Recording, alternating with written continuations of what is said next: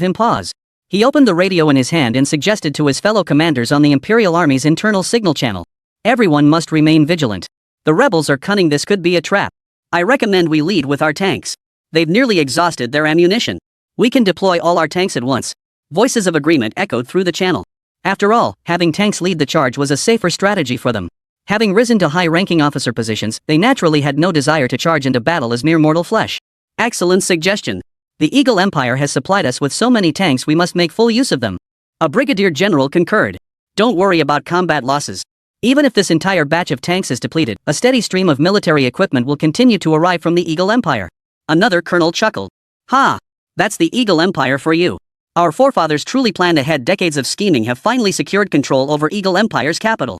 Now our Jacob Empire will achieve great rejuvenation. Voices chimed in one after another. Exactly. We don't even need to exert much effort now.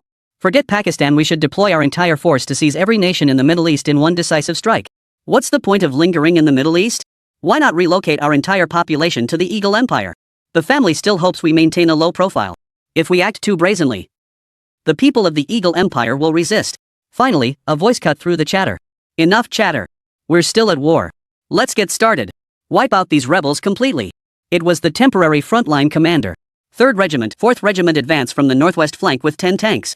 1st and 5th Regiments, you'll advance from the southeast and northeast respectively, each with 7 tanks. The 1st Regiment will specifically target the mortar positions, while the 5th Regiment's sniper company must secure the high ground. The 6th Regiment will advance from the southwest in armored vehicles, executing the fastest possible assault. Finally, Special Warfare Regiment, you are the spearhead. I want you to execute the most intense assault. Break through this blocking force in one decisive thrust, then drive like a dagger into the main enemy retreating force near the perimeter wall. Link up with the ambush force. Operation codename, Annihilation. Commander-in-Chief Langsha formally issued the operational directive. A total of 17 tanks, 23 armored vehicles, a sniper company, a mortar battalion, and a large infantry contingent roared out of the base. Within the rebel trenches, One-Eyed Dragon watched the Jacob Empire forces in action with a sense of despair. We completely misjudged the Jacob Empire's military strength.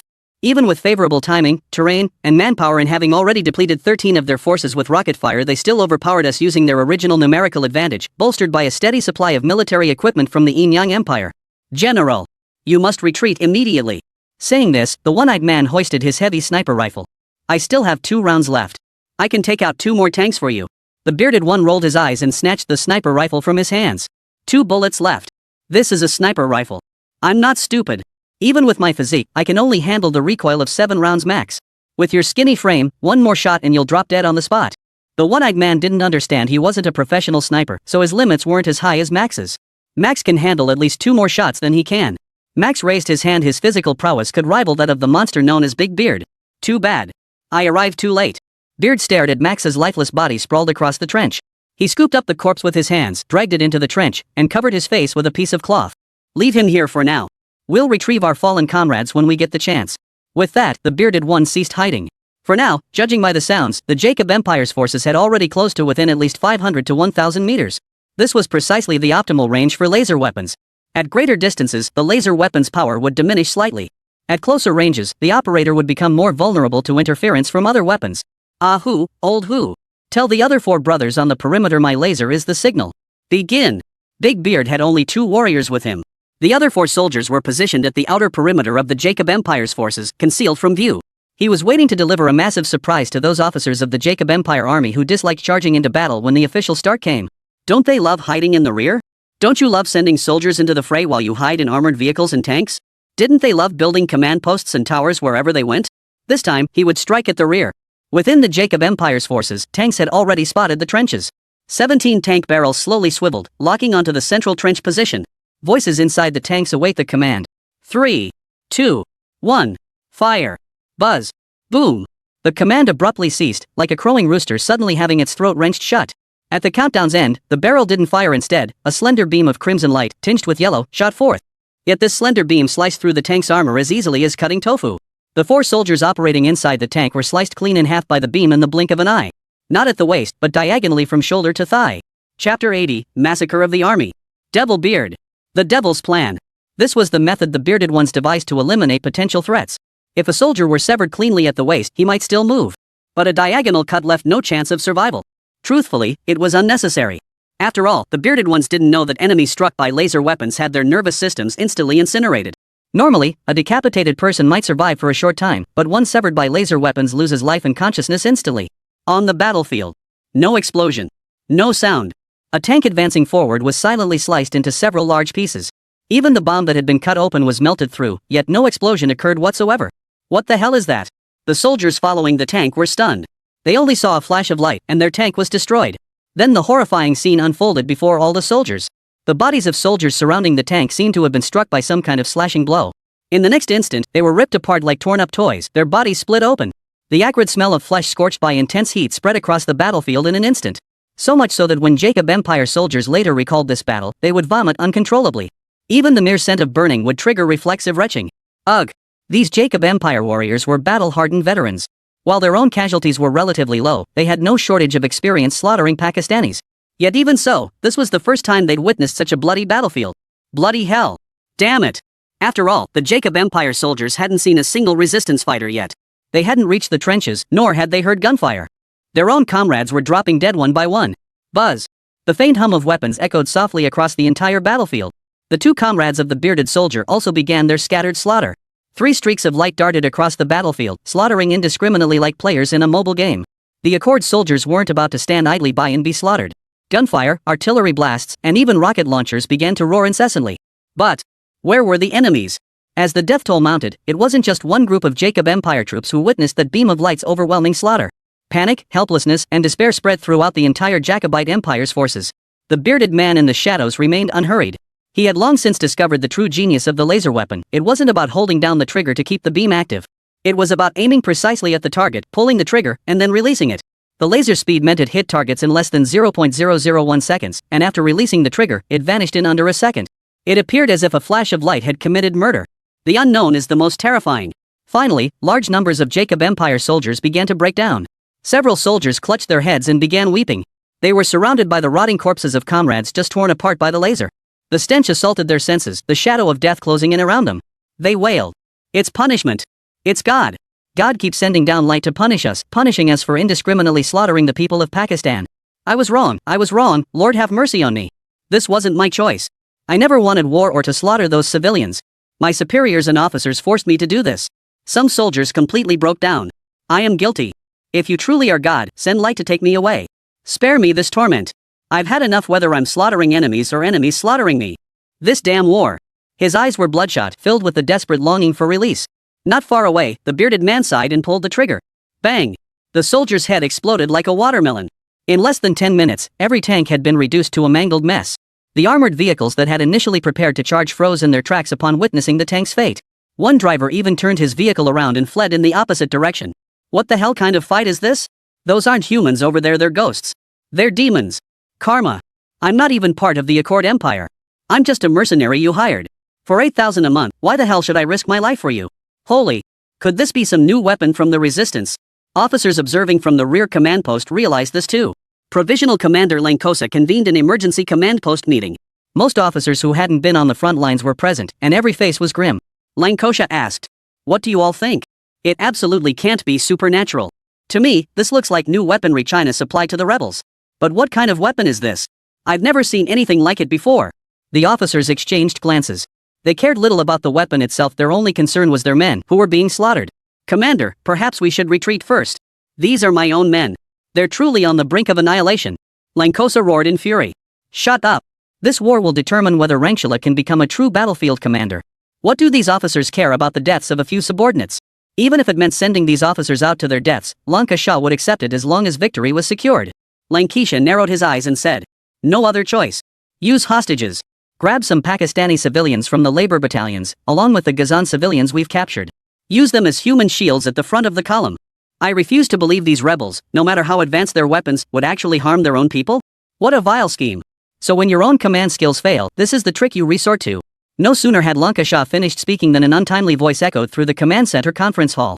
The voice was hoarse and raspy, as if his vocal cords had been gnawed by a duck. The officers' hearts skipped a beat. All were stunned, wondering who dared defy the commander-in-chief's orders. Lanka Shah slammed his hand on the table in fury. "Who said that?" The first adjutant beside Lankosa pointed toward the doorway, his lips trembling. "You, ha-ha-ma?" Buzz. A beam of light flashed. A hole the size of a bowl appeared in the aide's head, accompanied by the scent of burnt flesh. His body fell straight to the ground. This sudden turn of events sent shockwaves through the entire command post. Everyone immediately drew their sidearms from their belts, leaping to their feet and turning to look behind them. Even Rangsha had his gun drawn by now. At the doorway, Hama entered the Imperial Frontline Command Post Conference Hall, accompanied by 4 warriors armed with laser weapons that had originally belonged to Big Beard. Hama's dark gaze swept across the room. He chuckled. I thought it would be that useless Albert. Turns out the fool didn't even last long enough to meet me before crying his way back to the rear. Today, you'll all die here. Chapter 81, Hama's question, shatter the walls. You? What are you doing here? Rankosa was stunned. As the supreme leader of the resistance, Hamad's head was worth far more than that of this temporary commander. In terms of military achievements, Hama was truly off the charts. His accomplishments transcended mere military merit. His greatest strength was that he had become a living faith in the hearts of the Pakistani people. Such a figure should be extremely cautious about his own life. Why would he appear in the midst of the enemy's major battle at this critical moment? Rankosa and his kind could never comprehend Hamad's values. Just as General Zhu of the Chinese military once said and demonstrated. How can a general truly command troops with both feet on the ground if he never steps onto the battlefield? That's exactly how Hamza puts it into practice. Guards! Kill him! At Rankosa's thunderous command, the officers in the conference hall instinctively drew their weapons and raised them, ready to fire. But these officers had grown too complacent. Before Rankosa's order was even complete, the 4 veterans behind Hama had already reacted. Without waiting for Hama's command, they had already activated their laser weapons. This time, they didn't hold back. Instead, they let the lasers appear, then swept them across the room with sweeping arm motions. In that conference hall, the heads of nearly 23 officers flew off their shoulders in an instant. Then the heads rained down like hailstones, thudding onto the floor. The words Karansha had intended to speak were violently choked back in his throat. His voice trembled as he stammered. What kind of weapon is this? A laser weapon. Impossible. Not even the Eagle Empire possesses such laser weapons. My family has never seen anything like this in the Eagle Empire's secret archives. How could you possibly have it? Weapons in this era are still stuck in the aughts and 90s of Earth's original history. In the latest 21st and 22nd centuries, laser weapons are rare and among the most powerful. Especially now. So Kalansa's shock was perfectly understandable. Hama's expression remained cold. He wasn't holding a laser weapon. Instead, he drew a Chinese-made Desert Eagle from his waist and pointed it at Kalansa's head, speaking calmly. Tell me what your Illuminati plan entails, the role Pakistan's territory plays in it, and the roster of Illuminati operatives. I guarantee I'll spare your life. Korang's eyes flickered. Then Meng drew his gun. Bang! Before Kalansha could draw and fire, Hamza pulled the trigger. A dark bullet hole appeared in Karansha's forehead. Dead. Hama frowned and said. A high-ranking officer who had risen above thousands yet remained beneath only the emperor, a man who feared death above all else, chose to throw his life away when a single word could have spared him. Just how terrifying must the Illuminati's plan be?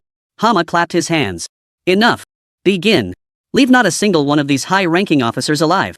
For soldiers nodded and began sweeping through the entire barracks.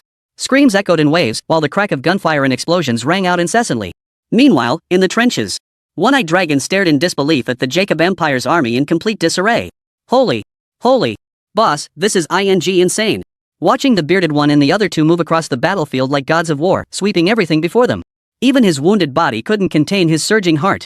Laser weapons. Those legendary laser weapons, right? Boss. General. Bro. Where'd you get those? Hook me up with one. The one-eyed man was utterly envious. Just wait, you'll get one. Beard surveyed the army below. He didn't continue slaughtering them, there were simply too many. Even though laser weapons killed quickly, their energy reserves were finite. He glanced at the energy bottle. Only 13 energy left. Can't afford this pointless slaughter anymore. We need to find our main force. One-Eye chimed in. Right. Our main force near the wall might be under ambush. We need to rush to their aid. Boss, with your laser weapon, they'll surely overcome the danger. Boom. Cannon fire erupted. Judging by the sound, it's coming from the wall.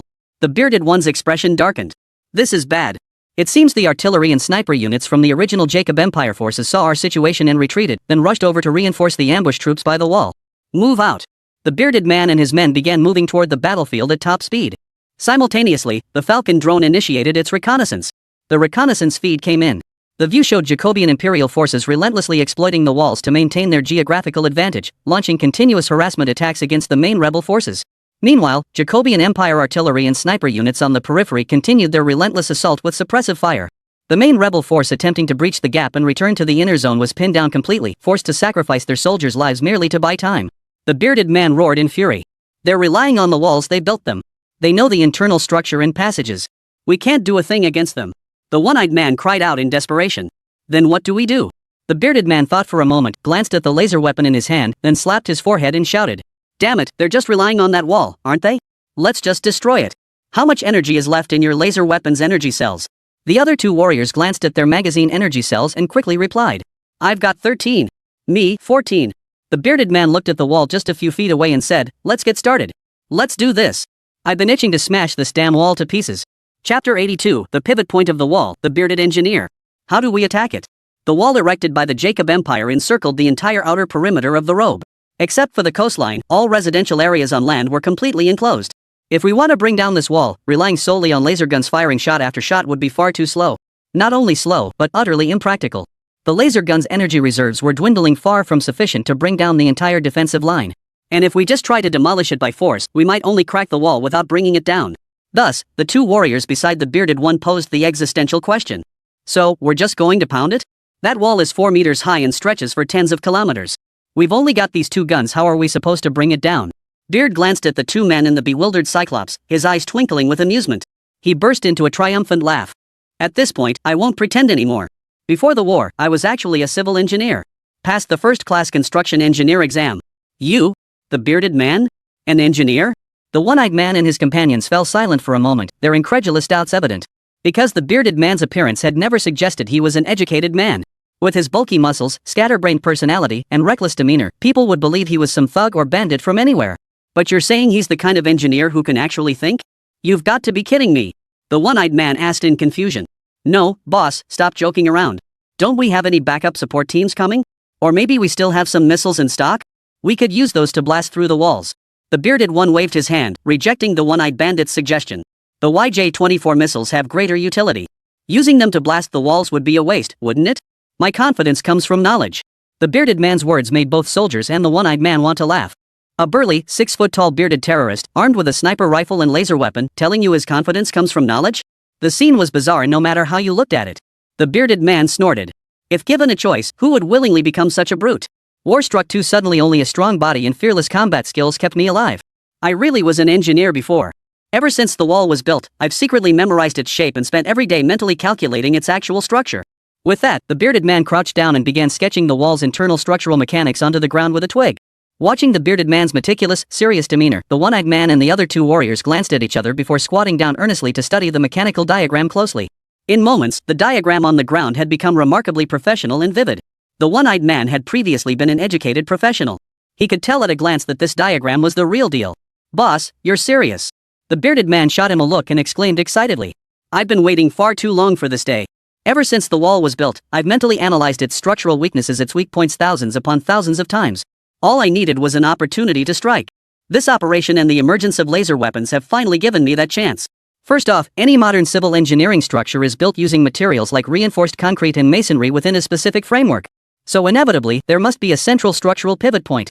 Like the cornerstone of an entire edifice, a structure built upon this foundation can withstand damage elsewhere without collapsing. But if the central pivot is destroyed, it's like pulling the bottom card from a tower of stacked playing cards. Boom! The bearded man gestured wildly with both hands. The entire structure would collapse instantly, like toppling a stack of blocks.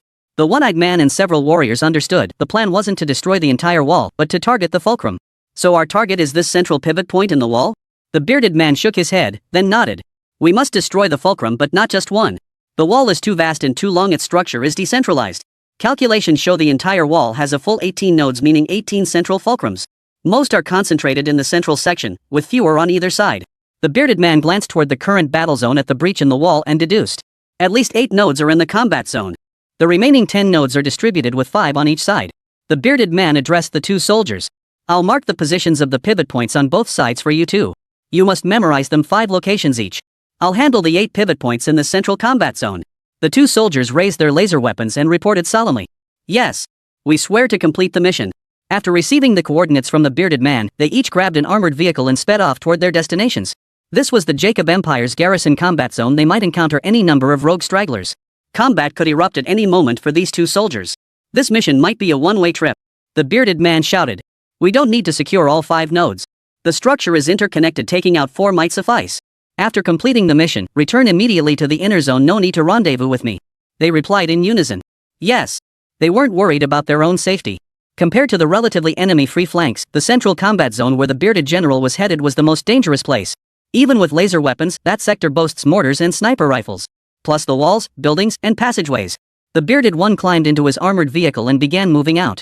The one-eyed man followed as his fire support, since the bearded one would be using his laser weapon and wouldn't have room to wield a gun. The one-eyed bandit's mission was to ensure the bearded general's safety. Charge! At the breach in the wall, Jacob Empire ambush forces and the main rebel retreating force were locked in fierce combat. Several other Jacob Empire forces joined the fray. Behind the battlefield, several Jacob Empire commanders gathered together. Special Operations Regiment Commander Mozak, Sniper Company Commander Sambapi, Mortar Commander Shatras, Boris, commander of the ambush regiment. A communications soldier rushed in breathlessly. Bad news. The headquarters is gone. They say divine retribution struck, directly killing the commander-in-chief and 90% of the officers on the spot. What? The 4 regimental commanders leapt from their chairs. Are you certain? The commander-in-chief is gone? The communications soldier crawled up from the ground, sniffling and teary-eyed. I just escaped from there. 4 beams of light were firing wildly. Anyone grazed by that light would be torn to shreds, and if hit, instantly incinerated. The command conference hall has collapsed, littered with corpses. The commander-in-chief's body is hanging from the highest point. It's horrifying. Ugh. As he spoke, the communications soldier actually vomited. Chapter 83, Greed-filled hearts and steady as an old dog. This. Light again? Laser weapons?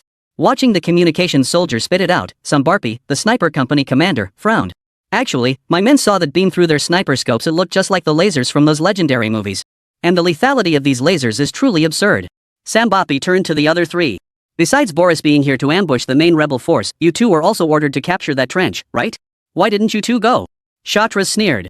You didn't go either, did you? We all witnessed the laser's power. It rivals the abilities of gods and demons. We were there to provide support, not to throw ourselves into the fray. My military achievements aren't enough to secure my retirement yet, so of course I retreated. But I'm no deserter. I'm here to help Boris take on the main force, aren't I? Mozak's veins bulged as he slammed his palm on the table and roared. You 2 bastards. Did you think I wanted to be here? We agreed to advance together, supporting each other with firepower. Instead, you sniper bastard and Shatras just ran off. My special forces charged in. We lost 13 men right off the bat. If you hadn't bailed, we could have taken that trench. Sambapi sneered. If we hadn't run, we'd have died anyway. You should be thanking us for getting you out of there. What the hell are you talking about? Special Forces Commander Mozak rolled up his sleeves in anger. Boris quickly tried to smooth things over. Hold on. Let's keep the peace and make money together. Since you're here, cooperate with me. Things look promising on the surface, but those rebels are fearless. We won't take them down quickly. I was worried about getting blamed for dragging this out. Your arrival is perfect. We'll take down this main force as fast as possible. Even if the commander is gone, a new one will always arrive. Afterward, if we can present the military merit of defeating the rebel main force. Ha ha! The 3 commanders exchanged glances. They declared in unison. All our superiors are dead. If we can present such a major military achievement, we'll surely become the right-hand men of the new commander-in-chief. We'll rise through the ranks in no time. Boris, the ambush unit commander, nodded in agreement. Exactly. With such immense fortune before us, what is there left to argue about? In the future, we'll all be close friends and beloved brothers. A bright future awaits us. Knowing this rebel force has thoroughly angered the high command of our Jacob Empire and Eaglecraft. Forget just pleasing the commander-in-chief. Joining this rebel force could even win favor with the absolute top brass of our families. Who knows? One of us 4 might even become the next commander-in-chief. Mozart, Sambapi, and Shatras were fired up by Boris's words. A wildfire raced through their hearts, making them itch to charge onto the battlefield and earn military honors right now. Boris continued. Enough talk, let's get to work. Here's my plan. Mozart, your special forces unit's capabilities are well known. With you supporting our frontline assault, we'll break through the rebels' defenses with maximum efficiency. Sambapi, take your snipers and lock onto the rebels wielding those heavy sniper rifles. They may lack proper sniper training, but the firepower of those weapons is devastating. If your snipers can suppress their heavy firepower, our heavy weapons and tanks will come into play. Shatras, you'll conduct intermittent mortar bombardments on the rebels' inner defensive perimeter. It doesn't have to be precise, but it must send their commanders running for cover and prevent them from directing their forces effectively. The 3 men nodded and turned to Boris. And what about your ambush unit? Boris smiled. We know the walls like the back of our hands. We'll be lurking within them, conducting hit-and-run operations. We'll ensure no rebels escape through breaches in the walls amid the chaos. We are the human wall they can never cross. Now then, everyone. Let's get moving. Boom. The mortar fire erupted in a relentless barrage. All rebel fighters were forced to take cover on the reverse slope of the mountain. Simultaneously, whenever the mortar fire ceased, Jacob Empire troops launched their assaults. Amidst the charge, snipers relentlessly harassed them with distant fire. This led to the sudden deaths of many heavy sniper rifle operators. Beyond these 3 forces, Jacobian Empire ambush teams frequently emerged from the walls to launch surprise attacks. They inflicted heavy casualties on the main rebel force before vanishing. Third Commander. We can't hold out any longer. A young man wearing round glasses wore a deeply troubled expression. He was called third commander, not because he was third in rank, but because he only fired 3 bullets in every battle. The reason? He was too steady. Every bullet I fire hits its target. And that target is always the enemy's most crucial commander or key member. If I can't find the target, I'd rather not fire. These were Lao San's exact words. And that's precisely why when I entrusted the command of the retreating army to such a young man. He was too steady. Unusually steady for someone his age. And it was precisely Third Brother's steadiness that allowed the main rebel force to hold out until now. Remember, the main force of the resistance army was suddenly ambushed by the ambush regiment. Under Third Brother's command, they instantly stabilized. They even managed to launch a methodical counterattack and establish systematic defenses. When to sacrifice, when to strike back, when to retreat, every decision was calculated by Third Brother. The ambush unit and the main rebel force were roughly outnumbered 1-2. But the ambush unit later gained air support from fighter jets and tanks, and recently received reinforcements from the Special Warfare Regiment's Sniper Company and the Mortar Regiment. The numerical advantage had long since shifted to 5:1. Under normal circumstances, any commander would have been utterly routed by now, let alone establish defensive positions. Old Third took a deep breath. Don't panic. Hold steady. It's manageable. Looks like they've received 3 more waves of reinforcements. The fighter jets from earlier have vanished, but the tanks remain, now joined by snipers, assault troops, and mortar support. This reinforcement shouldn't have been here, yet it is. That means something must have happened over at One-Eyed Brother's position. Third Brother's mind raced. He muttered to himself. If One-Eyed Brother's unit was wiped out, then more than just the 3 of them should have arrived. At least 2 more fighter jets would have come. And the recent explosions sounded like a jet crashing. It's possible our forces have developed some kind of weapon capable of destroying fighter jets. They're scared. So they want to concentrate their firepower to wipe us out first, then turn their attention to countering that weapon. Chapter 84 finally collapsed. Successful evacuation. That's right. It's highly likely that weapon belongs to the arms dealer, an incredible weapon, just like the ones from previous incidents. Third Brother had been following the bearded one and the one-eyed man, gaining insight into the rebels' purchase of Li Sun's weapons. He'd even witnessed Li Sun's light particle teleportation with his own eyes. Third Brother began relaying messages to the troops. Hold on, everyone. We have a chance to fight back. Our hero, the bearded general, and our deputy commander, the one-eyed brother, should be on their way to reinforce us. This was Third Brother's guess. Even if it didn't come true, it could still inspire everyone. After all, it was better to deceive them than let morale collapse. Boom! Boom! Boom! The mortar fire erupted once more. Simultaneously, nearby tanks began shelling the resistance forces' positions. The constant fire from the enemy sniper rifle has rendered the heavy sniper ineffective at suppressing tanks. Because the sniper's shooter would be spotted the moment they exposed themselves. Damn it! Old Three peered through his binoculars at the battlefield, only to witness an unbelievable sight by the wall. Wait, that's a crack. Looking closer. A beam of light burst through the wall. The light streaming from the crack grew increasingly dazzling. With a thunderous roar of sand and earth, a massive hole appeared. But the laser operator seemed unsatisfied, beginning to maneuver the beam to cut deeper. Boom! After the laser traced a circle on the wall, the section of wall collapsed like shoddy construction as the circle closed in. Ah! In the instant of collapse, the Jacobian Empire soldiers within and beneath the wall were crushed beyond recognition. What the hell? Watching from the rear command post, Ba was utterly dumbfounded. He had just dispatched his most elite troops to launch a surprise attack on the rebels through that very spot, only to be wiped out in an instant by the collapse. His ambush regiment was comprised of the absolute best. Unlike the Special Operations Regiment, which excelled at frontal combat, the ambush regiment specialized in stealth operations. Their missions were more varied and far more challenging. This made training each ambush regiment soldier incredibly costly. Every soldier in the ambush regiment is cultivated from scratch, making them incredibly valuable. Boris cursed under his breath. Before he could finish his curse, a blinding light erupted in his vision, tearing open another section of the wall from its lower center point. Boom! Boom! Boom! Amidst the crashing of sand and stone, this section of wall collapsed just like the previous one. Beneath the rubble lay yet another wave of casualties. Boris seemed to grasp something. No! Someone in the resistance is deliberately sabotaging the wall's structure. Quick, find that person, or our entire wall will collapse. The soldiers who heard Boris's order exchanged bewildered glances. How could they find him? Searching such a vast stretch of wall for a single person? During the brief hesitation as Boris issued his orders, 3 more sections of the wall began to collapse. One section collapsed at the joint connecting to the previous section, while the other 2 sections collapsed on either side of the main wall. Boris roared. It's not just one. There are 2 others sabotaging the walls at both ends. Dispatch troops to find them. You useless fools. This wall cost us immense resources and manpower to build. If they can bring it down so easily, how can the Jacob Empire stand firm in the world? Boom! Another section of wall collapsed, as if mocking Boris's words with its very destruction. On the other side, Mozak of the Special Forces couldn't hold back any longer. He barked into his earpiece at Boris. Holy! What kind of rout did your ambush unit bring? A whole company from my Special Forces regiment got wiped out before they even cleared the wall. And this is the exit you could find with your eyes closed you were bragging about? Are you doing this on purpose? Trying to bleed my men dry? So after the big battle, you can grab the lion's share from the few of us left. Boris was speechless. I'd never screw over my own people. How the hell did the rebels know the weak spots in the wall? Mozak sneered. Cut the bull. I don't trust you. The special forces will decide the next battle on their own. The moment Mozak hung up, the furious voice of Samba Pai, commander of the sniper unit, erupted. 50%. A full 50% are dead. My sniper company was already thinly spread, every man an absolute elite. We just reached the high ground on the wall as you ordered, and then the wall collapsed. Boris. What the hell happened? If I recall correctly, your ambush regiment was involved when the wall was first built. Don't tell me you cut corners. Boris couldn't get a word in edgewise. That laser was invisible up close, it vanished in an instant.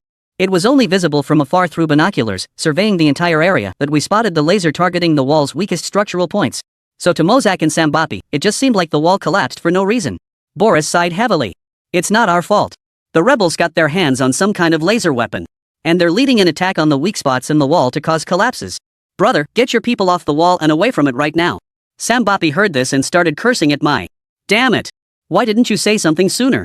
Wait till someone gets killed before telling me? You'll hear about this. Beep. Communication terminated. Boris looked toward the distance. In just a short time, 80% of the wall had collapsed. Especially the section bordering the main rebel force, it had completely collapsed. At this point, he could no longer use the wall structure and passages to ambush the rebels. His chance to earn merit was gone. Boris's eyes bulged, bloodshot with strain. Win this battle, and he'd earn merit; lose it, and he'd face absolute disgrace. He knew this wall had stood for years, and the Yak Empire's forces had used it to repeatedly defeat the rebels within Gaza. It had become a symbol of the Yak Empire's might. It even served as a deterrent to neighboring nations. But now this symbol had collapsed. And it had fallen under his command. What crime had he committed? Even if he could win the battle, he wouldn't find favor with the Jacob Empire's high command. Meanwhile, the bearded man, having completed his mission, successfully linked up with the main force. Third brother was thrilled to see One Eye in the bearded one. General. Deputy Commander. You're finally back safe and sound. If you'd been any later, I wouldn't have been able to hold things together. Old Third wore a grim expression. Even if he could hold his nerve, facing the life and death situation of the entire main force was enough to make anyone's heart race.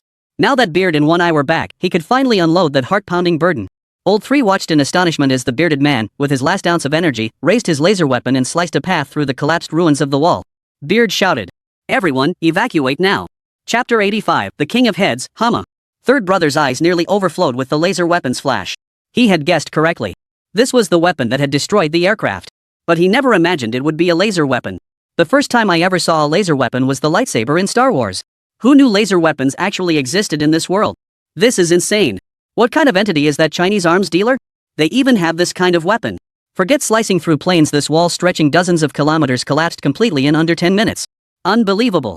Third brother crowded around Big Beard, running his hands over the laser weapon like he couldn't get enough. General, can I try it out? Without a word, the bearded man detached the weapon and tossed it to Old Three. Here. But it's out of power now. Might take a while to recharge before you can use it. With that, he turned back to urge the main force to retreat. In the distance, the thunderous crash of collapsing walls and the spectacular spectacle were clearly visible to all neighboring countries surrounding the Gaza Strip. Their watchtowers weren't just for show. They maintained constant surveillance over the Gaza Strip and the Jacobite Empire in Pakistan.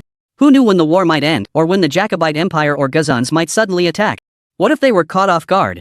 What would become of their own nations? The order to bypass the Sentry Tower relayed swiftly among neighboring nations. Holy! The wall's down. Report to the president immediately. The Gaza wall has collapsed. Breaking news. Are they preparing for a final showdown? I see it. It's the resistance. You guys can't see clearly from there. We're closer. The rebels have some kind of laser weapon that brought it down. Laser weapons? We saw it too. I have footage. My family uses a high-definition camera bought from China. Lend me one. In an instant, news of the rebels using laser weapons to demolish the wall spread across the Middle East and around the world. Meanwhile, the collapse of the wall also caught the attention of all the trapped civilians inside Gaza. A dirty little boy stood beneath the wall's ruins, clutching a loaf of bread in his hand. Startled by the deafening explosion, he had frozen in place a hair's breadth from being buried alive by the rubble. Staring at the vast expanse of rubble covered in dust, he stood dumbfounded, the bread slipping from his hands. After a dozen seconds of frozen shock, the boy began to run frantically, screaming as he ran. It collapsed. It collapsed. It collapsed. The wall collapsed. His shouts instantly roused all the civilians hiding in the inner district. It wasn't just this boy, one after another, others began shouting too. Time and all the people in the inner district turned their gaze toward the wall's ruins. Wonderful. Long live the resistance. The wall is down. The Jacob Empire can't stop us now. We can leave Gaza to find food and water. A gaunt figure filled with hatred cursed at the wall's ruins. This damn wall has finally collapsed. Because of this barrier, I couldn't find food or water. My poor sister was burning with fever. She starved to death before I could return. Damn Jacob Empire soldiers. Damn this wall. Spit. He collapsed among the rubble. His gaze toward the sky gradually faded. The wall is down, brother. I'll go find you something to eat. Finally, he drew his last breath. Meanwhile, some Gazan civilians climbed over the rubble, fleeing toward the outside of Gaza. They were like tenacious insects. Inch by inch, they crawled out of Gaza, scattering across the entire Pakistani border, muttering as they ran. Food. Water. Water. Food. Without the barrier to hold them back, the armies of the Jacob Empire cannot stop Gaza's civilians from escaping. The Gaza border is simply too long, and the Jacob Empire's forces are insufficient to guard the entire frontier. That's why the wall was built. Now that the wall had collapsed, with rubble blocking the way, rebuilding it would be incredibly difficult. Having learned from past experience, the resistance forces will never allow the Jacob Empire to rebuild the wall. With the entire wall gone, the Special Forces Brigade can no longer fight. Tanks and mortars, once shielded by the wall's ruins, are now rendered useless. The main rebel forces quickly withdrew to the inner zone, leaving Mozak and Sambapi to retreat with their remnants back to the rear command post. By then, Shatras had returned. Boris clutched his head in agony. Where the hell did that laser weapon come from? It's deliberately blocking my path to the top. Why are we so unlucky? Where did the rebels even get laser weapons? Mozak, his head bandaged, replied coldly. China. Just like the previous times, it must be the Chinese arms dealer. From what I saw online, he's called the King of Arms. This arms dealer seems to be deliberately opposing the Empire. This time, after the Eagle Empire supplied us with equipment, he turned around and supplied the rebels. Sambapi was clutching a splint to his arm. His hand was broken. Damn it. Once we get back, have the Empire track down this arms dealer behind the scenes. I'll take men and blow his head off. Damn it. My arm. Just give me his coordinates, and I guarantee this arms dealer won't even have a whole corpse left. Of the three, only Shatlas remained unscathed. Shatras sneered. You think you can find him? This arms dealer has openly defied the Eagle Empire multiple times. Yet not a single trace has surfaced. Clearly, the connections behind this arms dealer are no simple matter. If you ask me, we should report this truthfully. The blame for this wall collapse won't fall on the four of us. Boris, however, seemed to hear the words. He lifted his head, eyes red and wild, muttering. Military merit. Military merit. That damn laser weapon was supplied by that arms dealer. If I go kill that arms dealer, I'll earn tremendous merit. I can keep rising through the ranks. Watching Boris's deranged state, Sambapi turned her head and whispered to Mozak. I'd heard the commander of the ambush regiment came from humble origins, rising from a lowly slave, which is why he's so obsessed with military honors and promotions. Looks like it's true. Boris muttered. Just as he was about to step out, a figure shoved him back. He frowned, looked up, and snapped angrily. Who's there? Buzz. Before the door could open, four laser beams flashed through the air. The beams instantly pierced through the heads and chests of the four commanders seated there. Boris's life force snapped, and he fell straight to the ground. Mozak, the strongest present, instinctively ducked. The laser veered slightly, only piercing his chest. Thus, he did not die immediately. The door swung open, revealing 5 figures. The leader spoke in a raspy voice. Just 4 minor figures. They know few secrets, but their hands are stained with our brother's blood. This one isn't quite finished yet. Send him to hell. Yes, leader. Buzz. Mozak's world plunged into darkness. Hama brushed the dust from his clothes and addressed the 4 warriors. Tell Beard in One Eye to take my inner zone troops and seize this place. From this moment on, the Gaza Strip has expanded. Chapter 86, A Historic Moment. The Arms King trends online. Today is destined to be written into the history books. Gaza. The counterattack begins. The walls of Gaza have fallen. Resistance fighters wield laser weapons, cutting through fighter jets. Jacob Empire soldiers' bodies explode, incinerated by extreme heat. Huaxia weapons. What website is Arms King? The arms dealer behind Arms King. Trending topics across global social media platforms are dominated. Beyond entries about the Great Wall collapsing and laser weapons, Lee Sun's Arms King website also makes its debut on trending lists. Dreams becoming reality. I've always imagined myself sweeping the world with laser weapons. I once stood beside the Great Wall of Pakistan, gazing at its majestic structure from afar. Back then, I truly believed even dozens of planes couldn't bring it down. Are laser weapons really that powerful? Haven't you seen the leaked footage? It's identical to the Marvel movies produced by the eagle-eyed Americans. The destructive power is astonishing. Temperatures approach the sun's core. Technology is advancing at an incredible pace. They've even developed laser weapons. A user with a Middle East-based account commented, could it just be that China's advancing faster? I've never seen this weapon in the Eagle Nation. Look at the melted surface of the wall, it's been completely vitrified. That means the laser's temperature must have been at least tens of thousands of degrees Celsius. This technology isn't just beyond the Eagle Nation. Even if they had another 50 years, they probably couldn't develop it. Indian netizen. Holy, how did that Chinese arms dealer even make that? You're just bragging. That stuff in the video is probably just special effects. That wall is probably just a shoddy pile of gravel. White Bear Netizen. Hey, you Indians up there, not every country's Ministry of Science and Technology is as reckless as yours. You launch missiles without even knowing where they're going. When other nations launch missiles, it's the launchers and targets who get nervous. But when you Indians fire one, the whole world gets nervous because nobody has a clue where your damn missile is headed. Ha! Egyptian Netizen. No special effects. I was watching the show right at the border during the fight and saw several laser beams sweep fighter jets right out of the sky. Kimchi Nation Netizen. Laser weapons taking down fighter jets? Is that even humanly possible? If that's the case, why bother developing anything? Let's just bow down to China. So this laser weapon wasn't made by the Chinese government after all, it was developed by that private arms dealer? Initially, everyone's attention was focused on the historic moment of the wall collapsing. Everyone online felt like they were part of an important historical process, feeling incredibly excited. But as they gradually learned more about the laser weapon, doubts began to surface. What kind of website is this King of Arms? Where did it come from? Its technology actually outshines the US Department of Defense. But wait. Rumors say it's a secret military organization within China, yet China doesn't even have such advanced weapons. The most mind-blowing part? How come no country's military has investigated this site despite it being online for so long? There's definitely something fishy about its background. Is there any expert out there who can look into this? As usual, netizens love to gossip. Thinking they're tech whizzes, they start digging into the King of Arms background. Website name, website link. Soon, someone dug up the Firearms King URL from accounts that had shared it before. A hacker from a cyber freedom group took a bite of potato chips, flexed his fingers excitedly, and declared, "Let me see what this website's all about." Fingers danced nimbly across the keyboard, rapidly typing symbols and code incomprehensible to the average person. Solid underlying logic defense. Let me see where the port is? Ha! The hacker felt his screen suddenly flicker. He wondered. Bad signal? CPU overheating? That shouldn't be possible. I'm using a botnet that hacked the Pentagon's supercomputer.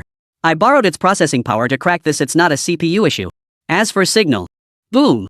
Before the hacker could finish his sentence, his computer tower exploded with a loud bang. The shock made him jump out of his chair. Then, the computer deprived of its host should have gone black. But instead, it didn't shut down.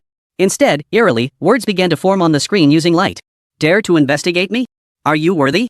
Next time, it won't just be the host that gets blown up. Lu Mofeng. The hacker's hair stood on end. Not only could they type on a computer screen without a host, but the fact that they could directly call out his name meant they held his life and death in their hands. In the hacker world, losing your real name meant losing all your personal information. Lu Mofeng glanced at the surrounding cameras, feeling an invisible pair of eyes watching him from behind the screens. Damn it! I'm sorry. Don't mess with me. Without pausing to grab his computer or other equipment, Lu Mofeng dashed into the bedroom, snatched his notebook and luggage, and fled the house. Without looking back. At the same moment, every hacker attempting to breach the Arms King website met the same fate. Including the official hackers of the Eagle Empire. Inside the Pentagon. Boom! A shower of sparks and thick smoke flew out the office window. My host is fried. What the hell is this thing? Boom! Boom! More explosions followed. The hackers cursed, damn it, mine blew up too. How is this possible? Our computers are nowhere near the load that would cause an explosion. What kind of trick are they using? Timothy Hoff, head of the Eagle Information Network Command, stared intently at the computer screen with a grave expression. 7 computers are already toast. Keep going, let's see how many of our systems he can take down. Is the Pentagon supercomputer connected yet? A hacker replied. Connected. Not just the Pentagon system, we've even initiated a resource request to another supercomputer at the Department of Science and Research. 2 of the world's most powerful supercomputers working against us? Their combined processing power can't possibly outmatch ours. Timothy Hoff nodded with a smile. The president has promised us, if we can uncover the identity of this arms dealer, every member of the Cyber Information Department will receive a $100,000 raise. At this announcement, the entire Cyber Information Department erupted in cheers. Yes. Fantastic. Let's divide our forces. One team handles the massive attack, the other handles defense. Let them see what the Eagle Empire's hackers are made of. A mere arms dealer's private website dares to challenge the might of a nation? Their organization probably doesn't even have a supercomputer. Ha! They can blow up our servers? Well then, why don't they try blowing up the supercomputer's host? Chapter 87, The Eagle Hacker's Mental Breakdown. That arms dealer really is as ungrateful as my lawnmower operator. American humor. Timothy Hoff chuckled along. Ha! Guys, cut the jokes. Don't underestimate this arms dealer, he's no pushover. He's already made our troops eat humble pie several times before. The reason for this crackdown is precisely because they developed the laser weapons. The hackers fell silent, some of them gasping. Laser weapons? Timothy Hoff's expression turned grave as he solemnly declared. General Arthur at the military headquarters is already at his wit's end. When the president learned of this, he was furious, demanding to know why our Ministry of Science and Technology is lagging behind a mere arms dealer from China. So the task has fallen squarely on our cybersecurity department. If we can't track down this Chinese arms dealer behind the scenes this time, we'll all be out of jobs. Whoa! A collective gasp echoed throughout the entire cybersecurity department. Damn it! I must destroy this website. The hackers pounded their keyboards with frenzied speed, locked in a fierce battle with their keys. What used to be a casual, routine task was now life or death. Whether they could breach this site would determine their very survival. The perks of being a state-sponsored hacker were beyond imagination. They had no desire to return to the days of constant government surveillance.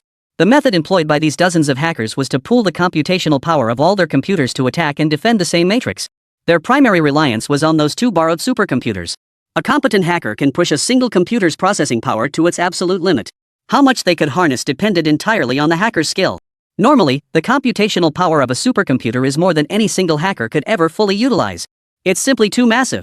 Therefore, the benchmark for evaluating a hacker's skill lies in their supercomputer utilization rate. The Imperial Network Security Department's recruitment standard requires hackers to achieve a utilization rate of 1. The world's top hackers can achieve 3. Legend has it that the most skilled hacker from the White Bear Nation, also the world's most formidable hacker, can achieve a utilization rate of 4. At this moment, the Imperial Information Security Department is leveraging its numerical advantage to pool computational power utilization. One person can only achieve 1 to 3% utilization, but what if 2, 10, or even 50 people utilize it simultaneously? Let's begin. Supercomputer combined utilization rate 10, 20, 30, 40. Timothy Hoff stared at the screen in astonishment. How is that possible? The combined 40% processing power of two supercomputers equals 80% of a single supercomputer. How could any website in the world withstand 80% of a supercomputer's processing power? Even the combined defense systems of every country in the world couldn't withstand that. A hacker voiced his suspicion. Could it be that they also have two supercomputers and top-tier hackers like us? Then they're pooling their computing power to fight us? Another hacker retorted. That's ridiculous. Everyone knows the value of supercomputers. It's not just about money. You need sufficient technology and national backing. And we hackers were assembled with the full might of the entire Eagle Empire. Where would a private arms dealer get the connections, strength, and power to do this? Even if they assembled a team of hackers, they couldn't possibly outmatch us. Timothy Hoff frowned and pressed on. I know you haven't reached your limits yet. Cut the nonsense and keep boosting the computing power to crack it. Yes. The hackers refocused their attention. If they had been giving it their all before, now they were fighting for their lives. In the realm of networks, engaging in a hacking battle requires more than just finger tapping. It demands your brain and eyes, simultaneously deciphering and cracking tens of thousands of lines of code in a short span. This isn't just physical labor, the mental strain is immense. Even top-tier hackers can't sustain this kind of relentless effort for long. Hang in there, guys. We're pushing our limits, and they must be too. Computing power combined, 49, 55, 57. Judging by the slowing growth rate of computing power, these hackers from the Yinjiang Empire are indeed nearing their limit. 59. Minister. This is the absolute maximum computing power we can achieve at present. Two supercomputers combined, 118. We can guarantee that no higher computing power exists on this planet at this moment. That website won't hold up. Timothy Hoff stared at the screen as the great god carried the code, smashing it into the foundational logic shield protecting the Arms King website. At this moment, the cyber information war seemed to have become visual. A progress bar appeared on the screen. Code 000001 breached. The instant the number appeared, the entire cybersecurity department fell silent, so quiet you could hear a pin drop. Every hacker held their breath. One hacker muttered. 0.0 holy. How is this any different from not cracking anything at all? This means nearly 70 top-tier hackers and two supercomputers worth of processing power only cracked 1 in 10 million? Timothy Hoff stared at the screen, stammering. So we need hundreds of millions of top-tier hackers like you to crack a tiny private arms dealer's website? Are you kidding me? Is the system glitching? Run a self-check. This is definitely your mistake. None of the hackers moved.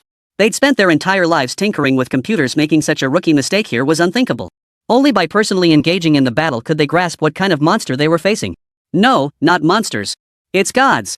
One hacker slowly rose to his feet and looked at Timothy Hoff, saying, Minister, there's no mistake. The gap between us and them is like that between mortals and gods. The hacker's eyes were unfocused. This sense of disparity made him feel like his entire life had been wasted. From childhood, he'd been hailed as a hacking prodigy. By his teens, he could breach the Eagle Empire's banks.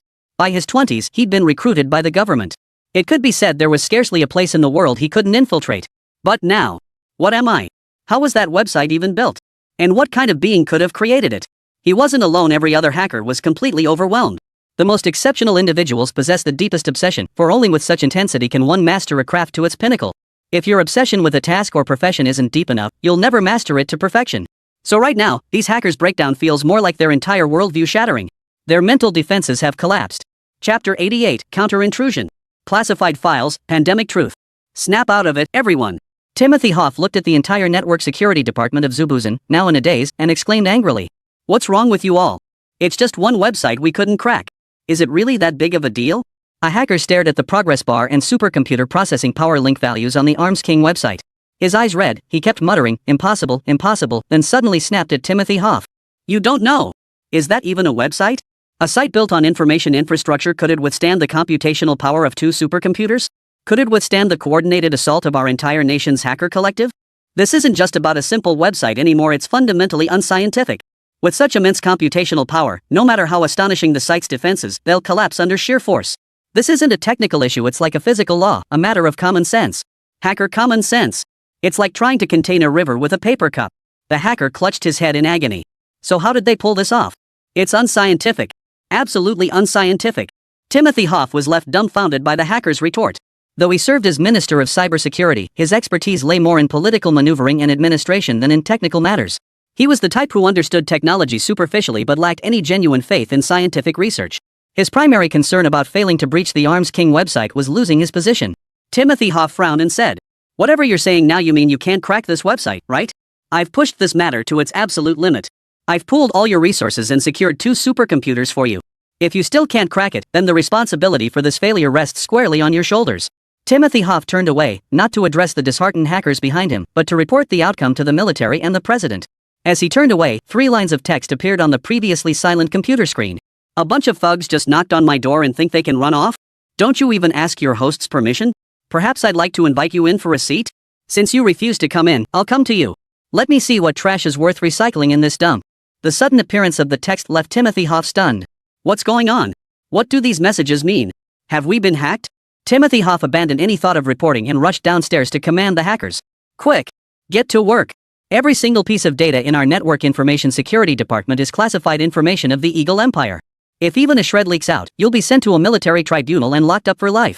As the name suggests, the Network Information Security Department was responsible not only for the security of the entire Eagle Empire network but also for safeguarding the Empire's classified materials online. The nation's most skilled hackers are gathered here, making the data stored within theoretically the most secure and classified. From eavesdropped personal data across the nation and even globally, to the latest technological breakthroughs from the military and weapons departments, it's all here. That's precisely why Timothy Hoff is so on edge. As the minister, if even a single set of documents were lost, he would be held primarily responsible. If leaked were the experimental data from those laboratories whose existence must remain unacknowledged internationally, the credibility of the entire Eagle Empire would be compromised. Especially the experimental data from the global pandemic caused by bats 2 years ago. As the head of the Department of Cybersecurity, Timothy Hoff knew the truth. The so-called bat virus was merely a cover story. It was an accidental byproduct created in a British Imperial virus laboratory while researching the combination of animal and human DNA. But someone wanted to weaponize it, hence the accidental leak. To divert global attention away from the Eagle's rogue laboratory, they went to great lengths to plant this virus in Wuhan, China. The goal? To frame China. On one hand, the virus could be used to kill Chinese people, effectively weakening China's overall national strength. On the other hand, it could be used to deplete China's medical resources while simultaneously steering global public opinion to blame China. This would further undermine China's credibility. They could also deploy their internal agents within China to sow discord and discredit the nation during its time of crisis, achieving 3 objectives at once. Timothy Hoff couldn't help but think, whoever devised this plan was a genius. No, a devil. Timothy was stunned when he saw the entire plan laid out. At that moment, only one thought remained: he truly wasn't cut out to be a cold-blooded politician. Because spreading the virus worldwide, even within the Eagle Empire itself, was entirely premeditated. This was the Jewish capital within the Eagle Empire's Grand Purge plan. They believed the world didn't need so many people, or rather, it didn't need so many elderly, weak, sick, or disabled individuals. What the world needed were beasts of burden capable of labor. Thus, the Purge plan was born. Its essence was to exploit the virus's nature to eliminate the elderly, the weak, the sick, and the disabled. Over the course of 2 to 3 years of the pandemic, young and healthy individuals infected with the virus have largely survived, while the elderly, children, and those with compromised health have an 80% mortality rate once infected. Consider that in recent years, the Eagle Empire has been grappling with the burdens of aging populations and homelessness. So when the pandemic struck, their then president declared they would welcome the virus's arrival without resistance. Coexisting with the virus is the only way to defeat it became their rallying cry. Yet behind this slogan lies a capitalist trap. Hundreds of thousands of the elderly and vulnerable perished in this purge. The aged lacked the physical strength to fight the virus, while the homeless lacked the capital and resources to combat it. And without these burdens, the Eagle Empire's economy finally rebounded. All of this was calculated by Jewish capital. Only the poor and elderly perished in the pandemic. The wealthy even self-isolated with private doctors attending to them. This virus was no more than a common cold. Timothy Hoff was one such individual. During the pandemic, he even fired some of his servants, solely because they might have carried the virus. Timothy Hoff was lost in his own recollections when he looked up and saw pandemic data flash across the screen. Experimental report on bat gene human DNA combination and viral applications. More data began flashing and leaking out into the world. No. Chapter 89, Classified Leak. Li Sun's new target. This data must not be leaked. Moxehoff screamed in terror. Quickly stop him. If this data leaks, who knows what kind of trouble it will cause. We'll be killed by the families of those who died. Even the hackers who had breached the defenses were now panicking. Quick! Supercomputers. Initiate supercomputer connection immediately. Some hackers tried to resort to their old tricks, pooling the supercomputer's processing power to resist. They have no idea what kind of monster they're facing. System, is it done? Li Sun stared at the computer screen, which displayed the battlefield between the system and the Eagle Empire's cybersecurity department. To give Li Sun a better view, the system had even activated 4 or 5 additional live feeds from the cybersecurity department's surveillance cameras. Done. Leaking classified files from the Eagle Empire's database, including the Eagle Empire's latest missile blueprints, the latest fighter jet blueprints, and the latest tank blueprints. Plus, some viral experiment data is being released, including the recently concluded COVID-19 pandemic experiment data. Li Sun raised an eyebrow. I never knew the Eagle Empire was actually involved with the COVID-19 pandemic. Wait, the internet says Eagle Empire did it. Could it actually be true? System, pull up the files for me to review. A striking headline immediately appeared. Experimental report on bat gene human DNA hybridization and viral applications. Damn it! Unconscionable. Veins bulged on Li Sun's forehead as he slammed his fist on the table and stood up in rage.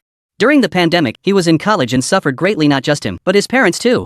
Though they recovered from the high fevers caused by the novel coronavirus, they were left with permanent damage. Li Sun's parents now frequently complained to him about how their memory and physical condition were nowhere near what they used to be. What angered Li Sun most was his grandmother's death. She was too old to survive the virus, and due to the pandemic lockdown, Li Sun couldn't even be there for her final moments. This remains Li Sun's deepest regret. Li Sun was being a bit presumptuous, but he declared with unwavering certainty. The Eagle Empire, huh? Historically, I've never liked you because of China's past, but I wouldn't call it hatred either. But now, we've got a real bone to pick. I can't do much to you, but you might be heading for civil war, right? Then don't blame this arms dealer for accelerating your civil war and fragmentation. Snap. The pen in Li Sun's hand snapped in his grasp. As for the hatred? Well, the 5 billion debt he carries and the theft of national aerospace secrets? That's all thanks to the Eagle Empire. After all, most of those board members had fled to the Eagle Empire, and China's secrets could only be sold to the Eagle Empire. Li Sun could be said to have been ruined by traitors within the Eagle Empire. Li Sun suddenly understood. The board members' audacity to threaten the safety of Li Sun's parents back home could never stem from personal capital alone. No individual capital could possibly overcome China's border defenses. Therefore, it must be the Eagle Empire's state-backed capital supporting them. That's why they dared to defy China and threaten Li Sun back home. Li Sun's mind gradually crystallized his direction. I must set my sights on the Eagle Empire. Earning just 5 billion yuan nearly solved my debt problems. As long as those board members remain at large, I'll never have a moment's peace. Therefore, I must establish my own arms dealer network within the Eagle Empire. A sharp gleam flashed in Li Sun's eyes. Ha! Truly relieved, Li Sun slowly sank back into his chair. No need to rush, the bullets already been fired. That Kabbalah guy from Queens who bought my weapons earlier seems to have already spread my name around Queens. He's a good subordinate, but how reliable is he? Beep. Host's grand ambition detected. Split the Eagle Empire. Accelerate the downfall of the world's strongest nation. Mission, establish the Eagle Wing Arms Division of the Arms King. Condition, host must be within the territory of the British Empire to trigger division establishment. After branch establishment, the system can mass-produce weapons directly at the base. Host must provide base. Host hires personnel to conduct trade. Upon reaching specific trade value thresholds, the system will grant free cross-era technological lottery draws. Reward, Transcendent Technology Lottery 1 2090. Reward, Brain Domain Development 5. Reward, 10 billion cash. Gazing at the bountiful rewards, Li Sun felt a surge of excitement, but then his brow furrowed as if he just remembered something. I have to go to the Eagle Empire to trigger the establishment of the distribution system? Yes, but you won't need to stay in the Eagle Empire after completion. Li Sun stroked his chin. That's far too dangerous. Going to the Eagle Empire now carries a high risk of exposure. Those board members are likely watching him. If board members in China could threaten him with death, what about in the Eagle Empire? He certainly didn't want to go without returning. Yet the reward for establishing a branch office was tempting. Damn it. Fine, I'll go. But before I do, I need to make contingency plans to ensure my personal safety is fully protected. What should he do? Li Sun began to fret. Meanwhile, the data leaked by the online system sent shockwaves across the globe. Holy! The Arms King website just hacked the Empire's cybersecurity department. Damn impressive. I'm a hacker myself. I tried exposing the Arms King website's internal data before, but they blew up my server. You read that right, they blew up my server. So seeing the Arms King hack the Eagle Empire's cybersecurity department? Totally expected. Fellow hacker above, we're in the same boat, my server got taken down too. And I got warned by the site. You're brave, man, actually saying that out loud. Not scared the Arms King site will come after you again? Not afraid. I'm typing this from the police station. Ha! I deliberately got myself in trouble and am serving time. Come on, Arms King website. The Arms King website is ruthless. Is this intel real or fake? They even have classified info on fighter jets and missiles. If it's legit, won't the Eagle Empire suffer massive losses? Old Whitebeard would spit blood in rage. This leak benefits the White Bear in China. An Indonesian netizen commented. You're all fixated on those weapon blueprints, didn't you see the pandemic data at the end? That's the virus leaked from the Eagle Empire's lab. The novel coronavirus is a man-made virus created in the Eagle Empire's labs? Netizens who hadn't scrutinized the documents were stunned. What? Holy. You mean my failed college entrance exam, my broken leg, and being locked down? That whole period at home without medical care, it was all caused by a leak from the Eagle Empire's experiments? Chapter 90, Lee Sun's statement, guns will not be sold to the Chinese people. Eagle Empire. Washington, D.C. A group stormed into Biden's speech venue, waving pandemic-themed banners. You are committing murder. Millions of citizens of the empire have been murdered by you hypocritical capitalists. Conspiracy. This is a capitalist conspiracy. If President Biden doesn't give us a reasonable explanation and compensation, we'll sing the Internationale. Compensate me for my loved one's life. This is an insult to the Eagle Empire's national charter. The lives, human rights, and freedoms of the people are inviolable. Give me back my life. Honor the dead. Biden stood flustered at the podium in the conference hall. He had come to deliver his vision and lay the groundwork for his next presidential campaign, but never expected the sudden emergence of the Arms King website. What the hell? How did that useless Timothy Hoff let such classified lab data leak out?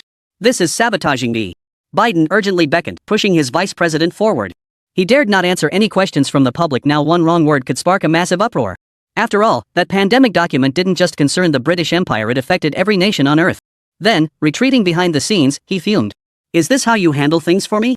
How did those protesters break in? Where was security? Get them out of here. Yes, sir. Police and military personnel swiftly surrounded the hall, hauling the protesters out without giving them any chance to resist. Biden listened as Vice President Hamas spoke eloquently on stage, breathing a sigh of relief. He was old, already 80, his memory failing and his movements no longer as agile as before. Should he falter, the Democrats behind him were already grooming Hamas to be the next president.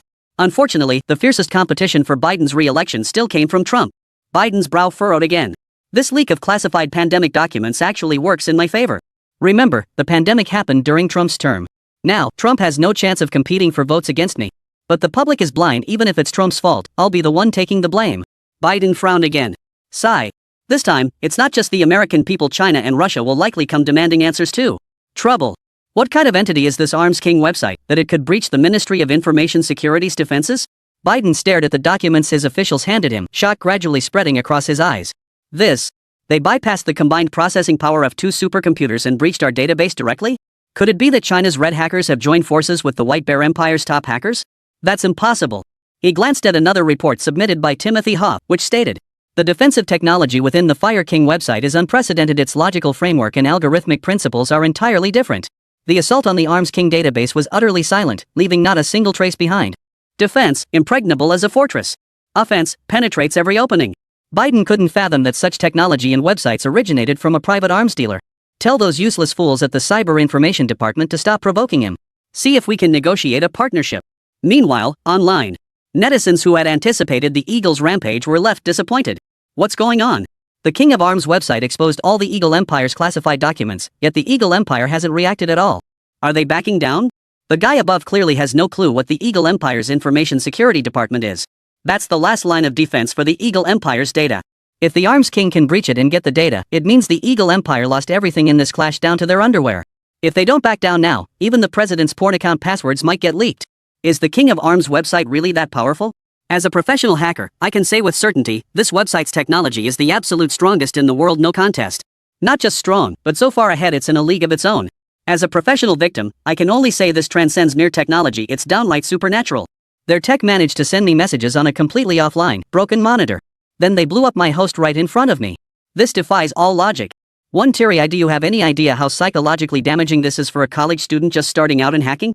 10,086. Serves you right. Who told you to go attacking people's websites for no reason?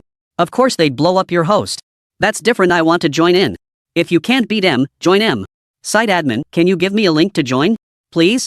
Me too. Me too. In an instant, the entire internet was begging for the access link to the Arms King website. Arms King shot back to the top of the trending list. But Lee Sun, seeing these messages, panicked. He wasn't accepting just anyone. Those nosy netizens from China wanting to join his site? What a joke. China has a bloody ban on guns. If he dared sell arms to China, forget the government, he himself wouldn't agree. His ancestors would never approve. He'd likely get his legs broken by his parents upon returning home, then be forced to kneel in the ancestral hall for penance. Li Qing rushed to draft a statement overnight. Arms King welcomes buyers worldwide, but strictly prohibits any buyers with Chinese IP addresses. Furthermore, if any Chinese buyer is found using foreign IPs to conduct transactions, Arms King will personally intervene to eliminate them. Additionally, all nations bordering China are excluded from the approved trading list, particularly the minnows like South Korea and North Korea. Finally, the Arms King website link has been uploaded to the homepage of social platforms. Please follow. Lee Sun's statement was issued via his virtual social media account. This announcement got netizens hyped. Not for China? Not for China? Translation, I'm Huaxia, so I won't sell to Huaxia people. Hilarious. Everyone is welcome to buy guns except Chinese people. Ha! What a world of difference from the arms dealers of the Eagle Empire. Those greedy merchants would love to see their own people buy guns and go to war. That's how they rake in the cash. War profits are the best. Compared to them, this Huaxia arms dealer is downright principled. Yeah, China is the second most populous country. They'd rather give up such a huge market than compromise their principles. This arms dealer has some real integrity. Chapter 91, Soaring Reputation, Redeeming Superconductivity. Not only powerful and trustworthy, they also possess moral integrity. Suddenly, people's perceptions of the Arms King website began to diversify. Some even developed a favorable impression of an arms dealer, especially among Chinese netizens. Though disappointed they couldn't purchase firearms themselves, they unanimously expressed satisfaction and understanding toward the Arms King website's approach. That's how it should be. Unaware of the praise, Lee Sun was laughing heartily in his room. Then, his eyes gleamed as he stared at the system panel. Up, up, up. Almost there. Almost there. The reputation points needed for the material copying technique will be enough soon. This bet paid off. Plainbeard and the others really delivered. The reputation points on the interface kept climbing steadily. Lee Sun stared at the panel every night until he fell asleep. By the third day at dawn, after 2 days of effort, the reputation finally broke through that major threshold. Then it gradually stabilized, and the growth rate slowed down. He instinctively opened the interface. Lee Sun exhaled deeply and began examining his interface. Host, Lee Sun. Nationality, China. Reputation, 18.3 million. National reputation, 4 million. Submittable blueprints, long-range sniper rocket launcher requires 300k national reputation. Room temperature superconductivity technology exchange requirement, 5 million reputation. Enough. A whopping 9-fold increase. Because this time is different from all the others. Lee Sun's arms deal this time has directly altered the course of history in the Pakistani region. Both the surviving Gaza civilians and the directly targeted Jacob Empire forces now tremble at the thought of Lee Sun's weapons. Crucially, this marks the first time the Arms King website has trended openly on social media. Previously, it only appeared in entries under the name of Chinese arms dealers. The reason for the 9-fold surge in visibility is that this time, the reputation is far more explicit. Compounded by the pandemic being a global crisis affecting everyone. Lee Sun's direct exposure of leaked lab data from the Empire's pandemic research facility allowed netizens to visibly grasp the power of the Arms King website, especially since this time, the Arms King stood squarely on the side of the people. This made it easier for Lee Sun to gain reputation points. Lee Sun stared intently at the explanation of room temperature superconducting technology and its required reputation points. If he could redeem this technology and have his team implement it quickly, the sword hanging over his head could finally be removed. After all, Lee Sun couldn't even sleep soundly these days, terrified that one day the state would discover the superconductivity technology was fake. Then, without even the chance to resist, he'd be dragged off to the police station. The ones who'd be most delighted then would undoubtedly be that bunch of Ruanren directors. Lee Sun couldn't wait another second. Without hesitation, he clicked to redeem. System, redeem the room temperature superconductivity technology for me. Exchange initiated immediately. Host, please pay the processing fee of 100 million Huaxia currency. Lee Sun. Lee Sun couldn't hold back. Holy crap. You never mentioned needing Huaxia currency before. System, you're not trying to take advantage of me, are you? Seeing how badly I want this tech, you suddenly jack up the price? Got any shame? Host, please pay a processing fee of 200 million Huaxia coins. Lee Sun? Just saying something and you raise the price? Please pay a processing fee of 300 million Huaxia coins. Fine, I'll pay the 200 million. Lee Sun immediately shut the system up. He deeply regretted ever complaining about it. One sentence and it jumps by 100 million. Who can handle that? Host's account has been debited 200 million renminbi. Reputation value detected, 8.3 million, target achieved. Cold temperature superconductivity technology transferred to host's brain. Exchange complete. A massive amount of data flooded into Lee Sun's brain all at once. Even his specially enhanced brain felt a bit swollen. This was a normal sensation caused by absorbing too much knowledge at once. The system's technology exchange didn't grant Lee Sun instant mastery, it simply dumped the knowledge for him to comprehend on his own. If the host's intelligence was insufficient or they couldn't grasp the technology's principles, it would be a wasted purchase. Lee Sun closed his eyes, leaning back on his bed as he slowly processed the knowledge. He wasn't digesting knowledge alone. He was also processing his innocence and his bright future. So now, while Lee Sun appeared calm lying on his bed, an unprecedented battle was raging within his mind. Room temperature superconductivity, a technology no one in the world had ever achieved, involved knowledge of unprecedented complexity. If the system had simply published the blueprint, it was doubtful anyone in the world could comprehend it. For Lee Sun, who had developed it, the task was not merely to fully comprehend the blueprint. He had to translate it into his own terms, refining it until even ordinary researchers could grasp it. It was akin to writing a manual for a space rocket that even a high school student could grasp. The difficulty is unimaginable. Lee Sun grasped the immense obstacles involved after only a brief review. This is no simple task. I thought being the world's foremost expert in brain development would make cracking this technology a breeze. But now I see it's not just about brain capacity, it demands constant mental exertion. That means I can't think about anything else, I need to focus solely on this one task. He then picked up his phone and sent a message to Secretary Jean. I'll be in seclusion for a week. Unless it's absolutely critical, please don't disturb me. Handle all red flag technology matters yourself. The superconductivity team lab falls under Lan Yun's jurisdiction. Between you and Lan Yun, you take the lead. That's all. During Lee Sun's seclusion, the international scene erupted with major events. First, Hamas formally established a new government under its rebel leader, who assumed the role of first president. Then, with overwhelming force, they breached the walls and expanded Gaza's territory. This forced the Jacob Empire's forces to retreat 20 kilometers. Under intense international pressure and the humiliation of this crushing defeat, the Jacob Empire was forced to announce the cession of territory to Gaza. The truth was they simply couldn't defeat Hamas' new government now. Simultaneously, with Beard serving as commander-in-chief and Plan as prime minister, the once weak Gaza resistance forces now stand on equal footing with the Jacob Empire's military. The Jacob Empire sought aid from the Eagle Empire, but Jewish capital within the Eagle Empire was already in utter chaos, unable to help itself. At precisely 3:15 a.m. that night, a deafening explosion rocked a Jewish officer's residential district in suburban Washington, engulfing the area in towering flames. The blast spread relentlessly, reducing the entire affluent enclave to ashes. 80% of this neighborhood was owned by Jewish capital. The scale of this explosion undoubtedly pointed to a missile. But it wasn't launched by an external enemy. Because surrounding witnesses and CCTV footage showed the missile trajectory originating from within the Eagle's territory. Seems to be from Texas. Chapter 92, VIP Mode, Orchestrating the Civil War Plan. When Adolf arrived at the scene, he saw the words YJ-24 faintly etched onto the missile wreckage. If Lee Sun were no longer in seclusion and saw this news, he would likely guess what had happened. Because a month ago, he had indeed sold a YJ-24 missile to someone in Texas, USA. That's right. That was the ID, Civil War State King. The next day, the wealthy district was sealed off. Jewish capitalists, having lost numerous family members, were furious, especially since the missile used was the YJ-24. But they could only rage impotently.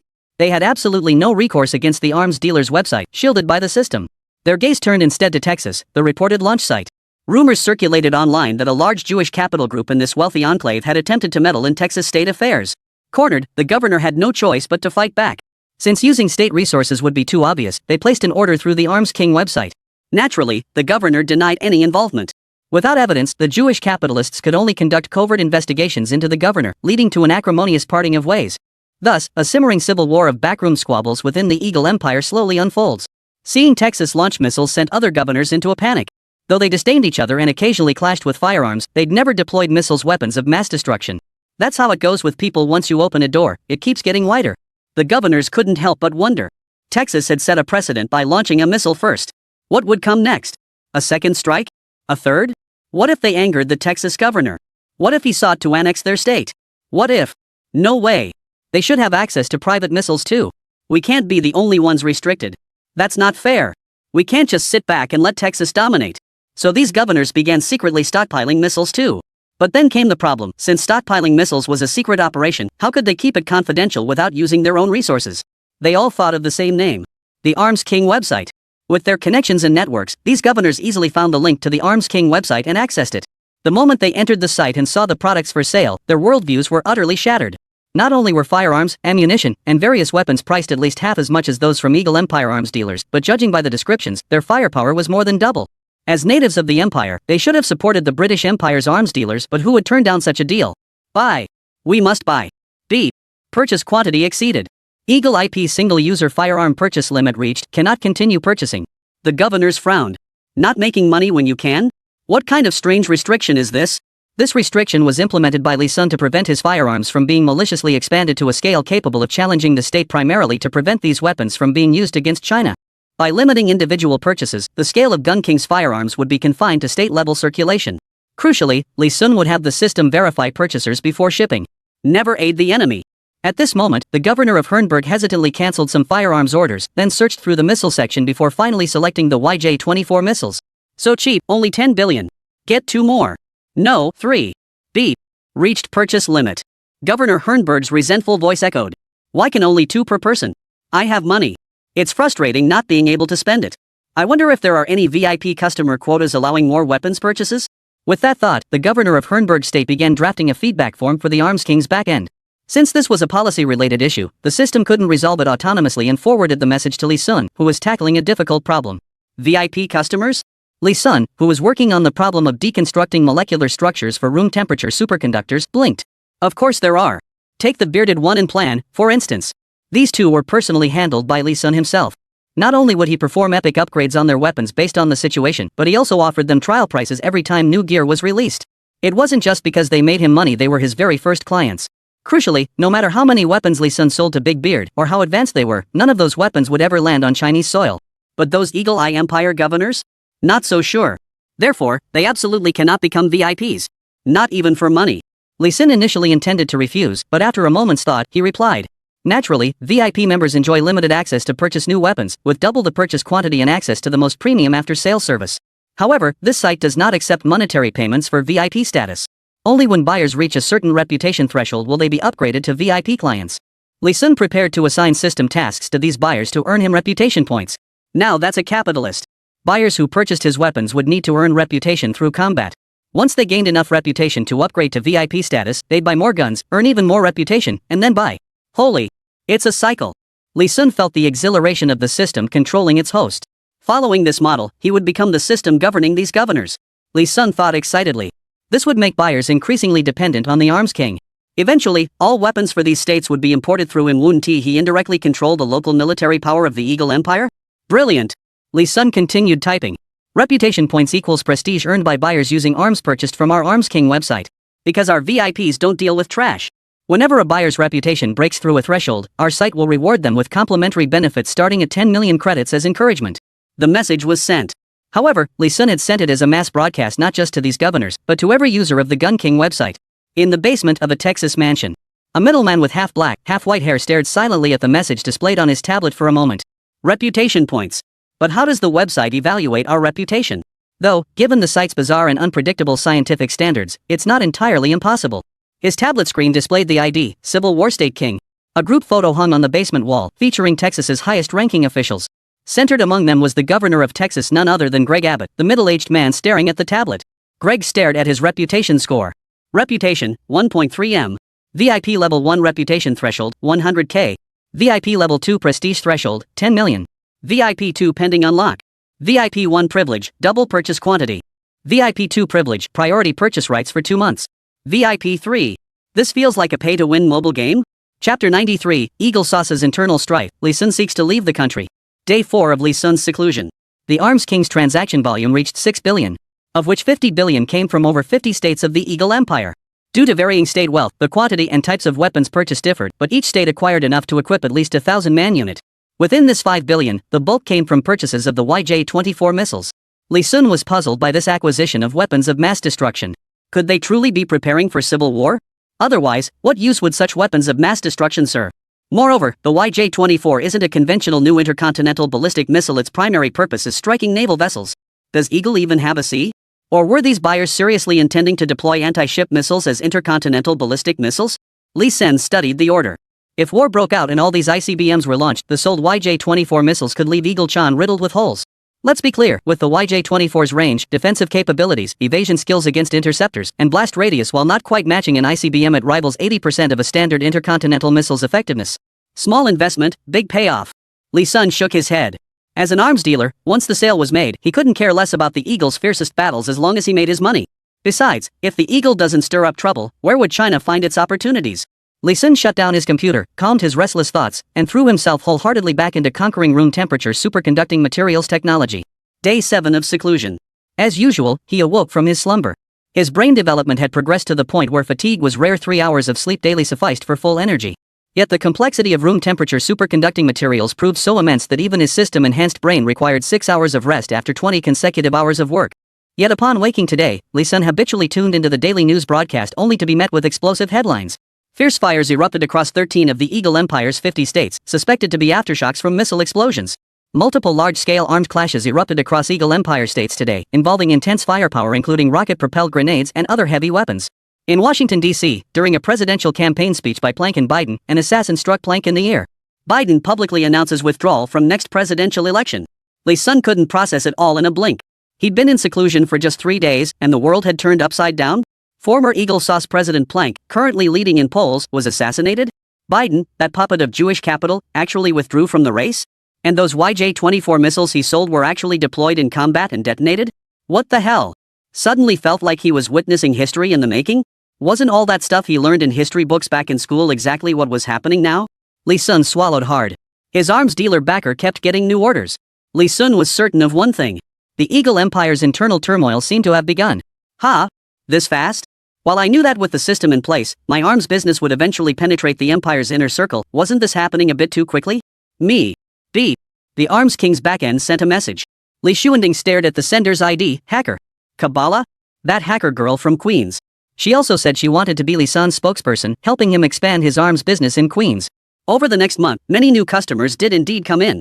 While the amounts weren't huge, it clearly showed Kabbalah had real talent. Boss. Things have gotten chaotic here 10 times worse than before. At least the cops used to maintain order in the better neighborhoods, but ours? Forget it.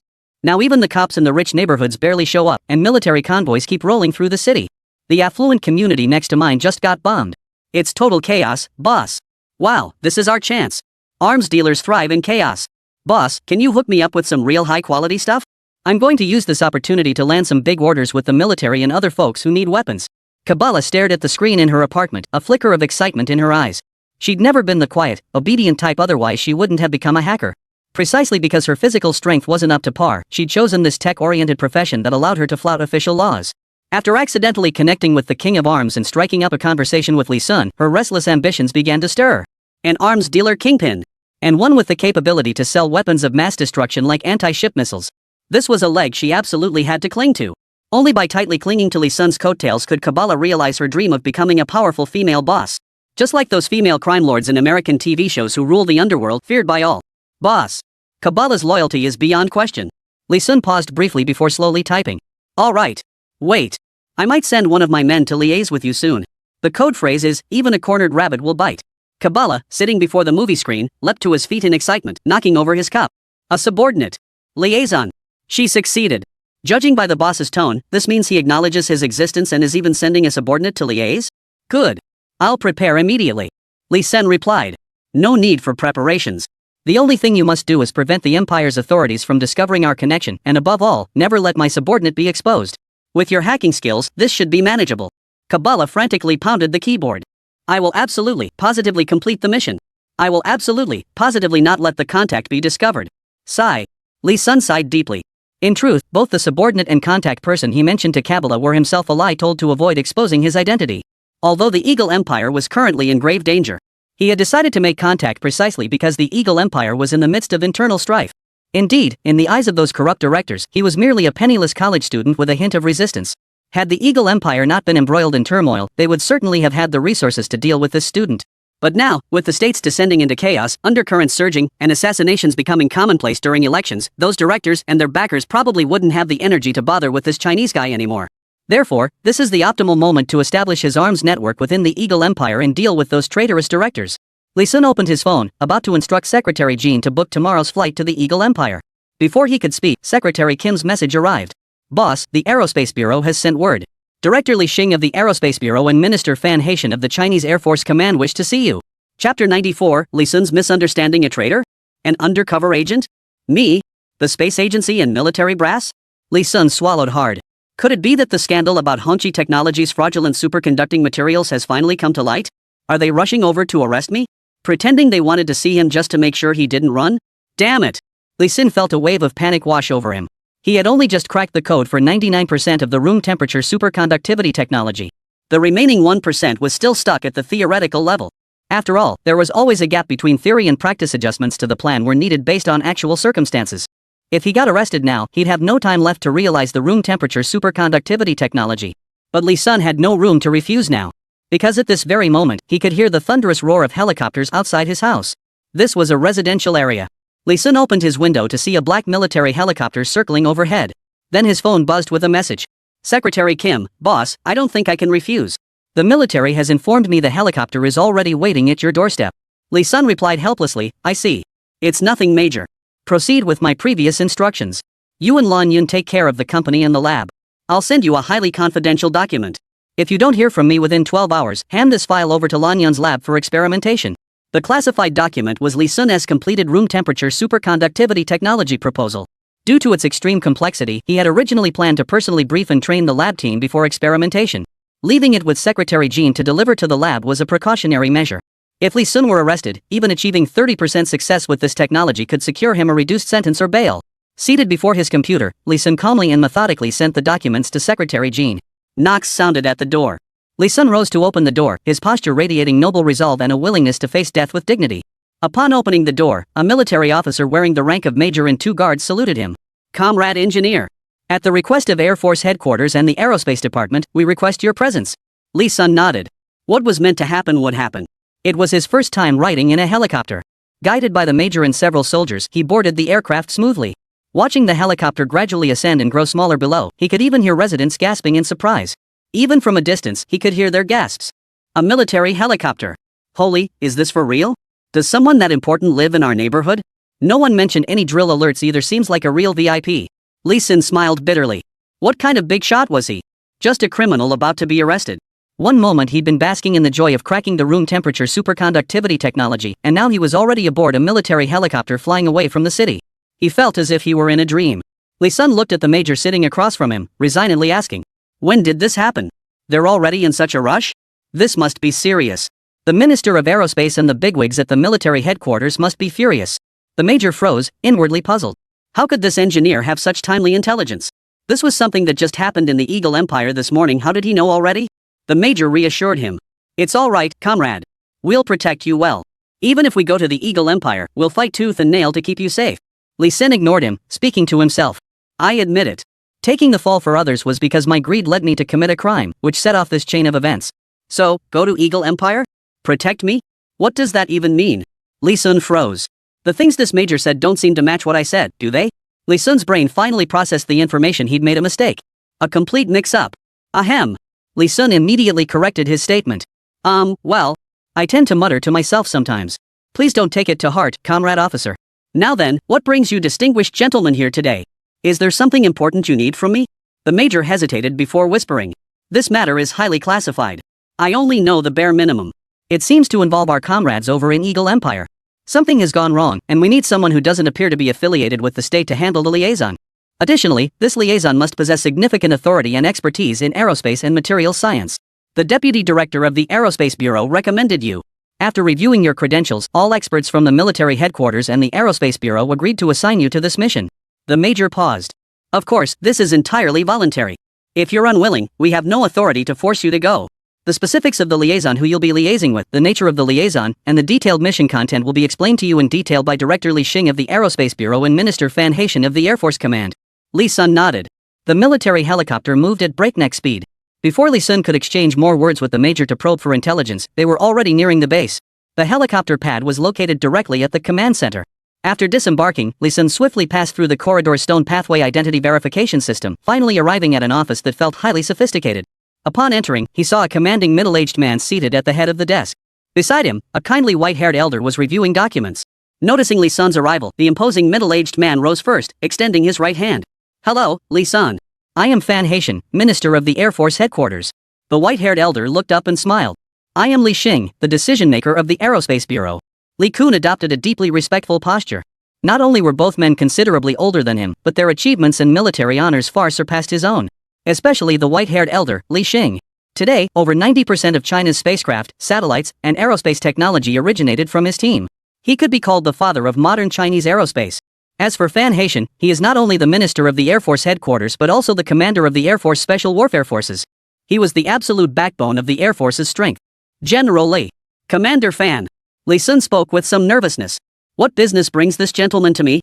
I just heard from that major comrade that he hopes I will go to the Empire for coordination. General Fan glanced at Old Man Li. Old Man Li waved for both General Fan and Li Sun to sit down, then spoke slowly. Sit down first. Though this matter is urgent, haste won't change the situation. It all began with the distress signal we received this morning.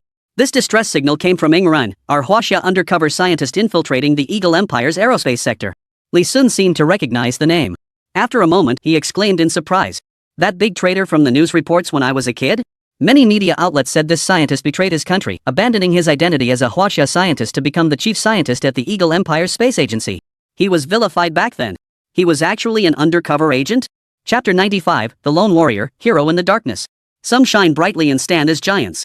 Like leaders, like generals, like commanders. Yet others, though engaged in the noble cause of defending the nation, receive not a shred of heroic honor. Instead, they face the scorn of the people. In the great cause of China's rejuvenation, such revolutionary comrades are countless. They deserve even greater admiration than heroes in the spotlight, for they willingly traded the gloom of their own lives for the light of their motherland. Ing Ren is one such soul. Ah! The white-haired elder Li Xing sighed deeply, lighting a cigarette as he reminisced. Ing Ren was once my student, my most outstanding aerospace engineering student 20 years ago. He was among the weapons scientists who participated in intercontinental missile development. He had already achieved great success and fame, but when the nation needed him most, he ultimately chose to abandon his glory and go to the Eagle Empire. Back then, China's aerospace industry faced severe restrictions with no room for growth. As a member of that field, he chose to brave the danger and infiltrate the Eagle Empire to steal their technology. To convince the Eagle Empire that his defection was genuine, Ing Ren deliberately leaked some of his research to them before orchestrating his own exposure. Li Sun suddenly realized. I remember now. News reports when I was young said he stole state secrets, causing our spacecraft facilities to fall far behind the Eagle Empire despite having the potential to succeed. Li Xing nodded. That was intentional. In fact, he was the one who initially hyped it up in the media himself, all to gain the Eagle Empire's trust. The fiercer the Chinese people cursed him, the more credible he seemed to the Eagle Empire.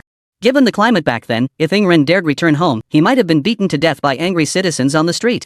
Those Eagle Empire officials could never comprehend how anyone would willingly sacrifice a lifetime of honor, happiness, status, and power to become an undercover agent. This undercover agent might never return home at all, or could die in exile. At the time, Ing Ren held the position of chief engineer at the Aerospace Bureau.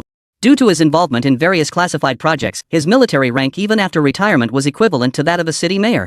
This meant that someone was willing to abandon everything to endure suffering and hardship, without receiving any honor or reward afterward. This incomprehensible act was ultimately why the Eagle Empire chose to trust Ing Ren. General Fan Haitian nodded in agreement beside him. Yes, back then we were completely kept in the dark about the plan. We even dispatched warships to pursue the vessel carrying Ing Ren out to sea. It must be said, this operation was executed with remarkable realism. That's why Comrade Ing Ren was entrusted with a crucial role upon entering Eagle Empire's territory, joining the highest echelons of the Eagle Empire's space agency at the time. Nearly 20 years have passed, and Comrade Ing Ren now holds the third highest position at the Eagle Empire's space agency, NASA. Not only that, but he personally mentored and brought along 23 subordinates and students.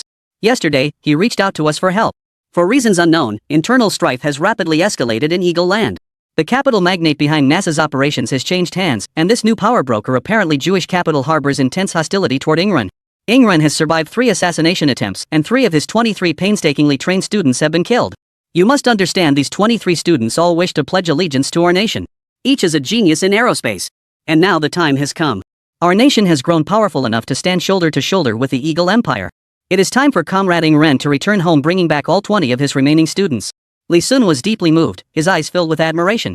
As a world-renowned aerospace scientist, he abandoned honor and endured vilification to infiltrate an enemy nation as a spy, learning technology for 20 years without wavering from his original purpose. Defying all odds, he trained 23 geniuses right under the Eagle's nose and brought them home. Comrade Ing Ren is nothing short of a god. A true hero. Fan Haitian looked at Li Sun earnestly and said, originally, Comrade Ing Ren intended for US to send reinforcements to protect him from assassination attempts within the Eagle Empire. However, after consulting our superiors, they approved bringing this hero back to us. But the Eagle Empire would never let him go once they learned of our plan.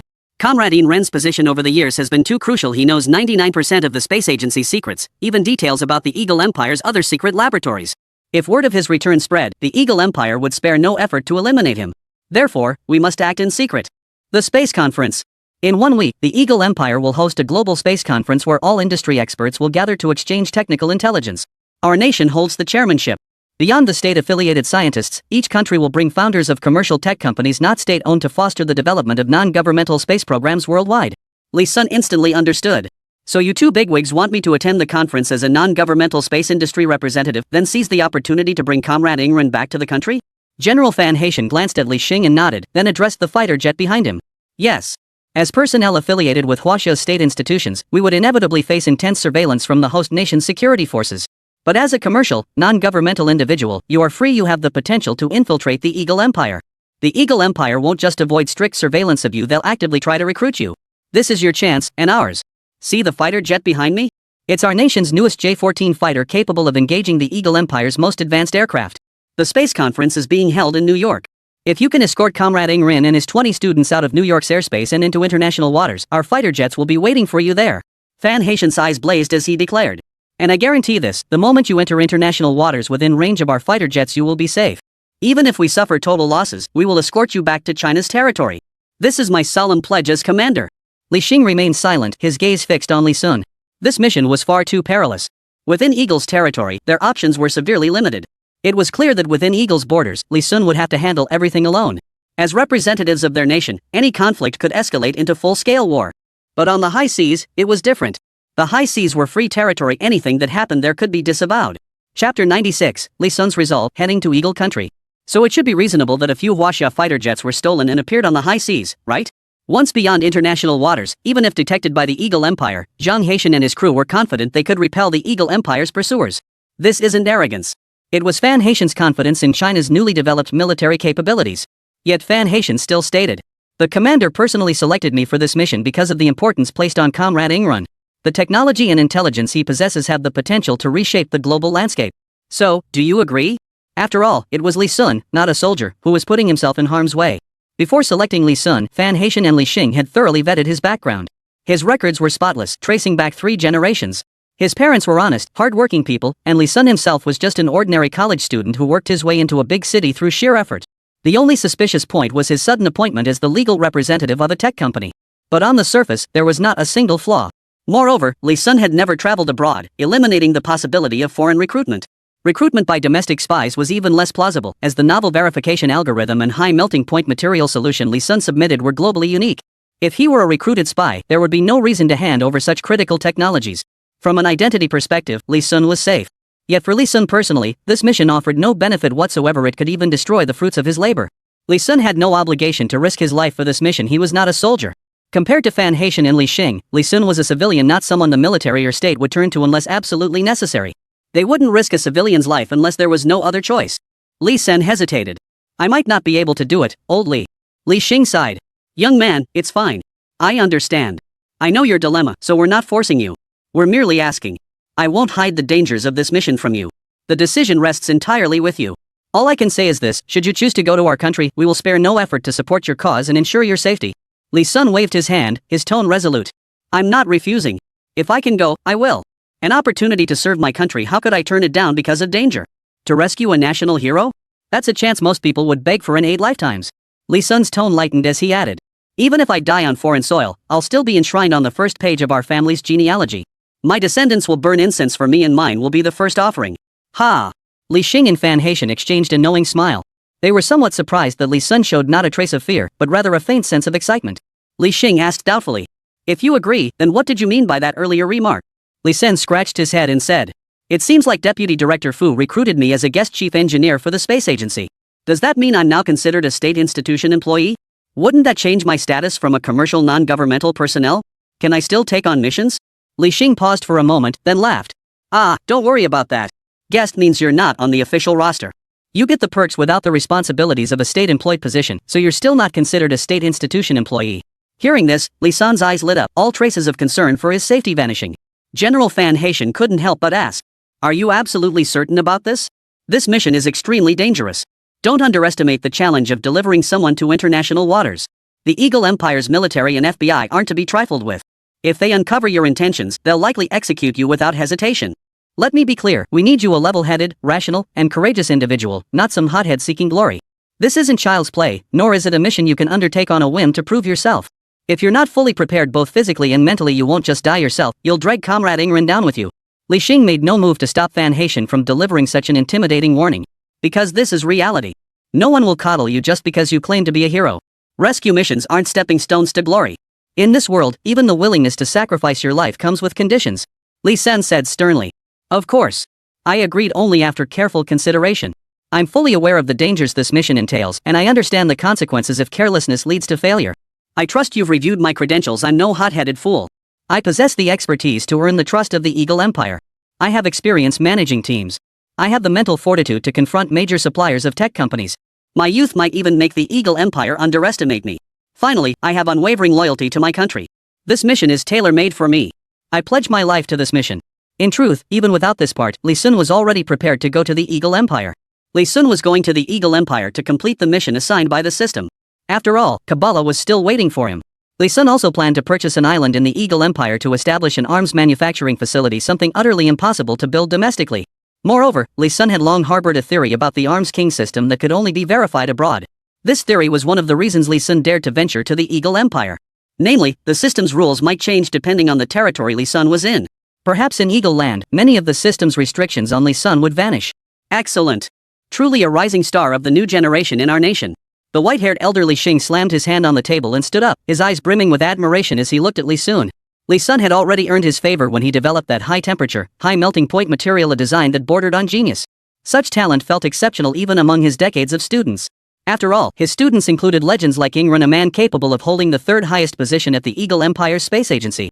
Had Ing Ren not been of Asian descent and born in China, he would have been far more than just the third in command. He could have been the director himself. And the new algorithm Li Sun developed later was even more astonishing. Were it not for Li Sun's age, Li Xing, the head of the space agency, would have considered promoting him directly to one of the deputy directors. Fan Haitian nodded. In that case, pack your things, say your goodbyes to your family, and we'll depart in 3 days. That should be enough time. Chapter 97, Boarding. The system's rules have changed. 3 days is the absolute maximum. Any longer, and Ing Ren's side could be in danger. Fan Haitian meant that since this mission carried life or death stakes, Li Sun naturally needed time to say his goodbyes. I'll brief you on the conference details and personnel information from the Eagle faction, just in case. Li Sun shook his head. Given the urgency, let's not wait 3 days. Depart now, my luggage is already packed. Fan Haitian raised an eyebrow, his eyes filled with confusion. This is a mission to Eagle Island with a 1 in 10 chance of survival. Isn't he panicking? Why the rush? And this young man seems fully prepared. His luggage is already packed?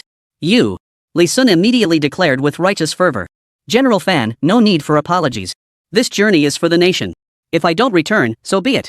After all, the nation comes before the family. Saying goodbye to my parents would only add to the sorrow. And if Comrade Inrun hadn't faced an absolute emergency, he wouldn't have called for our help. We should hurry. Commander, don't get sentimental. The mission comes first. Ahem. Li Xing chuckled quietly to himself. Who would have thought that Fan Haitian, the esteemed minister of the Air Force headquarters and commander of the Air Force Special Warfare Forces, would ever be lectured by a kid in his 20s? General Fan Haitian's face darkened as he turned and snapped. You brat. Fine. Depart immediately. I'll immediately notify the researchers to board the aircraft. Li Sun, you'll follow behind. I'll send someone to deliver your Li. Upon arrival in Eagle Town, someone will meet you. The code phrase is, even a cornered rabbit will bite. Li Sun. That code, isn't it the same one he agreed upon with Kabbalah? If Li Sun hadn't known Fan Haitian couldn't bypass the system to access chat logs, the student would only suspect Fan Haitian was testing him now. Got it. Without a moment's rest, Li Sun followed the soldiers onto the aircraft after leaving the base. The aircraft immediately took off, heading toward the Eagle Empire. Soaring through the sky, Li Sun gazed through the window at the land below, the land of China. As dusk fell, the city lights began to glow, and the sight of countless households illuminated spoke of China's prosperity. This peace and prosperity rests upon the relentless efforts of our nation's military in confronting external threats. Behind those countless lights, countless soldiers and scholars like Ing Run were guarding the nation with their very lives. Li Sun slowly closed his eyes, leaning his head back against the chair. He appeared to be asleep, yet within his mind, he was constantly calculating distance. Calculating precisely when he would step beyond China's borders. Li Sun's mind had long memorized the world map, and based on his current movement speed, he was calculating precisely when he would cross the border. 3, 2, 1. There it is. Li Sun's eyes snapped open as he mentally summoned the system interface. The system panel instantly hovered before him. Since the scientists and Li Sun were each assigned single-person pods, no one disturbed him. Li Sun scanned the dazzling array of weapons and firearms listed on the system interface. He tentatively tapped on the golden Huaxia Tiger pistol. Despite its name, the Huaxia Tiger pistol featured a small caliber and lightweight design. Yet its firepower wasn't diminished, it surpassed that of most large-caliber pistols. Its magazine capacity was double that of a standard pistol, with triple the rate of fire. Most crucially, it didn't use a conventional magazine change. Instead, it employed a side press magazine. According to the rules of the Arms King system within Huaxia territory, as an arms dealer, Li Sun was prohibited from purchasing weapons for personal teleportation delivery. Yet Lee Sun felt a faint thrill as he clicked the purchase button. The instant he clicked, Lee Sun could practically hear his own heart pounding nervous. After a 3-second pause. Purchase successful. Production initiated. Coordinates. Lee Sun immediately extended his right hand in a loose fist and replied. Real-time location of my current coordinates, teleport them to me immediately. In less than a second, countless light particles coalesced in his palm. Before Lee Sun's thrilled gaze, a fearsome golden desert tiger materialized before him. It worked. He had guessed correctly. The system's rules would change based on the territory Lee Sun was in. The reason the system previously prevented Lee Sun from purchasing his own weapons was because he was in China. The Arms King system clearly favored China, and Lee Sun even suspected it had been created by some future Chinese scientist. Thus, the restriction existed to prevent the host from causing chaos in China. But outside China, it's a different story. No matter how much chaos he caused abroad, it wouldn't harm China. In fact, it could even benefit China, so why the hell would the system impose such restrictions? Lee Sun didn't come to this conclusion out of thin air. He deduced it from the system's weapon ownership records and the fact that his various shenanigans in Eagle Chow and Pakistan never triggered any system intervention. The final verification for his theory came from this new mission. Why did Lee Sun need to personally establish the military factory in the Eagle Empire? Because the system's rules prohibit it within China, but it's allowed when you're in the Eagle Empire. In that case, it's not me who should be afraid of going to Eagle Land. Lee Sun glanced at his account balance. He had billions left over from before. The massive arms purchase during the Civil War in those 50 states had added over 50 billion more to his coffers. And now, the money in his account kept growing. Most crucially, when I buy weapons from the Arms King, I'm using the ridiculously low base prices within the system. Just think about it, the base price for an AK-47 is only a few bucks.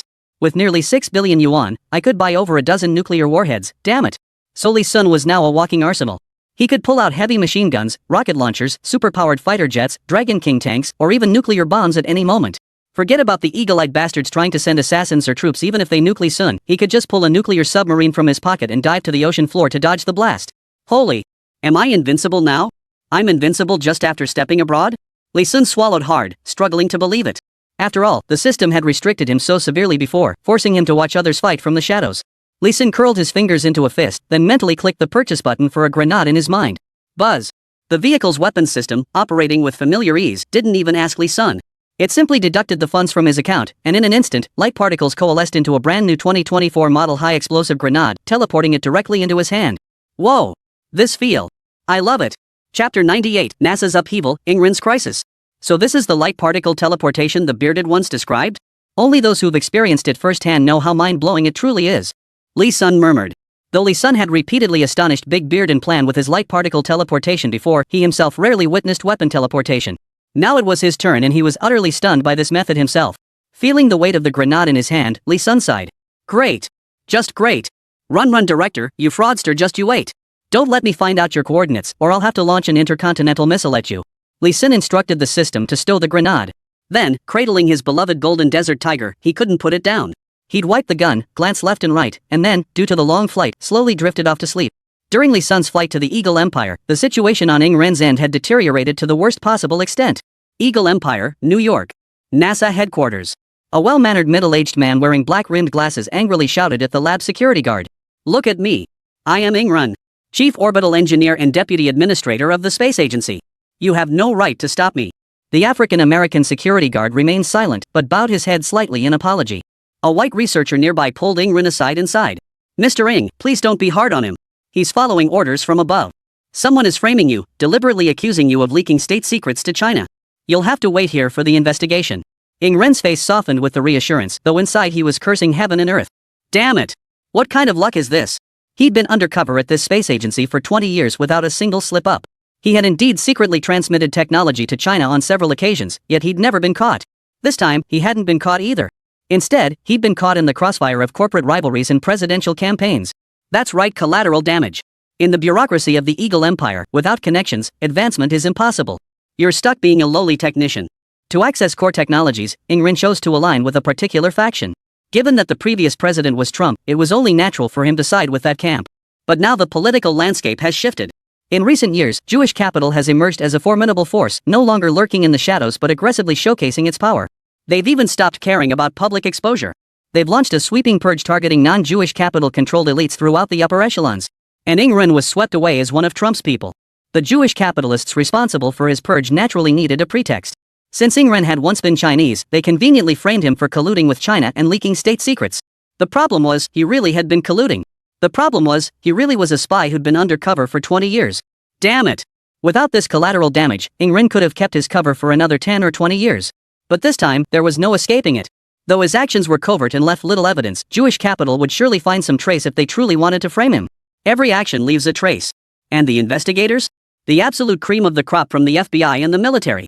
Once exposed, he and his students would face either permanent house arrest in the Eagle's Nest or death. Either outcome was utterly unacceptable to him. Now he could only hope his homeland had a plan to rescue him. A crucial technology capable of reshaping the global landscape still lingered in his mind, one he hadn't passed on to China. At the very least, send someone to retrieve this technology. He would die without regret. Mr. Ng? What's wrong? The white technician beside him shook Ingren's shoulder as he stood there in a daze. Ingren frowned. Nothing, Smith. Could you do me a favor? I'd like to find out how my students are doing now. Smith nodded.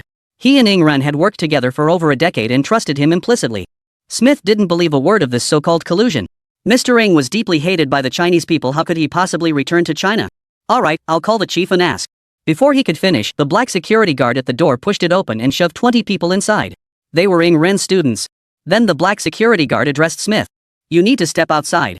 The chief has something to discuss with Mr. Ng. Smith retorted indignantly.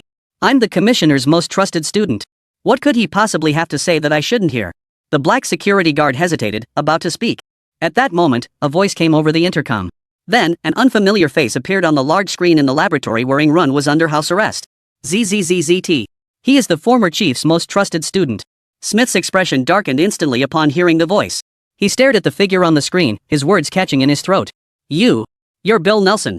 Weren't you fired by the director for embezzlement? Shut up. Bill said with a hint of sarcasm. Watch your language, researcher Smith. I'm the director of NASA now. And that former director is currently at New York Central Prison, isn't he? What? Smith panicked. Bill Nelson had been a bitter rival of his mentor, the former NASA director, and had never held back from using lethal force. This time, Bill seemed to have made a comeback with Jewish capital backing him. Even his mentor had been sent to Central Prison without any resistance. What about them, the little Karamis? Panicked, Smith turned to Ingren. Ingren's gaze remained unwavering. By now, even if he caved and switched allegiance to Jewish capital, his fate would likely be grim. Better to play this out to the end. Ingren declared with unwavering resolve. Bill, you know best whether I've colluded with you. Surely the capital backing you didn't put you in charge of the space agency just to cripple its core personnel? Without me, director, and Smith, how many capable people would the space agency have left to shoulder the heavy responsibilities? Bill on the screen pondered for a moment, then burst into laughter as he looked at Ingren. You truly live up to your reputation, Mr. Ng's silver-tongued imperceptive. Back then, if not for your Chinese background, the position of space agency director likely wouldn't have been contested between me and that former director. You're right. Bill turned to Smith beside him and said bluntly. You. Get out. Smith's face drained as he scrambled toward the exit, terrified he might be confined as well. Now was not the time for him to show off. After the black security guard escorted Smith out, he closed the door and stood guard outside. Now only Ingren and his 20 students remained in the room. Bill sat in the high seat, looking down on them as he declared. Mr. Ng, this is Eagle Land, not China. I've known all along that you still maintain ties with China. That idiot former director was kept in the dark by you for 20 years. But I don't care. I'm now in a position of trust with Jewish capital. I desperately need results. If you're willing to help me, the deputy director position at the Aerospace Bureau is still yours. Bill waved his hand, and a slide appeared on the secondary screen. Several bold words stood out. The core challenge of achieving nuclear strikes at designated orbits in outer space via communication blackout. Bill's persuasive voice chimed in. You've already solved this problem, haven't you, Mr. Ng? Chapter 99, The Terror of the Communication Blackout. Ingren's pupils contracted. Bill declared triumphantly. You think you've hidden it well? Though I've left the space agency, I've kept a close eye on every lab there these past years. Before I departed, I planted a backdoor in the main system, allowing me to monitor the labs via external networks. To maintain secrecy, you deliberately avoided NASA's labs and built a private facility instead. But there was one time just once you used NASA's signal transmitter for 10 seconds. And I caught it. Ingren lowered his head in thought. That instance was to verify the strength of the communication blackout. The communication blackout. This is the challenge all nations face when studying spacecraft re-entry. As the name suggests, all spacecraft communications fail as if shrouded in darkness. This typically occurs during the spacecraft's atmospheric re-entry phase. The cause is that the spacecraft's sensitive components temporarily malfunction due to extreme heat and pressure during atmospheric re-entry. The intense heat and high-speed friction create a layer of high-temperature film on the spacecraft's surface that acts like a signal shield. This high-temperature membrane reflects all signals, preventing both ground stations and space stations from contacting the spacecraft. After surviving this communication blackout, the spacecraft's communications will resume normally.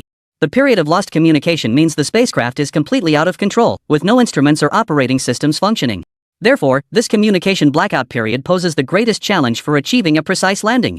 Since no one can predict the spacecraft's position before or after the communication blackout, precise location tracking becomes impossible. The spacecraft possesses payload capabilities. It can carry any weapon, with hydrogen bombs and nuclear weapons being the most powerful. Should any nation overcome the challenge of the communication blackout, it would mean spacecraft could return to designated locations. This would enable the exploitation of spacecraft's orbital re-entry advantage for hypersonic precision strikes. This would represent the most indefensible terror strike in human history. The combination of extreme acceleration from outer space and nuclear weapon power can be summed up in 2 words: unstoppable. Imagine this: a superpower establishes a network of space stations in Earth's outer orbit, each housing countless spacecraft loaded with nuclear warheads. These spacecraft are stored in a manner that cannot be destroyed or detected. Moreover, this technological superpower could launch precision strikes against you at any moment by utilizing the spacecraft's orbital re-entry capability. The spacecraft's re-entry speed reaches Mach 26. Keep in mind that even the world's fastest missiles barely exceed Mach 20. And these spacecraft can accelerate 26 Mach as merely their normal speed. This is their speed enhanced by gravity. Once they actively accelerate, their velocity could even surpass 30 Mach. Imagine a spacecraft carrying a nuclear warhead. Even a solid black steel rod, propelled at over Mach 30, would be sufficient to vaporize its designated target.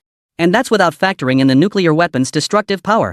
Therefore, nations capable of executing precision strikes from outer space orbits will redefine the very meaning of deterrence. Currently, world peace is maintained partly because major nations are actively developing their economies, technology, and culture. On the other hand, nuclear deterrence plays a crucial role.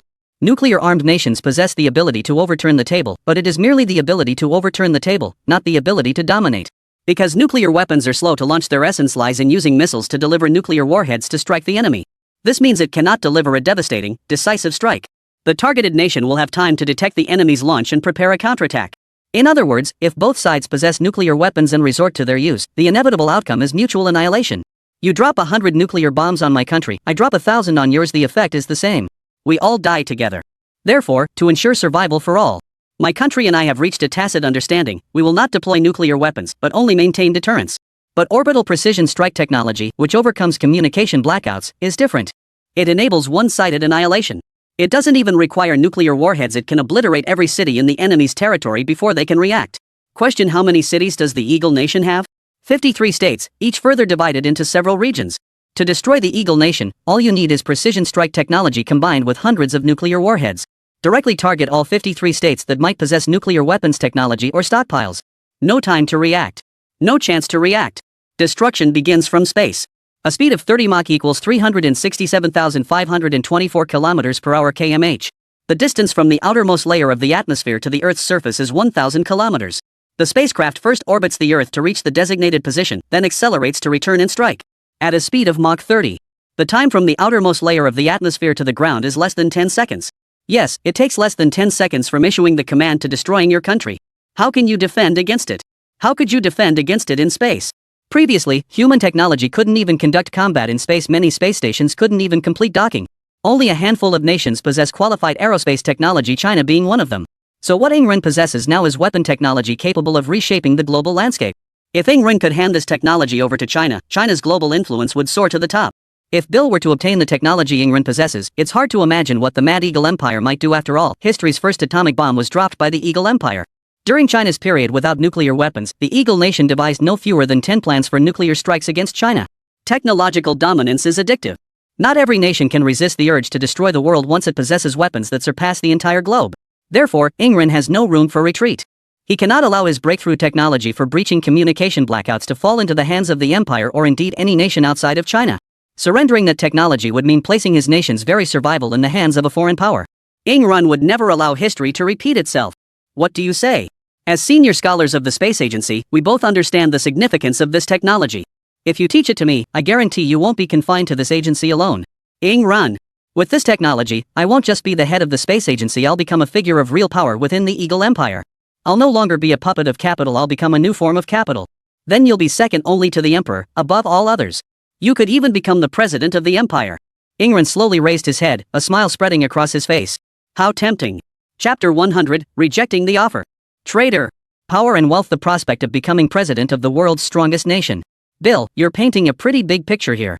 But that means you never actually told the Jewish capital's higher-ups about my situation, right? You want to pocket my technology for yourself.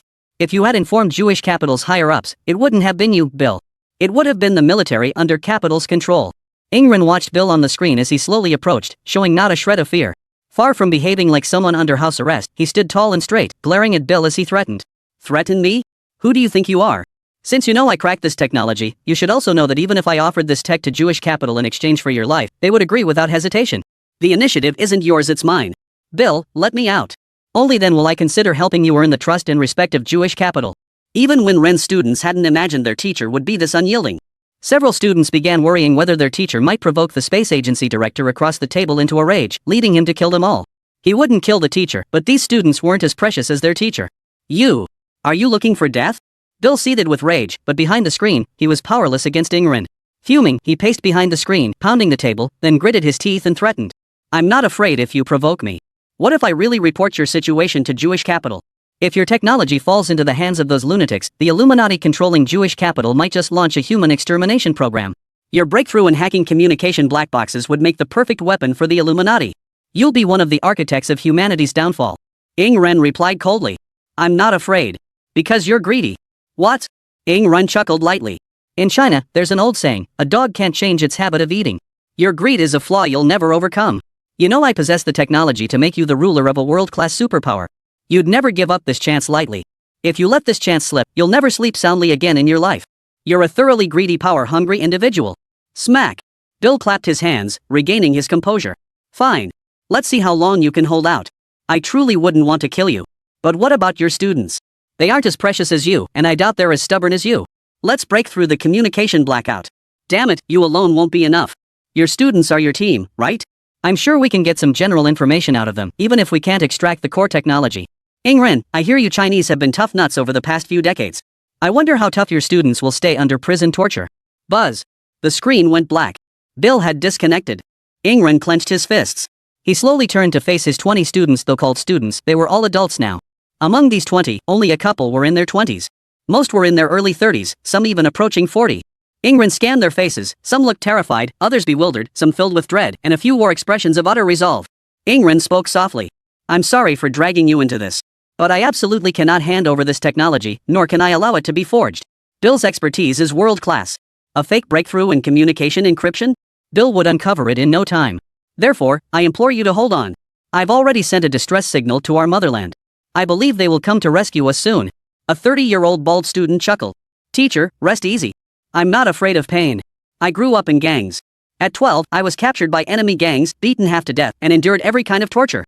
Though the dozen or so others remained silent, their gazes gradually hardened with resolve.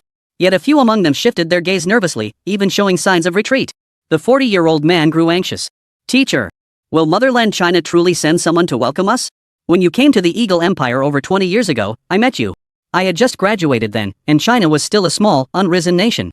Over 20 years have passed, and China has never once intervened on your behalf. Do you truly believe China would risk so much to rescue you? We all witnessed what just happened. You know Bill's cruelty. Anyone sent to rescue you would likely be killed by the military and FBI before even reaching the space agency. Besides, China might not even send a rescue mission. Teacher, why don't you? Let's hand him over. The middle-aged man spoke with some agitation. Hand it over to them, and we'll instantly rise to a position second only to the leader, above everyone else. No more enduring others' contempt. How many times have we been bullied in the space agency just because we're yellow-skinned? Teacher. And most of us aren't even Chinese nationals. If Bill resorts to torture, Ingrid's eyes widened in shock, never expecting a student who'd followed him for 20 years to speak such words. Shut up. Nur Husai. You coward. Before Ingrid could erupt in anger, the bald student had already grabbed the middle-aged man by the collar. The bald one was named Sheikh. Of Chinese descent, he was abandoned in the rough neighborhoods of Eagle Street and grew up in African-American gangs. At 15, he encountered Ingrid on a mission. Ever since, he'd remained by Ingrid's side. Sheikh snapped angrily. Without the teacher, you'd probably still be some mediocre researcher. Accept punishment? You don't even have the qualifications to face the Empire's punishment. Master is Chinese. It was precisely because he trusted us that he revealed all that information. Why would you doubt the homeland Master trusts?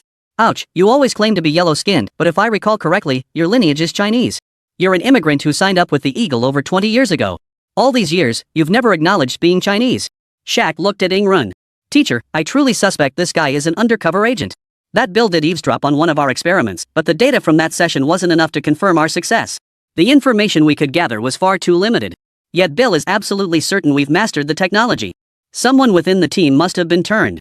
Ing Ren's heart skipped a beat upon hearing this. He'd suspected it moments ago but refused to admit it. But now Sheikh had laid it bare. I could only say slowly. Whoever it is, come out yourself. Truth be told, I already have someone in mind. Come forward, and I'll spare your life. Chapter 101, Meeting Bill, Misunderstanding. Bang!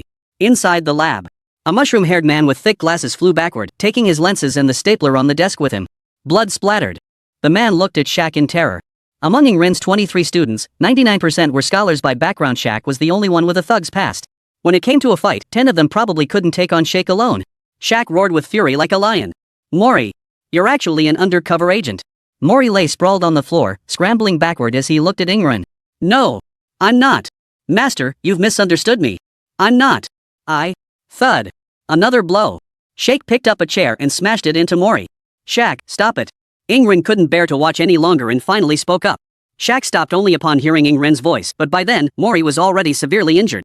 Ing Ren looked down at Mori lying on the ground and said calmly, I noticed when you sent that message earlier.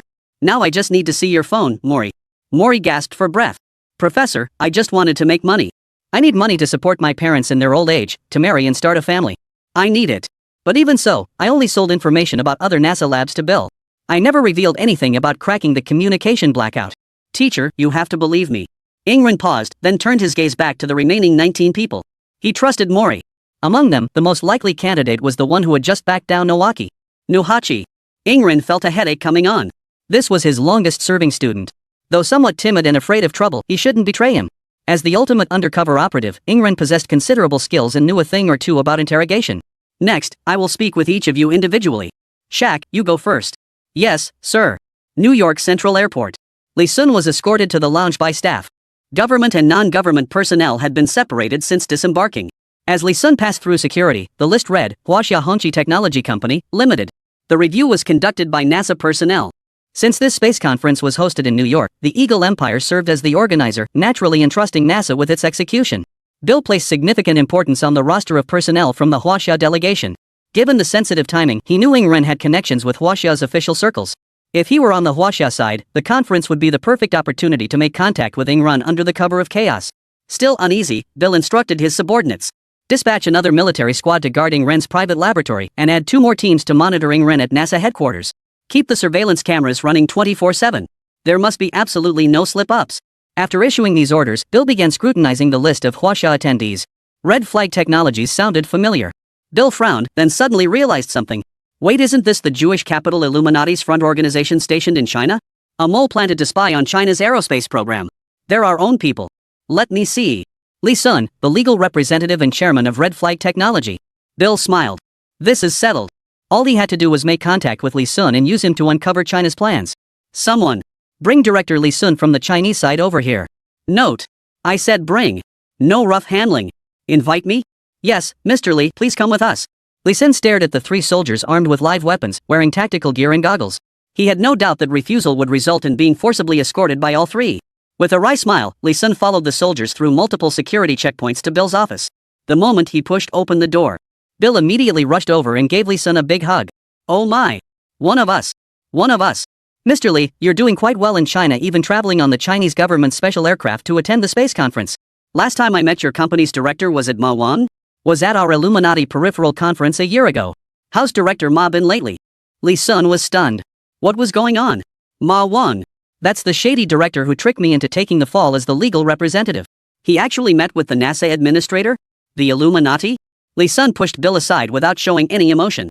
Based on the information he currently possessed, Ma Wang had taken the money and fled to the Eagle Empire, then handed over the classified information he'd obtained from the Chinese Space Agency to some organization under the Eagle Empire.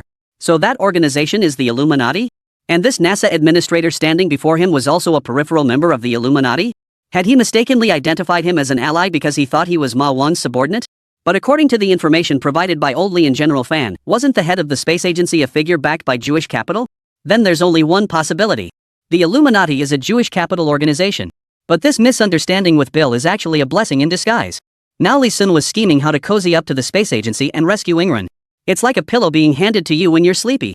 Lee Sun shifted gears. My boss Ma has been involved in too many dangerous ventures in China. With the heat on, he's temporarily retreated to the Eagle Empire. He left in a hurry and didn't tell me where he went. He wouldn't dare contact me in China either. If you happen to run into him, Bill, give me a shout. I'd still like to consult him about company matters. Bill chuckled. No problem. The King of Ma's back in the Eagle Empire? He should be in the safe zone our organization arranged. I happen to be heading there soon. I'll deliver your message. Li Sun's eyes lit up. Found him. The safe zone? Bill's expression darkened, his eyes instantly alert. You don't know about the safe zone? Every member who joins the organization should know about it. The safe zone was established by the Illuminati to protect its members. Every member has their own private villa there. Though Bill had preconceived notions that Li Sun was part of the Illuminati's outer circle, he remained wary upon their first meeting. Li Sun sighed. Ah. I'm Director Ma's subordinate in China.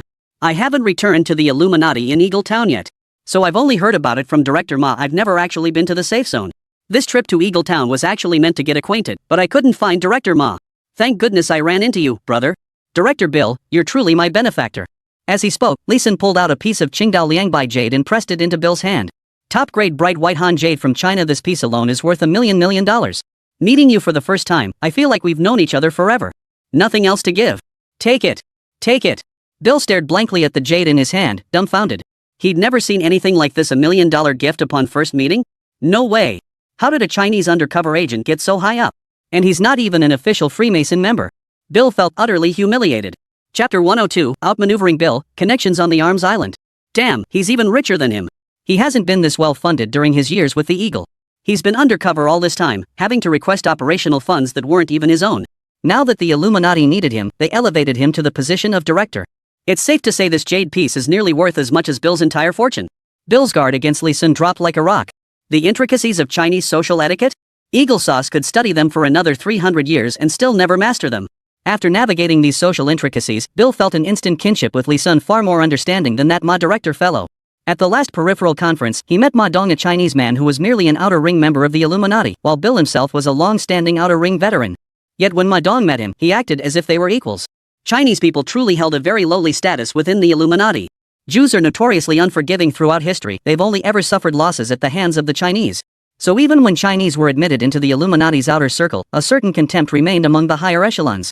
As the highest leadership body of Jewish capital, the Illuminati's inner circle requires either Jewish ancestry or assets ranking among the top 1,000 in the entire American empire. The core of the Illuminati, however, is reserved exclusively for those with Jewish ancestry or assets ranking among the top 10 in the entire eagle-winged empire. These requirements speak volumes. Jewish capital places immense importance on bloodline. Bill nodded with satisfaction. Alright, from now on we're the best of friends. Mess with you, and you mess with me. I'll come find Ma Dong myself. Bill narrowed his eyes and added. You're not really Ma Dong's subordinate, are you? Li Sun's heart skipped a beat upon hearing this. Busted? Bill shifted his tone. Are you Ma Dong's rival? There must be a pecking order in your company. Are you trying to take Ma Dong down and seize the top spot yourself? Ha! The Illuminati's resources are limited. If he becomes the head, he'll definitely eat into your kickbacks. Li Sun raised an eyebrow, exhaled in relief, then continued along Bill's line of questioning. Oh, right. With Li Sun's confirmation, Bill felt like he'd found a kindred spirit. He'd been in the same situation at the space agency. Humans always project their own motives onto others. Bill exclaimed excitedly. I get you. That feeling of being stuck under someone else's thumb when we clearly have greater talent and ability, yet those old-timers always get the upper hand. Bro, I'm definitely in on this. If I see Chairman Ma, I'll send you his coordinates immediately. The two soon found themselves leaning on each other's shoulders, chatting freely right there in the office. Thanks to the system embedded in Li Sun's mind, he could effortlessly keep up with whatever Bill threw at him. The more they talked, the happier Bill became. Bill had to admit, he'd never met anyone who understood him so well. This Li Sun was practically his soulmate. So engrossed in the conversation, Bill completely forgot his original purpose. He'd come to ask Li Sun to infiltrate Huaxia as a double agent. It wasn't until the very end that he snapped back to reality. Bill slapped his forehead and said seriously. Oh right. What a brain I have. I actually called you here to ask when the official representatives from Huaxia came this time. Did they tell you what their plan was? Plans? What plans? Bill hesitated, recalling his earlier conversation with Li Sun, and finally let down his guard. Actually, our space agency discovered a mole colluding with Huaxia. I suspect they'll attempt a rescue during the space conference. I'd like you to investigate. Your access to those Huaxia officials makes it easier. Li Sun nodded. Of course.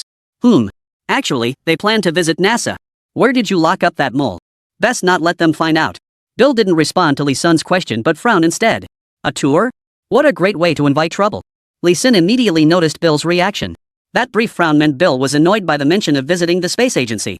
Li Sun's eyes lit up. So that means Ing Ren is locked up at NASA headquarters? Ha! Bill shrugged his shoulders. Bro, let's call it a day. I've got other work to wrap up.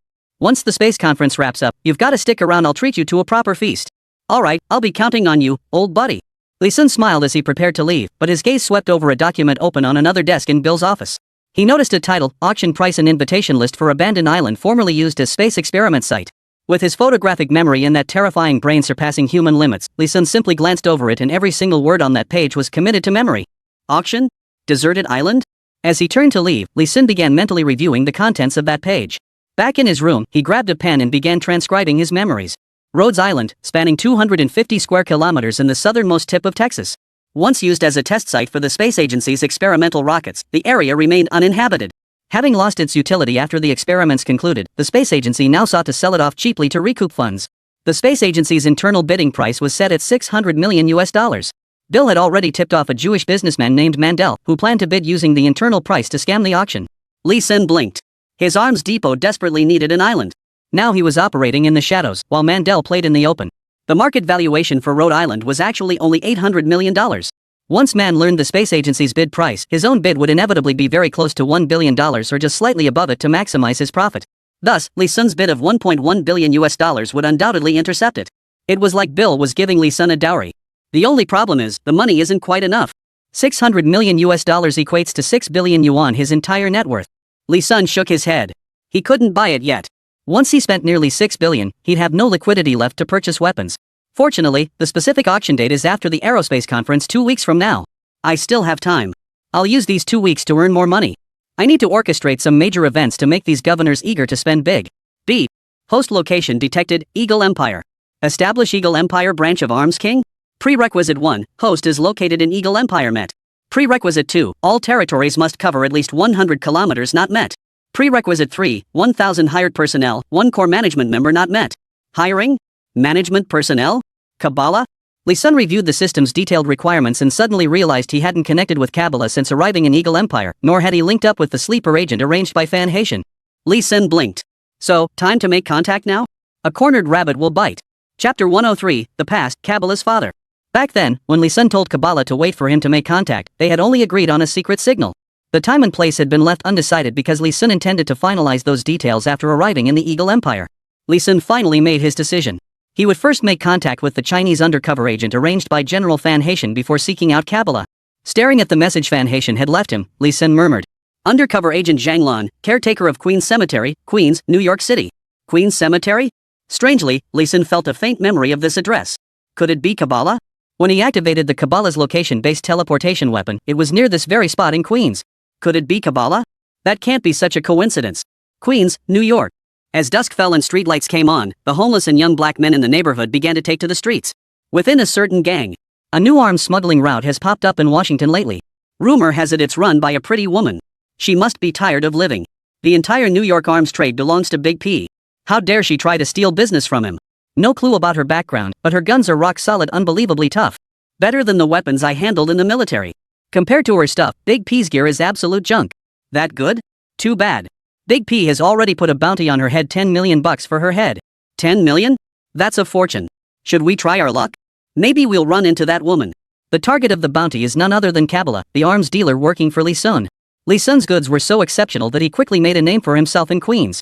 As a result, the Gun King's website has been flooded with traffic these past few days, suddenly propelling the previously obscure Kabbalah into the spotlight. This is the living embodiment of the Arms King in real life.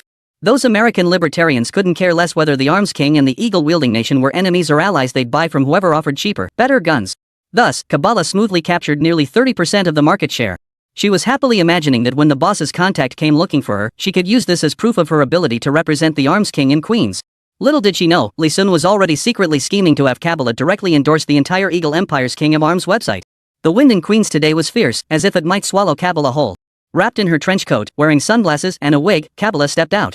She knew she was in danger, but today, at least today, she had to go to Kasser Cemetery. Today was the anniversary of her father's death. After stepping outside, Kabbalah got straight into her car and sped toward Kasser Cemetery. She lived close to the cemetery precisely for the convenience of paying respects to her father, though the trade-off was that the neighborhood was chaotic and unsafe. She reached Kasser Cemetery in no time. Within 10 minutes, Kabbalah arrived at the grave bearing wine and flowers.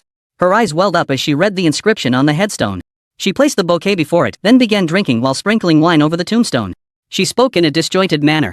Dad, I never imagined I'd become an arms dealer myself. I thought I'd never get the chance to avenge you, but fate gave me this opportunity. A mysterious arms dealer suddenly appeared, and this big shot was willing to make me his representative in Queens. Kabbalah downed another gulp of liquor before opening a second bottle. As the alcohol took hold, Kabbalah pulled the pistol he'd bought from Lisun from his coat and brandished it before his father's grave, boasting. Look, old man, how's this gun? Way better than the ones we used to sell, right? And it blows that animal pie Lao does junk out of the water. With a gun like this, I'll definitely take Queens back. Thanks to you teaching me how to spot a good gun, I seized this opportunity fast and used your old connections to expand my business. Big Pie must be freaking out now, ha ha ha ha. A flash of memory flickered in Kabalah's eyes. Born into a family of arms dealers, 10 years ago her clan controlled New York's entire arms trade. Her father was the true power behind the city's gun business. Back then, Boss Pie was just a low-level gangster under her father's command. She was born into the life of a gangster's daughter living in luxury, with over 20 bodyguards following her everywhere.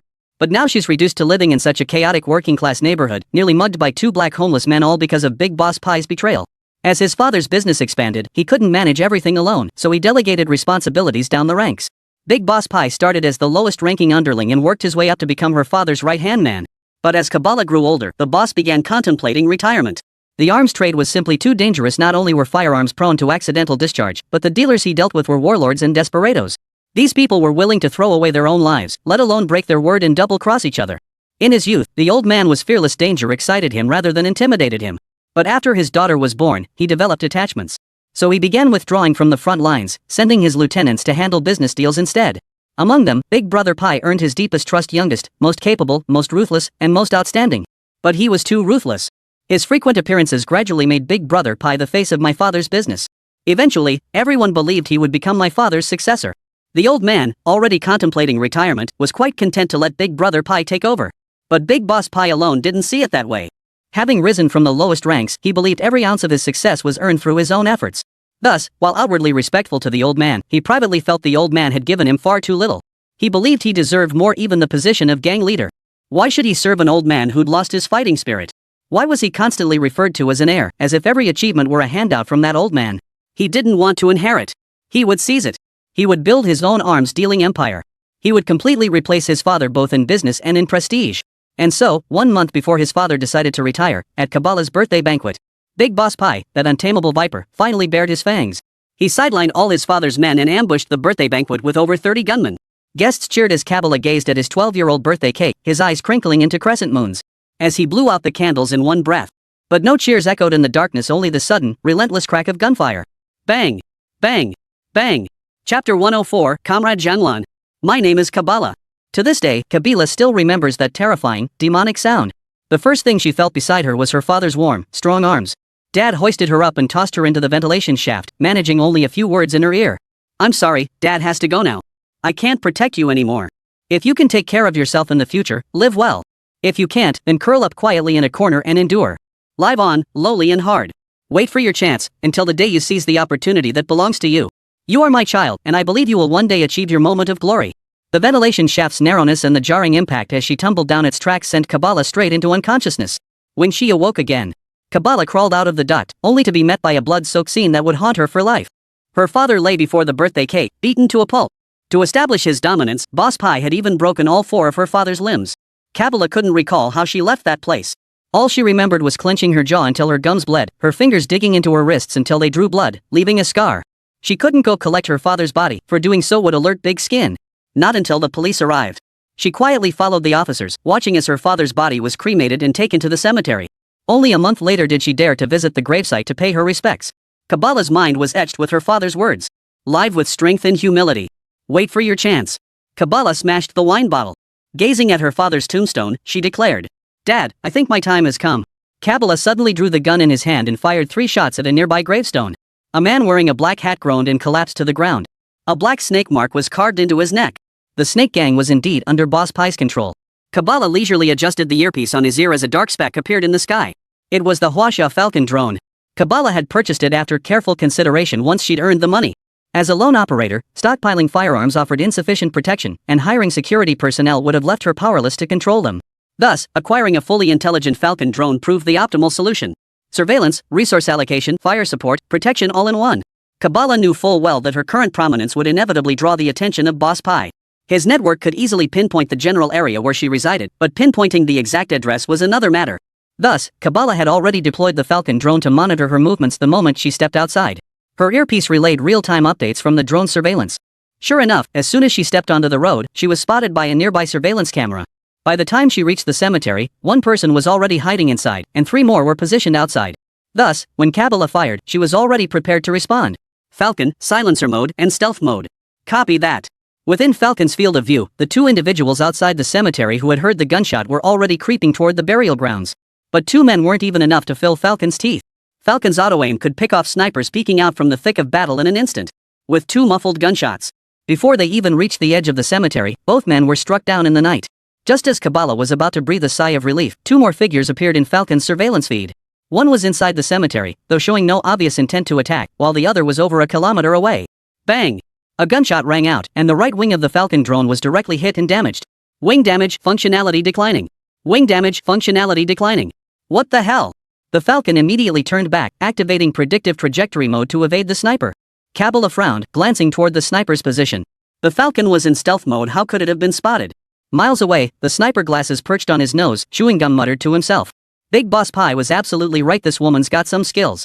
Too bad our Big Boss Pi is still the real deal, managing to get gear straight from the latest weapons lab.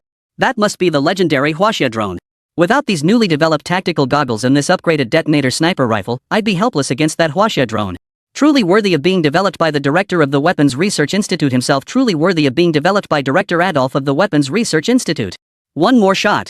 The hunter drone anticipated the trajectory and hid behind the trees, but the sniper's scope locked onto Kabbalah as he sprinted for cover. Kabbalah tried to outrun it, but to a seasoned sniper, any form of running without cover makes you a sitting duck. Dodging a sniper bullet was nothing short of a fairy tale. Just as the sniper's finger was about to pull the trigger, a dark figure lunged toward Kabbalah. In an instant, Kabbalah was dragged by that shadow toward the cemetery's reverse slope. And that slope was perfectly positioned to block the sniper's line of sight. The sniper frowned. Coincidence? No, someone across the way spotted my position. Focused, the sniper trained his sights on the reverse slope. The moment Kabbalah and that shadow reappeared, a headshot was guaranteed. Ugh! Kabbalah, still running, felt goosebumps erupt all over her body. She struggled violently. This shadow was the one who wanted to murder her boss, Pi. But then, a voice rang out beside her ear, authentic Mandarin Chinese. A cornered rabbit. Kabbalah had been dreaming about memorizing this Chinese language code phrase these past days. She knew it by heart. So she instinctively replied in her broken Chinese. Does a cornered rabbit bite too? Hearing the correct response, the shadowy figure sighed in relief before saying, One of us. My name is Zhang Lan. I'm a sleeper agent. The shadowy figure revealed his true appearance, a Chinese man. Kabbalah heard this and exclaimed, A mole? A mole from the Arms King website? No doubt about it, even the code matched. Is this the person the boss wanted her to meet? Yes, definitely. Zhang Lan's expression tightened as she scanned the sniper rifle's direction and ordered, Comrade. Don't panic now. There's a sniper watching us, don't show your head. Leave it to me. Kabbalah nodded. He understood Zhang Lan's address as comrade to mean that since the boss was Chinese, this must be the official title used by the Arms King. Everyone calls him comrade. Kabbalah felt deeply moved. She had finally found her people. After all these days, she thought Li Sun had forgotten about her. Thus, broken Chinese echoed in Zhang Lan's ear. Comrade. My name is Kabbalah. Chapter 105, Zhang Lan, Chinese Kung Fu. Zhang Lan frowned. He was utterly baffled. Why was the contact person a Russian girl? Wasn't it supposed to be the CEO from Huaxia Tech? This was baffling. Yet the girl before him had matched his secret code perfectly. More crucially, the sniper attempting to assassinate her from afar was clearly using the most advanced equipment the Eagle Nation had to offer. That kind of gear was usually reserved for taking out high-ranking officials from various countries. To kill an ordinary Eagle girl? Impossible. This girl must have been important before. Therefore, his contact person must be correct. But how could she coordinate a rescue plan with him when she couldn't even speak fluent Huaxia? That made no sense either. Zhang Lan froze. But better to make a mistake than fail to make contact. What if the person who was supposed to come couldn't make it, and this girl came in their place? Ahem. Never mind. First, deal with the immediate crisis. The sniper watched the opposite slope, his voice tinged with irritation as he barked orders into his earpiece. Hey, outer perimeter. Get moving. There's an expert counter sniper over there. I can't see him anymore. You guys, hurry up. Keep your eyes peeled and stay alert. The enemy is a pro with that level of counter-awareness. She must be deadly in close combat too. This is a major mission Boss Pi entrusted to us. If that woman escapes, we're all dead. I'll pinpoint the coordinates for you. Watch out, that woman has a Huaxia drone. I'll handle the drone, but the rest is on you. 3 vehicles approached the cemetery gates slowly. As soon as they came into view, gunfire erupted, shattering the locks. 3 black jeeps charged inside. Meanwhile, Zhang Lan, hiding on the opposite slope, was crawling forward with Karami. As the cemetery's caretaker, Zhang Lan knew the terrain like the back of his hand. He knew exactly how to evade the sniper's line of sight and reach a safe zone. He had already quietly moved from the reverse slope to the back of another cluster of tombstones. Following the path would lead them out of the cemetery. The sound of 3 jeeps startled him and Karami. Karami immediately said, "Must be reinforcements. They're probably armed. Don't panic, I'll deploy my drones to handle them." Zhang Lan urgently interrupted. "Don't use the drone." But it was too late. The moment Karami's drone emerged from its hiding spot, distant sniper fire erupted. Bang! This time, the drone already damaged on its right wing was hit even harder, its flight becoming unstable. It must be noted that China's Falcon drones possess ballistic prediction capabilities. Yet against the velocity of a sniper rifle, even with such foresight, evasion proved exceedingly difficult. Of course, this assumes the sniper was a top-tier expert. Against ordinary snipers, the Falcon could still evade. But a top-tier sniper, leveraging the bullet's velocity advantage, could anticipate the target's movements, and the Falcon drone simply couldn't handle that. Of course, the trajectory prediction feature is effective, otherwise, the United drone wouldn't have been hit twice on its right wing. That sniper wasn't aiming for the right wing, he was targeting the central power unit. It was only by the skin of its teeth that the Falcon drone avoided the critical hit. Karam immediately ordered the Falcon drone back into cover. Zhang Lan glanced toward the sniper's position and pressed Karami. "You have a gun on you, right? Grab your pistol and protect yourself. Remember the sniper's direction, don't give him a chance." Then Zhang Lan turned her gaze toward the 3 jeeps. By now, a swarm of people had poured out, some wielding AKs, others carrying pistols, steel clubs, or machetes. Upon closer inspection, there were over 20 of them. Each one looked tough and burly, clearly gangsters who'd spent years on the streets. Half of them were black. Kalam's eyes flashed with worry. They had assumed the escort drones would ensure a safe trip, never expecting to encounter a sniper rifle capable of taking down the Falcon drone and a top-tier marksman wielding it. Having grown up in gangs, he knew exactly how formidable these street thugs were. Survival was often at stake, so their tactics were brutal and ruthless, always targeting vital points. There were no formal techniques or patterns to speak of, and they often disregarded any sense of honor. His contact, however, appeared to be just an ordinary middle-aged man. Judging by Zhang Lan's uniform, he seemed to be the cemetery's caretaker. "Zhang Lan, we need to move fast. Even if the drone gets shot down by a sniper, it can buy us time. Once it's destroyed, we can call in another wave of bombing," Calamira urged, gripping Zhang Lan's arm. "Anyway, this is all my fault. If we make it out of here safely, I'll treat you to a proper meal." Zhang Lan glanced toward the sniper rifle's position, confirming this spot was outside its line of sight. She removed the hat she'd been wearing to blend in. Her previously ordinary, middle-aged appearance now carried a hint of sharpness. A confident smile spread across his chiseled features. "Comrade, rest assured. Stand behind me and leave it to me. You're the important figure General Fan mentioned, I won't let him down." No sooner had the words left his mouth than he rolled forward into the dark cemetery, firing his pistol first. Over 20 men, provoked by his challenge, immediately charged forward. Amidst the chaotic melee, gunfire became cautious, and the confrontation gradually devolved into close-quarters combat. Zhang Lan, alone, fought 29 men. Simultaneously, Zhang Lan had to dodge the sporadic gunfire unleashed whenever his opponents found openings. These bastards didn't care if their comrades got hit, they spared no bullets whenever they saw a chance to kill Zhang Lan. "Come on!" Zhang Lan roared, his explosive muscles straining against even his thick clothing. His legs, like iron hammers, drove forward. His waist twisted swiftly, and then like a meteor crashing down, his fist slammed into a thug's cheek. The sound of cracking bones echoed through the air. With that single blow, the thug lost consciousness instantly, collapsing straight to the ground. Speed is everything in a brawl. Once enemies surround you and launch relentless attacks, even the strongest fighter can't withstand 4 hands against 2 fists. So Zhang Lan's strategy now was constant movement and relentless strikes, never allowing his attacks to become predictable. And so, a terrifying human-shaped monster emerged. No one knew how Zhang Lan had trained, but not a single one of the 20-plus men could withstand his charge or a single punch. "Fire! Someone! I can't lock onto him. Duck!" Bang! Chapter 106, Zhang Lan in desperation. Li Sun reporting for duty. The AK's roar echoed, but it wasn't Zhang Lan who fell, it was several of these thugs' buddies. "Where is he?" "Over there. Get out of the way." "What?" Zhang Lan's prone figure leapt up from beneath the fallen thugs. His rock-hard legs swept upward like a serpent. The burly gunman was instantly struck in the abdomen, his grip on the weapon slipping. Zhang Lan lunged forward with a headbutt. Skull met skull, but Zhang Lan, who struck first, was clearly the harder one. The burly thug's eyes rolled back instantly. Thud! The dark moonlight, the shifting shadows of tombstones, the blinding car headlights, and Zhang Lan, shifting positions like a ghostly apparition, all while 20-odd people wailed like the damned. Camilla stood frozen in disbelief, watching as if it were a sci-fi film. No. A Chinese kung fu movie. A thug lay sprawled on the ground, teeth scattered across the floor, face swollen and bruised, wailing. "Chinese kung fu? Ah!" No sooner had he yelled than Zhang Lan's merciless roundhouse kick slammed into his face. Zhang Lan said expressionlessly, "Shut up." In less than 3 minutes, 10 of the 20-plus men had lost consciousness and collapsed to the ground. Several others writhed in agony on the floor. Only one lightly injured thug remained standing at the edge of the circle. After finishing the beating, Zhang Lan turned to face the lone thug still standing. The thug, white-haired, adorned with ear, lip, and nose piercings, shook his leg at Zhang Lan before grinning cheekily. Heh, no need to bother. With that, he swung the club in his hand straight at his own head. Clang! The stick clattered to the ground, and he knocked himself unconscious. Only then did Zhang Lan stop.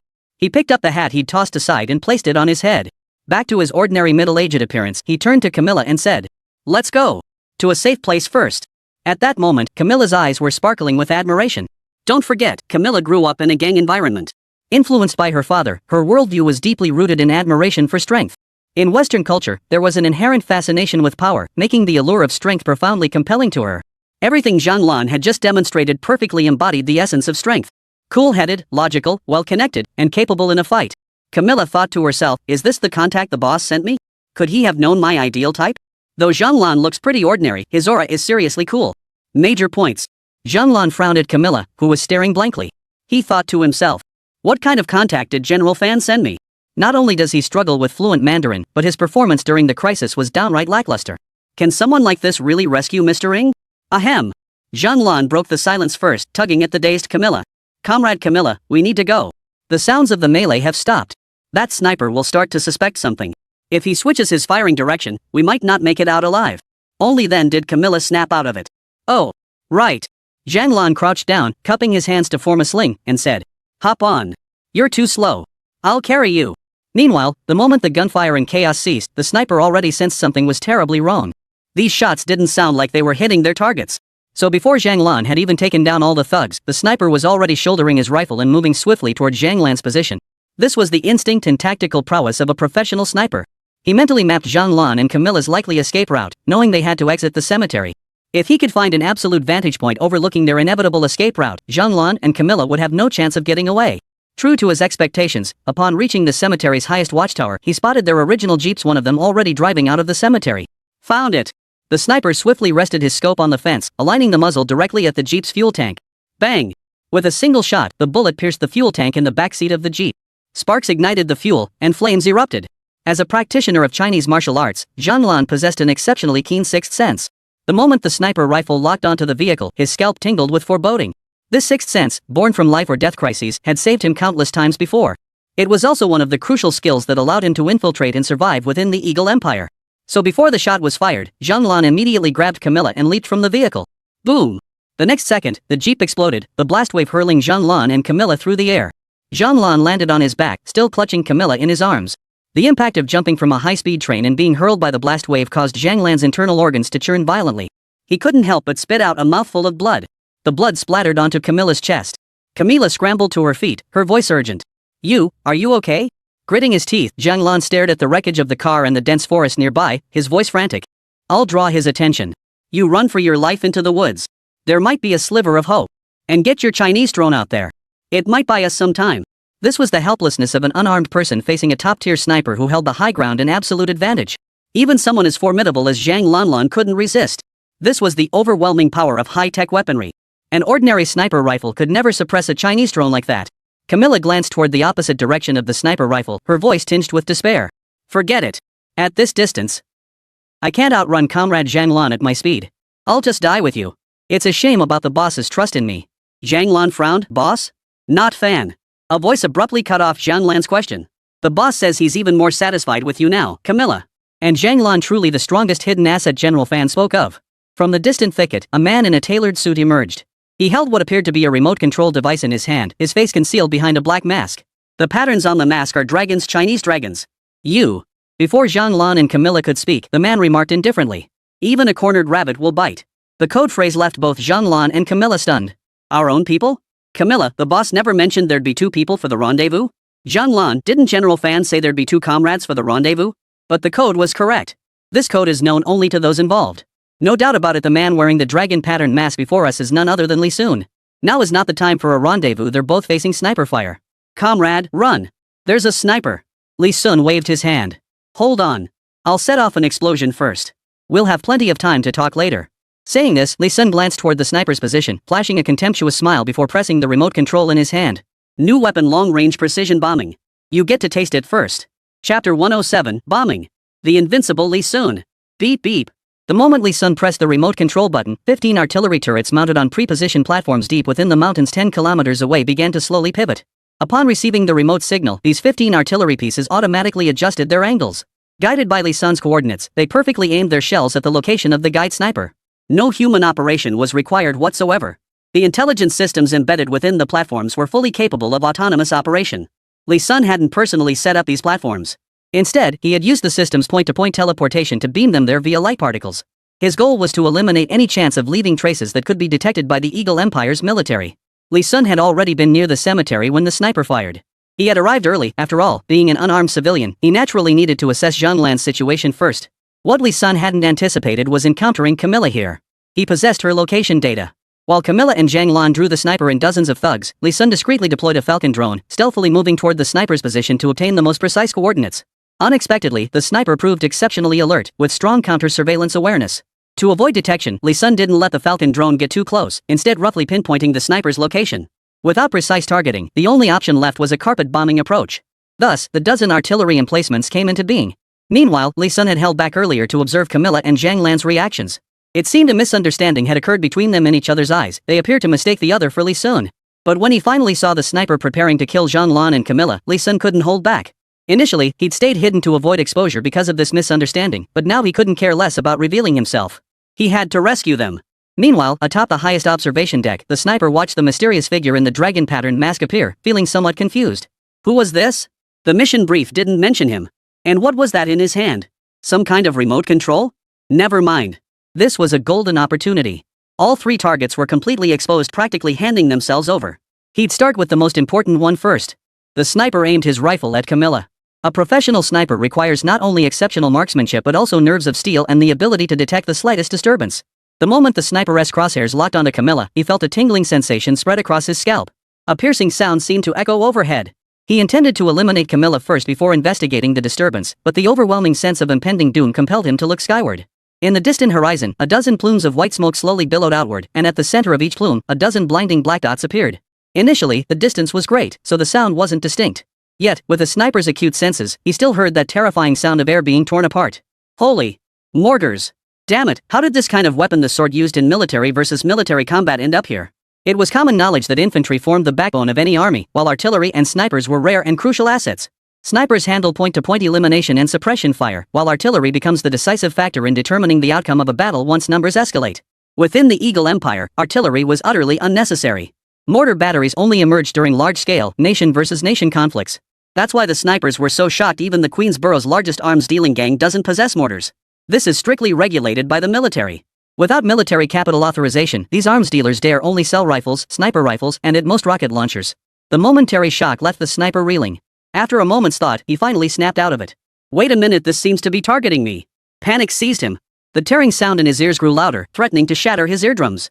The sniper frantically grabbed his rifle and began sprinting, but the artillery shells that had seemed distant moments ago were now visible to the naked eye. The immense pressure above his head made it impossible to breathe. He finally understood the chilling presence of death that had been making his scalp tingle. It was the damn mortar barrage. When you could see the shells with your own eyes, it meant they were about to strike in an instant. There was no chance to dodge. As the shells closed in overhead, the sniper suddenly froze, an eerie calm settling over him. As a sniper, he drew a cross on his own chest, surrendering all resistance. He couldn't fathom it. He'd only been on a simple assassination mission. How had he ended up caught in a mortar barrage? As the Mafia's ace sniper, he had taken out his fair share of high-profile targets. Yet even those powerful figures were protected by numerous infantrymen wielding submachine guns, snipers, and even pilots flying tactical aircraft. He could handle timed explosives, grenades, detonators, those were expected. But being bombed? That was a first. He couldn't accept it at all. What difference was this from using a cannon to swat a mosquito? This level of bombardment could easily wipe out a 100-man squad. And it's all aimed at a single sniper? What did he ever do to deserve this? The sniper, furious at the death, let out a curse. Are you kidding me? I'm just a regular gang sniper, and you're using a mortar battery to wipe me out. Whoever you are, I'll curse you in hell. Boom! As the shell landed, flames engulfed the entire watchtower. Constructed of steel and wood, the tower instantly turned to charcoal under the blast along with the sniper himself. The world fell silent. Li Sun surveyed his handiwork with satisfaction. He knew the sniper's weaponry couldn't possibly belong to just any gang. The Falcon had been developed over 24 years in China. Li Sun refused to believe that any weapon capable of penetrating the Falcon's stealth system could exist in this era. There must be a mastermind behind this. Li Sun recalled the shield in Gaza that had blocked the sniper's bullet. It was likely from the same person or weapons lab. More likely still, it was the Eagle's secret lab. That is, the alien technology beyond the current era the system had once reported. Chapter 108, The Great Bluff Li Sun, The Panda Virus Project. Gulp. That was the sound of Zhang quietly swallowing beside him. Staring at the distant smoke and explosions, he could scarcely believe his eyes. This is an Eagle Empire territory, not China. Where the hell did this guy get a mortar battery? And he didn't even fear the Eagle Empire military's pursuit, he just bombed them. Holy. The kicker? This guy was one of their own. He hadn't returned to China in all these years. Had the contact people back home become this badass?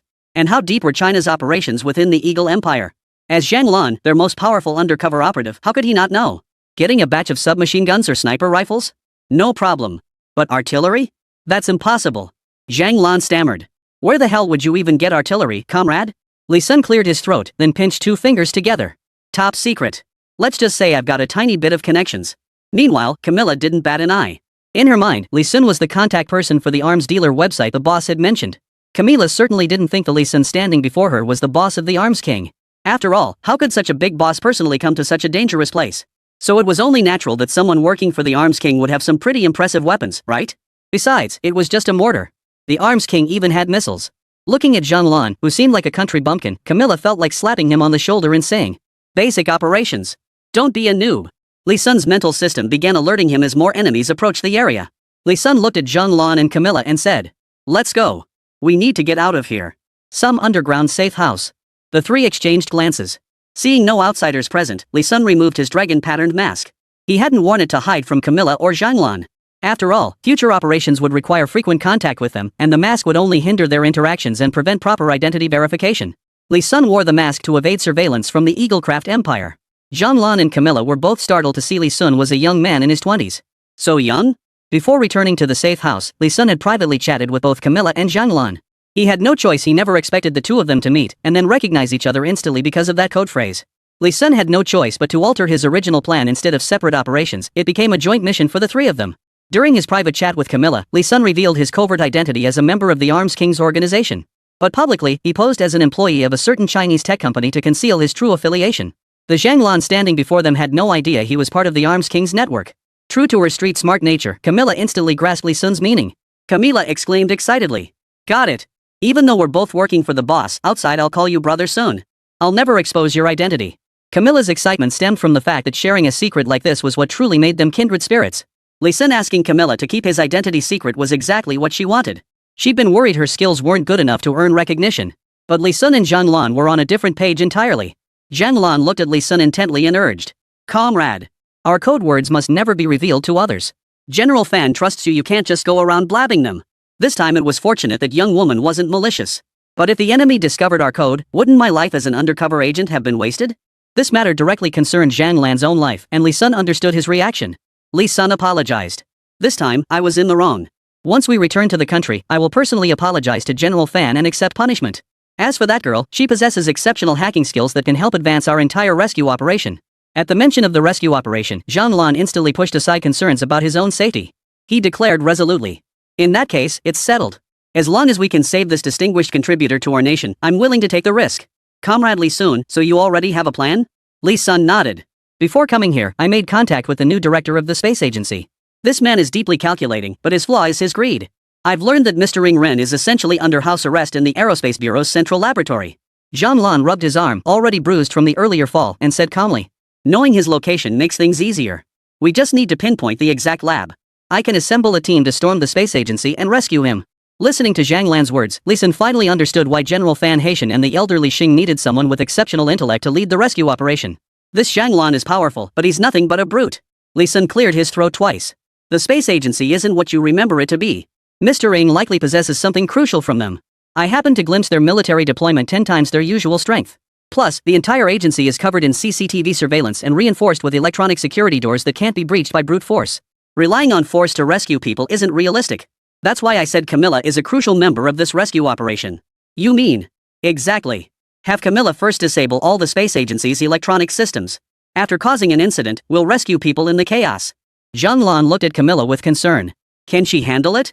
Camilla was stuffing bread into her mouth at that moment. "Who do you think you're looking down on? I'm the strongest hacker in Queens."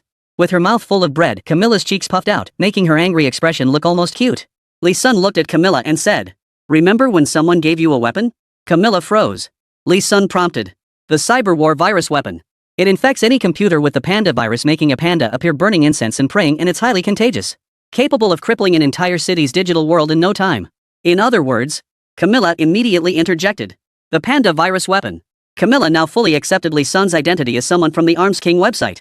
Because the only people who knew about her receiving this panda virus gift were herself and the boss of Arms King. Zhang questioned doubtfully. What virus? One that can cripple the space agency's network? As far as I know, their defense protocols rival the Pentagon's cybersecurity division. For some reason, the Eagle Empire places immense importance on the space agency. Li Sun narrowed his eyes. He knew exactly why. Li Sun suspected the space agency's archives must contain the origins of previously discovered alien technology. Space, the cosmos. The connection couldn't be more logical. Chapter 109, First Official Hire, System Reward. The safe house was extremely discreet. Residents of the Eagle Empire placed great importance on territorial sovereignty, so the safe house was established within an abandoned villa district on private land. It contained enough supplies for 3 people to survive for a month. Li Sun first had all the computers from Kabbalah's original rental house moved over. Since their previous residence had been compromised, it was no longer safe to occupy. Zhang Lan could oversee the safe house here. He was trustworthy. Upon hearing this, Zhang Lan confidently adjusted his cap. Of course. Camilla nodded. Then he whispered to Li Sun. Thanks. Please thank the boss for me. How should I proceed with my work from now on?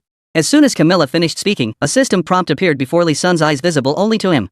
Target trust level 90%. Loyalty 80%. Hiring criteria met. Proceed with formal employment? Li Sun nodded. Official hiring confirmed. Li Sun felt warmth in his palm as a watch-like object materialized from light particles into his hand. Loyalty wristband. It contains my subsystem, also known as the Prince of Arms system. It possesses a fraction of my abilities and is controlled by the main system. Once the employment relationship is confirmed, the wearer cannot betray the host. Li Sun frowned. This did feel a bit like controlling others, though it wasn't his intention. Yet in the adult world, conflicts of interest were inevitable. People who were loyal one moment could betray you the next, stabbing you in the back. It was all too common. Thus, this wristband's existence proved quite necessary. One should never harbor malicious intent, but always remain vigilant. Li Sun solemnly stated. I'll ask one more time, are you certain you wish to join us? You must understand this could potentially cost you your life? Camilla had previously felt like she just joined the Arms King website, no formal ceremony. But now, with Li Sun asking her so solemnly, she finally felt like she was being taken seriously. Images flashed through her mind, her father riddled with bullets, her enemy Big Pie, growing up alone and huddled in the streets, and the life or death ordeal she'd just endured. Camilla's gaze hardened as she declared. I accept. Li Sun extended his hand, offering the watch strap. Its white ceramic finish felt as smooth as warm jade, though he couldn't identify the material. According to the system, not even a nuclear blast could destroy this strap. If it came with a price tag, Li Sun couldn't possibly afford this watch right now. Camilla looked puzzled as Li Sun helped her fasten the watch. Not only was Camilla curious, but Li Sun was too. What was the function of this strap? The moment the watch touched her skin, a flicker of shock crossed Camilla's eyes. Spotting Zhang Lan nearby, she quickly concealed it. Before Camilla's eyes appeared the same interface as Li Sun's. The list from the Arms King website, which normally required a computer to access, now floated directly in the air before her eyes. She could purchase any weapon listed, but required authorization from Li Sun. Most crucially, a system notification sounded in her mind. Congratulations on becoming an employee of Arms King. Onboarding rewards, brain domain expansion plus 2%, stamina enhancement plus 1, laser weapon X1. Title, Rookie Eagle. Camilla felt a warm current coursing through her mind. Warmth spread through her arms, thighs, abdomen, and back, her entire body gradually restoring her strength. This sensation was even more astonishing than the notification she'd just seen in the sky. Her wide, round eyes fixed on Li Sun, as if screaming, I can barely hold it and I'm about to yell. Li Sun quickly dismissed Zhang Lan. Zhang Lan, go back to Camilla's place and see if there's anything we missed. I'm worried we might have forgotten something important. Oh, and grab me some breakfast on your way, make sure it's Chinese style. Zhang Lan replied with lightning speed. Got it. The moment Zhang Lan left, Camilla shrieked. Ah. Son. What is this? Our organization is going way too far. How can both my brain and body be enhanced instantly? And what's with this voice in my head? And what's happening before my eyes? Li Sun covered Camilla's mouth and said calmly. Calm down. Everything you're experiencing now comes from that watch we just put on you. The voice in your head is our proprietary AI system. What you're seeing is a projection we've beamed onto your retinas. As for your enhanced brain capacity and physical strength, those were delivered by a micro needle hidden in the watchband. These are standard onboarding gifts. Every employee of Arms King receives them. Camilla nodded blankly, seemingly convinced by Li Sun's explanation. Li Sun silently admired his own ability to spin every detail into a plausible narrative. Now, through his own interface, he could see everything Camilla saw, including her purchase history, reward records, location data, and even her physical condition, brain activity, and vital signs. It could be said that Li Sun now controlled every aspect of Camilla's being. Li Sun looked at Camilla and said, your neural capacity has been expanded. At your current level, you should be able to effortlessly defeat 99.99% of top-tier hackers in a one-on-one match. Go prepare to paralyze the space agency's systems. As for the arms dealer business, I'll message you with arrangements after the space conference concludes. Lee Sun must first acquire Rhodes Island before expanding his arms business within the Eagle Empire. He would need to rescue Ing Run during the space conference and likely fly back to the country that same day with the rescue aircraft. Therefore, the plan to purchase Rhode Island would have to be delegated to either Camilla or Zhanlan. Relying solely on Camilla might not be enough. Without military backing, how could it work? Those ruthless capitalists would likely strip that little girl Camilla of everything she owns. Zhanlan must assist Camilla. Lee Sun was now scheming how to manipulate Zhanlan. Camilla had already inserted the USB drive containing the Panda virus weapon into her computer, beginning to familiarize herself with the virus's mechanics. With her brain capacity expanded, even a 2-point difference felt like a significant boost. It was like upgrading from a 3-cylinder engine to a 10-cylinder one. What used to be a struggle to grasp now clicks instantly. How amazing! Camilla was now even more determined to pledge her loyalty to the Arms King website. She began preparing with great enthusiasm. At that moment, a notification chimed in Lee Sun's ear. First higher achievement unlocked. Reward, Xingtian Series Mechanical Exoskeleton Development Sales. Xingtian Exoskeletons, 500,000 units. A new interface popped up before him. Gazing at the deep blue mechanical surface, with red energy channels resembling blood vessels flowing along the skeletal joints and muscular contours, Lee Sun never expected such an unexpected windfall. Moreover, the data indicated this exoskeleton wouldn't be produced until 50 years after 2024. Holy crap! An exoskeleton. So cool. Lee Sun tapped the specs, then his brain short-circuited. Chapter 110, Xingtian Mechanical Exoskeleton. Xingtian Series Exoskeletons. Earlier, among the weapons Lee Sun had opened, there was also one called Xingtian, the laser weapon Xingtian. The reason it's called a series is because it's a complete set exoskeleton, handheld laser weapon, and other unknown components. The reason even the bearded man struggled to control the recoil when wielding the handheld laser weapon was because it wasn't designed for unarmed civilians, it was meant for soldiers equipped with exoskeleton armor. It's one of the components. The core of the Xingtian series weapons is this mechanical exoskeleton. Though termed a mechanical exoskeleton, it's far more than a skeletal support device. Today's exoskeletons achieve 85% body coverage barring partial facial and forehead areas, and unprotected joints essentially enveloping the entire torso. Sustained pressure, 1 ton second. Instantaneous pressure, 10 tons per second. Sustained speed, 80 km/h. Instantaneous propulsion speed, 120 km/h. What truly overwhelmed Lee Sun's mind were these core, fundamental specifications, the sheer power and speed this exoskeleton could bestow upon its wearer. A warrior clad in this mechanical exoskeleton, well, with its mechanical enhancement, their own strength could reach over 1 ton. And this 1 ton strength is maintained as a baseline. If the energy source is activated for a burst of power, the effect can be multiplied by 10. That's 10 tons. What does 1 ton mean? A typical passenger car weighs around 14 tons, while heavy-duty trucks weigh 10 tons.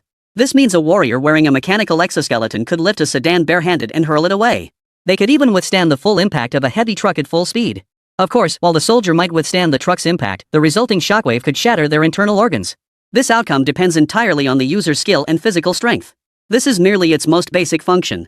As one of the core components of the Xingtian series, China's most advanced weaponry developed 50 years later in 2020 for the Xingtian exoskeleton boasts the most sophisticated intelligence systems of its era. Consider this, even my 2024 Eagle drones had auto-aim capabilities. What about the Xingtian? Intelligent targeting assistance is merely the most fundamental capability. When strength and speed surpass human limits, close combat prowess becomes the truly lethal weapon. Because a warrior clad in a mechanical exoskeleton can completely evade gunfire. Therefore, warriors possessing terrifying close combat prowess must also wield terrifying combat techniques. Thus, the Intelligent Combat Assistance System was born.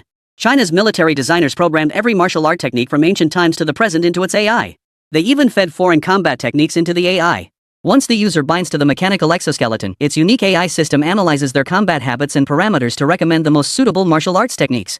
It even provides real-time assistance during combat, making evasive maneuvers smoother and more powerful. In other words, a champion capable of taking on 5 opponents alone when wearing the mechanical exoskeleton sees their techniques amplified by a staggering 15-fold increase in power and speed. Combined with the exoskeleton's terrifying power and speed enhancements, the user becomes a true Iron Man of Chinese martial arts. Against unprepared regular troops, it's essentially a one-sided slaughter. The emergence of such weaponry in this era is nothing short of a game-changer. It's even more game-breaking than those heavy sniper rifles, rocket launchers, or missiles. Because those weapons are beyond the ordinary person's perception, even if they're formidable, the public doesn't grasp their impact intuitively. They only see data comparisons from experts and nod, thinking, so that's how powerful it is. But mechanical exoskeletons are different. They represent the most direct enhancement to human combat capability. This gives ordinary people the most direct sense of immersion. Wearing a mechanical exoskeleton makes you practically a superhuman. They'll witness firsthand how a soldier in this exoskeleton effortlessly takes on 100 enemies, not ordinary civilians, but 100 highly trained special forces soldiers. This visual impact is no different from watching a movie. That's precisely why Lee Sun found it so unbelievable. When had the system ever been this generous to him, even going so far as to reward him with such a valuable item ahead of schedule? As he finished reviewing the exoskeleton specifications, Lee Sun finally pursed his lips. Important notice, this exoskeleton imposes extremely stringent physical requirements on the user.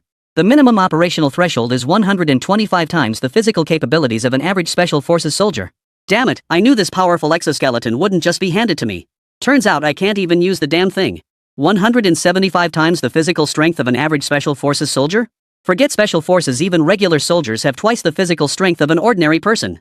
An average college student struggles to do 2 pull-ups on a bar, but those soldiers climb walls and rocks, easily doing 100 in one go. And that's just regular soldiers. Those selected for Special Forces are already elite among regular soldiers, and the mechanical exoskeleton requires physical strength 175 times that of an ordinary Special Forces soldier. That's elite of the elite. This means that even when selecting users from the military, 99% of candidates would be eliminated. For ordinary people, wearing this exoskeleton would likely cause severe physical damage due to excessive load pressure, including but not limited to bone fractures, mobility impairment, and organ rupture from excessive internal pressure. Li Xian's body, after systematic enhancement, barely meets the standards of an ordinary Special Forces soldier, yet it still falls short of qualifying for this exoskeleton. Gah! Li Sun was so anxious he was scratching his head. It was like having a mountain of gold right in front of you, only to be told it was poisonous and off limits. As Li Sun racked his brain for ways to rapidly enhance his physical capabilities, Zhang Lan, who was supposed to be at Camilla's place, returned. The moment she entered, she exclaimed anxiously, "Li Sun! Suspicious figures are lurking near the safe house. Their tattoos match those of the group who tried to kill Camilla that night. I observed them with a drone. These aren't the same people from that night. Judging by their stride and build, each one has impressive martial arts skills. I even recognized one of them. He used to serve in the US Navy SEALs. I just don't know how they managed to infiltrate the security department." Camilla sprang to her feet the moment she heard this. The safe house is a crucial stronghold. If Boss Pai destroys it, she'll have failed both the boss and Zhang Lan. Camilla immediately expressed her guilt. "Soon, I brought them in. I'll handle it." Li Sun seemed not to hear her. His eyes gleamed as he watched Zhang Lan enter. If he remembered correctly, General Fan had praised Zhang Lan as the strongest undercover operative. Even the intelligence Fan Haitian had given Li Sun indicated that Zhang Lan had once served in one of the most elite Special Forces units within the Chinese military. And Li Sun had witnessed Zhang Lan single-handedly overpowering more than 20 armed thugs, all without a weapon of his own, leaving them utterly helpless. That level of physical prowess, strength, and speed, Zhang Lan was definitely no ordinary Special Forces soldier. So, was Zhang Lan a soldier king? Or, could he possibly withstand the load of the Xingtian mechanical exoskeleton? Chapter 111, One-Eyed Adolf, Bister Serum. Dark clouds suddenly gathered over Queens. Before long, a light drizzle began to fall. Outside the Villa District's security perimeter, over a dozen jeeps were parked along the highway. In one of them sat the white-haired boss, Pai Lauda. Seated beside the boss was a figure clad in a researcher's white coat. Yet when this person lifted their head, a horrifying visage was revealed. His right cheek was covered by a deep scar, and his right eye had been completely removed, replaced by a mechanical prosthetic. A closer look revealed it was none other than Adolf, the director of the National Weapons Research Institute. Ever since the Gaza conflict ended with the collapse of the wall and the Jacob Empire ceding part of its territory, Albert, who had narrowly escaped death and returned to Eagle Town, was furious. He blamed his near-death experience on Adolf's failure to dispatch the 100 Legion for reinforcements. Thus, backed by Jewish capital, Albert had Adolf's eyes gouged out alive. This was done to vent Albert's rage. Far from being enraged, the blinded Adolf smiled and apologized to Albert. Later, as compensation, Jewish capital transferred full control of that laboratory to Adolf. Adolf's mechanical prosthetic eye was a product of that very laboratory. Adolf's mechanical prosthetic eye rotated, its deep crimson glow seeming to conceal something. He gazed toward the Villa District above. The Falcon drone, which had been conducting reconnaissance in stealth mode, suddenly appeared completely exposed in his field of vision, as if its cloaking function had failed. Adolf stared in the drone's direction and commanded. "In that direction. Go! Kill them for me." Big Pooey asked in confusion. Mr. Adolf, just kill them? Sir, you said they had valuable stuff on them. Shouldn't we capture them alive? Adolf turned his head, revealing a terrifying grin. If you can manage it, that would be even better. Potato didn't grasp the full meaning behind Adolf's words, but after receiving permission, he ordered his men to continue advancing. Adolf eyed the distance. They should be nearing Li Sun's hideout soon. He pulled a small vial from his pocket. Pai Lauda, standing nearby, stared at the vial with wide eyes. He groveled and bowed, solely because he could obtain the latest weapons from Adolf, because he had once experienced the effects of a weapon-enhancing drug Adolf had developed. The enhancement drug beast. Taking this pill gave him a high far beyond any drug. Not the intoxication of hallucinogenic effects, but a physical euphoria fueled by strength far surpassing that of ordinary humans. As a different person, he could effortlessly smash through concrete, push aside cars, and leap from a 5-story building unscathed. That overwhelming sensation became an addiction he couldn't shake. The only catch? Each tiny pill's effects last just half an hour. When the high wore off, the intense emptiness in his body and the return of his former weakness nearly drove Big Pie mad. A frog that had never seen the sky could easily bellow from the bottom of its well that the world was small. But once you'd tasted that boundless sky, that overwhelming power, returning to ordinary humanity was impossible. His mindset was completely unbalanced. Leather Boss's nature was one that refused to accept being beneath others. Otherwise, he wouldn't have betrayed Camilla's father.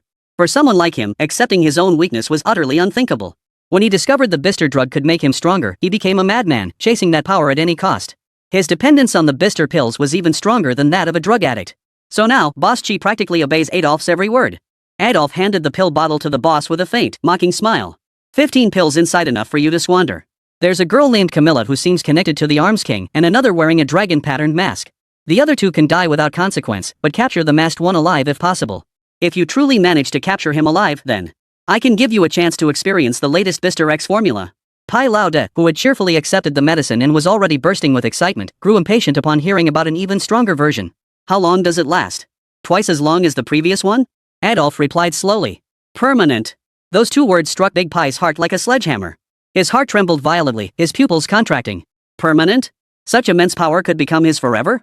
Gasping for breath, Potato gasped with excitement, crushing the pill bottle and shoving all the pills into his mouth at once, chewing them voraciously.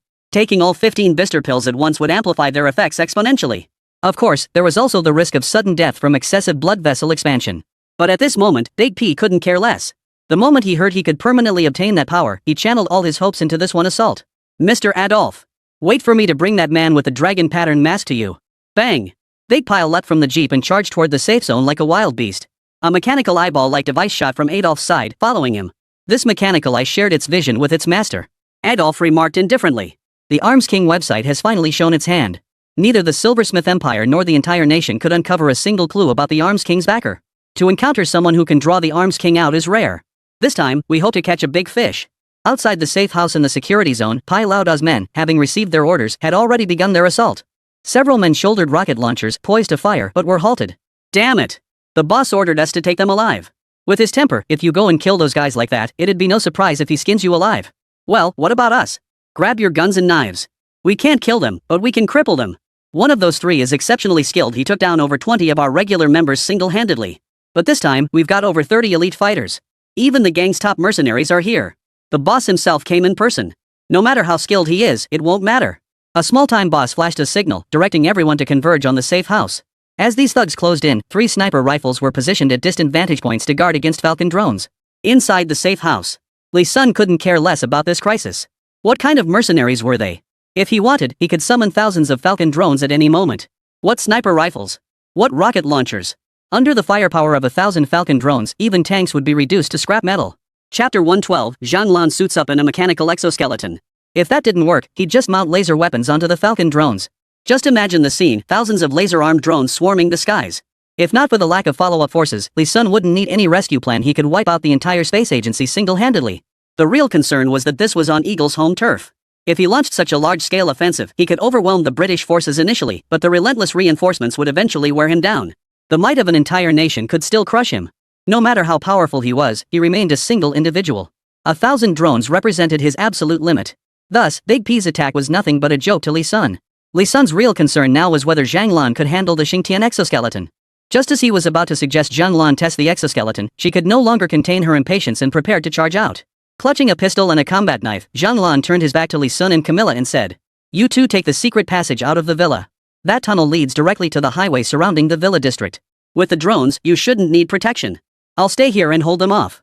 Otherwise, the passage will be discovered soon and you won't get far," Camilla said emotionally. "Brother Zhang Wu." Li Sun slowly pressed his hand to his forehead. Seriously, this top-tier undercover agent seems to have only one thing on his mind: charging headlong. He always sacrifices himself to protect everyone, but why must he always stay behind when they could all escape together? And this Camilla, why does she stare at Zhang Lan like some kind of love-struck fanatic? Li Sun was starting to doubt his own judgment. Could their team really rescue Mr. Win? Sigh. Purchase, Xingtian mechanical exoskeleton. Li Sun said nothing, silently deducting 500,000 from his account and setting the teleport coordinates for the safe house's bathroom.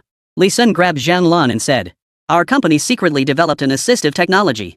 The original intent was to help manual laborers work more efficiently, but I think it might be useful for you now.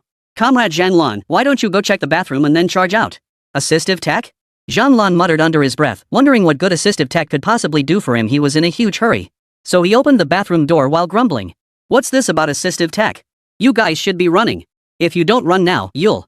A brand new blue mechanical exoskeleton, pulsing with red light, materialized right in the middle of the bathroom.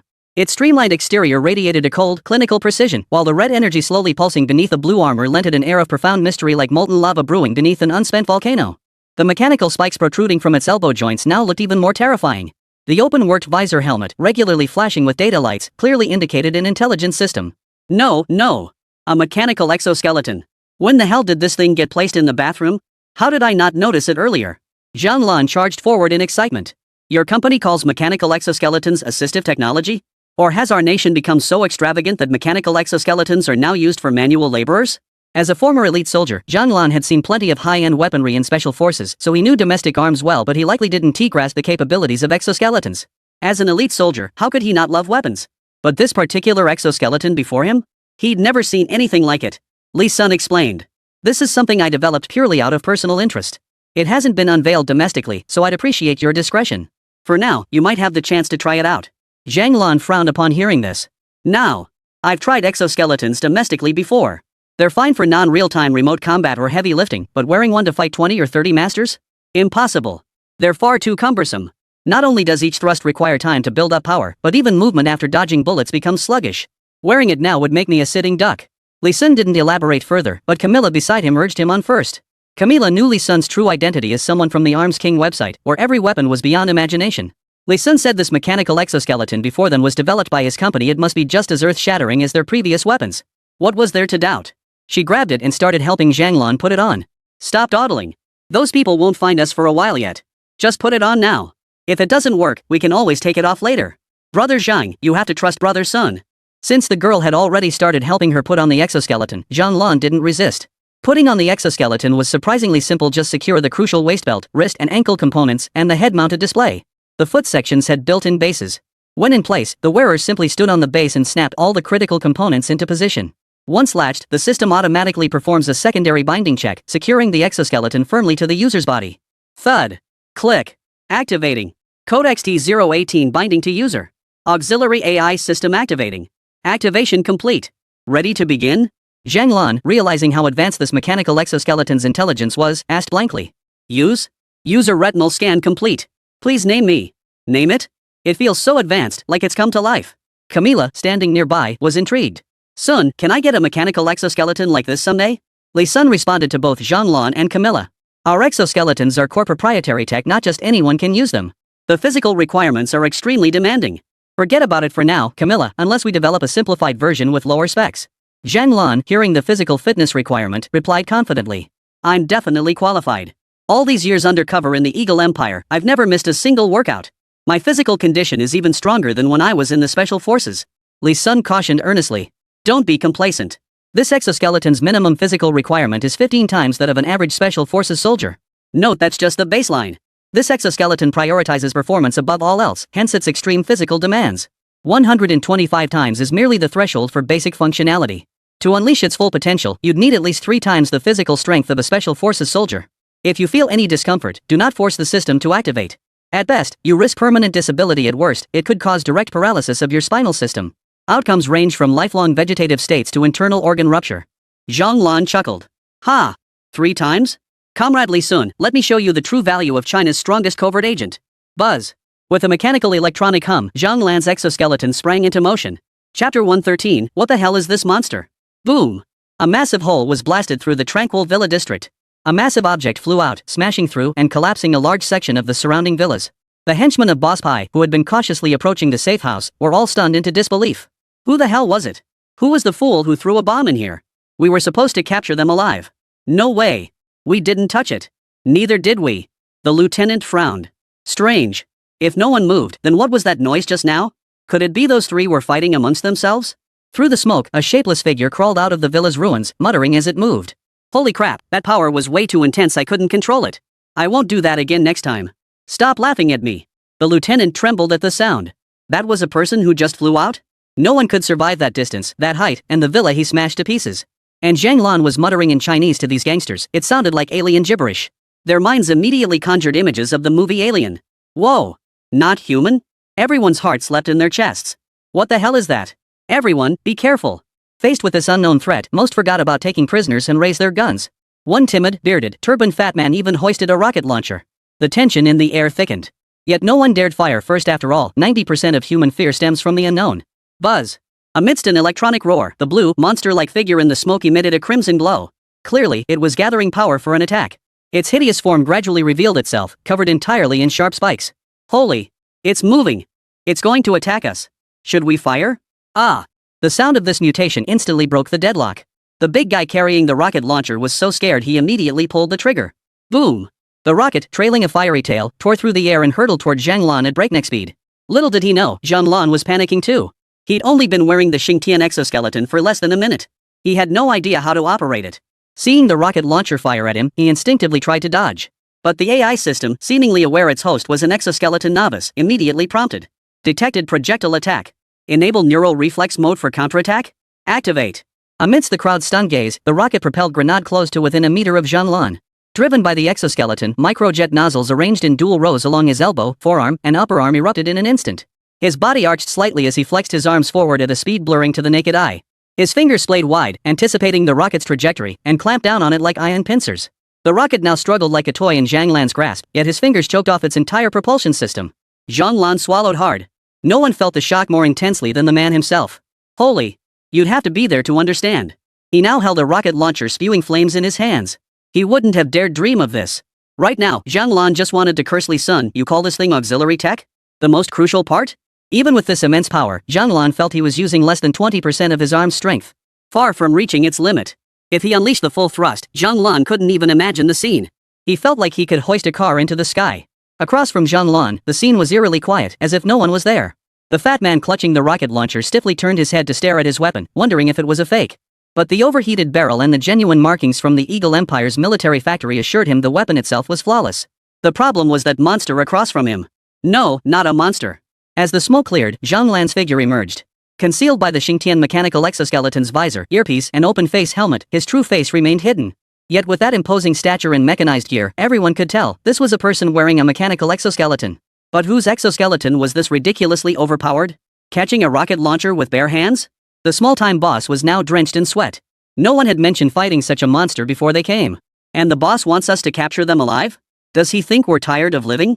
Forget about capturing them alive, whether they can even escape is another matter entirely.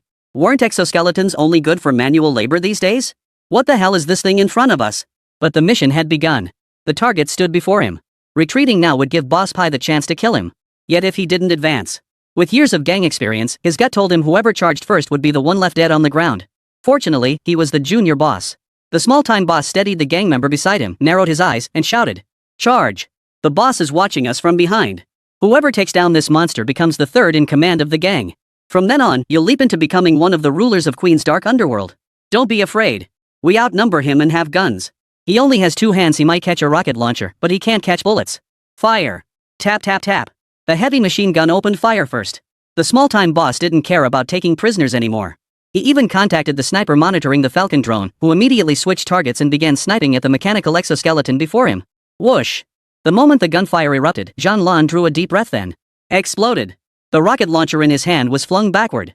Zhang Lan's figure vanished instantly from where she stood, leaving only a footprint behind. The immense impact force carved a crater beneath her feet. The bullets swept across empty ground, their trajectories utterly unable to keep pace with Zhang Lan's speed. Zhang Lan let out an excited laugh. So fast. So damn fast. Awesome. No wonder she was a former Special Forces ace.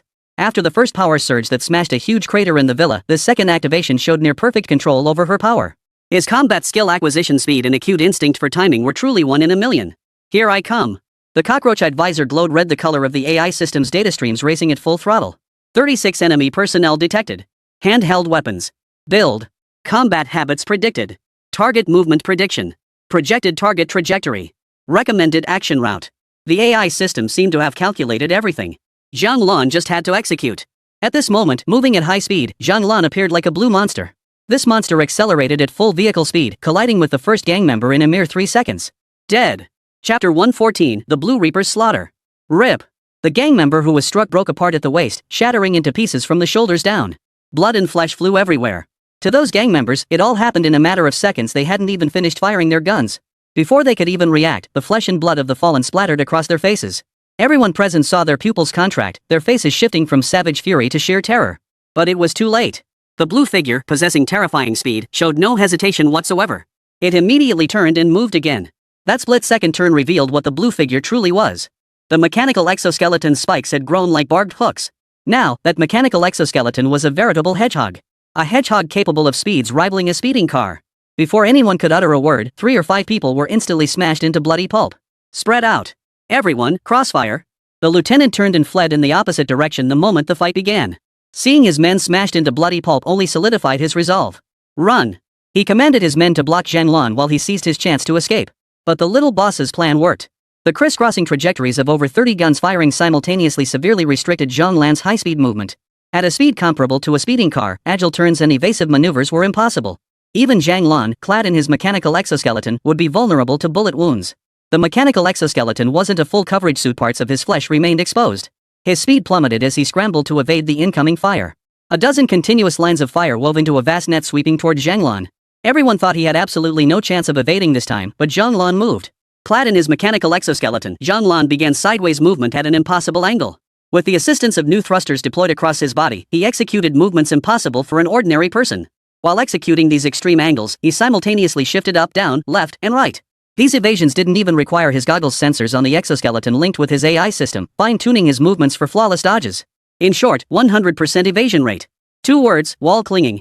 Against the barrage of fire from just over 30 opponents, he merely managed to delay Zhang Lan's speed and disrupt his offensive rhythm. But thankfully, that terrifying death-dealing charge finally halted. Watching Zhang Lan weave left and right between bursts of gunfire, constantly sidestepping using the villa's ruins to his advantage, leaving him no time to spare for them, all the gang members present slowly exhaled in relief. But the next moment, a heart-stopping hum filled the air once more. Bang! A deafening crack of metal tearing. While dodging the bullets, Zhang Lan swiftly moved to a nearby jeep and tore off its roof with his bare hands. Using the metal shell as a shield, bullets clanged off its surface as Zhang Lan charged forward once more. Rip! Ah! No! In an instant, several more members were torn to bloody shreds. The entire villa compound was now drenched in blood, the ground stained crimson. The carefully woven bulletproof net now gaped with massive holes. Instantly, many gang members lost their will to fight. Both the boss's intimidation and his bribes had lost their effect. Holy! I can't handle this job anymore. I joined the gang to make money and live it up, not to die. That monster. Whoever wants to do this can have it. I'm outta here. No! Don't kill me. When the tree falls, the monkeys scatter. These gang members never had any real conviction to begin with. Even a strong army would collapse when casualties hit 40%, let alone this Eagle Gang, a bunch of individuals with zero sense of collective purpose. So far, nearly 13 of them have already died. So, some in the group turned and ran straight out of the villa compound. Others grabbed keys and dashed toward the jeep. Only now did they realize the little boss was already sprinting toward the jeep. Holy! Michael, you bastard! Using us as cannon fodder while you run off. Don't let me catch you. You don't deserve to be the leader. When we get back, I'm telling the boss. Deserting in the heat of battle will get you killed. Hearing the profanity and insults echoing behind him, the small-time boss Michael didn't get angry. Instead, he sneered. Ha ha! Bunch of fools. If you're worried the boss will settle the score later, then if you don't run now, you won't even get the chance to face the consequences. Dying here means losing everything.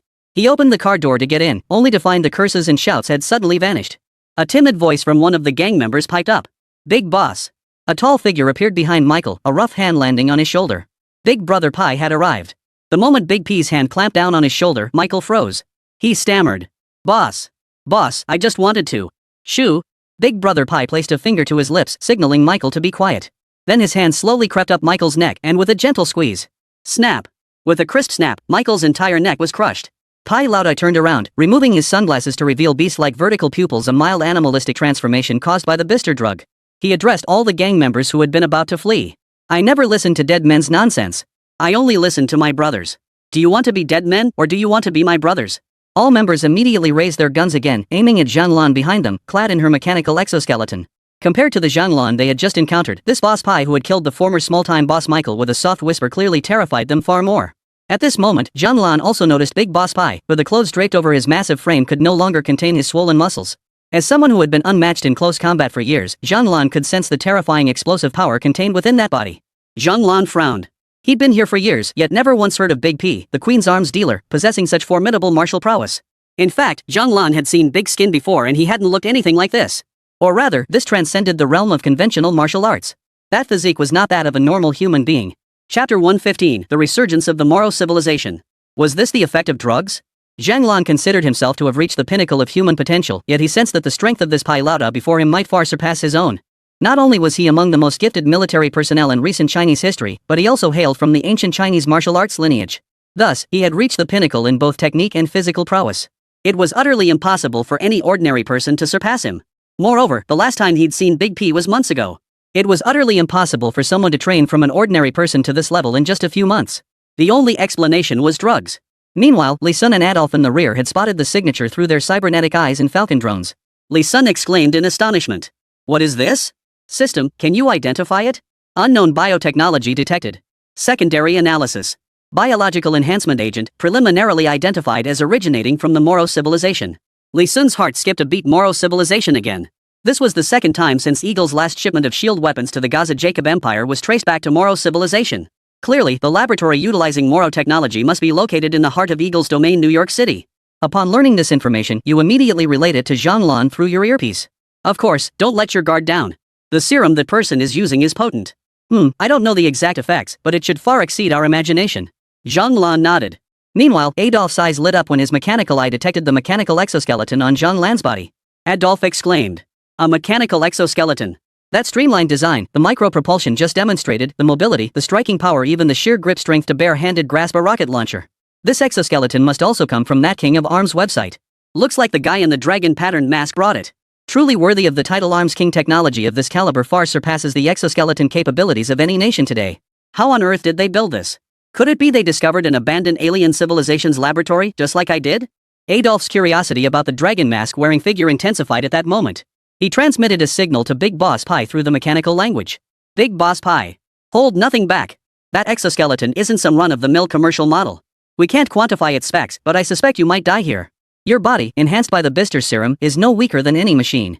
Facing him might be a stretch, but your advantage is that your body is flesh while his is metal. In adaptability and agility, he definitely can't match you. Don't try to match his strength, outmaneuver him. Big Pooey froze at the words. He hadn't expected even Adolf to weigh in. This meant the mechanical exoskeleton's capabilities had surpassed the research level of Adolf, the director of this institute. After all, in the recent briefing, Adolf himself had admitted that the Bister serum couldn't defeat this very exoskeleton. Pi Lauda's demeanor shifted from initial nonchalance to seriousness, tinged with a hint of stubbornness and pride. He refused to believe it. Ever since Bister was created, he had been its most successful test subject. His body seemed born for Bister. He maximized the serum's potential. Though Adolf was the developer, he had never personally ingested it. How could he possibly know the true power of the Bister serum? So Big P absolutely refused to believe he could lose to this hunk of scrap metal before him. Machinery? I've dismantled countless machines. Come on. Roar. Fired up by Adolf's challenge, Big P's muscles instantly swelled. His rock-hard flesh shattered the fabric of his outer garments. The exposed muscles gleamed bronze. Veins pulsed and bulged across the surface. Big P's vertical pupils shifted from gold to crimson. A bloodthirsty aura emanated from him. Boom. Where Big Skin had stood moments before, only a trail of shattered stone and dust remained. Like a raging bear, he charged toward Zhang Lan. Zhang Lan refused to show any weakness. Though not as stubborn as Big Skin, he was still the strongest undercover operative for years and a veteran Special Forces elite. How could he possibly surrender to a muscle-bound monster with no weapons? Dodge? Not a chance. Though Li Sun had warned him, the true measure of strength lay in the clash itself. Thus, within the blue mechanical exoskeleton, crimson energy surged across the display. Zhang Lan's mechanical exoskeleton, like a blue Grim Reaper, slammed into the other. Two colossal figures, each nearing 2 meters tall, collided like cannonballs. The sheer force generated a whirlwind of dust and sand around them. Pai Lao's subordinates immediately scattered to safety 50 meters away. They'd seen Boss Pai on drugs before, but after taking this Bister serum, once he went berserk, he lost all reason. At that point, he wouldn't care whether someone was enemy or brother, he'd tear them to shreds. So they wisely backed away to guard against two scenarios. If their boss died, they could at least run a bit faster. If their boss killed the other guy and then went berserk, they'd still be able to run a bit faster since they were farther away. As for the scenario where Boss Pai was taken down but the opponent remained sane, that was a low probability event. How long do you think it'll take the boss to take down that Chinese guy in the mechanical exoskeleton? Hard to say. That exoskeleton can catch rocket-propelled grenades barehanded. You must be new here, haven't seen our boss on drugs yet? Last time he was high, he crushed bullets barehanded, though he hasn't faced a rocket launcher yet. I bet he could handle that too. I bet the other guy won't last 5 minutes. Boss's high is just kicking in now, and he still has some control. When it hits the second half and he loses all restraint, that's when he gets truly terrifying.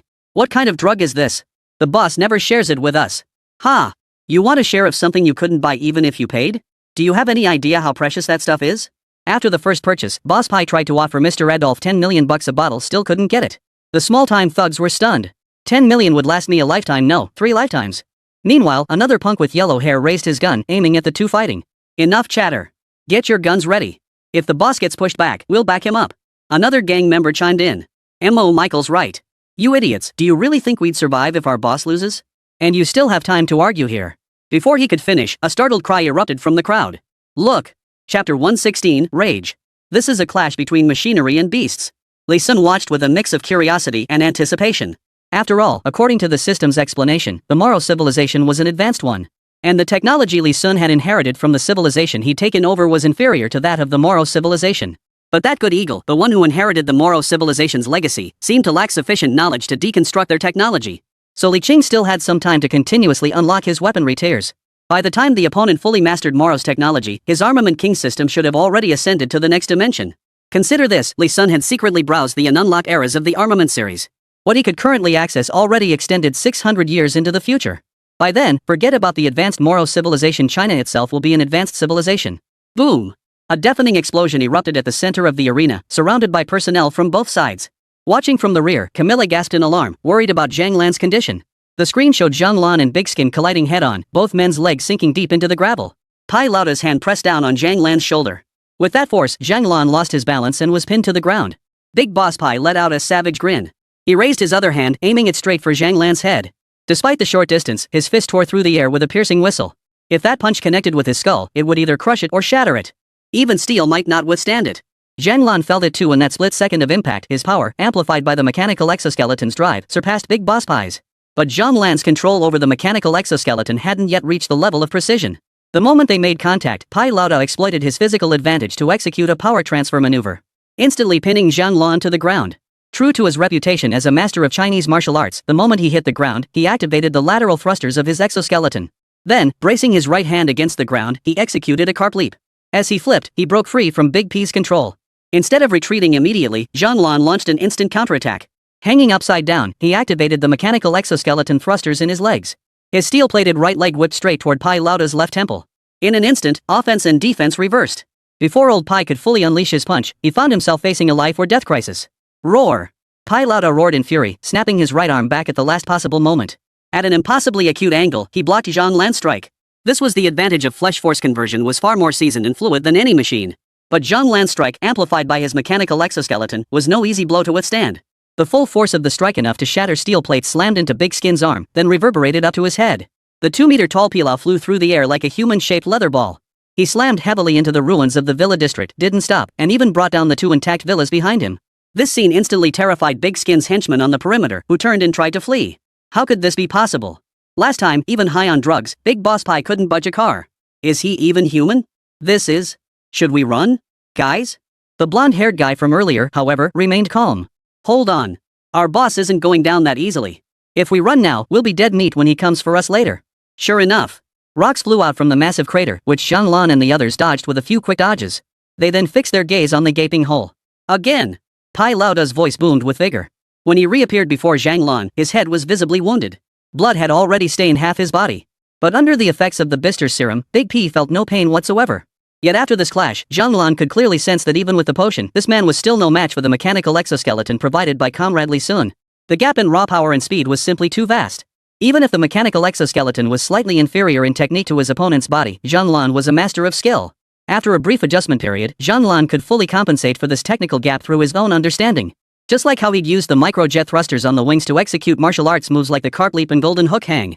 In Zhang Lan's hands, today's mechanical exoskeleton became the perfect fusion of power and technique. Ha! Zhang Lan sneered coldly. You got a little paint, and you think you're something special. That was just testing the waters. Now it's time to get serious. Upon hearing this, Big Skin's already bloodshot pupils dilated further, now completely engulfed in crimson. His pupils had nearly ceased contracting. This was a sign of approaching madness. And with Zhang Lan's words as the final trigger, Big Skin finally plunged into utter madness. When is a beast most terrifying? The answer is when it's on the brink of death and plunged into utter madness. Any seasoned hunter knows never to approach prey in its death throes. Because its final strike at that moment far surpasses anything it could muster when at full strength. When a beast abandons reason and acts purely on instinct, its speed, strength, agility, and sixth sense surge to the peak of its life. It's like a final stage boss in a game unleashing its ultimate berserk mode. Big P had entered precisely that state. Roar! A primal, animalistic roar erupted from Big Skin's throat. His entire body was now covered in black fur, and his original 2-meter frame had surged to 3 meters. Only his face retained human features. This instantly sent shivers down the spines of his surrounding henchmen. Even when high on drugs before, Big Boss Pi had retained his human form. The creature before them could no longer be called human, it resembled a monster even more than Zhang Lan did now. This was because even Big Brother Pi had never consumed such a massive dose of drugs all at once before. Behind his mechanical prosthetic eye, Adolf smiled. Yes, Pai Lao, cast aside your human rationality. These things are not what a beast serum test subject should possess. Now comes the most crucial part of the beast serum. Instinctive rage. In this state, the test subject's physical capabilities would surge to 3 times their normal level. A red light flared from Adolf's mechanical eye. If ordinary soldiers were dosed with this serum to reach berserk state and deployed into enemy territory, the enraged test subjects would slaughter every enemy in sight. Then, as the serum's effects wore off, they'd collapse like dead dogs, leaving no hindrance to our subsequent recovery operations. We could win the war effortlessly. This is the true purpose of the serum. Chapter 117, Soloing Boss Pi, Combat Form Explodes. Target's combat power is rising. System recommends immediate engagement. Interrupt its power-up process. Zhang Lan heard the AI prompt and launched immediately. As a soldier, he was effectively in combat mode, no room for chivalry here. Buzz. Dust swirled along Zhang Lan's path as the sound of tearing through the air echoed once more. Spikes erupted from the joints of his mechanical exoskeleton's elbows. Death charge. The others gasped in alarm. That's the same death charge. Boss, get out of the way. The deranged leader, devoid of fear, not only refused to dodge Zhang Lan's ferocious charge but charged straight into it. His swollen muscles now stretched to 3.5 meters. They nearly reached the height of 2 stories. Like a monstrous, world-shocking creature mutated by nuclear radiation. Its immense size and power were perfectly matched. Zhang Lan's already large mechanical exoskeleton looked like a child's toy beside it. Boom! The moment of impact, Zhang Lan's charge was crushed by the terrifying muscle mass of Big Skin.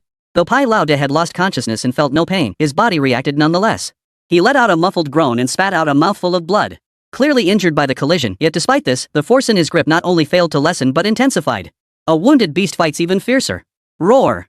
Facing the exhausted Pai Lao De, Zhang Lan executed a major offensive defensive reversal.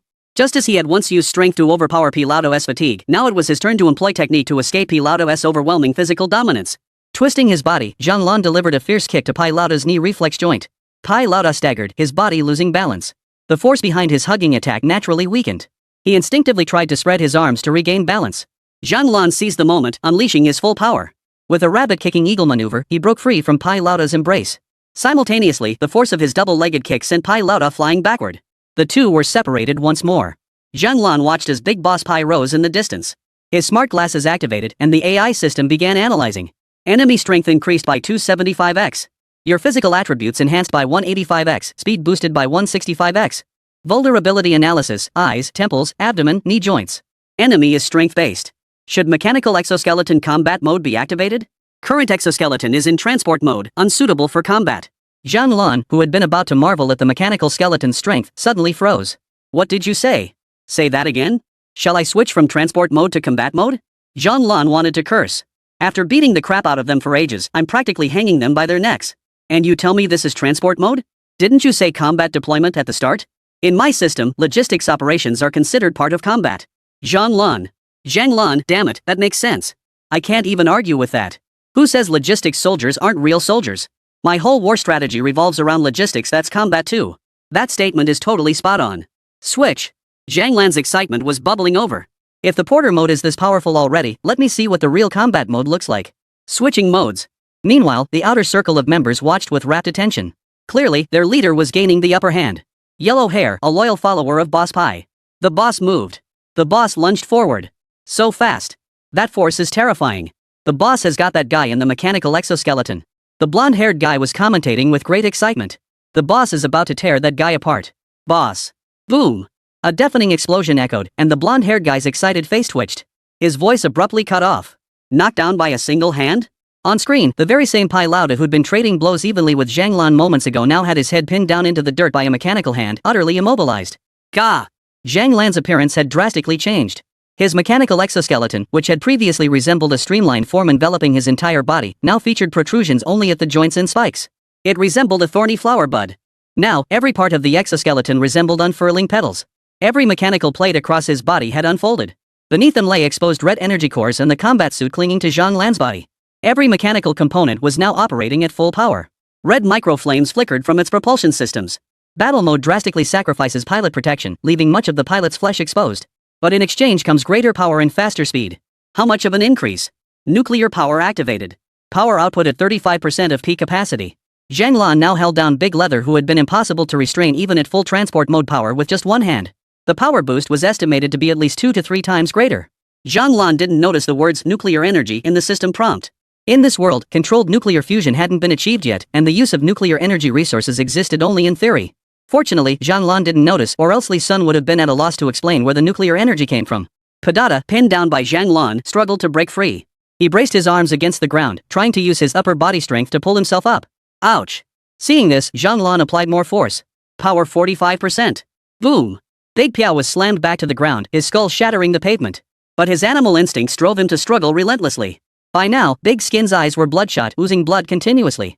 Blood poured from his gums, mouth, and nose. He lifted himself up another 15 centimeters before. Boom! A thunderous crash echoed as his head slammed into the ground, leaving an even deeper dent. Power 65%. No matter how hard Boss Pai strained, the hand pressing down on his head seemed to possess boundless strength, always managing to slam him back down. Madness flashed in his eyes. Every muscle in his body bulged with veins throbbing. Roar! This time, Big P unleashed every ounce of strength in his body, launching a relentless barrage of force. Zhang Lan smiled. Well then, let's end this. Buzz. The 5 fingers of Zhang Ran's mechanical exoskeleton right arm began to contract violently. Zhang Lan watched the numbers on his visor display and murmured. 70%. 80%. As if sensing the relentless intensifying pressure on his skull, Big Boss Pai now began thrashing violently, his face contorting in agony. He let out continuous growls and howls. 90%. Power 100%. Boom! With the sound of skull shattering like a watermelon exploding, the deafening roar ceased. Now, the large pit held no head, only a blur of flesh and continuously flowing brain matter. Big Skin's head had been crushed to pieces by Zhang Lan. Chapter 118, Fleet vs. Fleet. Silence descended upon the scene. The boss was dead? Brain matter spilled everywhere, clearly dead as a doornail. Just like that? After such a flashy, powerful entrance, his berserk mode had been activated for ages, and now, after just a few exchanges, he's dead? The gangster's crew was stunned. After all, Boss Pai clearly had the upper hand just moments ago. He was pinned to the ground just once and exploded like that? They didn't understand. But Adolf, observing the battlefield through his mechanical eyes, understood. As a weapons expert, he instantly recognized that the mechanical exoskeleton wasn't just a change in form, its entire combat performance and purpose had been completely transformed. In its previous streamlined form, it was likely designed for better pilot protection. Not only were its strength and speed limited to what a human body could withstand, but its attack methods were restricted to strikes in minimal power. Adolf's cybernetic eye analyzed the combat footage and performed a remote power analysis on the recorded exoskeleton. As Adolf watched the data transmitted by his prosthetic eye display the results on his microcomputer, he couldn't sit still. Power type, nuclear energy. What the hell? Not only could he not sit still, but Adolf's mechanical right eye began spinning uncontrollably. He couldn't help but leap up from his seat. Where the hell did nuclear power come from? Did the Huaxia arms dealer actually possess nuclear propulsion technology? Did you report this to the state? Or did you secretly develop this yourself, trying to profit off it? In that instant, Adolf's mind raced with countless thoughts. Because nuclear power was simply too advanced. This wasn't just something imagined for 30 years in the future. From Adolf's perspective as a professional scientist, controlled nuclear fusion might only be achievable in a century. To harness controlled nuclear fusion within a mechanical exoskeleton for combat? That would likely take 2 or 3 centuries. How could such technology possibly exist in this era? Having witnessed alien laboratories, Adolf believed few technologies could astonish him now. Yet it wasn't the exoskeleton mech's combat prowess that unsettled him, it was the energy source powering it. A 300-year leap in scientific advancement? That was simply beyond human capability. Adolf was certain. The enemy must possess an alien technology laboratory similar to his own, or even surpassing the level of the alien lab he controlled. At this thought, Adolf glanced at the corpse of Big Boss Pai in the footage, his eyes flickering. I need a test subject to access their technology. This means I require someone who will obey my every command without question. Big Pai. Perhaps I could utilize his corpse. Just recently, I unearthed a mechanical modification technology from that lab. If I replace his head with a mechanical one, wouldn't that allow for better observation of the full capabilities of that mechanical exoskeleton? Moreover, Boss Pai was the most suitable test subject for Adolf's Bister serum experiments and the one who fused with it most perfectly. For Adolf, Big Skin was a once-in-a-lifetime ideal test subject. Suppressing the unfinished Bister serum's berserk state with one hand truly worthy of a nuclear-powered exoskeleton. As Adolf opened several large boxes in the trunk, he began tinkering with his computer. Too bad you only have one mechanical exoskeleton. I still need to recover Big Skin's corpse. As Adolf pressed a button, 4 large boxes were blown open. Hundreds of mechanical prosthetic eyes flew out. Each mechanical prosthetic eye bore a bullet hole on its back. Simultaneously, bombs were concealed within their intricate components. Each mechanical prosthetic eye served not only as a reconnaissance drone but could also fire 3 rounds and detonate itself. Under Adolf's command, these eyeballs swarmed across the battlefield like a swarm of bees. The instant these mechanical prosthetic eyes appeared, Zhang Lan's AI system immediately issued alerts. Alert! Massive enemy detection. Massive enemy detection. Engage combat protocols. Zhang Lan, who had thought the situation was resolved and had begun to relax, snapped back into tense combat readiness at the system's warning. The mechanical exoskeletons on both sides of his arms unfolded, revealing 3 rows of bullet ports. He fired at the swarm of drones with mechanical prosthetic eyes, but the damage was minimal. Instead, the mechanical prosthetic eyes unleashed a barrage of fire that overwhelmed Zhang Lan's return fire. Seeing the overwhelming number of mechanical prosthetic eyes, Zhang Lan panicked. He wasn't afraid.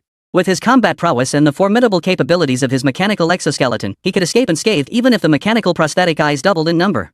But he suffered from mild trypophobia, and the sheer number of mechanical eagle eyes overwhelmed him. What if he couldn't hold them off? What would happen to Li Sun and Camilla behind him? All he heard through his earpiece was Li Sun's voice. Protect Camilla and run. Leave these things to me. The moment the words left his mouth, Li Sun's system account instantly lost 50 million yuan. Each drone currently cost 100,000 credits within the system that was 500 units. Simultaneously, a swarm of Falcon drones blanketed the sky above the villa, their light ion transmission obscuring the view. The scene now showed Kunban's mechanical prosthetic eye locked in a standoff with the eagle-like swarm of Falcon drones. So many? Adolf exclaimed in shock. His mechanical prosthetic eyes were relatively inexpensive to produce after all, each unit was at least 10 times smaller than a Falcon drone. Even so, 400 or 500 mechanical eyes represented his absolute limit. What the hell were those nearly 500 Falcon drones on the other side? According to Adolf's estimates, each drone cost around 1 million. That swarm of 500 drones alone was worth 500 million. With that kind of money, the man with the dragon pattern mask probably wasn't just a nobody in the Arms King organization. Adolf cursed under his breath. He thought his 500 mechanical prosthetic eyes equipped with firing and self-destruct capabilities would be enough to dominate this land. Little did he know the enemy was even more absurd. And those 500 mechanical prosthetic eyes were even forged using alien technology from the laboratory. Fortunately, I don't need to clash head-on with him. I just need to secure Boss Pai's body. At my command, the mechanical eye swarm sprang into action. One wave remained to fire and attack, while another charged directly into the Falcon drone formation, intending to detonate themselves as a barrier. The remaining 30+ mechanical eyes flew toward Boss Pai's corpse, lifting it directly into the air. Adolf might not want a direct confrontation, but that didn't mean Li Sun felt the same. This was Li Sun's first time on the battlefield. He was absolutely thrilled. Collide with him? Bring it on. I don't need that 50 million. Chapter 119, Self-Destructing to Cover the Retreat Danger. Snap. A Falcon drone unleashed a hail of heavy machine gun fire while ramming its frame into 3 mechanical cybernetic eyes attempting to breach the defensive perimeter with a suicide blast. A fiery explosion spread outward. Immediately after, another Falcon initiated its self-destruct sequence, taking several mechanical prosthetic eyes with it. The Falcon drone's firepower far surpassed the mechanical prosthetic eyes, but the eyes were simply too small. Too difficult to defend against. Self-destruction was the only way to stop them. Yet not a single mechanical eye managed to penetrate within 10 meters of Li Sun's villa compound. The Falcon drone's evasion capabilities could dodge bullets, and its high speed allowed it to quickly escape the blast radius of the mechanical prosthetic eye's explosions. But it couldn't do that. Behind it stood Camilla and Li Sun. The Falcon drone acted as a shield, blocking every explosion outside its barrier. Behind it, Camilla and Li Sun were utterly safe.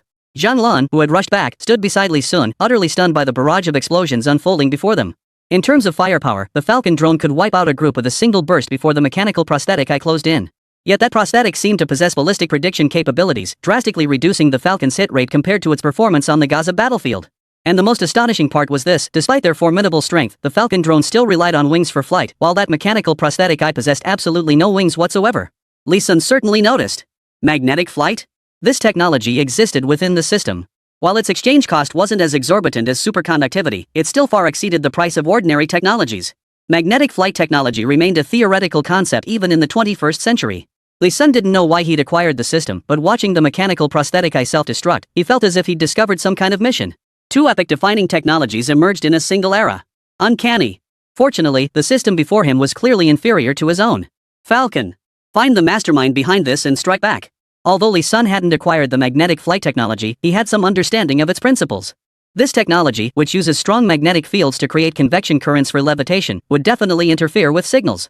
Compared to traditional propeller flight, magnetic levitation drones had a far shorter operational range than the Falcon drones. Back in Gaza, Beard and his crew could operate Falcon drones from base, flying them into residential areas to engage the Silversmith's drone swarms without issue. But these mechanical prosthetic eyes couldn't do that. The magnetic field weakened signals, forcing the mechanical prosthetic eye operators to remain within a 2-kilometer radius. At 2000 m, this is a villa district.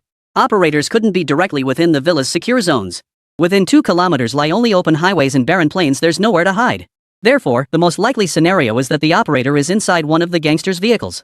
And the conflict with them right now must be to rescue those gang members. Li Sun's deduction was 90% correct, only the motive was wrong. He never imagined Adolf was trying to save Boss Pai, who had already become a corpse. This flaw rendered Lee Sun's entire plan ineffective. Lee Sun maneuvered the spare drone toward the jeeps, preparing to unleash indiscriminate fire on them. But Adolf had already succeeded. Under the diversionary attack of the mechanical eye, Lee Sun and his team completely failed to notice that Adolf had already transported Big Skin's corpse away. Spotting the hunter drones heading toward his jeep, Adolf issued his final command with decisive resolve. Everyone, self-destruct. To cover our retreat. The remaining 300+ mechanical cyborgs all began detonating simultaneously. This was something Lee Sun hadn't anticipated. Because the gang members were still nearby, less than 200 meters away. If these 300 mechanical prosthetic eyes detonate, their destructive force would rival that of 300 hand grenades. The shrapnel from the blast would be more than enough to tear those gang members to shreds. In Lee Sun's mind, the mastermind behind this had appeared precisely to save those gang members. There was no way they would resort to such a tactic that killed 1,000 but cost 10,000 in return. But Lee Sun hadn't anticipated that Adolf didn't care about these people at all. Hundreds of mechanical prosthetic eyes halted simultaneously, completely ignoring the Falcon drone's assault. The spheres began glowing red hot, emitting a steady beeping sound like a countdown ticking away. Keep in mind, it wasn't just the gang members nearby. Lee Sun and his team were right there too. Lee Sun's pupils contracted. Holy! Simultaneously, Zhang Lan's goggles displayed a sky filled with heating bombs. As a battle-hardened Special Forces operative, Zhang Lan reacted faster than Lee Sun. Without pausing to control his strength, he wrapped one mechanical arm around each of them, hoisting Camilla and Lee Sun into the air as his back thrusters fired at full power. Thrust, 100%. The moment Li Jun was lifted, he snapped into action, issuing a mental command for all Falcon drones to take off immediately. Then he instructed the system to initiate real-time light-ion teleportation for the Falcon drones. The explosive range of those hundreds of mechanical eyes was indeed formidable, yet it remained within the bounds of this era. After all, the core purpose of those mechanical eyes wasn't offensive capabilities, but covert reconnaissance and magnetic flight. But the Falcon drone was different. One of its primary functions was as a suicide drone. Once the large-scale explosions of those mechanical eyes impacted the Falcon drones, triggering a chain reaction of explosions among the drone swarm. Given the Falcon's explosive power and blast radius, over 400 units could reduce 1/10 of Queens, New York, to rubble. That would be a truly inescapable death trap. Adolf, who had already driven far away, watched the Falcon drones take flight and smiled. He had witnessed the Falcon drone's self-destruction firsthand. He had been contemplating whether the magnetic explosions triggered by the mechanical prosthetic eyes could set off a chain reaction among the Falcon drones. Seems that Masked Dragon Pattern Man wasn't a fool after all. He didn't give him that chance. Adolf drove with one hand while smoking with the other. Glancing at the headless corpse in the passenger seat, he said, "Big Boss Pai, soon your dream of becoming stronger will come true." Queens. A massive explosion erupted from the direction of the suburban cemetery, sending sky-high plumes of dust and debris as if struck by a missile. Such earth-shattering commotion instantly drew the attention of the entire Queens Police Department. Even the nearby military base was alerted. Queens isn't exactly a poor borough in New York. It's home to many wealthy residents. Any deterioration in public safety would affect the occupancy rates of these affluent neighborhoods, and those occupancy rates directly impact the overall prosperity of the entire area. District Chief Amanda frowned at the direction of the smoke, then dialed the police headquarters. "Dispatch personnel immediately." Chapter 120, Zhang Lan. "Whatever it is, classify it as an accident. We can't let this damage our district's reputation." After hanging up, Mayor Amanda muttered, "That's supposed to be Big P's turf, right? What the hell is going on? That damn arms dealer. Has he forgotten our agreement? I need to talk to him tomorrow." Not far from the epicenter of the explosion, the safety zone within the Villa district lay in ruins, with no sign of Lee Sun and his two companions. The dozen or so jeeps that had arrived were nowhere to be seen. The gang members were likely blown to smithereens. Amid the charred, steaming rubble, a chunk of debris was suddenly pushed aside. Thud. A faint sound echoed across the scorched, lifeless ground ravaged by the explosion. It was Zhang Lan's voice. Immediately after, fragments of debris began falling from the rubble where the stone had been, revealing a blue mechanical exoskeleton buried deep within a dark crevice over 3 meters beneath the ruins. The blue mechanical exoskeleton was already covered in blood. The red energy source flickered intermittently. As the debris continued to fall, Zhang Lan's buried form gradually became visible. His arms were spread wide, as if shielding something beneath him. The damage to the mechanical exoskeleton behind him had reached 40%. Exposed skin was scraped not only by debris but also by metal shards and rebar. Blood continued to flow freely from the wounds. Zhang Lan's eyes burned crimson. Beneath him, he shielded Lee Sun and Camilla. Mechanical exoskeleton damage rate, 60. Energy consumption, 70. Power integrity, 30%. Zhang Lan gasped for breath. Though he shielded Lee Sun and Camilla with his body, when the explosion and debris struck simultaneously, even if he could block the physical impact, the shockwaves and sonic blasts had already knocked the two mortals in his arms unconscious. If he relaxed his grip now, the rubble crushing him would suffocate all three of them. Zhang Lan rasped hoarsely. "Is the remaining power sufficient to push the rubble aside?" Calculating. Remaining 30 power units are sufficient to push back the debris. Back thrusters and leg thrusters are damaged. Manual thrusters required. Zhang Lan stared at the rubble propped up by his arms and sighed in frustration. "I can't use my arms. If I exert any force with them, the debris will crush them both to death. Recalculating alternative solutions.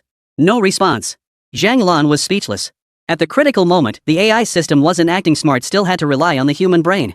He began surveying the surroundings. When the explosion occurred, his instinct was to lead Camilla and Li Sun to safety. He propelled them into the secret passageway at full power. This secret passage ran beneath the villa district, connecting directly to the highway. Unexpectedly, the blast wave from the explosion had collapsed the passageway beneath the villa ruins. Zhang Lan frowned. Guess I'll just have to dig my way out bit by bit. But his wounds were oozing blood. Vigorous movement would only accelerate the loss. He didn't know how much longer his blood supply could hold out. Excessive blood loss would induce unconsciousness, a state where sheer willpower couldn't prevail, only the body's natural response. Zhang Lan gritted his teeth. I have to get them both up there before the blood runs dry. He began slowly digging with small, controlled arm movements, prying the rocks on either side apart. This allowed him to maintain the shape of his entire arm, shielding them from the debris about to rain down from above. But with every movement, fresh blood spurted from his wound. As time passed, the crack in the cave entrance grew wider and wider, and Zhang Lan's breath grew weaker and weaker. His vision began to blur. Just a little more to hold on. Sunlight streamed through the widening crack, bathing the three of them in its glow. The scorching, parching light and air brought Zhang Lan back to his senses slightly. Though most of the blockage had been cleared, as a practitioner of ancient martial arts, Zhang Lan knew his body was nearing its limit. Indeed, it was already failing to sustain the mechanical skeletal frame. His fingers had gone completely numb from blood loss, stiff and unresponsive. No, move. Zhang Lan stared at the opening just inches away. He was only a meter from freedom. But his body refused to obey. He looked down at the two people beneath him. There was only one option left. How much power remained? Power remaining, 15. He released all remaining power from his legs. Leg propulsion systems damaged, unable to generate thrust. I didn't mean propulsion, I meant release the power. Power release is an unconventional method. It will overflow massive energy and intense heat, generating tremendous thrust while causing severe damage to the pilot's lower body. Confirm release? Zhang Lan replied without hesitation. Release it. Now, immediately. He knew time was running out. If he delayed any longer, even this method might become impossible. Initiating release. 3, 2, 1. Boom. Zhang Lan's mechanical exoskeleton on her legs exploded instantly. Red energy surged like the expanding tail flames of a rocket launcher, propelling all three of them straight upward. In the instant of detonation, Zhang Lan's leg was torn to shreds. Bare bone glowed starkly white. But Zhang Lan had no time for pain. In the split second of the blast, she swiftly released her right arm and clutched Li Sun and Karami with all her might. The next moment, the immense blast from the released energy forcefully propelled them through the debris, hurling the trio out of the ruins. They soared over 3 meters high. Zhang Lan, clutching the two others, crashed heavily to the ground, using her own body as a cushion. Already on the brink of death, the impact of this fall likely shattered his internal organs beyond recognition. Yet under his protection, Li Sun and Camilla fell from his embrace and sustained only minor scrapes. After surviving the cataclysmic explosion and this plunge, they had only minor injuries. Zhang Lan lay motionless on the ground. Blood began seeping from his 5 orifices. His pupils began to dilate. Gazing at the blue sky, he furrowed his brow. His lips twitched slightly as he murmured in a voice only he could hear. How bitter it is that the last sight I see is the sky of the Eagle Empire. I wish I could see the sky of China once more, the white clouds, the vast sea. At this time of year, the cherry blossoms at Jimmy Temple in Nanjing should be blooming now. Commander, I've done a decent job as your hidden pawn, haven't I? Ahem. Zhang Lan? Zhang Lan. Holy. Damn it.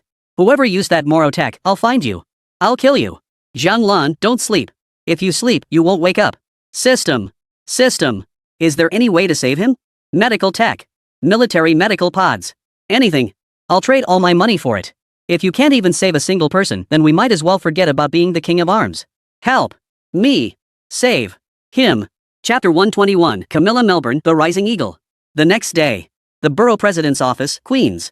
Mayor Amanda stared at the Villa District Ruins report, feeling bewildered. No one was found at the scene? But there were signs of a firefight involving what appeared to be over 1,000 people? 1,000 people? Trace experts also speculated that there were signs of a 3-meter-tall robot battle. Smack! Amanda slammed the report down on the table and snapped. Bull! 1,000-man army? You think this is some foreign country?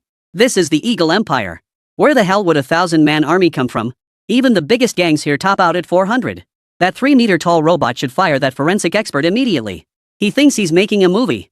After berating her subordinate, Amanda sat alone in her office, sipping coffee and seething. Bunch of useless fools. Can't even handle this small task. Do I have to micromanage everything? And that Pai Lao, I already signaled him to come see me, yet he hasn't budged. Is he trying to get himself killed? Without my permission, his gang wouldn't have grown this big. I can elevate a Pai Lao just as easily as I can destroy one. Looks like he has gotten too big for his britches. The old Melbourne family knew how to play by the rules. This Pai Lao is far too young. The Melbourne family is Camilla's family. Thump. A knock sounded at the door. Before Amanda could consent, the person outside had already pushed the door open. Amanda snapped angrily. Rules. Rules. How many times have I told you? Without my permission, you don't come in even if you knock. Which department are you from? The visitor wore casual clothes, dark sunglasses, and carried 2 black briefcases, clearly not an employee. Aunt Amanda, my name is Camilla Melbourne. The name Melbourne instantly silenced everything Amanda had been about to say. Amanda stammered. You're that little girl who escaped back then? No, I had nothing to do with your father's case. I wasn't even the district chief back then, just a junior assistant to the chief. I even attended your birthday party. Camilla smiled. Rest assured, District Chief Amanda. I was young back then, but I remember clearly. None of the guests present were involved in that assassination attempt. It was purely Big Pie's personal scheme. I'm here to tell you that Boss Pie won't be accepting your signals anymore. When Amanda was alone earlier, she acted haughty, but back when the Melbourne family was at its peak, she was merely an assistant to the district chief who was invited to the banquet.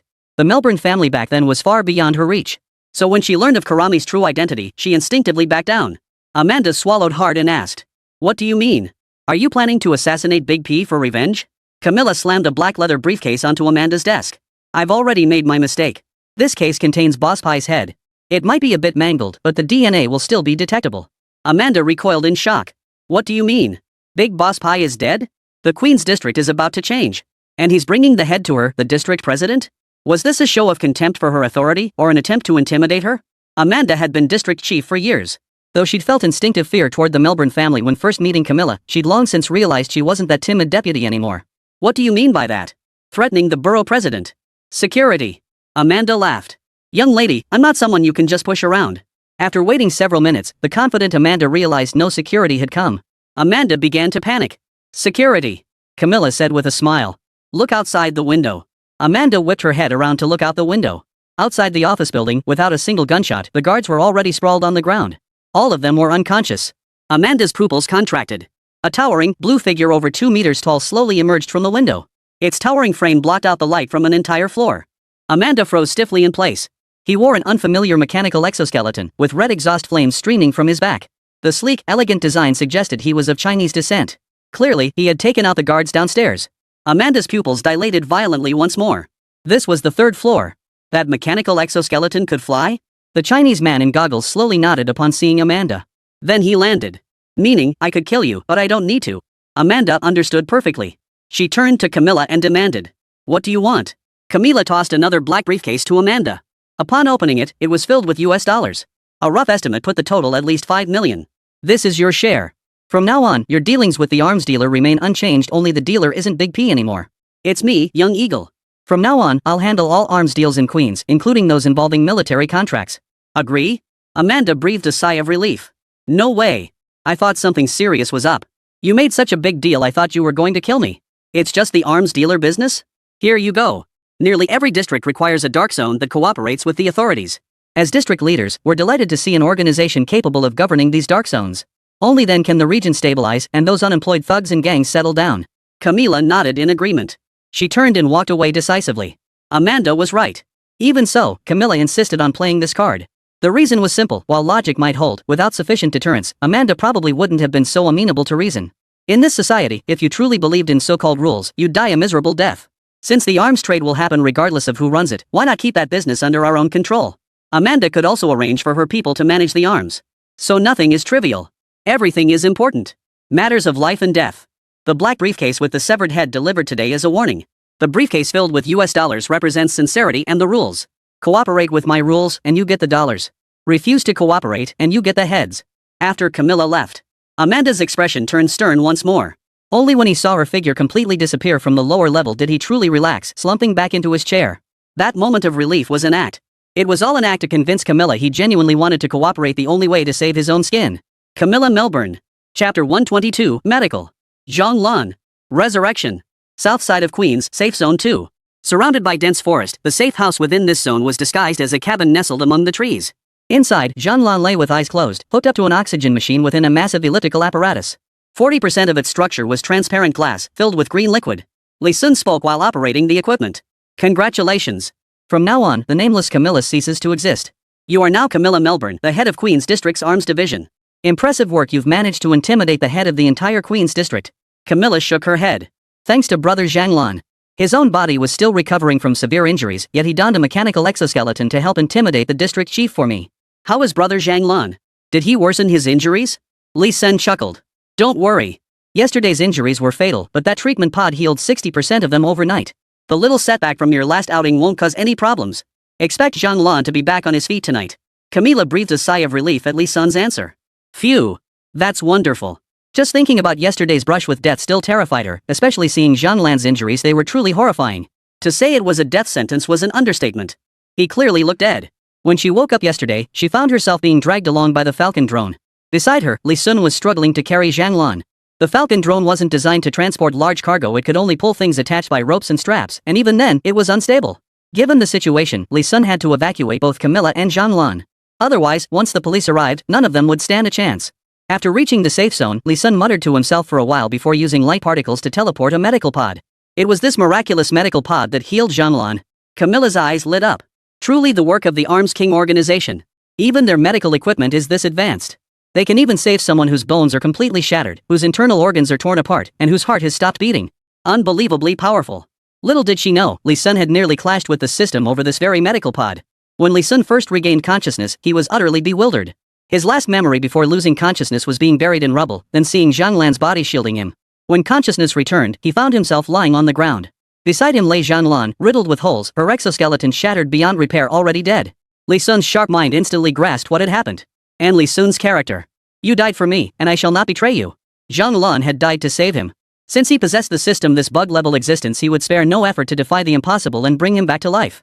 Besides, Zhang Lan was also a soldier of China. How could he not save a fellow Chinese? Under Li Sun's threats and enticements, the system sifted through its vast technologies and extracted the medical pod technology best suited for him. But the system refused to transmit. Because Li Sun's reputation points were insufficient. This medical pod technology differed from conventional weaponry. As the most critical component of wartime logistics, medical support rivaled arms in importance. A team with exceptional medical support possesses formidable sustained combat capability. Even with rudimentary weapons, they can continuously withstand high-tech forces.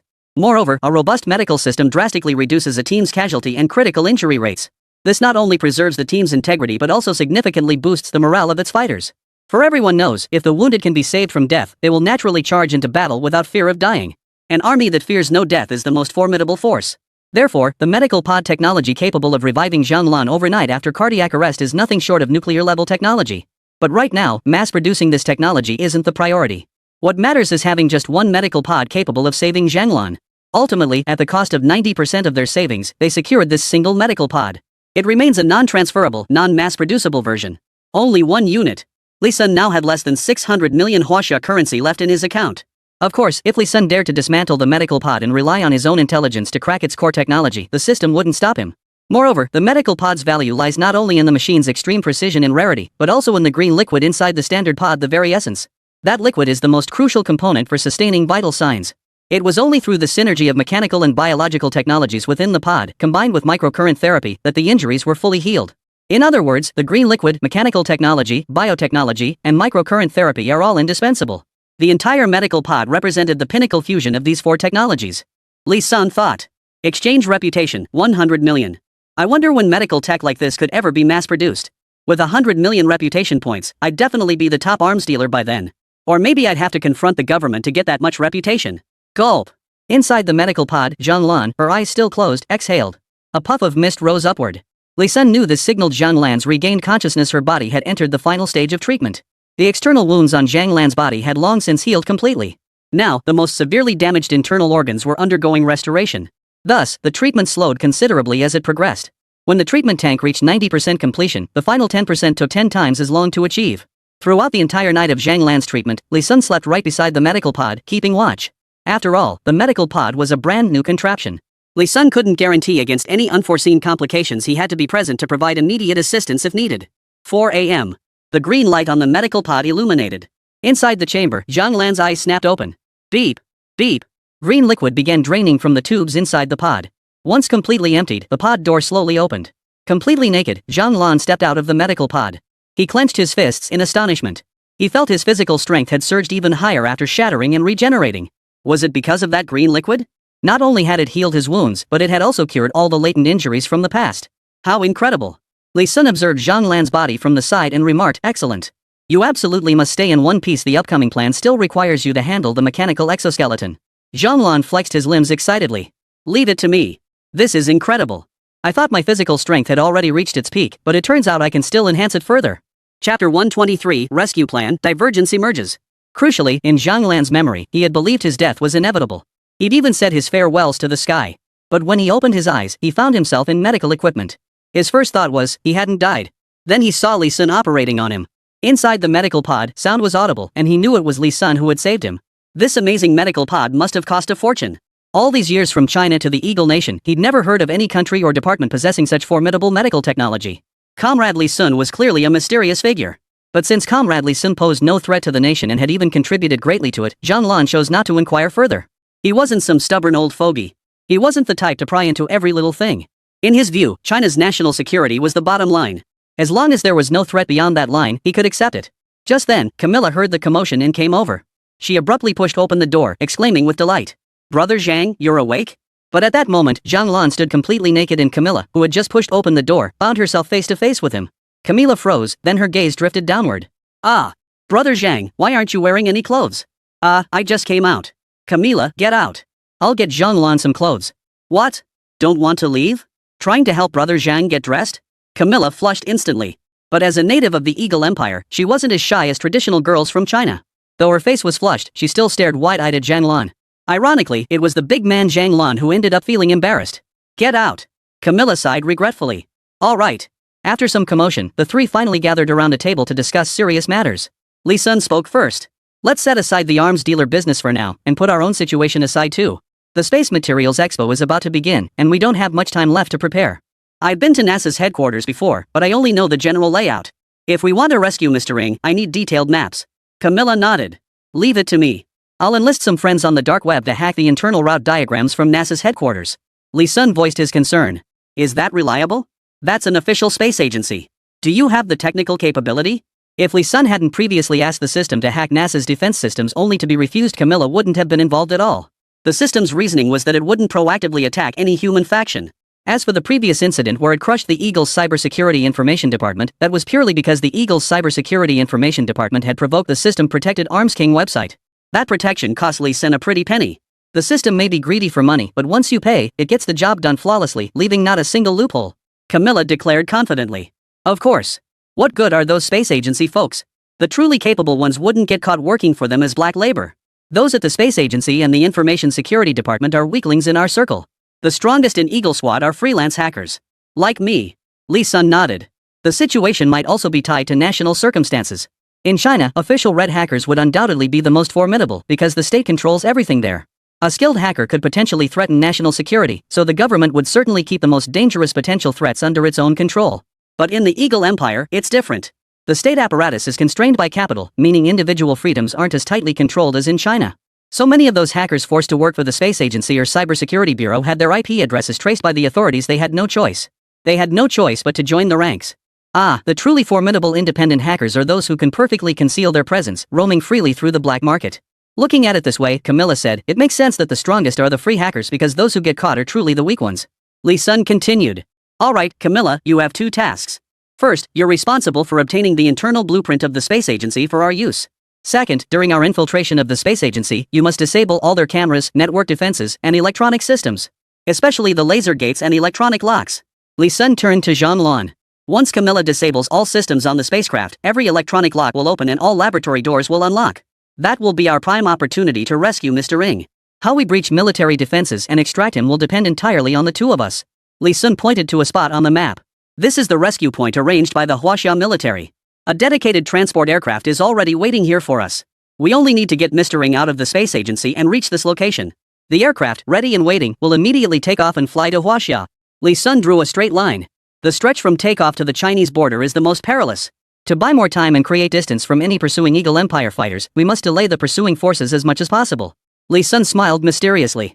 "You and Zhang Lan needn't be involved in this. I've already made preparations." Zhang Lan asked curiously. "What have you prepared?"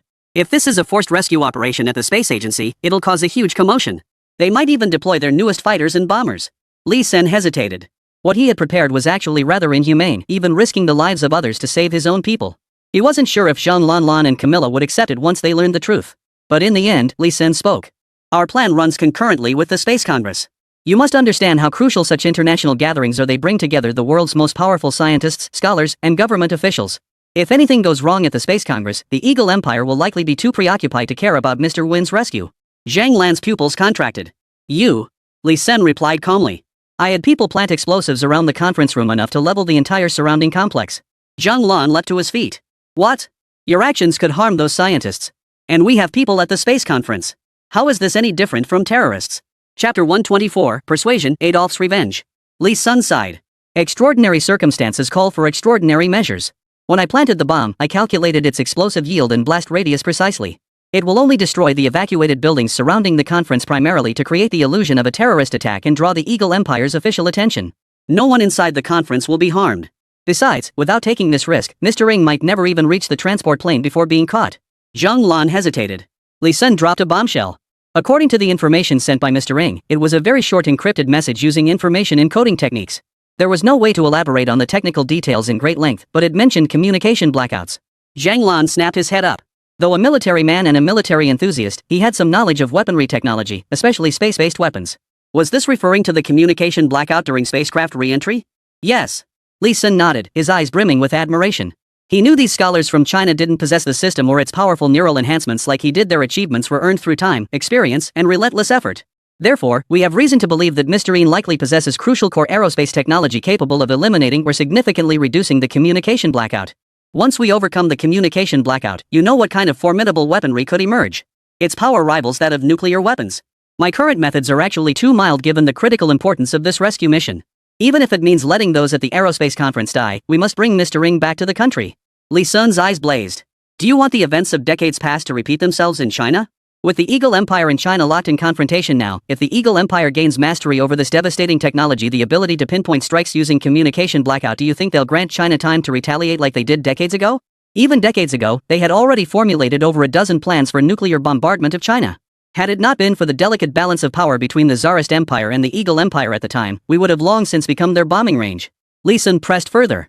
I know you're a humanitarian, but do you recall what the Eagle Sausage president said when they bombed the Footbase in Chickens? There were certainly voices opposing the atomic bombings. Yet President Nixon declared, people only fear what they see. The might of our weapons must be witnessed. Hearing about them is not enough. From the very beginning, the Eagle Empire has consistently pursued this policy. They know that once they possess such weapons, nations beyond China will inevitably suffer all to demonstrate the Eagle Empire's might. Therefore, Mr. Ng, you cannot remain in the Eagle Empire. Li Sun hesitated slightly. In truth, General Fan Haitian gave me a secret mission. If the plan to rescue Mr. Ng fails, and his technology must not fall into the Eagle Empire's hands, I will kill Mr. Ng myself. Zhang Lan was jolted. His eyes widened in disbelief. You? Li Sun sighed. To be honest, I never imagined General Fan Haitian would be so resolute. I never had the resolve to carry it out. But the general also said that even if I didn't kill Mr. Ng, given his temperament, he'd likely take his own life. He would never want his technology to fall into the hands of the Eagle Empire. After saying this, Li Sun fell silent, Zhang Lan fell silent, and Camilla, who had been eavesdropping nearby, also fell silent. Li Sun stood up and declared. That's the reality. Zhang Lan. You go find out the details and layout of the military forces currently guarding the space agency to help us break through. Confirm your assigned sections, then execute the plan. The operation begins the moment the space conference commences. Bring your headsets, I'll notify you. Li Sun glanced at his phone and said. As for me, it's time to resume my role as the undercover mole. The moon faded, replaced by the green sun. In a secret underground laboratory, Adolf, wearing laser-proof goggles, was soldering the final component into place. Beep. As the power activated, a man lying on the mechanical operating bed, 1/3 human flesh, 2/3 mechanical skull, slowly opened his eyes. It was Big Brother Pi. His body had shrunk due to death, yet even so, it had only diminished from over 3 meters to 2. And through the various tubes embedded in his body, the very same permanent version of the Bister serum Adolf had once mentioned was now being delivered. A voice tinged with electronic static emerged from Big Skin's vocal cords. Who am I? Adolf spoke slowly. You are P3, test subject P3, my assistant, my most loyal subordinate. As Adolf finished speaking, the mechanical prosthetic eye in his head flashed with a bright red light. As if in response, the mechanical eye implanted in P3 also glowed red. As if controlled by some program, he declared with unwavering certainty. I am P3, Dr. Adolf's most loyal subordinate and assistant. Adolf flashed a chilling smile. He had succeeded. He had completed this experimental program to control and transform humans. This involved modifying humans with mechanical eyes to control their nervous systems and replacing their blood with Bister's serum to gain control over their entire bodies. With both mind and body under his sway, the entire person would now be his puppet. In his plan, Boss Pi becoming P3 would certainly not be the last. Adolf began laughing uncontrollably. Hey ho ha! Albert. Jewish capital. Admiral Arthur. What you owe me will be repaid. And that arms dealer, the king of arms. Just you wait. The future. It will be my era, Adolph's era. Adolf quickly regained his composure and said calmly. P3, follow me. We should pay General Albert a visit to thank him for the favor of gouging out my eyes. P3 rose slowly. In his mind, a mission emerged that could never be refused. Adolf's command. Whatever Adolf commanded him to do, even if it meant suicide, he would obey. Yes. Adolf took P3 to the jeep and drove it toward the Jewish affluent district. Mercenaries patrolled the perimeter of the Jewish affluent district, and checkpoints and watchtowers were even set up around the entire district, making it look like a military zone. Jewish capitalists were afraid of death too. But no matter how strong the defenses, they still feared internal betrayal. After Adolf's patient endurance, he now appeared to the guards as one of their own. Adolf's jeep and the P3 he carried entered the Jewish affluent district with ease. Gazing at the brightly lit villas, Adolf pushed open the gate. General Albert, long time no see? Chapter 125 Adolf, a world of absurdity. HM? In the villa's grand hall, Albert was lost in the pleasures of fine wine and cigars. He wore a half-open dressing gown and a pair of boxer shorts. Beside him lay 3 blonde Caucasian beauties, 3 curly-haired brunettes, and a muscular, bearded man feeding him grapes. At that moment, Adolf felt his mechanical prosthetic eye was about to malfunction, and his remaining good eye threatened to go blind. He knew Albert loved to play and knew how to play, but he never imagined his tastes were so eclectic. What a disgusting sight that naked man was. Albert seemed still under the influence of alcohol. Hey, another one. Come on, dance for me. The glass he held swayed unsteadily, spilling its contents onto the carpet. That carpet was probably an imported custom piece, tens of thousands of dollars down the drain in one spill. But Albert couldn't care less. He had money to burn. The beauties and naked men beside him were used to it all. Seeing strangers enter, even one accompanied by a muscle-bound man, didn't faze them in the slightest. In their world, Albert was a high-ranking figure in the financial elite. With so many underlings at his command and no need for armed mercenaries who would dare harm him. Especially this one standing before him. He looked like a researcher, probably here to report on his work. Even if he came to assassinate, he wouldn't do it so openly face to face. Any gunfire or attempt to harm Albert would be instantly captured by the villa's motion cameras and alert the surrounding guards and mercenaries. Albert wasn't a fool, he valued his life dearly. These motion cameras were connected to the VIP's earpiece, and each one had cost him a fortune. The mercenaries were elite soldiers handpicked from the military using his Jewish capital connections. He'd spared no effort in securing this villa. Adolf frowned and signaled to the P3 beside him, his mechanical prosthetic eye flashing. Through the neural link of his mechanical prosthetic eye, Adolf no longer needed to issue verbal commands, the mechanical eye itself transmitted his orders. P3 paused, having already received the command, then moved forward without hesitation, drawing his pistol. His movements seemed to trigger an alarm. The mercenaries on alert on the villa's second floor reacted instantly. Before P3 could even raise his weapon, the mercenaries' bullets were already locked onto him and fired. Truly soldiers handpicked by Albert. Their execution, adaptability, and vigilance were all top tier. They fully justified the hefty salaries Albert paid them. But, clang! The 3 mercenaries on the second floor had aimed for P3's head. 3 bullets struck the metal skeleton beneath P3's flesh, nearly tilting his head slightly and tearing the skin to reveal the metallic surface. No real damage whatsoever. Bang! Without hesitation, P3 pulled the trigger, opening fire on the beautiful women and naked men surrounding Albert. Bang! Within mere seconds, these people lay dead on the sofa, their faces frozen in shock. They never even had time to react before dying. The head of a white-haired beauty lay on Albert's lap, her eyes frozen in terror as she stared at him, lifeless. Their blood soaked into Albert's pajamas. Suddenly, the thick stench of blood throughout the villa, the shrill wail of alarms, and the crackle of gunfire finally jolted Albert awake. Cough cough. Huff. Albert jolted awake as if from a nightmare, drenched in sweat. Seeing his hands covered in blood, he began to scream. Is that blood? What the hell is going on? You, Adolf? You're asking for it, coming here to kill my men. Looks like you don't want that eye of yours anymore. Only then did Adolf realize that Albert wasn't just drunk, he'd not only been drinking but also snorting drugs. Meanwhile, all the engineers outside the villa had already stormed inside, guns trained on Adolf, who stood closest to Albert. Albert watched his men arrive. With such overwhelming numbers and Adolf's head already in the crosshairs of so many guns, Albert knew he was in the clear. With unbridled arrogance, Albert declared. I knew you'd never change your ways, you dog. My brother even said he'd give you a chance to work for us, handing over that mysterious experimental facility to you. But I knew you had a traitor's heart. You're a dog who can't even do his job right. Since that's the case, I'll grant you your wish to die so eagerly. Albert picked up a fruit knife from the coffee table and tossed it at Adolf's feet. He sneered. If you gouge out your remaining eye yourself, I'll spare your life this time. If you gouge out your eye, I'll only break your legs, leaving you to live out your days as a cripple. How about it? Adolf stared at Albert before him. His cold face flushed with a mix of madness and bewilderment. His pupils contracted, and he couldn't help but start laughing. The laughter grew louder and louder until he was clutching his stomach in hysterics. Ha! Albert frowned. What's so funny? Have you gone mad? Adolf's laughter gradually subsided. He slowly raised his head, his eyes filled with madness. I'm just laughing at how absurd this world is. How can an idiot like you rise to the top of the financial elite in the world's strongest nation, holding the power of life and death over 99% of this empire's people? Absurd. Adolf pointed at the elite soldiers, mercenaries, and guards surrounding them, continuing his mockery. I used to wonder why these people obeyed you so blindly. For the money? But that money was theirs to begin with. You fool, leaning on the capitalist machine, stripped them of their wealth, then used that very money to hire them back.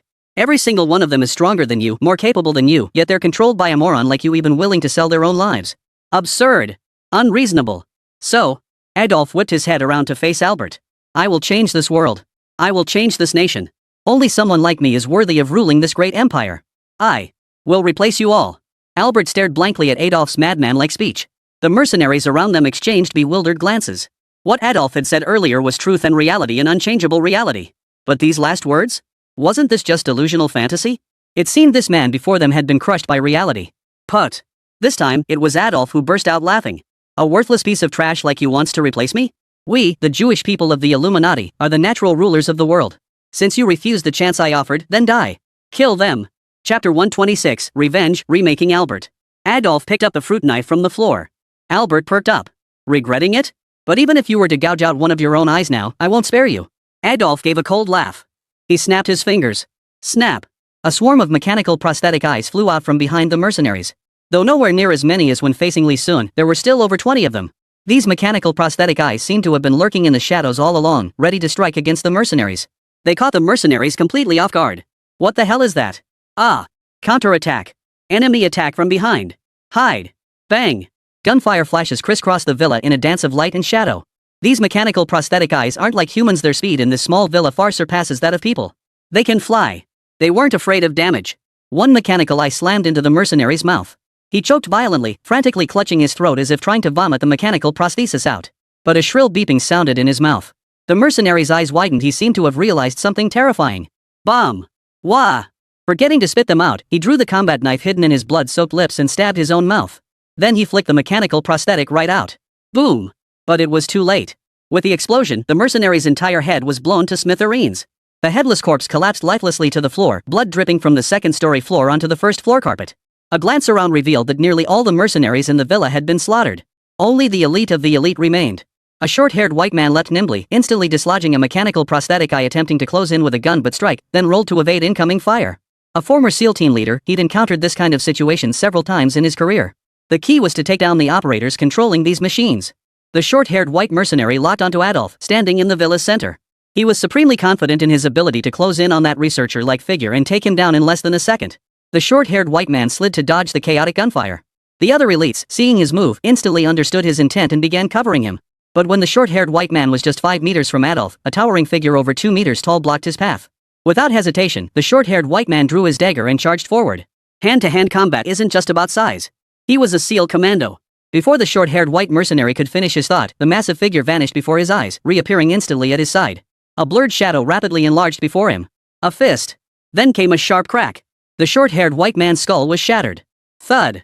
The headless torso crashed heavily to the floor. His blood and brain matter covered the stain Albert had left on the carpet with red wine earlier. This scene instantly shattered the psychological defenses of every remaining elite engineer in the villa. What kind of monster was this? They could accept a single punch knocking someone down or sending them flying. But crushing a skull with a single punch, obliterating the entire head while the body remained rooted to the spot, what kind of power was that? Remember, the hardest part of the human body is the skull. In some cases, it can even withstand steel. In ancient times, the bone spurs worn on skulls were the hardest. To pierce or shatter a skull, one must overcome a hardness far exceeding that of human bone while striking at extreme velocity. Like arrows, spears, or even firearms. This implies that the over 2-meter-tall individual possessed strength comparable to an arrow launched from a bow. No. Even greater. It's like a pile driver. It couldn't possibly shatter the skull. Moreover, the head vanishes while the body remains rooted to the spot, just like a cup on a tablecloth that stays put when the cloth is swiftly pulled away. To achieve such punch speed is terrifying. From the moment they gathered to the very start of their firing, their shots had absolutely no effect on the man before them, not even on his exposed metallic skull. It's a robot. The latest humanoid weapon? Spare us. I'll serve you. These mercenaries even lowered their guns outright. Adolf chuckled, his mechanical eye flickering. All the mechanical eyes present froze. P3 also froze. The mercenaries immediately breathed a sigh of relief. What had once been a 50-man squad was now reduced to just the 6 of them. Adolf had halted only because he genuinely needed people to carry out his tasks. Of course, these mercenaries would have to become like P3. You lot stay out here on guard. Don't even think about running, I'll find you. Adolf dispatched the mercenaries to their posts. Then he turned to Albert, whose eyes were filled with terror, his underwear already soaked through. Hey, Adolf. I can give you money. Power. The lab. Don't you love labs? I'll give you the world's most advanced lab. Spare me. Adolf shook his head with a disapproving click. P3 beside him pinned Albert to the sofa like catching a little chicken, leaving him unable to move. Albert begged. No. Please. Don't kill me. If you dare harm me, my brother won't let you live. There'll be no place for you in the entire empire. Adolf seemed not to hear. Holding the fruit knife Albert had just tried to make him gouge out his own eye with, he extended it toward Albert's eye. The cold fruit knife pierced Albert's eyeball. Then twisted. Ah. No. Please. Ah. A bloody eyeball fell to the floor. Adolf murmured softly. One more to go. Albert's voice was already hoarse, unable to make a sound. He could only open his mouth wide. Then the fruit knife plunged into his remaining eye. The excruciating pain knocked him unconscious instantly. Never in his life had he endured such agony. Watching the unconscious Albert, Adolf waved his hand, and two mechanical prosthetic eyes flew toward him. They were then implanted into Albert's eye sockets. Amid the faint clicking of mechanical threads connecting, the prosthetic eyes rotated within Albert's eye sockets. Activation initiated. Simultaneously, Adolf retrieved a syringe from his pocket, its label reading, Bister X. Humming a tune, Adolf inserted the needle into Albert's skin, and the permanent version of the Bister serum slowly injected itself into Albert's body. Adolf was no reckless fool. His purpose here was far more than mere revenge. The replacement he had passionately proclaimed during his speech was not mere self-indulgence, but a meticulously planned strategy. The Puppet Plan. Chapter 127, Puppet Albert, The Key to War. Inside the villa. Bodies littered the floor, the pungent stench of blood filling the air. Adolf sat in the seat Albert had occupied earlier, facing the now revived Albert. Albert's once frenzied expression had vanished, replaced by a wooden, expressionless face. His natural eyes had been replaced by mechanical prosthetics.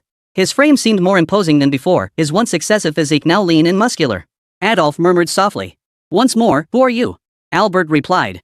I am Albert, a high-ranking member of the Jewish capital Illuminati. I am P4, the master's most loyal subordinate. Adolf chuckled at first, but his expression quickly turned contemptuous. He kicked Albert hard, sending him sprawling to the ground. But Albert showed no sign of resentment or defiance. He swiftly scrambled to his feet and knelt before Adolf once more. Even now, though Albert had become Adolf's puppet, the events of the past still made Adolf find Albert's face utterly repulsive. If Albert weren't still useful, Adolf would have long since chopped him up and tossed him into the sea to feed the fish. Adolf leaned down and demanded. Now tell me, where is the nearest Air Force fighter jet research base? Do you have access to that facility?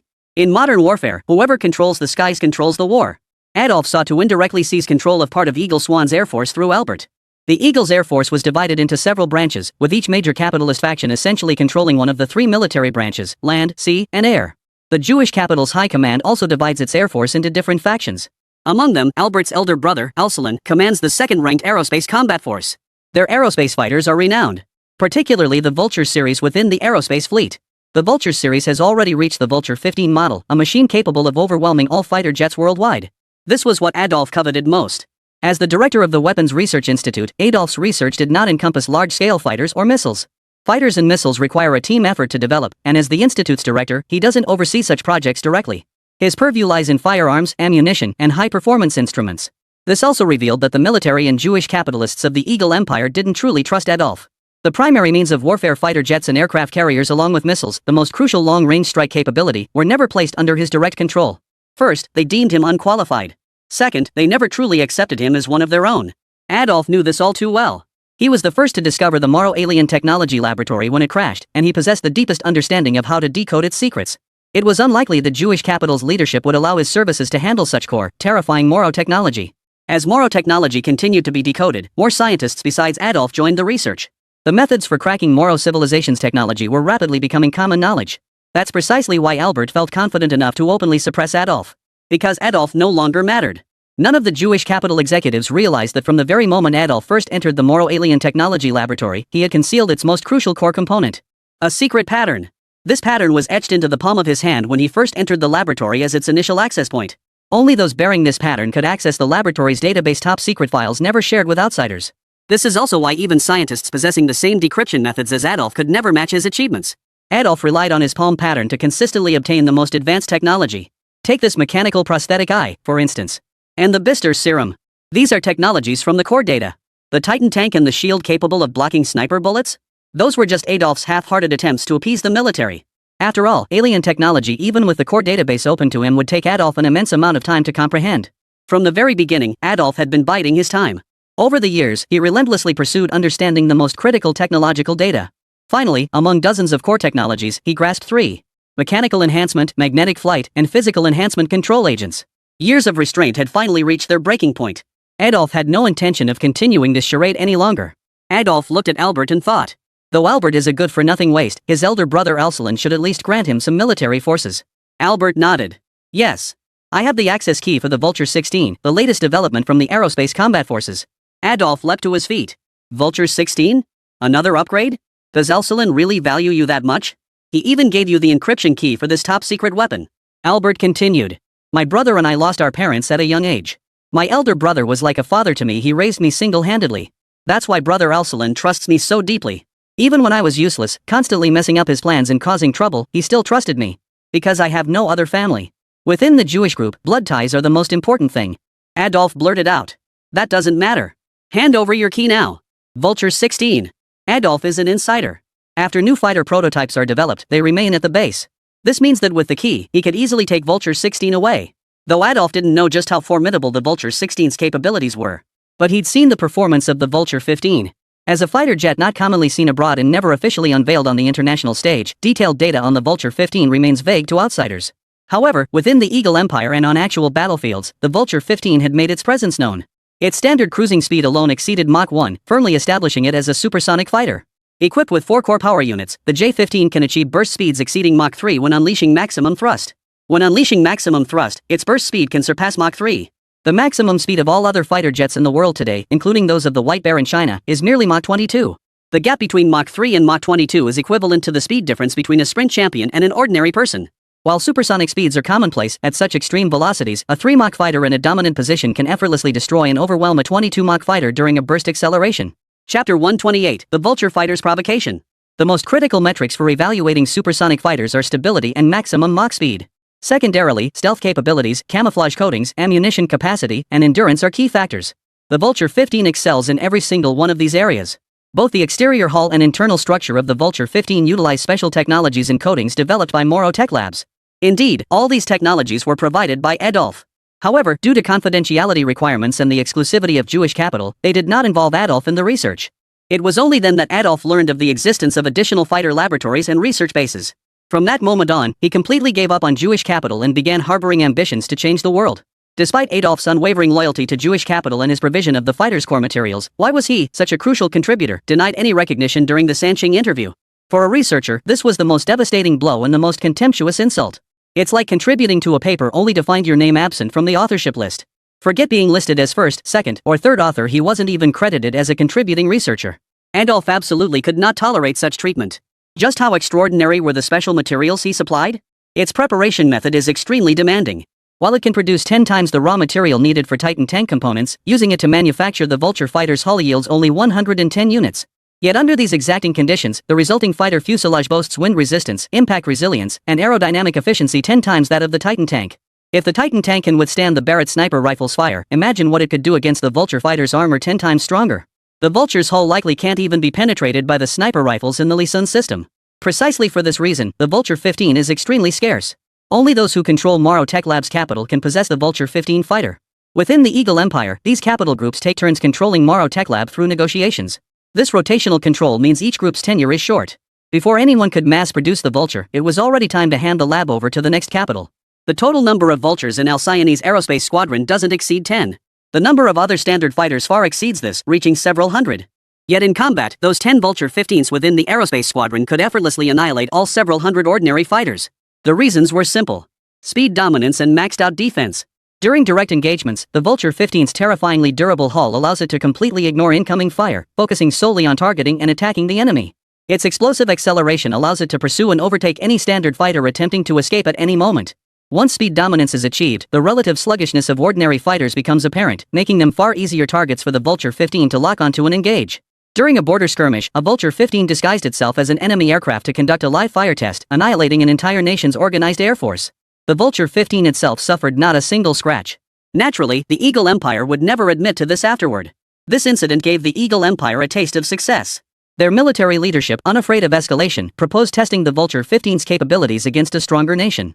Thus, the Vulture 15 set its sights on provoking the Chinese border. Before even entering Chinese airspace, just 3 kilometers away, Chinese patrol fighters detected the anomaly. They began broadcasting attempts to expel this unidentified aircraft.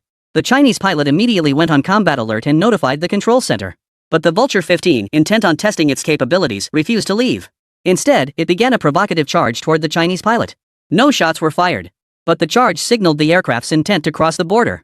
Absolutely impossible. The Huaxiao pilot employed his exceptional skills to intercept the intruding aircraft. He immediately requested permission to open fire. Moreover, when encountering an unidentified aircraft threatening the border, Chinese pilots have the authority to shoot first and report later.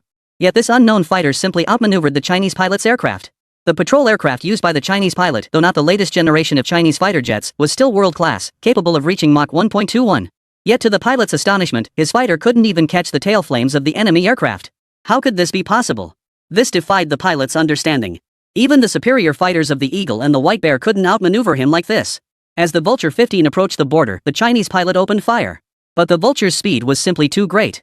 Not only was its straight-line speed astonishing, but its burst acceleration during evasive maneuvers darting up and down was even more terrifying. Bullets couldn't keep up. And while the fighter's built-in missiles couldn't keep up, they were jammed by the enemy aircraft's built-in radar jammers. The pilot was stunned.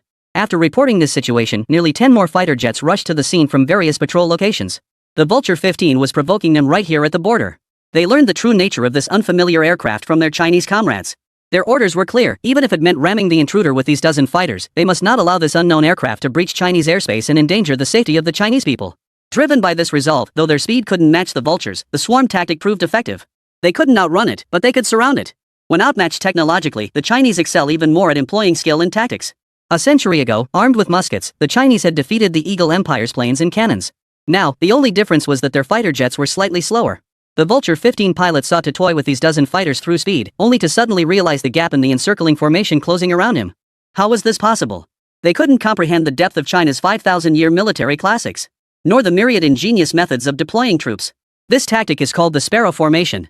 It leverages our fighter jets, even when outnumbered, to force the enemy's flight path to divert through relentless rotation and pursuit. Through countless rehearsed maneuvers, we trap the enemy in the diversion we designed for them.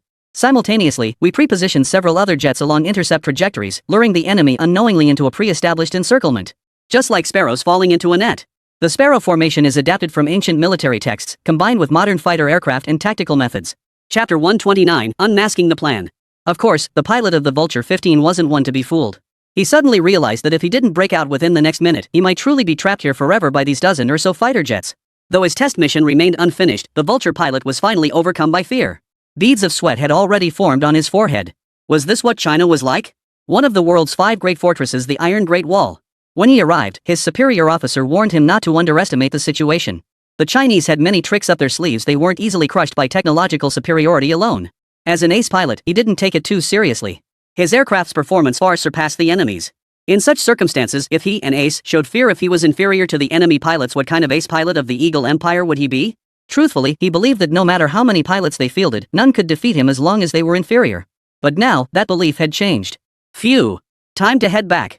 The Vulture 15 pilot pulled back on the stick, sending the fighter into its burst phase. Instantly surging to Mach 3. The painstakingly formed stealth encirclement by the Huaxiao fighters was torn apart by that Mach 3 speed. Watching the receding aircraft, the Huaxiao pilots cursed furiously. A fighter of this caliber, with such streamlined design, it must belong to the Eagle Empire. To casually provoke another nation's borders. Imperialist invaders plundering our country, their wolfish hearts never die. Upon returning, we must urge the instructor to strengthen border defenses. The current 3-shift rotation is insufficient. It must be expanded to 6 shifts. If I ever cross paths with that bastard again, I'll make him pay. They think their speed gives them an edge, but their TIE piloting skills won't stand a chance against mine. Alright. Team A remains on border patrol. The rest of you return with me to report mission status. This very act of violating China's border has made the upper echelons of the Eagle Empire's capitalists witness the might of the Vulture 15. Simply put, this marks the first time in years that an aircraft has violated Chinese airspace and returned unscathed. Of course, that pilot was still sweating bullets afterward. Had his reaction been even a minute slower, even the Vulture 15's 3 Mach burst speed wouldn't have saved him from dying on Chinese soil. With such a dazzling achievement under their belt, the designers and developers of the Vulture 15 naturally received significant recognition and promotion. Only Adolf, though ostensibly the director of the Weapons Research Institute, received no access to any truly advanced weaponry technology. Adolf harbored a peculiar, almost mystical barrier toward the Vulture 15. And now, that barrier was about to be overcome. Adolf examined the key. Albert handed him a USB drive. Simply inserting this small USB drive into the fighter base's central system would unlock access to the Vulture 16. If Vulture 15 was already this formidable, what about this newly developed Vulture 16? It must be even more terrifying. He'd wait nearby for the plan to secure Vulture 16. Albert stared at the USB drive, his voice brimming with confidence. With Vulture 16, I should finally be able to execute my plan. Those folks from China are bound to stir up trouble soon. They think they're being discreet, but I already spotted their transport aircraft in that abandoned hangar south of the coast. Actually, Adolf stumbled upon it by accident. Producing large quantities of artificial eyes requires significant mechanical materials, so Adolf also needed transport aircraft. To avoid detection during their mission, the China operatives purchased the aircraft locally from the Eagle Empire. Not from official channels, but from the black market. Cheaper, no buyer information traceable, perfectly safe. Adolf, secretly manufacturing mechanical prosthetic eyes, naturally required transport aircraft from shadowy sources. Coincidentally, he and the Huaxia agent tasked with acquiring the meteorite aircraft had both set their sights on the same one. Unfortunately, Adolf's funds were clearly insufficient, and the transport aircraft ultimately fell into the hands of the Chinese. Refusing to accept defeat, Adolf used his mechanical eye to track the Chinese buyer responsible for the transaction. This is how he uncovered part of the transport rescue plan. But all Adolf knew was that this transport plane was being used by Huaxia for some mission. Most likely some rescue mission, or perhaps transporting something crucial for the Empire. Well then, I'll give them a proper surprise. Just as they happily board the plane after nearly completing their task, what if they discover a Vulture 16 tailing the transport aircraft? Ha! So the member of the Arms Kings organization with the dragon pattern mask arrived at the same time as the Huaxia Aerospace Bureau team. Adolf frowned. Could it be related to the space conference? Are they trying to poach talent from our Eagle Empire Space Agency to bring back to China, or is it some kind of aerospace material? Vulture 16 must secure a pilot immediately. An exceptional fighter jet demands an exceptional pilot. Even the finest blade is useless without a skilled swordsman. Even though it controls Albert, using Albert's name to recruit top pilots isn't ideal. It would inevitably draw Alceston's attention. After all, cultivating an elite ace pilot consumes vast amounts of precious resources. Should Albert deploy an elite ace pilot, it would inevitably be reported to Alcelin. Therefore, if Adolf wants to control the Vulture 16, he must find a suitable pilot himself.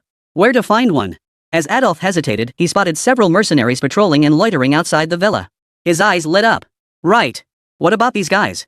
These mercenaries were all elite recruits from the military. While none of them were professional pilots, he could modify the machinery. The qualities required of a pilot essentially boiled down to balance during high-speed maneuvers, the physical ability to withstand extreme pressures, and finger dexterity and accuracy. These might be major challenges and barriers for the human body, but for modified machinery? Piece of cake. Only 3 doses of the B6 Mercenary Serum X version remain. P3, select the 3 strongest individuals to bring over. As for the 3 eliminated, bury them. P3 nodded expressionlessly. Then step by step, they walked toward the villa's exit. In the silent night, screams and gunfire erupted outside the villa. Before long, the mangled bodies of the 3 mercenaries were tossed back inside the villa. Adolf swallowed a pill, then stood up, clutching his scalpel. He staggered toward the 3 mercenaries writhing on the floor. After a wave of agonized screams, 3 puppet-like figures rose to their feet, as if the agonizing screams had never come from them. Tell me, he demanded, who are you? We are your most loyal subordinates. Master. Chapter 130, Les Sanat maneuvers built to sell the island. Albert became the one to lead the way. Adolf, disguised as Albert's assistant, led the mercenaries in P3S right into the research base. This place Adolf had long dreamed of. Adolf observed the bustling researchers within the facility, and under Albert's key permissions, they finally reached the secret warehouse. Vulture 16 appeared before him. Inside the space agency, the pre-event buzz for the space conference was building. Being a global, international space conference, the venue was inevitably located very close to the Eagle Empire Space Agency headquarters, as the Eagle Empire Space Agency represented the industry benchmark. This caused Director Bill of the space agency considerable distress. To concealing Ren's whereabouts, Bill had confined him to a secret laboratory. Moving him freely risked detection by Jewish capital's high-level operatives. But now, the higher-ups insist on holding the conference at the space agency headquarters, drastically increasing the risk of Ingren being rescued. Moreover, Bill knew China had already begun planning the rescue. Even a fool could guess that China would protect its own citizens, let alone a scientist like Ingren. Bill pressed his temples in frustration. Though he'd reinforced security several-fold these past days, he still felt uneasy. Setting aside the fact that China's military strength now rivals the Empire's, the Freemason spies are suffering the worst fate globally. Their numbers were dwindling, and casualties were mounting. Hongqi Technology was arguably the largest spy network among them, yet even its top operative had fled to the Eagle's safe zone. Only a newly recruited rookie remained behind. Absurd. But that rookie is quite resourceful. As Bill pondered this, a call came in from the staff member handling preparations for the Rhode Island auction. After a few minutes of conversation, Bill's expression gradually darkened. A few more minutes passed before Bill erupted in a torrent of curses. What? Bull. There's no radiation. We're testing rocket missiles, not ING nuclear bombs or atomic bombs. The voice on the other end replied. But now all the merchants refuse to attend the auction, especially since the original insider, Jewish merchant Mandel, has also gotten into trouble. Bill frowned. What happened? The staff member on the other end of the line sighed helplessly. He lives in Texas, right? That's why he wanted to buy Mandir Island in the southern part of the state as his private retreat. But Texas is prone to chaos, like when a missile suddenly lands in an affluent neighborhood.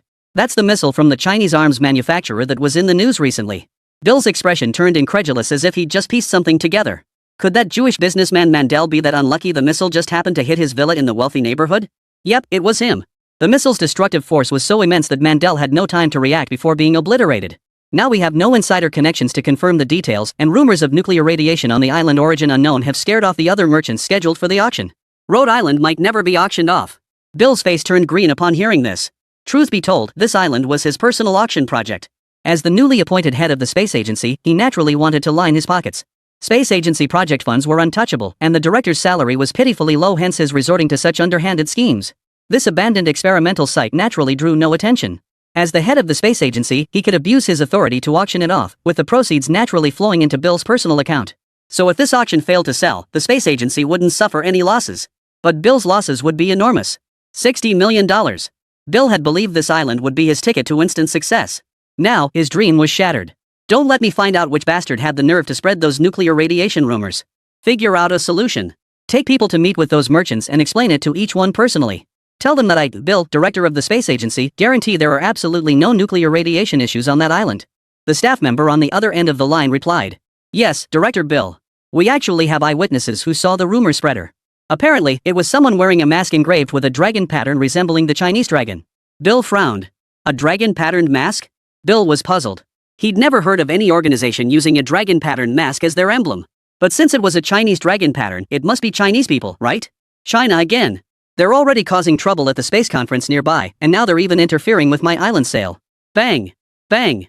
Bang! He slammed his fist on the desk in anger. As Bill raged, a knock sounded at his office door. Who is it? Didn't I tell you not to bother me? The voice outside remained uncharacteristically calm, tinged with a hint of persuasion. It's me, old buddy. My name is Lee Sun.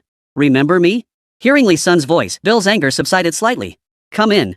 Lee Sun pushed open the door with a cheerful grin, holding a black box in his hand.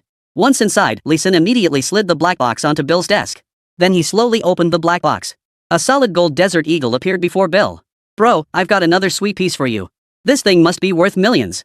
Bill's eyes widened in astonishment. Any trace of anger vanished instantly. This isn't right, is it? Lee Sun waved it off. No big deal. The village chief just blew his top like that. He must be worried about something serious. Why not tell me about it? Maybe I can help. Bill stared at the golden Desert Eagle, his eyes crinkling into crescent moons. Any guard he had was gone. He immediately said, Hey, I'm trying to sell an island. But some rumors going around that it's contaminated with nuclear radiation, so all the business guests who were supposed to come to the auction have backed out. Those useless fools can't even handle a simple auction. Lee Sun's eyes crinkled with amusement. Not a hint of surprise crossed his face. Indeed, he was the one behind the dragon-patterned mask. Because he was the one who spread the radiation rumors in the first place. The auction was originally scheduled after the space conference. By then, Lee Sun would already be back in the country, so he'd have to send Camilla to handle the auction. The success rate might be a bit low. So rather than play defense, he'd seize the initiative. Lee Sun planned to force Bill into selling the island early at a low price. That's how the nuclear radiation rumor came about. And those imperial merchants actually believed it. Lee Sun's eyes twinkled as he said, Bro, leave this to me. I'll make it happen. I'll definitely sell this island for you. Chapter 131, Duping Bill to get the Illuminati card. Bro, the space conference is about to kick off. As head of the Eagle Empire Space Agency, you're swamped with work. No time for this small stuff. Leave it to me, I'll handle it. Lee Sun began to sweet-talk Bill. Actually, he was the one who blew up that Jewish businessman Mandel in Texas. Anyway, plenty of states across the Eagle Empire had already purchased his YJ-24 missiles. Texas had just launched an YJ-24 missile not long ago. Lee Sun slipping in one of his own wouldn't raise much suspicion, right? Who would ever suspect a Chinese guy carrying YJ-24s around the Eagle Empire, let alone actually launching one? Lee Sun essentially pinned the blame on that Civil War king in Texas. Bill was naturally tempted by Lee Sun's proposal. After all, Lee Sun was one of his own in the Illuminati. In front of Lee Sun, Bill could openly embezzle funds without needing to put on a show like he did in front of those space agency subordinates. Second, Lee Sun appeared exceptionally wealthy. With such vast resources, he wouldn't covet the island's sales proceeds, or at least wouldn't pocket too much. Third, as a businessman, Lee Sun undoubtedly possessed extensive commercial connections, ensuring the auction participants he recruited would be perfectly suited. Ordinary merchants simply lacked the capital and backing to purchase an island. However, Lee Sun was ultimately Chinese. Moreover, as a non-governmental representative from China in the space agency's broader framework, Lee Sun must attend the conference. With such a busy schedule, would he even have time to organize an auction for him? Li Sun assumed Bill was concerned about his loyalty, still suspecting him of being a Chinese spy. He replied earnestly, "Brother, do you not trust me? I didn't come empty-handed. Besides the gold desert eagle I prepared for you, I've also brought first-hand intelligence from the Chinese side." Bill's eyes lit up. "Is it about the aerospace team? Or their rescue operation plans?" Li Sun nodded. "The rescue plan. The government people even wanted me to go undercover to get info out of you. But who are you? You're my brother. How could I agree to that? I came straight here to tell you first." Bill was genuinely touched. Everyone knew Huaxia was generous with rewards. If he went undercover and served his country well, he'd surely gain both wealth and power upon returning home. Li Sun was sacrificing his own interests for Bill's benefit. Moreover, Li Sun couldn't possibly be a spy. What spy would just come out and confess like that? "Brother, you're way too honest, man. Tell me more, what exactly is China's plan?" Li Sun paused, then whispered. "The ship. They've secretly prepared a fast, small warship disguised as a civilian steamship. It's anchored in international waters. The Huaxia people plan to evacuate by sea." Bill jolted. "Sea route. I figured it out. Rescue plans always come down to sea, land, or air. Land forces? Our control is ironclad. Air force? Our jets outpace theirs by miles, we'd catch them in no time. But those new YJ-24 anti-ship missiles they've been deploying lately? They're a major threat to our Eagle Empire's fleet. So sea is their only option, it gives them the firepower to fight off our pursuit." Bill nodded, his expression saying he'd finally grasped the truth after all. People tend to believe what they deduce themselves. Deception technique number 1, if you tell him the false answer outright, he'll never believe it. But if you guide him to arrive at the false answer himself, he'll not only be convinced but stubbornly fixated on it. Exactly. That's it. Haha, well done, brother. Brother, have you pinpointed their retreat route? But where exactly are their disguised warships hiding out at sea? Li Sun nodded. Of course. I'm the best undercover operative.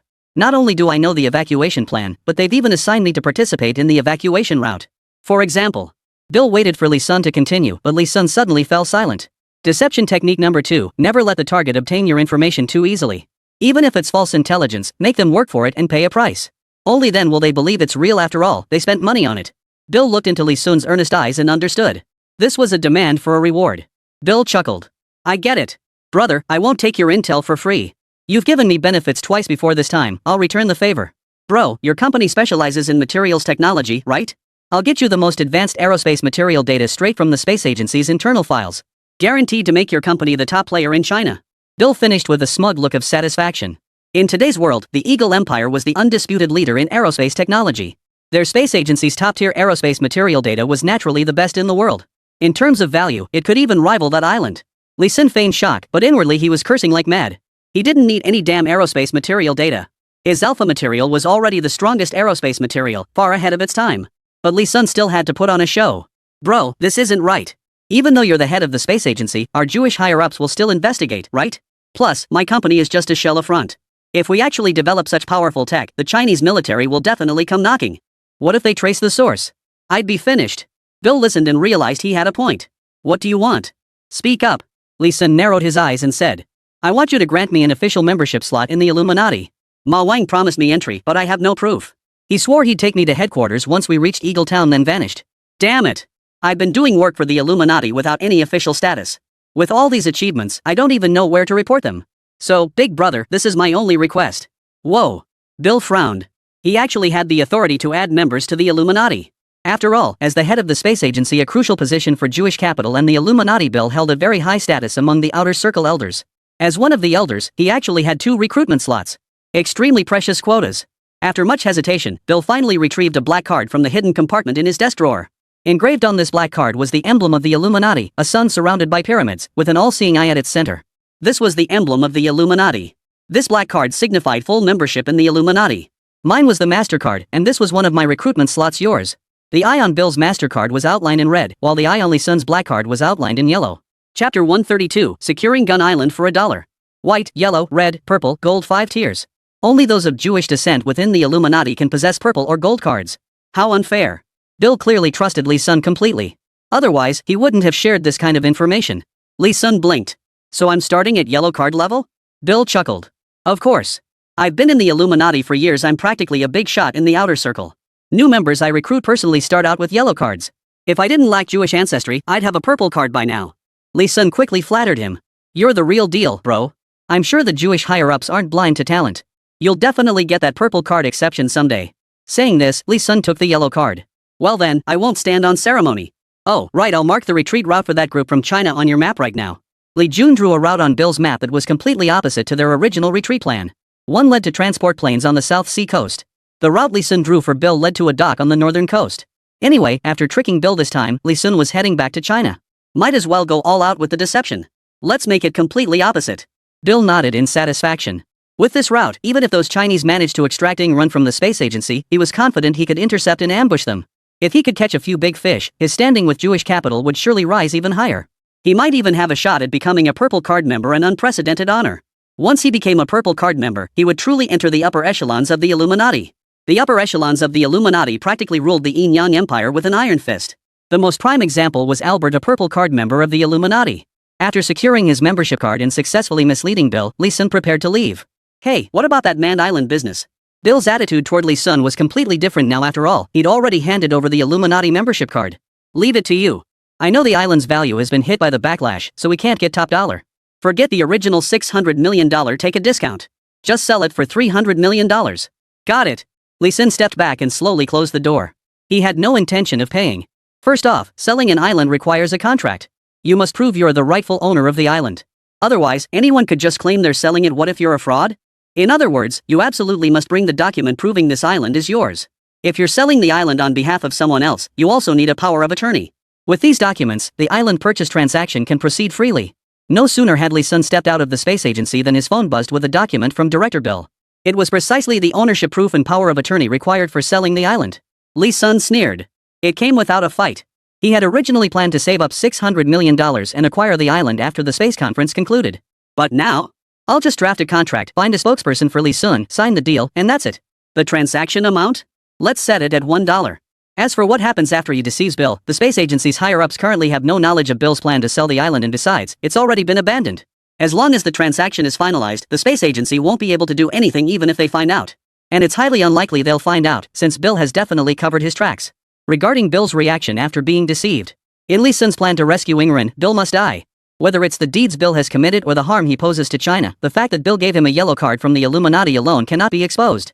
The moment Bill realized Li Sun was deceiving him, he would report it to the Illuminati and have his yellow card revoked. That would prevent Li Kun from approaching Ma Wang within the Illuminati. However, Li Sun must expose his identity as a Chinese spy to complete the mission. Therefore, Bill must die. He must not be given the chance to report it. Moreover, Bill's death would be incredibly beneficial for their arms dealer business. After all, as long as Bill lived, once he discovered who Li Sun had sold the island to, relentless retaliation would follow. As a member of the Illuminati, Bill had access to vast resources. He could easily draw the Eagle Empire's military into the fray. Then Li Sun's Arms King website would never be able to establish a foothold in the Eagle Empire. But what if Bill were dead? From now on, no one would remember the deal involving the Arms Island. Li Sun's arms dealer base could flourish completely under the radar. That would be the best-case scenario. Accumulate grain, delay proclaiming kingship.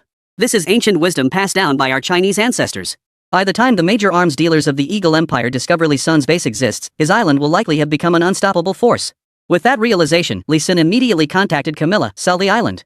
Truth be told, he hadn't originally planned to eliminate Bill. After all, the man was head of the Eagle Empire Space Agency. If it were to collapse, the impact would be too great, easily causing subtle shifts in the international landscape. But things are different now. According to Bill's account, the Illuminati is a global organization. Its core consists of those holding purple and gold cards members who are often part of Jewish groups, controlling the world's wealthiest nations and most powerful military forces. Their outer layers are dispersed globally, acting as spies within every nation. Such a vast intelligence network is a cancerous tumor for any nation it infiltrates. Therefore, investigating the Illuminati is crucial. First, it could uncover the director Ma Wang who framed him. Second, it could reveal the list of Illuminati spies operating within China, enabling the nation to purge this cancer. Thirdly, as a top-tier global organization, his future arms deals would inevitably clash with these Jewish groups' interests. Understanding his future adversaries beforehand is crucial. Camilla? Next, I'll explain the contract terms. After you print it out, I'll send the documents over and you'll sign a transaction agreement. Our arms business has a base now. Camilla sounded utterly astonished on the other end. Weren't you supposed to be undercover? How did you manage to acquire an entire island? Brother Sun, you're incredible. Li Sun chuckled. Hold off on the praise, there's something even more impressive coming. Set the transaction amount on the contract to $1. Camilla's voice shot up in alarm. She thought Li Sun must have misheard the number. What? Sun, did you mean $10 billion or something? Li Sun replied calmly. $1. That's right, $1. To buy manned island. After a long pause, Camilla blurted out a phrase she'd just learned from Zhang Lan. Holy. Chapter 133, The Terrifying Future Revealed by the System. Damn. Camilla quickly finalized the contract and prepared the materials Lee Sun had provided. The contract was signed swiftly. Simultaneously, they applied for notarization through an electronic third-party agency. The staff at the third-party notarization agency were somewhat surprised to see such a large island acquired for a transaction amount of just $1, though they didn't express excessive astonishment. Such cases were rare, but they did occur at their notarization agency. It was often wealthy families wishing to gift property to their descendants or heirs, transferring various assets to their offspring at extremely low prices. To them, this transaction appeared to be another such case. Transaction complete. May both parties enjoy pleasant experiences in the future. With the third-party agency's closing remarks, the transaction concluded flawlessly. After wrapping up her end, Camilla logged off to inspect the island. To expedite the contract signing, Lee Sun and his team had actually skipped the on-site inspection. Meanwhile, Lee Sun's device did indeed buzz with a system notification. All prerequisites met. Shall we activate the construction of the Eagle Empire branch, the King of Arms? Lee Sun was puzzled. All prerequisites met? If I recall correctly, one condition was having over 1,000 peripheral personnel.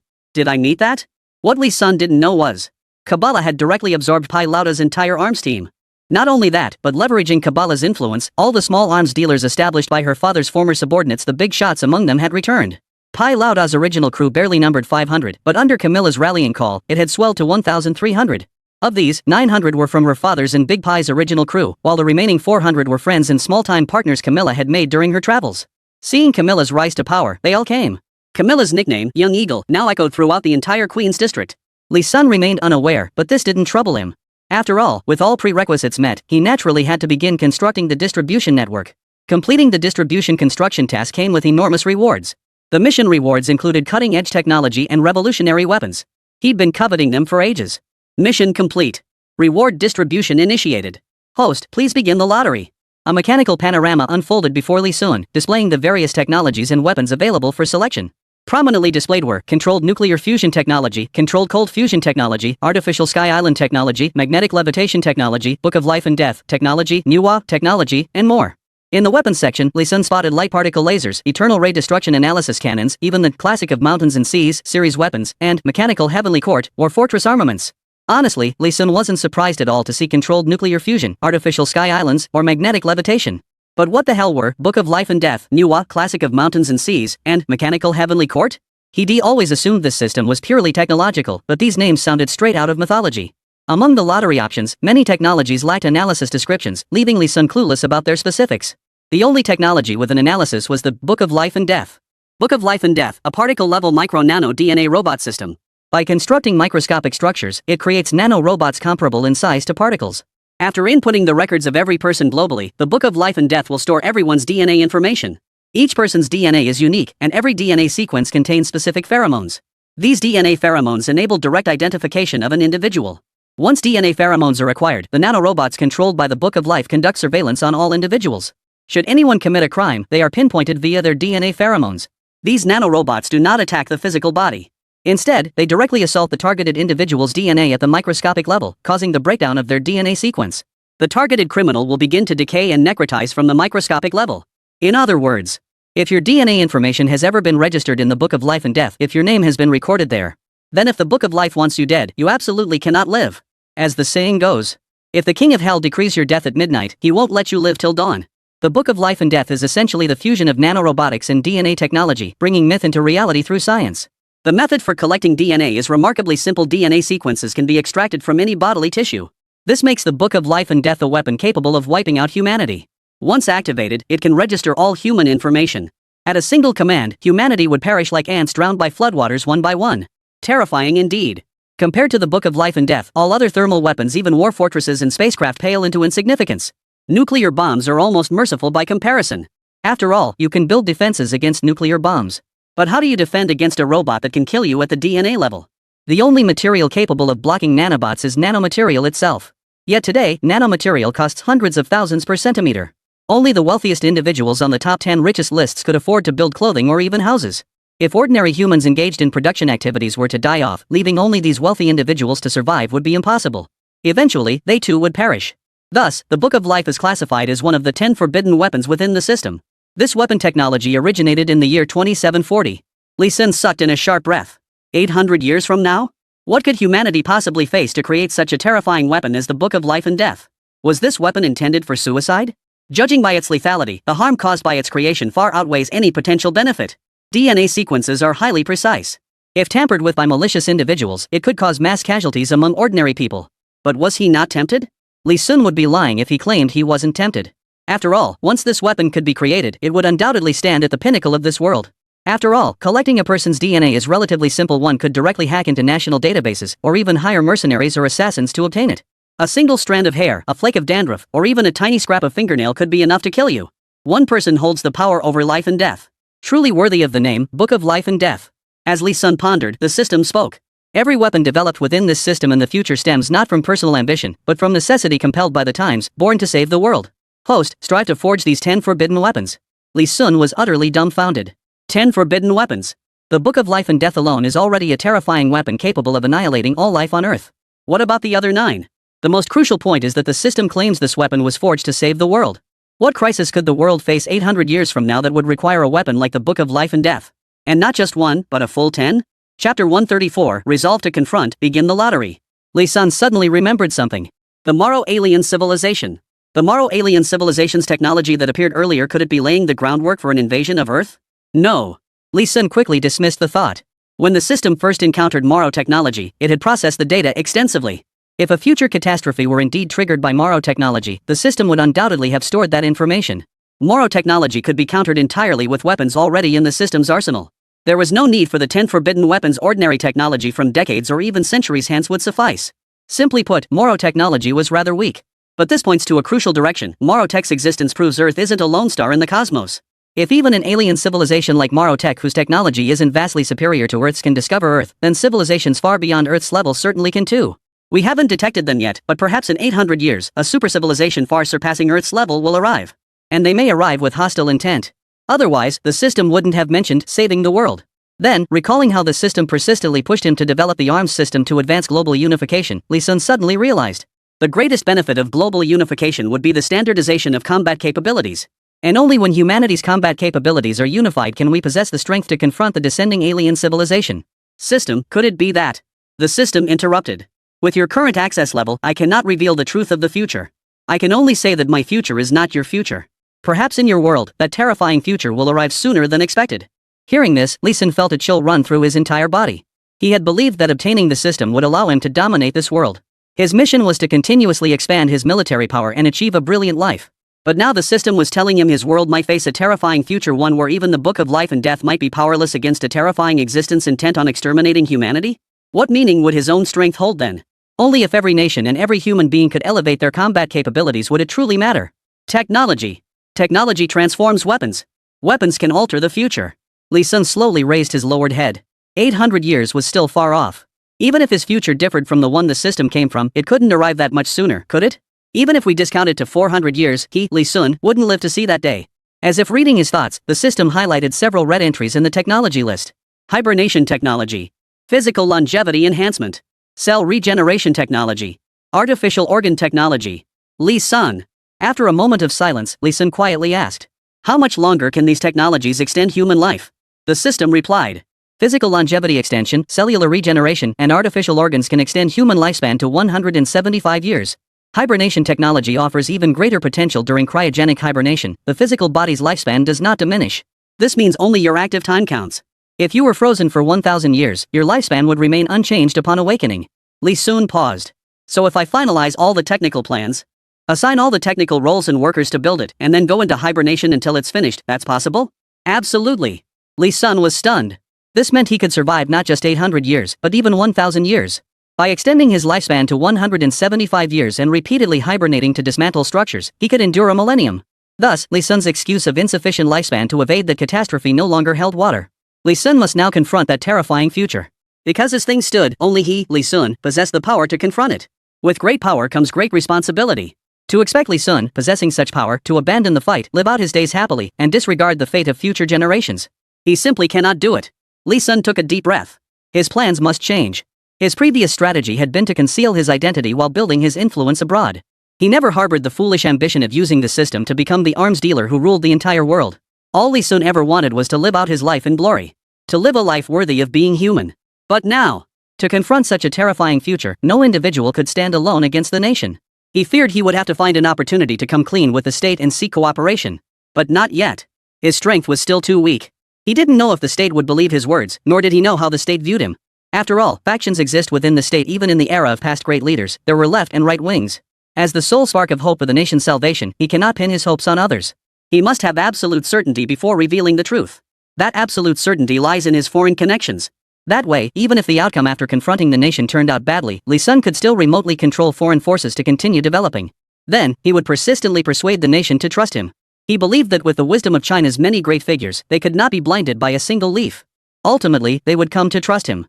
After all, in China's tradition, there is an abundance of thinking that prioritizes preparing for the future now, worry before the world worries, enjoy after the world enjoys, and plant trees for future generations to enjoy their shade. Of course, even if the nation experienced periods of distrust, he could endure it. Treason was unthinkable, desertion was impossible. Trust in the nation was not an empty phrase. Perhaps every nation has its share of parasites and fools, but if a country can rapidly rise to the pinnacle of the world within a century, then undoubtedly, the great figures still outnumber the rest. That nation is China. Li Sun composed himself. After completing this mission, the information he gleaned from the system was overwhelming, too shocking to comprehend. Were it not for his enhanced brain capacity, he might still be reeling from the revelation. Come on. No matter what the future holds, we must start building it step by step, beginning right now. Time for the lottery. One epoch-defining technological breakthrough, one epoch-defining weapon technology. Begin. At the system's command, the mechanical scroll of the lottery began to spin. The terrifying names of weapons flashing by made Li Sun's heart race. If he drew the Book of Life and Death from the Celestial Palace or Nuwa, his growth would be explosive. If he could draw the Book of Life and Death or Nuwa, forget confronting the nation, he'd confront the entire world. It all boiled down to two words. Invincibility. But luck wasn't on his side. The scroll circled around and settled on a name. All matter weaving technology. Li Sun raised an eyebrow. Huh? What the heck is that?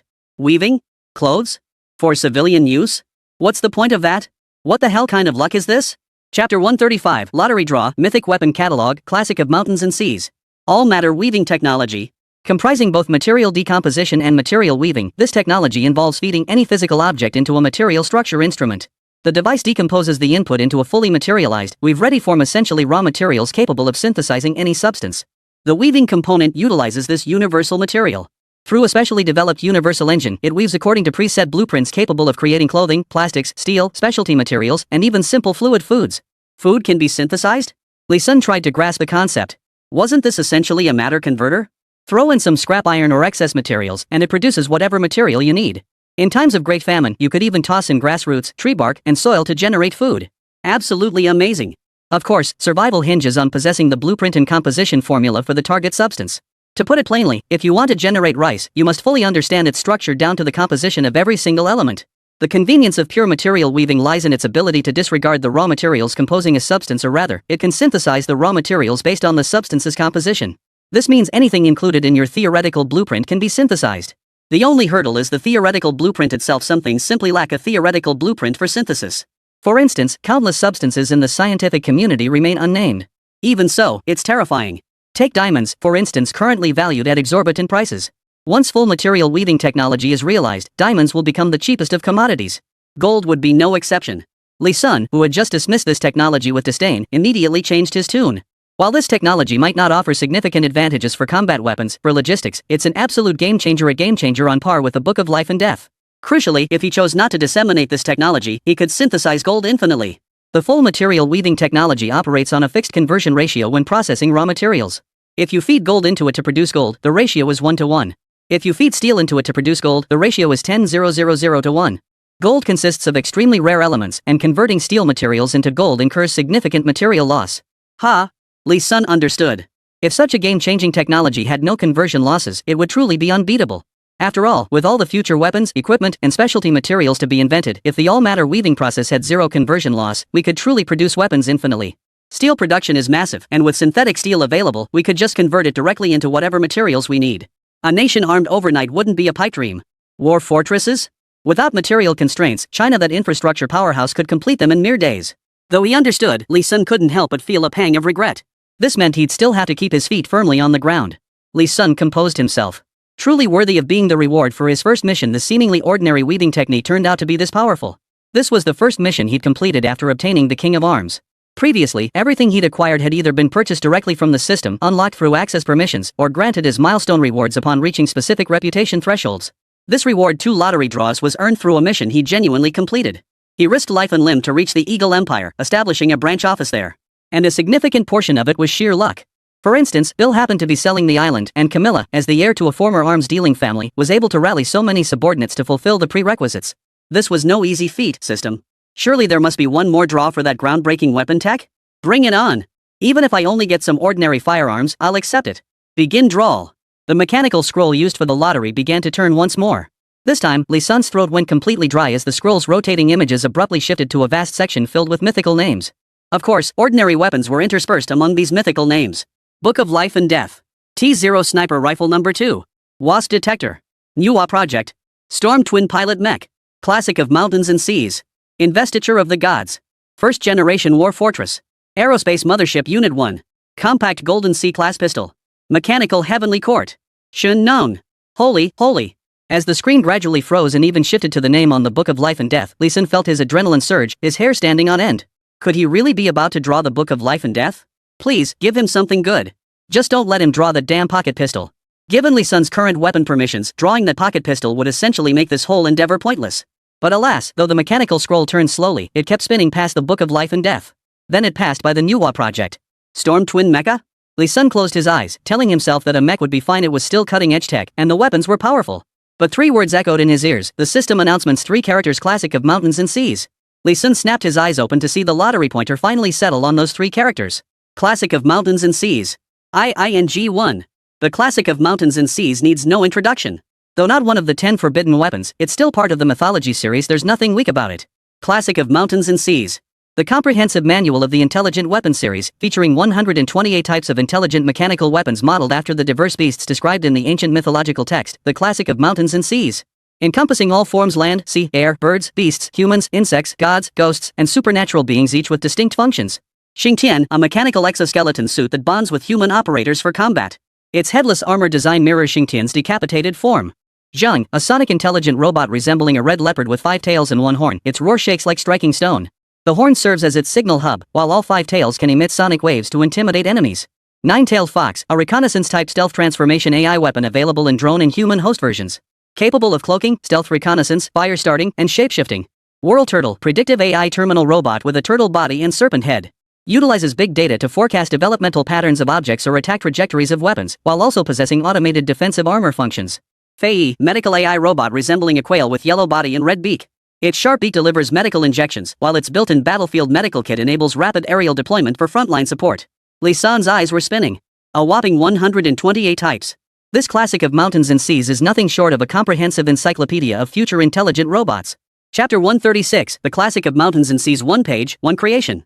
In that terrifying future, humanity might have already suffered mass casualties. Every human life would be precious. Thus, the need arose to create entities capable of replacing humans in carrying out missions. The Classic of Mountains and Seas emerged as the solution. To everyone's astonishment, when that civilization a veritable catastrophe descended, the intelligent weapons forged according to the diverse beasts described in the Classic of Mountains and Seas could perfectly withstand the alien hordes. Of course, this was only against the alien forces on the battlefield. Lee Sun gazed at the Shanhaijing manual transmitted via light particles, obviously not in paper form. Its form resembled a mechanical scroll used for lottery draws, standing as tall as a person. If fully unfolded, it could likely encircle an entire football field. Each mechanical intelligence modeled after a mythical beast from the Classic of Mountains and Seas occupied a page within the scroll. That page, seemingly an ordinary mechanical painting, actually employed spatial technology. When you touch that page to initiate creation, the manufacturing apparatus within the embedded space would activate, crafting the intelligent device you selected. The prerequisite is the input of raw materials. Moreover, the manufacturing process requires energy, much like stoking a furnace. And the energy source required to activate the Classic of Mountains and Seas is nuclear power. Upon reading this description, Lee Sun was deeply troubled. Where could one find stable nuclear power in this era? Controlled nuclear fusion was still far from achievable. Moreover, possessing the Classic of Mountains and Seas technology doesn't unlock all 128 smart weapons. Their startup energy requirements escalate dramatically. The Xingtian exoskeleton and Xingtian laser, which Lee Sun unlocked early, are among the 128 with the lowest startup energy demands and are also among the very few that come with built-in nuclear energy activation. Some could even convert light energy into nuclear energy. Other large-scale weapons, like the medical quail like AI robot Fei, require nuclear power to activate, equivalent to a small nuclear-powered truck. Wait a minute. Lee Sun seemed to grasp something. He abruptly turned his gaze to the nuclear power unit of the Xingtian mechanical exoskeleton. He never specified needing stable nuclear power. If I just buy the Xingtian mech exoskeleton outright and dump the mech itself into the reactor as fuel, wouldn't that work? Xingtian mechanical exoskeleton, 500,000 yuan per unit. Li Sun scanned the mechanical blueprints, focusing on those requiring minimal energy to activate. His gaze settled on the Fei Yi, a medic unit with tactical support capabilities that could also fly. Li Sun's medical pod was too large to provide timely battlefield support. Moreover, there was only one medical unit available. He was about to join a rescue operation where the specific personnel to be rescued remained uncertain, making injuries highly likely. Having an additional medical AI robot would be ideal. Li Sun tentatively exchanged for 5 Xingtian mechanical exoskeletons, balance 2.5 million. Without hesitation, he tossed the exoskeletons into the mechanical scroll corresponding to Fei. One side of the scroll displayed the pre-activation progress bar. Energy activation progress, 50%. Li Sun was taken aback. 5 exoskeletons only accounted for 50% of the nuclear energy requirement? So it would take 5 million credits to build just one Fei medical-type intelligent mechanical soldier? He had exchanged for 5 exoskeletons precisely to avoid falling short, factoring in a buffer. He originally thought 2 or 3 would suffice. After all, the detailed description of the Fei unit indicated it was only about half a meter tall, while the Xingtian mechanical exoskeleton frame was nearly 2 meters long. But having already thrown in 5 units, stopping now would mean a massive loss. Li Sun reluctantly exchanged 5 more Xingtian exoskeletons and painfully tossed them into the mechanical scroll. He muttered to himself that if the Fei medical AI robot wasn't good enough, he'd smash the destruction scroll. Of course, that was just a thought. If he really had to smash it, he simply couldn't bring himself to do it. This single mechanical scroll, the classic of mountains and seas, was likely worth more than the combined efforts of every scientist on Earth over 500 or 600 years. Energy activation progress, 100%.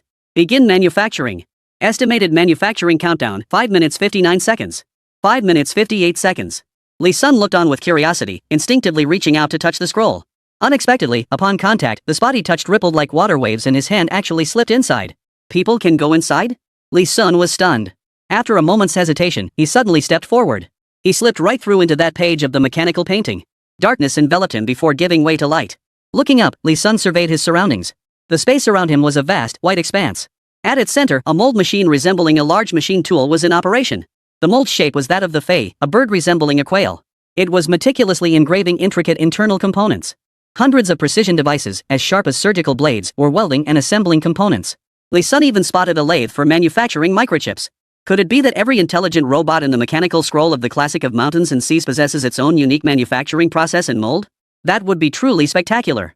Especially this manufacturing process, which was essentially starting from its cellular framework and internal organs. It was like dissecting a human body and laying it before him. To Li Sun, this was the best way to rapidly grasp the intelligent machine manufacturing process.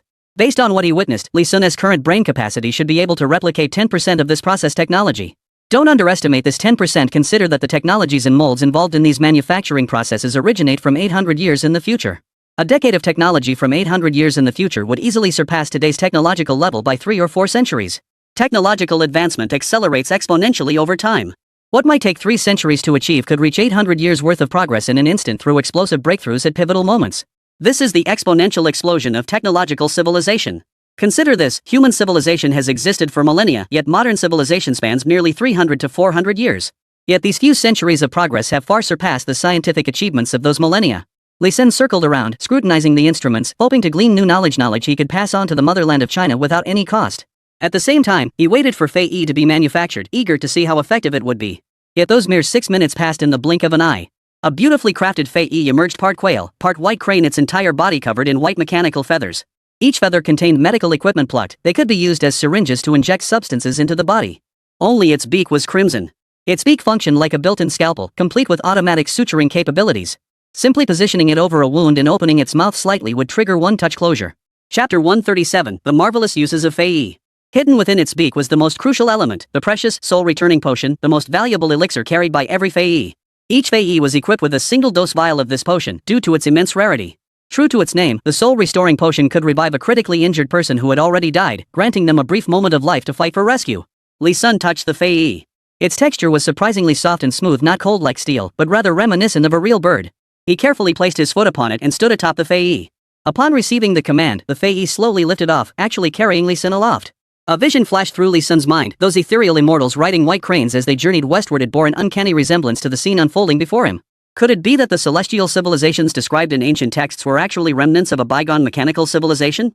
Li Sun swallowed hard. He was flying.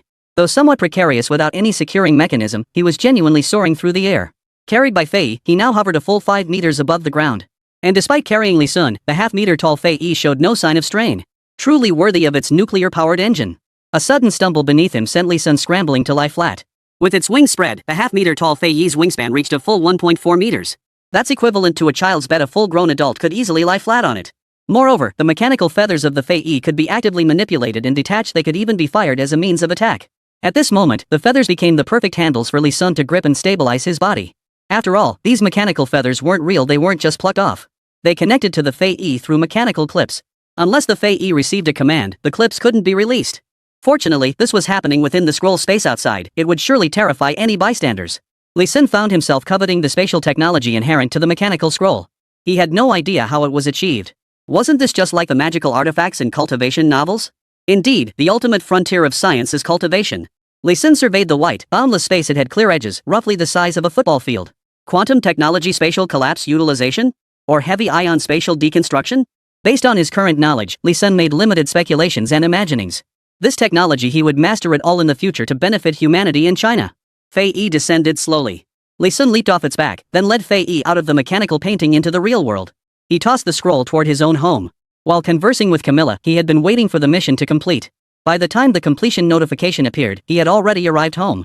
Of course, he couldn't just toss the mechanical scroll of the classic of mountains and seas out in broad daylight on the street. Doing so in the Eagle Empire would likely get him arrested as an alien, wouldn't it? Just as Li Sun turned to examine Fei Yi for further study, his communication system buzzed. The caller ID displayed Zhang Lan. The moment he answered, Zhang Lan's steady voice came through. Li Jun, I couldn't find the map you requested. The Space Administration won't release its confidential blueprints, only publicly accessible ones. But I located the chief architect responsible for designing the entire facility. Objectively speaking, every corner, every electronic door mechanism, every security checkpoint in the Space Administration was his creation. His name is Sandy. He's currently New York's most sought-after architect. Besides the Space Administration headquarters, he's also designed numerous military facilities. So, we've got a bit of a problem now. Li Sun frowned. What problem? Now that we've found the man, we just need to pry information out of him. As the strongest undercover operative, surely you have interrogation methods at your disposal? Zhang Lan sighed helplessly. I know how to interrogate, of course. The difficulty lies in how to get him alone and capture him. That kid recently took on a design project for some eagle-worshipping noble's estate. That noble sent a bunch of people to guard him, and I can't get in now. You see, the space conference is imminent. If I had time to design it, I could slowly figure out the pattern and get in. It would take about 3 or 4 days. But now there's only 1 day left. With just 1 day, my only option is to break in by force. But this matter requires secrecy. If I make too much noise, the Space Administration will definitely know someone has obtained the map. So, Li Sun nodded and said, got it. This was indeed a dilemma, with the most critical factor being the lack of time. The space conference was set to begin tomorrow. If Zhang Lan had more time, he could definitely figure out the mercenary patrol patterns and sneak in. And with his mechanical exoskeleton, he wouldn't fear a direct confrontation to storm in. But once such an operation began, the space agency would inevitably be alerted. As a designer for the Space Administration, Sandy is under the oversight of both the military and the Space Bureau. If anything happened to him, the Space Bureau would be notified immediately. After all, the intent behind someone breaking into the home of Sandy, a designer at the Aerospace Administration, was crystal clear: the map. Once the space agency learns of the map leak, they will inevitably reinforce security and even alter the facility's layout at any cost. In that case, the obtained map would become useless. Therefore, Sandy must be removed from his villa without alerting anyone. Is that even possible? Li Sun frowned. He hadn't anticipated the space agency would be so ruthless. They hadn't even left a single blueprint behind. Just as he was fretting, Li Sun caught sight of the nearby Fei Yi, a bird-like creature half a meter tall that could fly. This is the perfect assassin. Who says healers are only good for support? Every feather on the Fei Yi was a syringe. If all the healing potions inside were replaced with anesthetics and deadly toxins, and the feathers could be fired at high speed. Originally, the feathers were designed for rapid long-range support of critically wounded soldiers. Plus, Fei Yi's central nervous system is packed with knowledge about human healing. It knows the human body inside out. This is no healer. This is a deadly poison bird in every sense. The creators of Fei Yi likely never imagined Li Sun would turn a medic into an assassin. Moreover, in Li Sun's recent tests, Fei Yi's propulsion system differed from that of the Falcon drone. It could effortlessly lift a person into the air. Its bird-like appearance would also prevent mercenaries from suspecting anything even if they spotted it. Sending Fei Yi to infiltrate the villa, sedate Sandy, and carry him out couldn't be more perfect. Chapter 138, Unlucky Sandy, Adolf's Underground Chamber. Who would suspect a bird of being an assassin? Robots this lifelike and intelligent simply don't exist in this era. Zhang Lan, you retreat first. We need to discuss this. I might have a solution. New York Central. Private Villa Enclave. Sandy was utterly miserable. He'd recently landed a major project, and the client was clearly after his reputation as New York's top architect. But the project was indeed substantial, a suburban estate complete with an underground palace-like laboratory. But there was absolutely no compensation. That person was terrifying. As Sandy bent over his workbench, fear seeping from his eyes, the image of that man with his mechanical eye and researcher's lab coat had already etched itself deep into his mind. As the chief designer for numerous New York government officials and key institutions, his entourage was never short of military personnel, FBI agents, and even spies and monitors from NASA and the police department. Yet that man, accompanied by a brutal, murderous monster over 2 meters tall, had instantly slaughtered every single one of the supervisors. And afterward, the military department backing these supervisors didn't make a single move. It seemed as though the man held command over the military. Sandy had witnessed the monster behind that man in action. The bullets fired by resisting police officers and FBI agents had no effect whatsoever on its body, or rather, very few bullets even managed to hit it. Not a single resisting officer remained intact, limbs severed, heads torn off, bodies bisected, torn apart alive. Sandy couldn't comprehend how someone so cruel could witness such a bloody spectacle and remain utterly unmoved. A living devil. All he knew was that man's name, Adolf.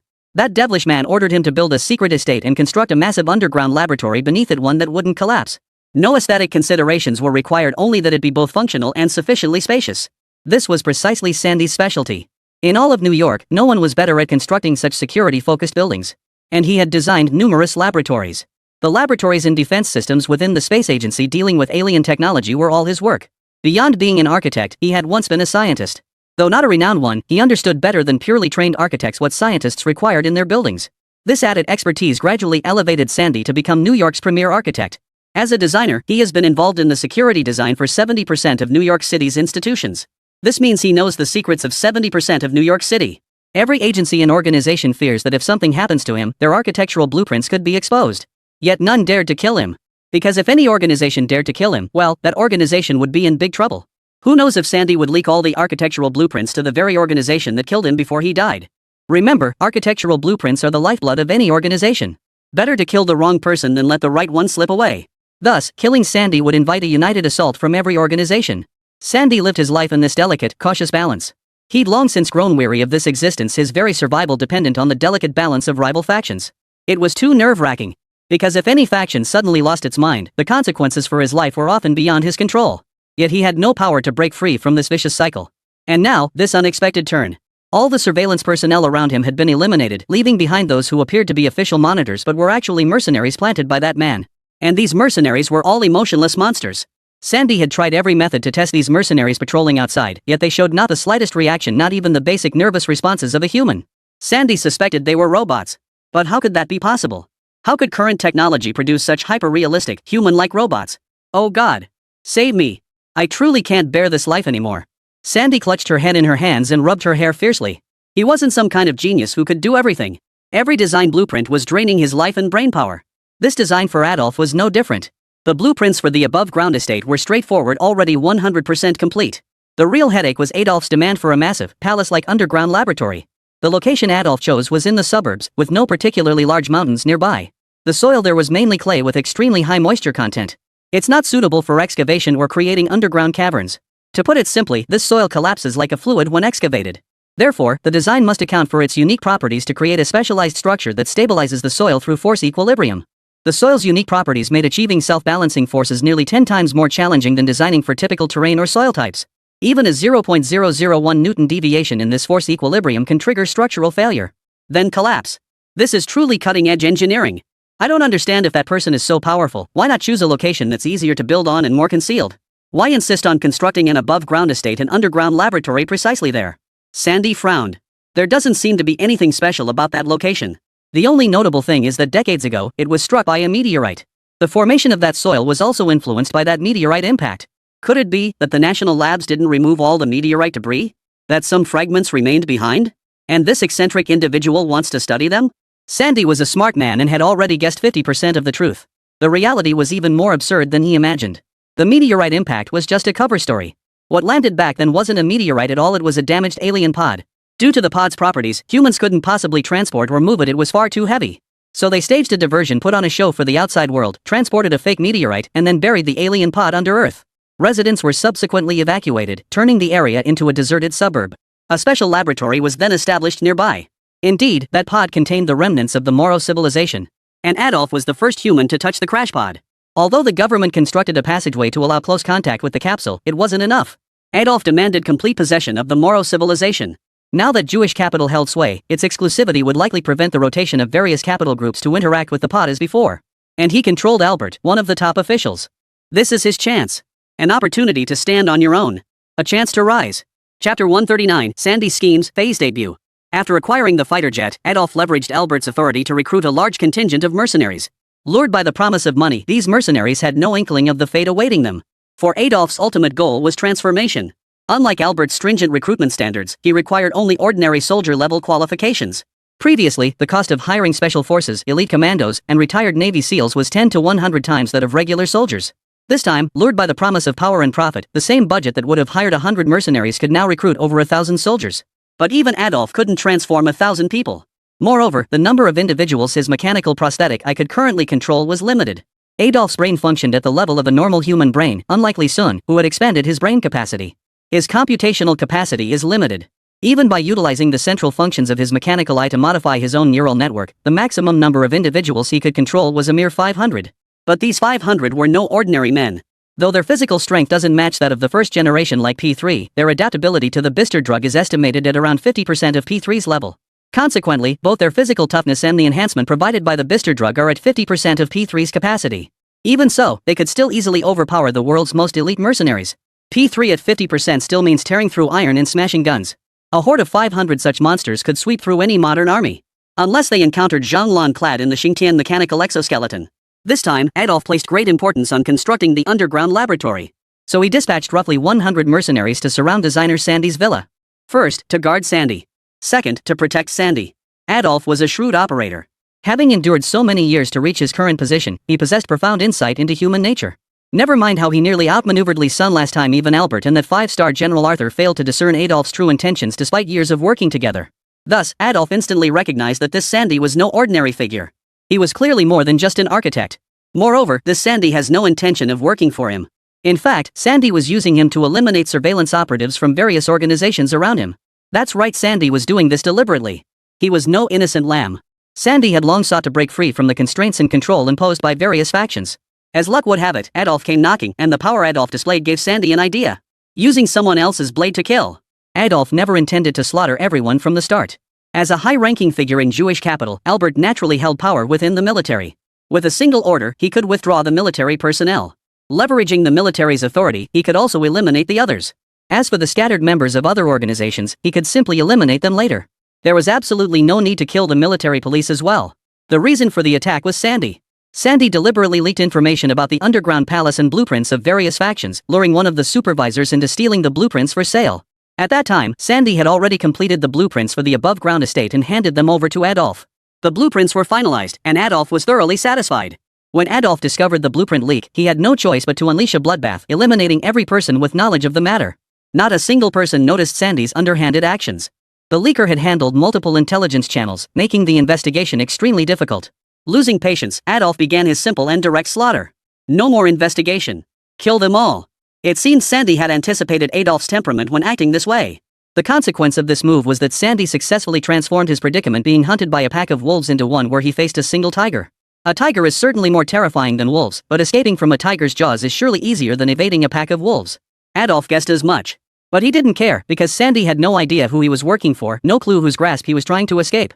So Adolf turned a blind eye to Sandy's scheme, granting him the chance to work diligently in return. Of course, knowing Sandy intended to flee, he had to be closely guarded. That's precisely why over 100 modified mercenaries were dispatched. Adolf was supremely confident. Over 100 mercenaries modified with the permanent version of the Bister serum take Sandy, for instance, that Chinese guy in the exoskeleton would die. Night fell. A white figure glided through the moonlit sky. These modified mercenaries had lost their own consciousness, possessing only the most basic human instincts. The patrol mercenaries didn't even bother to look up at the fat eagle circling overhead. In their mission parameters, they only needed to guard the people and prevent anyone from entering. As for birds, they didn't understand. The Fei's eyes functioned as cameras, and these cameras were connected to Li Sun's eyes, a capability very similar to that of the Falcon drone.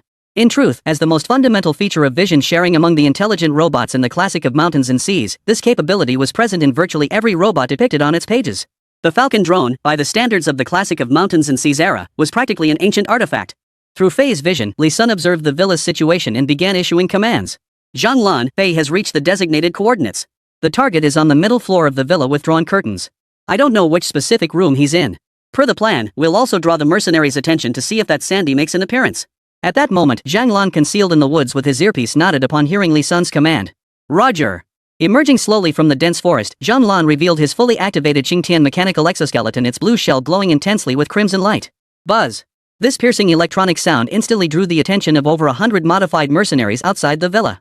Regardless of their body orientation, their mechanical prosthetic eyes all twisted unnaturally in unison, turning toward Zhang Lan at terrifying angles. Every cybernetic eye was linked to Adolf's central eye. Thus, the moment these modified mercenaries detected Zhang Lan, Adolf, kilometers away, received the information and imagery. Adolf frowned in astonishment. That Chinese man? How could he survive such a massive explosion? I saw them buried under the rubble with my own eyes. He's still alive. What about the man with the dragon-patterned mask? Still alive? Chapter 140, Resurrected from the Dead, shocking Adolf. How could this be possible? Afterwards, I even had my men search those ruins.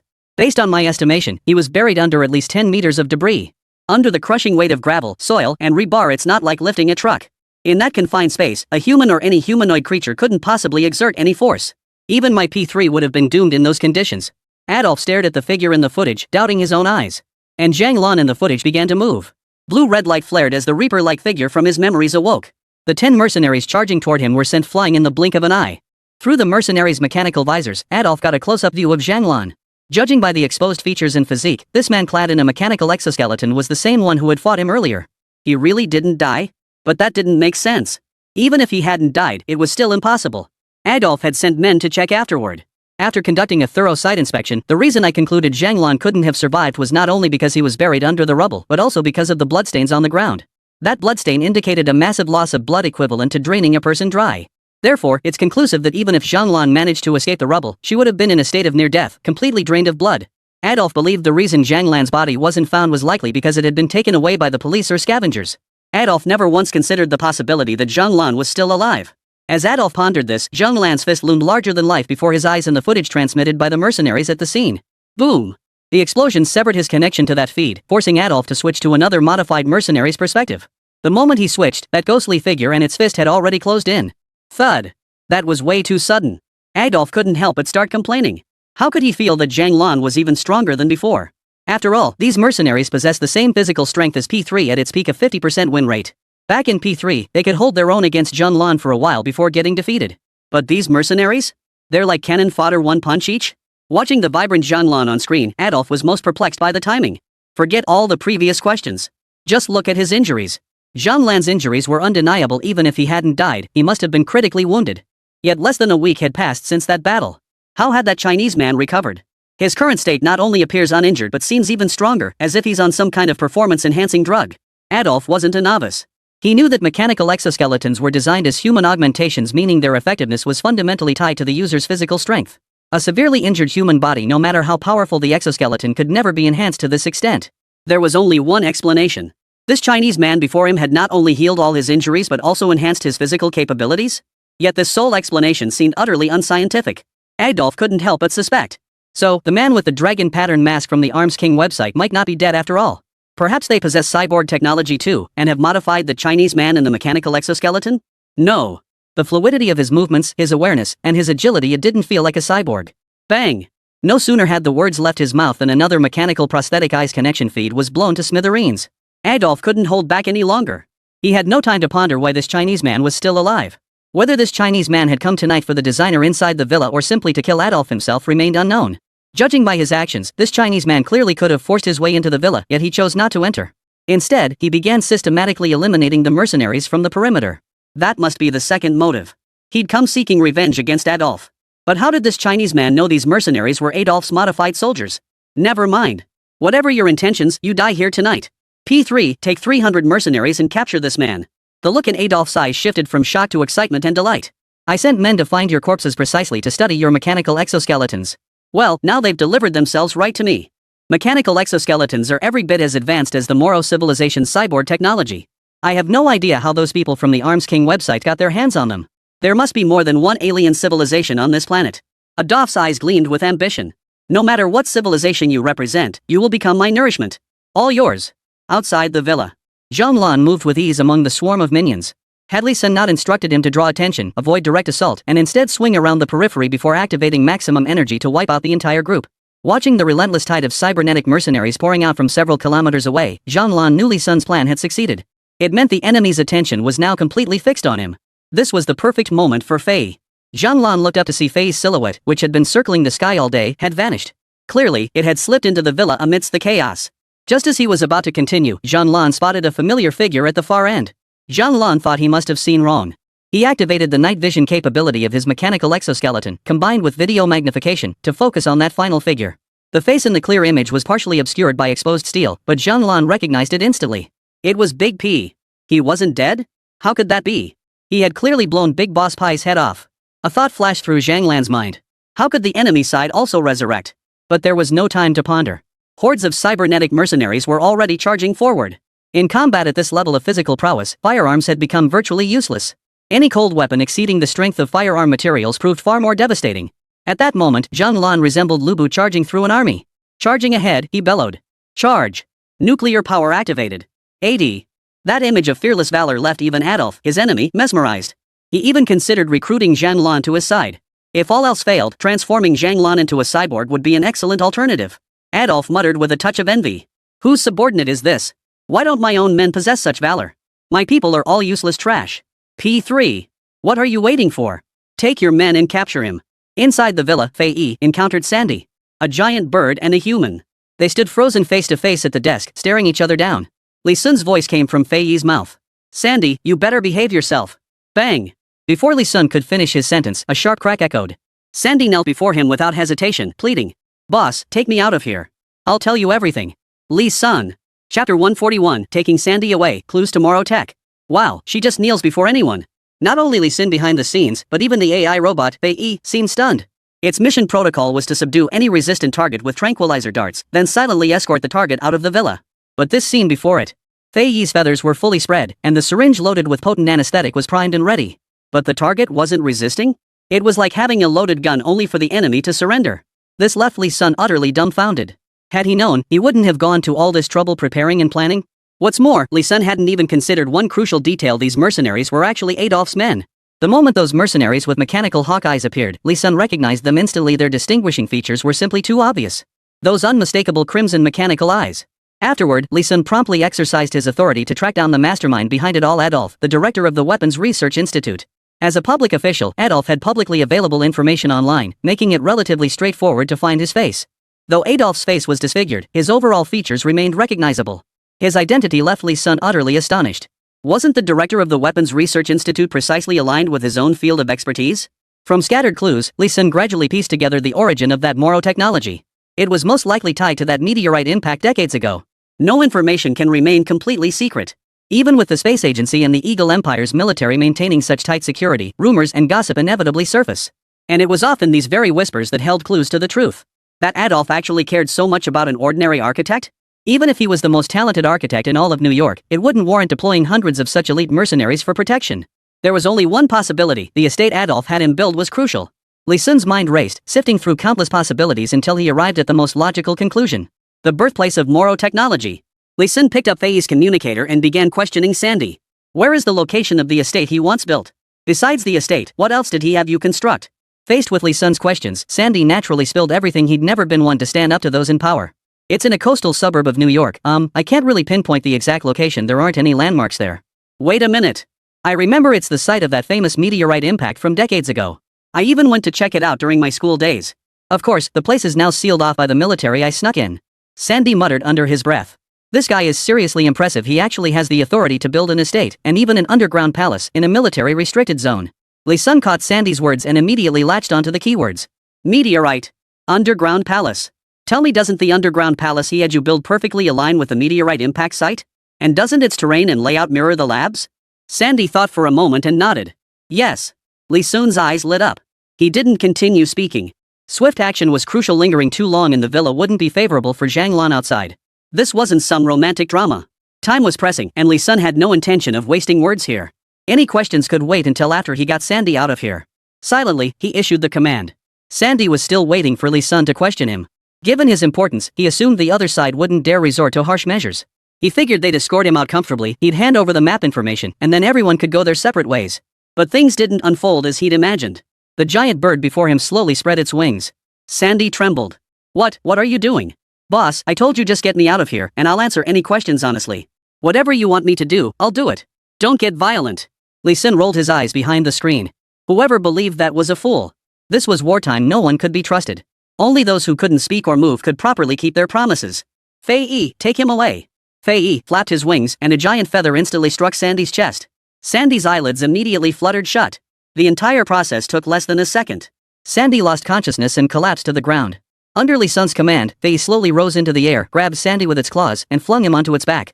After a brief test flight to maintain balance, Fei Yi silently soared out of the villa.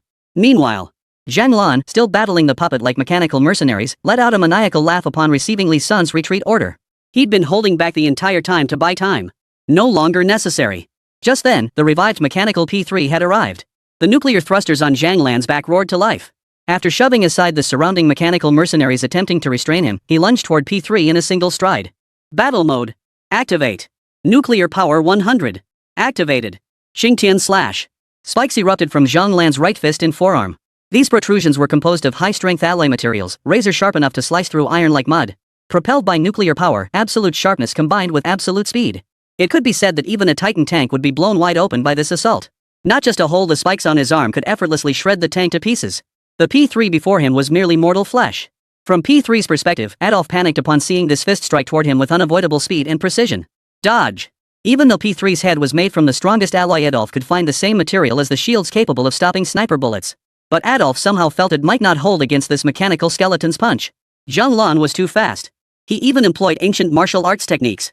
No matter how P3 dodged before, Zhang Lan's strikes always landed precisely where P3 intended to evade. Boom! Crackle! This time, instead of blood splattering, the air crackled with sparks. P3's bulletproof head was shattered once more by Lee Sun. Zhang Lan laughed heartily. Ha!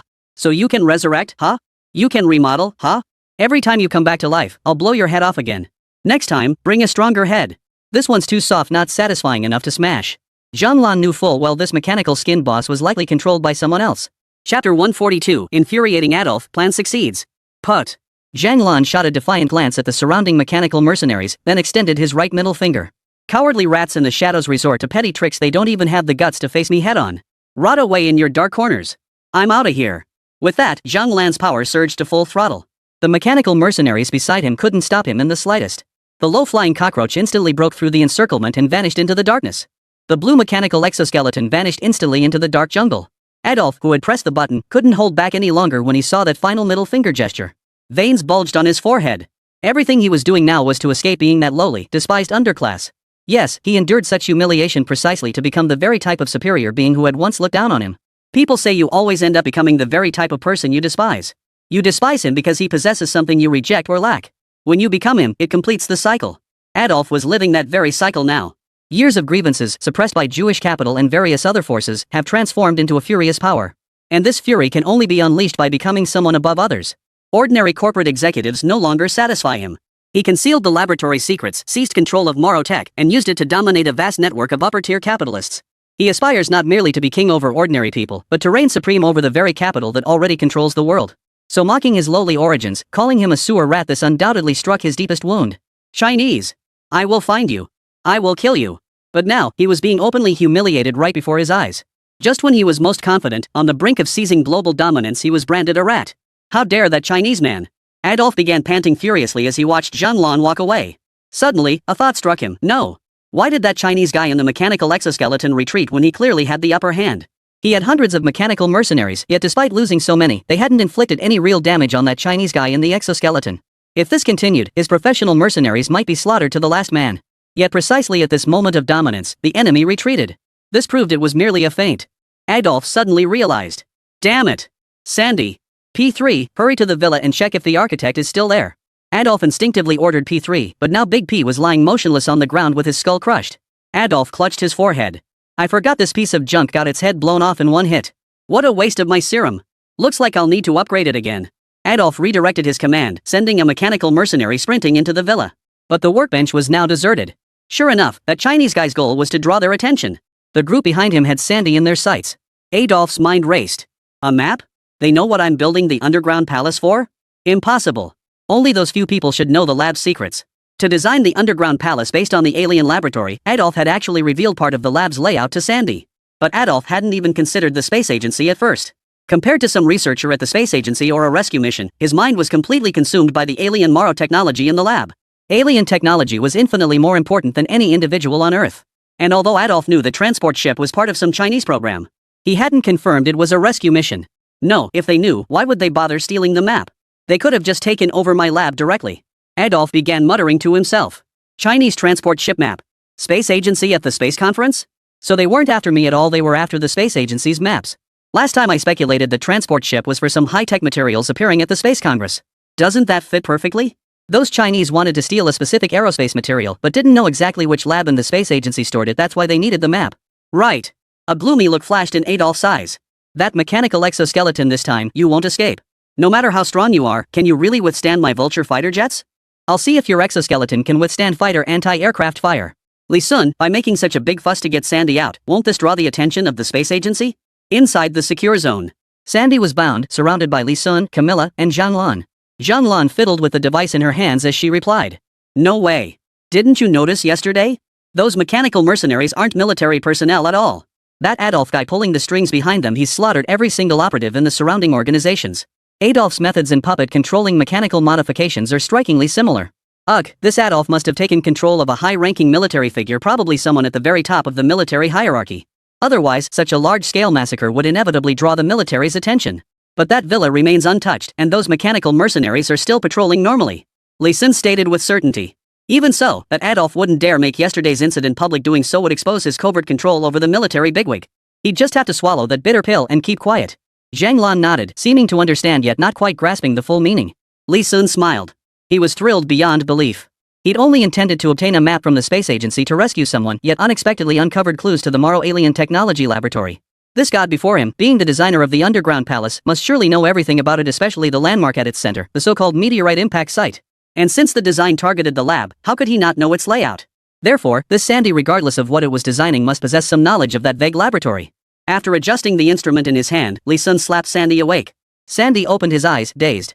His first thought was, did someone hit me? But the moment he recognized his surroundings, he snapped wide awake. He had escaped. He had made it out from beside that Adolf and nearly 100 mercenaries. This meant the people before him were even stronger than that terrifying Adolf. Big boss, hello. Chapter 143, The Difficulty of Restoring Blueprints. Don't try to butter me up, it won't work. Camilla was thrilled. It was her first interrogation. It felt thrilling. Li Sun placed the device he'd been fiddling with against Sandy's wrist pulse and said flatly, "This is a Chinese-style lie detector. Think before you speak. If I catch you lying, I'll chop you into little pieces." With that, Li Sun finished speaking. Zhang Lan, wanting to test the meaning behind Li Sun's words, was slowly sharpening his military knife against its sheath. Sandy shuddered. "Ask away. I'll tell you everything I know, and if I don't know, I'll find the answer for you." Li Sun cut straight to the point. "We need the internal blueprints of the space agency, the original designer's version." Sandy didn't hesitate for a second. The space agency meant nothing to him. Sacrificing his life to protect its secrets was out of the question. He wasn't a soldier. "Here. I'll give it to you. But gentlemen, the space agency never gave me a backup copy, nor would they ever allow me to keep one. I can only sketch it for you from memory right here. Is it possible?" Li Sun knew exactly what Sandy was about to say. He gave a subtle nod to Camilla beside him. Camilla produced the laptop she prepared earlier. Of course it couldn't be pen and paper. Modern architectural designs absolutely require professional CAD software. And with the space agency's multi-level structure, 3D modeling and rendering software is essential. This was a major undertaking. Meanwhile, Zhang Lan stepped forward to assist Sandy. At this moment, Zhang Lan wasn't wearing her mechanical exoskeleton because against a weakling like Sandy, Zhang Lan could take on 10 opponents barehanded. "Thanks, boss. When do you need the blueprints?" "The space agency's architectural design ranks among my top 5 projects ever. It's incredibly complex. I estimate about 2 weeks." Li Sun shook his head. 5 hours. Sandy thought he'd misheard. 5 days? 5 days is impossible. 5 days is too short. I might only manage a basic design sketch. Back when I did financial design work, I had 10 assistants helping me. Now I'm alone, I simply can't handle it. Li Sun frowned. "Not 5 days, 5 hours. I'm giving you only 5 hours. The aerospace conference begins 7 hours from now at dawn, and we need to arrive 2 hours early to familiarize ourselves with the map and prepare." "That's impossible, boss. It's not that I don't want to do it, I genuinely can't pull it off." Sandy was on the verge of breaking down. 2 weeks is already my absolute fastest pace. Back when I worked at the space agency, I had a 100-person team just for architectural blueprints. Even then, it took me a month and a half to complete the drawings. But now, the Celestial Bureau has been built for 10 years. While I still have some vague recollections of you, they're incredibly hazy. You want me to replicate such a complex map in 2 hours? How is that even possible? Li Sun thought about it. True. He hadn't even considered this issue initially. After his brain enhancement, his memory was so sharp he could memorize tens of thousands of characters with just a glance. He hadn't experienced the frustration of forgetting something in ages. Whoa, forget what normal people can't remember. Lee Sun rubbed his forehead, then narrowed his request. I don't need the entire space agency's blueprint. Could you just map a section? Specifically, the access routes to the satellite and communications labs, plus the quick escape routes. If you have the capacity, sketch the adjacent sections of the map along this route. Sandy fell silent at this request. Narrowing the scope would indeed speed things up, but it didn't feel like much of a reduction. There were at least 20, maybe 30 communications labs. If we include access and evacuation routes, we'd pass by over 100 labs of all sizes. Considering defense considerations, you'd also need to map the surrounding areas of every single lab you pass along the way. This partial map would likely cover about 15% of the entire space agency's layout. Judging by the workload, it would take him at least 2 days to complete. I can certainly get it done, but could we extend the deadline? Sandy felt uneasy, even fearful. These bigwigs had already cut him some slack and eased the conditions. If he refused again, might he provoke the anger of the powerful figure before him? Lee Sun rubbed his fingers. Sandy had been exceptionally cooperative with him. In fact, he granted every request. The current difficulty was an objective one, not something Sandy had deliberately caused. So Lee Sun didn't press him. Instead, he carefully considered ways to help Sandy speed up his drawing. Only 2 factors could be hindering his efficiency. The efficiency of mentally recalling maps. 2. The efficiency of translating mental maps into drawings. Lee Sun tapped his forehead and immediately asked, how much do you still remember? How long will it take to reconstruct the specific map? Sandy stared at the ceiling, carefully sifting through his memories. As New York's top architect, he was undeniably a genius, though compared to Lee Sun, he was just an ordinary person. Well, besides that partial map, I recall about 50% of it. Reconstructing the rest would take at least 5 hours, since I need to use other remembered sections to reverse engineer the missing parts. Lee Sun smiled. Got it. So for the entire space agency map, the parts you remember can only be used to deduce the parts you don't. Drawing the remembered sections takes time, deducing the forgotten parts from what you recall takes time, and finally filling in the missing sections takes time. Lee Sun took a deep breath and said, then let me help you. Sandy, all you need to do now is dictate everything you remember to me. I'll draw it. Sandy swallowed hard. What did that mean? Lee Sun sat calmly before the computer, spreading his fingers. His brain capacity had already expanded to dozens of times that of the most brilliant minds in human history. If he had ever seen the space agency's maps, there was no way he could forget them. So Lee Sun planned to use his own brain to replace Sandy in the deductive process. The most time-consuming part of the entire process would be Sandy's verbal narration. Lee Sun frowned. Cut the crap. Hurry up. You narrate, I'll draw. Sandy inwardly raged. What do you mean you describe, I draw? This is the architectural blueprint for one of the world's most prestigious institutions. If you were to render the entire architectural design using CAD and 3D modeling, it would make your eyes go cross-eyed. Chapter 144, Lee Sun's terrifying talent. These drawings would lag on computer displays. They take time to load. And this guy actually expects to reconstruct the entire design just by dictating it? What kind of pipe dream is he living? Or does this person in front of him not even understand architectural design? Though inwardly raging with criticism, he reluctantly recounted fragments from his memory, constrained by the intimidating presence of these industry heavyweights. Sandy recalled as he spoke.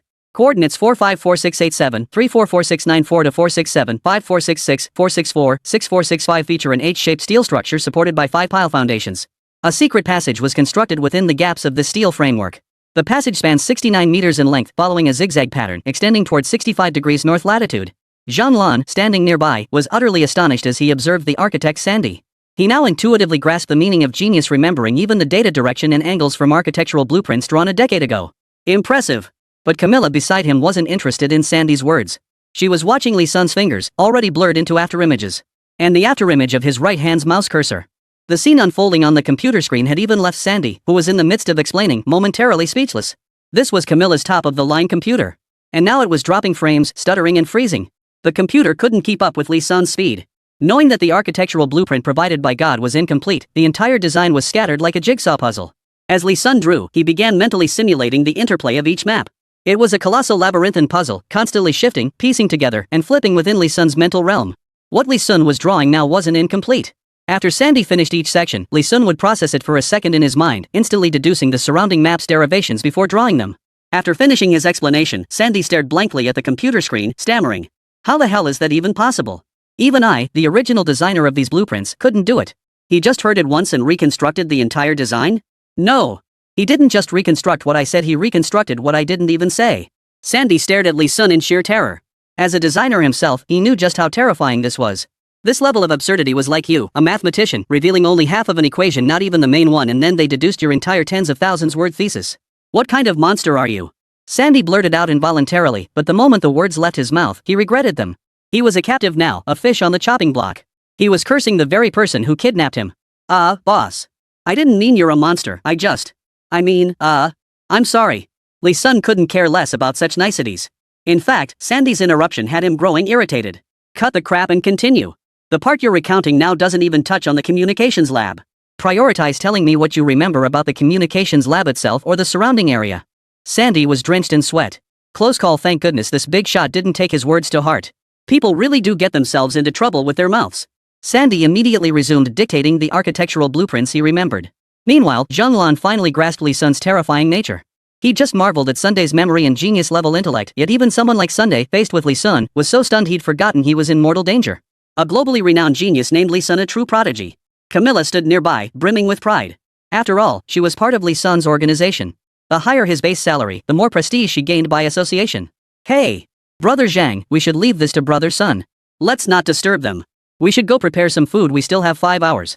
Zhang Lan watched Sandy frantically typing and Lee Sun's fingers moving so fast they blurred, yet showing no sign of strain. He was genuinely stunned. Sometimes Lee Sun even paused to wait for Sandy to catch up. Sandy's explanations couldn't keep pace with Lee Sun's recommendations. Zhang Lan smiled at Camilla and said, "With Comrade Lee Sun on board, I doubt we'll even need 5 hours to get the blueprints we need." "You're right. Let's grab some food and prepare thoroughly for the plan in 7 hours. 2 hours later. Sandy stared blankly at the moon, muttering under her breath. This is insane. 2 hours. They finished in 2 hours what would take 100 people a week. This doesn't make sense. Not even Einstein could pull this off. Beside him, Lee Sun rested his chin in his hand, occasionally swiping through the fully finalized architectural blueprints on his laptop as he began mapping out rescue and evacuation routes. Lee Sun and Camilla had already finished shopping and returned. Watching Sandy fiddle with her computer and zone out, Zhang Lan held up the groceries and said to Camilla, "See? I was right." Camilla rushed over to Lee Sun and asked excitedly, "Soon, is it done?" "Yeah." Camilla presented a steaming plate of fried rice and said, "Thanks for your hard work. Zhang and I went to Chinatown nearby to get this. It's no small thing to find authentic Chinese fried rice in a foreign land. Try some." Honestly, Lee Sun was starving. Lately, it's been nothing but steak, raw vegetables, avocados, and all kinds of greasy fried burgers. He was practically sick of it. Smells amazing. And so, 2 Chinese and 2 Americans sat on the rooftop of the Safe District Villa, gazing at the moon while eating Chinese fried rice. Zhang Lan sighed. If the Eagles didn't harbor such intense hostility toward China, if China and the Eagles weren't adversaries, what would the world be like now? Lee Sun replied calmly. There are no ifs. Where there is strength and weakness, there will always be conflict and hostility. Our task is to become the stronger one. Camilla retorted. So what? The nation is the nation, and we are us. We should live for our own ideals. From this moment on, I will no longer fight for the Eagle. I will fight for China. Camilla had been displaced since her father's murder as a child, never experiencing the warmth that shaped this empire, for that warmth was reserved for the wealthy, offering not a shred of sympathy to vagrants. Sandy retorted. I don't care about that. I just want freedom. I want to stop being threatened. I want to stop being manipulated. Lee Sun swallowed a mouthful of fried rice before speaking. Tomorrow our plan will move forward. Sandy, you must flee this city. After tomorrow, they will surely find you, for our plan is bound to succeed. Chapter 145, Persuading Sandy, Offering Amnesty. Of course, I doubt you'll manage to escape. The might of a nation isn't something you can evade. Sandy fell silent. The moment he revealed the architectural blueprints, he had effectively signed his own death warrant, albeit a delayed one. Their plan involved, among other things, recruiting a key technical specialist from the space agency, a specialist whose rank had already risen to that of deputy director. Not to mention Lee Sun's plan also involved demolishing buildings surrounding the space conference. In other words, once Lee Sun's rescue operation commenced, the chaos it unleashed would be nothing short of an all-time game-changer in New York City. It would be etched into the annals of history. Regardless of success, such an event would trigger a full-scale investigation by the Eagle Empire's military, space agency, and every government department, reconstructing every detail from cause to effect. And how Lee Sun and his team infiltrated the space agency for the rescue would inevitably become a central question. So where did the map come from? Sandy, the architect, is the prime suspect. After all, the only people who could know the internal layout of the space agency besides the original architect are the director and the chief architect. It's too easy to trace. Unless Sandy can somehow shift the blame and responsibility onto someone else, he's bound to take the fall. But even if I'm caught, I shouldn't be in too much danger, right? After all, I've made so many contributions to the Eagle Empire. Sandy felt a pang of melancholy and hesitation. Considering the value of those buildings, they'll probably just lock me up for a while, right? Lee Sun sneered coldly. Lee Sun was actually certain he would carry out the plan. After all, whether the plan succeeded or not, he intended to detonate the bomb. In fact, if his conciliatory approach failed, he was prepared to escalate things dramatically. Billions still sat untouched in his account. Using the system to swap for dozens of cruise missiles at wholesale prices? No problem. If the rescue failed, Li Kun was ready to unleash a world-shocking event. Truthfully, he even harbored a faint hope that the Eagle Empire would retaliate with something big that would give him the perfect justification to turn all of New York into the first ruins on Eagle Empire soil. As for whether he might show mercy or worry about the safety of New York's residents? Ridiculous. Do you think national borders are a joke? Culture knows no borders. Science knows no borders. But artists have borders, scientists have borders, so people from different countries are people from different countries. An ancient Chinese saying goes, those not of our kind must have different hearts. Any foreigner could become an enemy of our nation. Mercy toward enemies is cruelty toward ourselves. That's why Li Sun actually despises Sandy's naive attitude. Have you heard of the intelligence war China fought against the Eagle Empire in its early days? The battle for cryptographic supremacy was the first major front. Over 2 decades of struggle, countless lives were lost attempting to crack a single code. Each cryptographic system and method represented the life's work of a genius. Your Eagle Empire's cryptographic team, led by a mathematician named Ethan, created the purple code and black code. These 2 ciphers drove all our decryptors to the brink of madness. They simply couldn't crack them. Over 2 decades, they provided immense advantages for your Eagle Empire's espionage operations. It can be said that Ethan deserves the highest credit for this campaign. If converted to military merit, it would easily qualify him for promotion to colonel. Sandy frowned. Ethan? Who's that? I've never heard of him. If he's so meritorious, the Empire should be making a huge fuss about him. Li Sun smiled. Because your Eagle Empire locked him up until he died. Just because he failed twice, those failures overshadowed all his achievements from the previous 20 years. Sandy's pupils dilated. He vaguely saw himself reflected in Ethan. Li Sun continued. Time's progress and new talent emerges endlessly. The black code and purple code Ethan created were eventually cracked by a former student of his in China. This same student also served as the head of China's cryptography division. After the successful decryption, the upper echelons of the Eagle Empire suspected Ethan of leaking information. How foolish and laughable those higher-ups were. If Ethan had indeed leaked information, how could the purple code and black code have remained undeciphered for a full 20 years? Truthfully, they didn't care. They merely sought a scapegoat to bear the blame for their failure. Whether this scapegoat had any merit or how much they had sacrificed for the Empire was irrelevant. What mattered most was finding someone who could legitimately shoulder the responsibility and take the fall. Therefore, Ethan's achievements must never be known to others. That's why Ethan must rot in prison until he dies. Li Sun looked at Sandy and asked. This isn't fiction. It's documented in the archives of China, objective historical fact. Do you understand what I'm saying? The rooftop fell silent. Zhang Lan stood nearby, silent but understanding what had been said as he kept his head bowed. Camilla looked at Sandy with a hint of anticipation.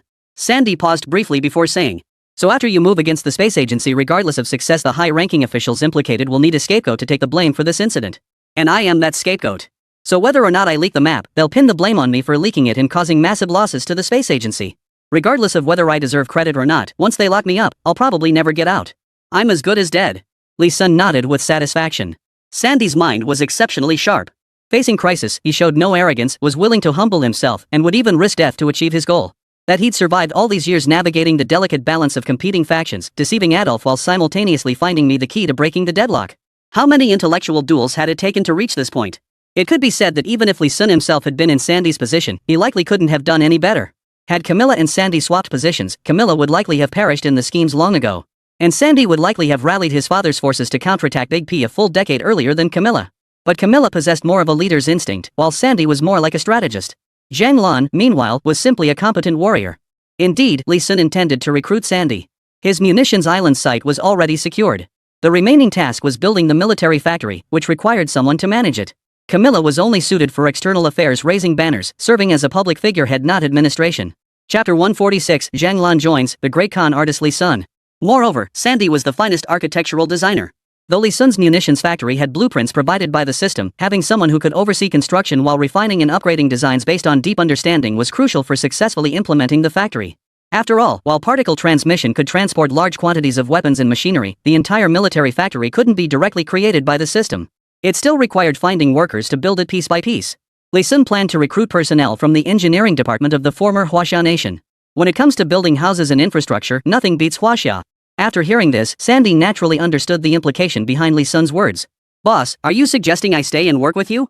But I have no combat skills, I can't contribute to the rescue operation. Li Sun shook his head. After this rescue mission, I'll return to China, but the two of them will stay here. I also have some private businesses here, and I'd like you to help manage them for me. Sandy's eyes lit up slightly at this. He'd assumed it was another attempt to coerce him into doing something, just like before. Managing the companies wasn't entirely out of the question. Li Sun saw through Sandy's thoughts. I won't restrict your freedom in any way. You can leave whenever you wish. If you agree to this, I'll arrange to alter your identity records so the Eagle Empire can't track you down, while ensuring it doesn't disrupt your daily life. Consider it. We'll split the profits. No base salary you earn based on your performance. Though I'd rather you didn't sell too much.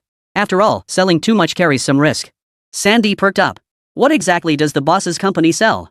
Selling too much could be dangerous?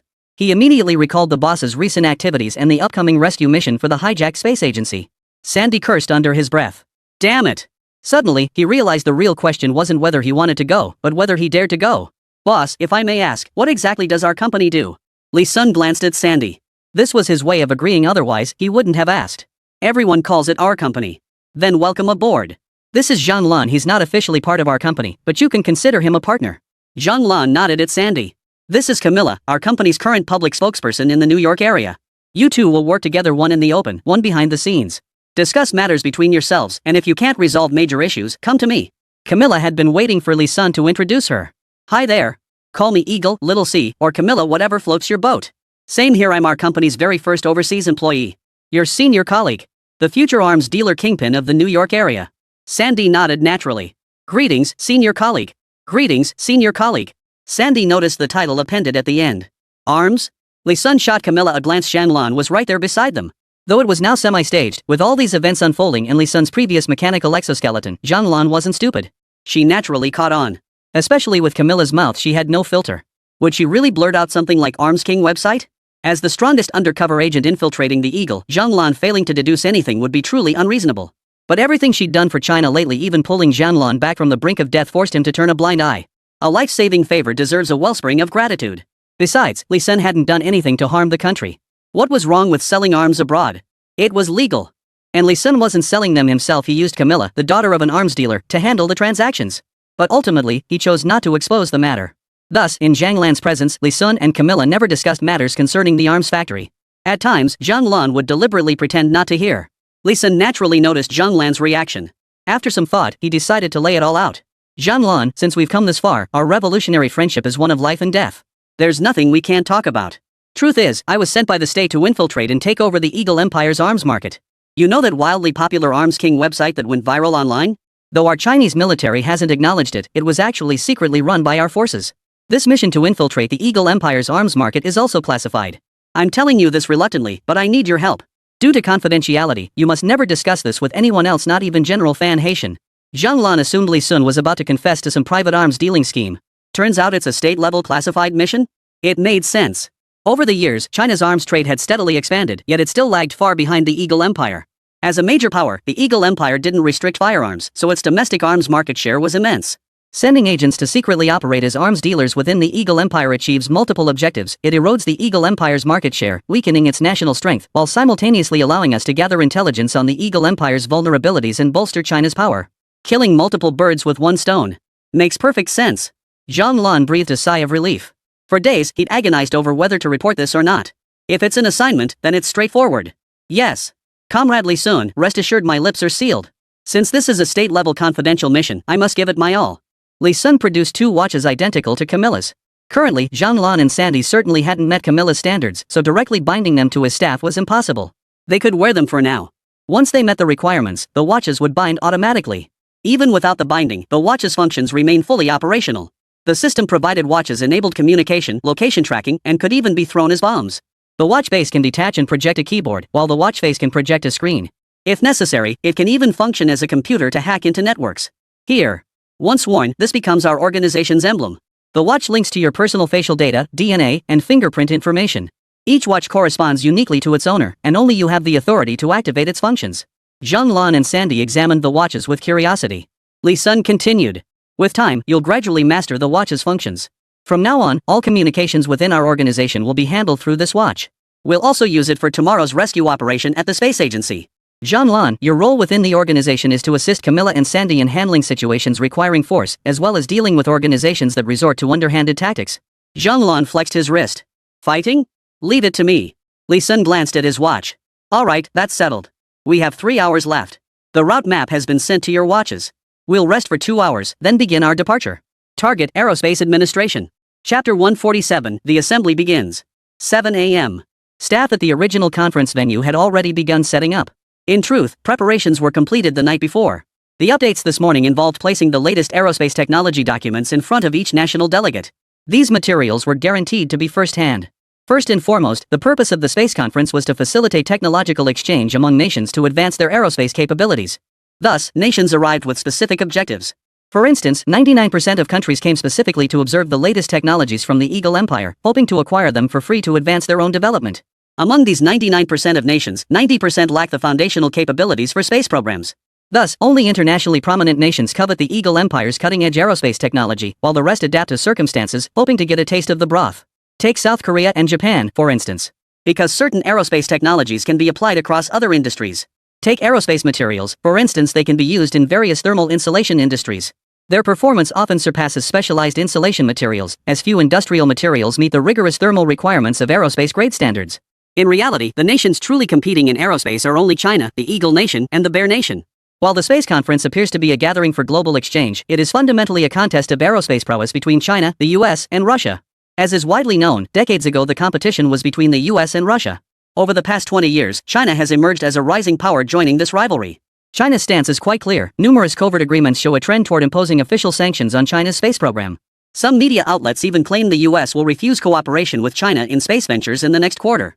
In other words, the space conference won't be inviting China to play. Once this direction emerged, numerous smaller nations aligned with the Eagle Empire naturally followed their leader's lead in encircling China.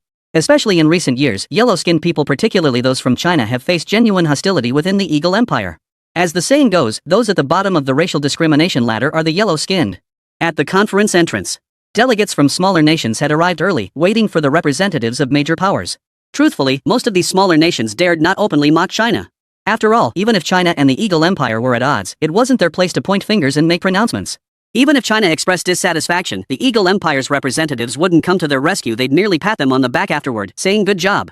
But two nations stood apart: South Korea and North Korea. As Asian nations directly occupied by the Eagle Empire's military forces, they had completely lost their national sovereignty.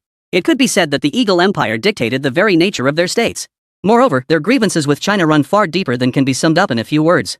Or rather, the debts they owe China are not something that can be summed up in a few words. Naturally, there is no fear of China, nor any inclination to restrain themselves in any way. Therefore, they show absolutely no restraint. The South Korean representative, seeing the Chinese delegation hadn't arrived yet, began to speak in a sarcastic tone. All the Asian nations are here. Are they the only special ones? What a huge ego. You'd think China already ruled the world. A Western vassal state of the Eagle Empire chimed in. Exactly. Exactly. Only an empire possesses such magnanimity. Our representatives arrived early. Now that's the bearing of a great nation. In reality, the Eagle Empire's delegation arrived first as the host nation.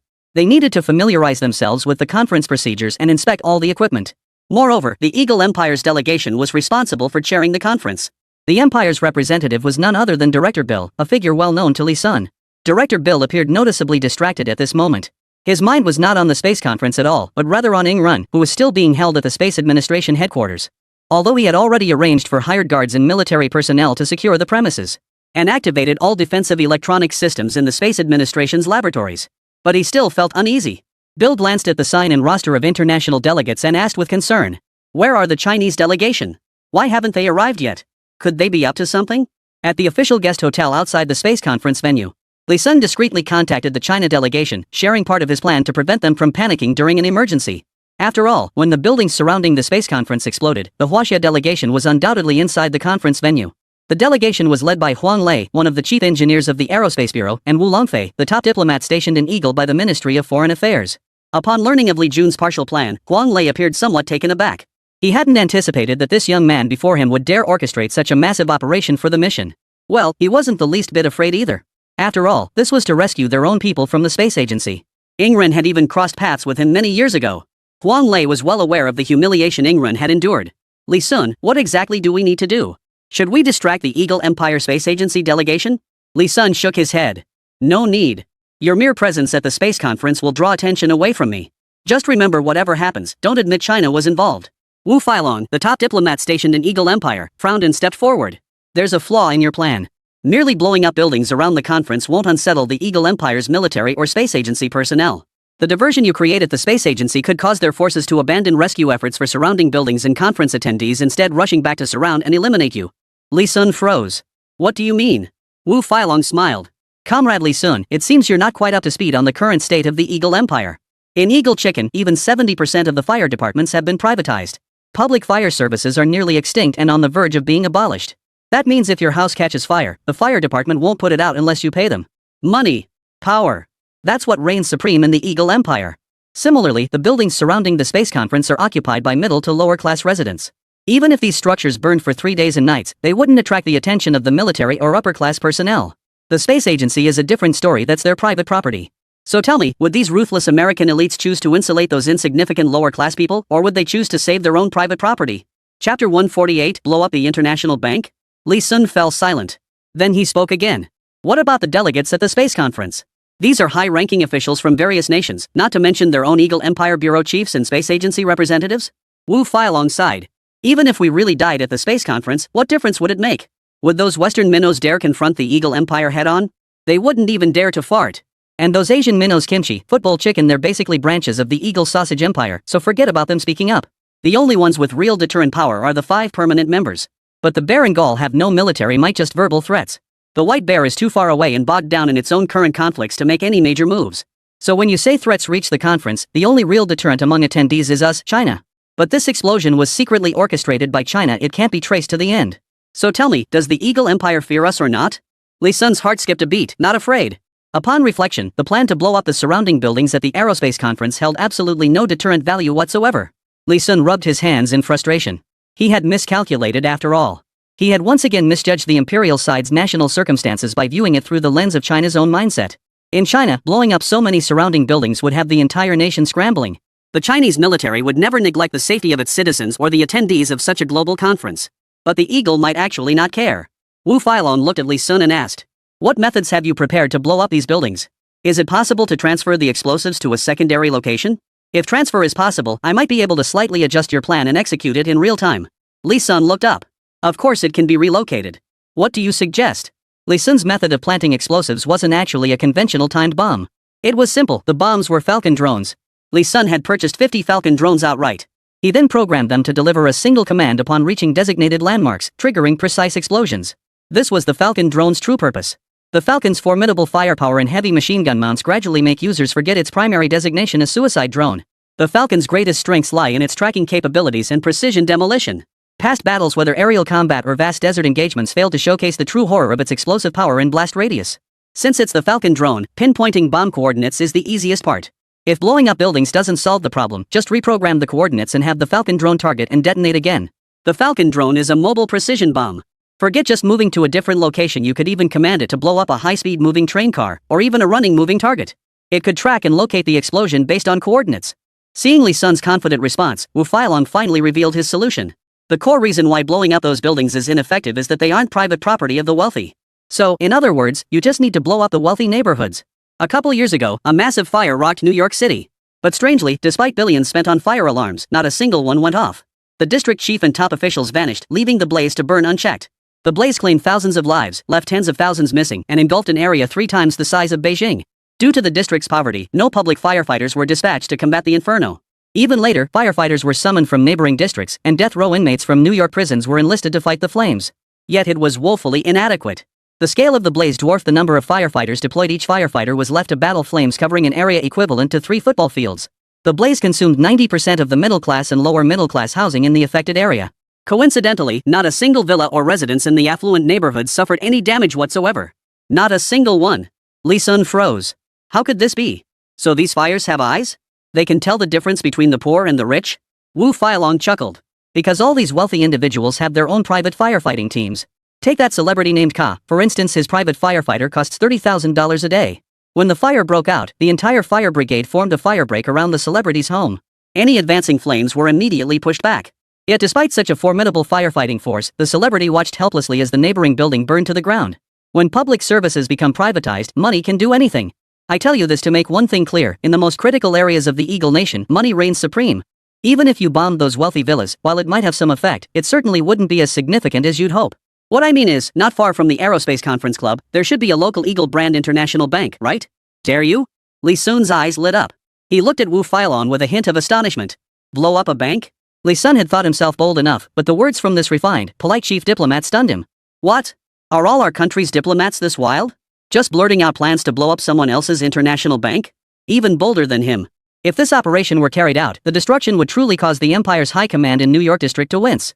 After all, the issuance of currency directly impacts the entire nation's financial system. Blowing up a portion of it would destabilize the financial system, affecting the interests of the entire country. To be perfectly honest, this is even more ruthless than blowing up the Aerospace Administration headquarters. Li Sun was beginning to revise his preconceptions. Indeed, the top diplomat stationed directly at the Imperial Embassy couldn't possibly be a refined gentleman. In a place like this, where the international landscape is constantly shifting, if you aren't ruthless and bold enough, you'll be swallowed whole, leaving not even a bone behind. Being swallowed whole is bad enough, but dragging your nation down with you, that's a catastrophe. This, then, was Wu Feilong's true nature. Li Sun swallowed hard and declared, "Damn it! I dare. But if I really go blow up that bank, won't it affect you guys? You'll still be stationed in the Eagle Empire afterward." Wu Feilong replied confidently. "Without evidence, what can he do to me? If he dares to take direct action without cause, my homeland, China, isn't one to be trifled with. As for underhanded tactics, even without your current scheme, this is what I deal with every single day. So, let's do it."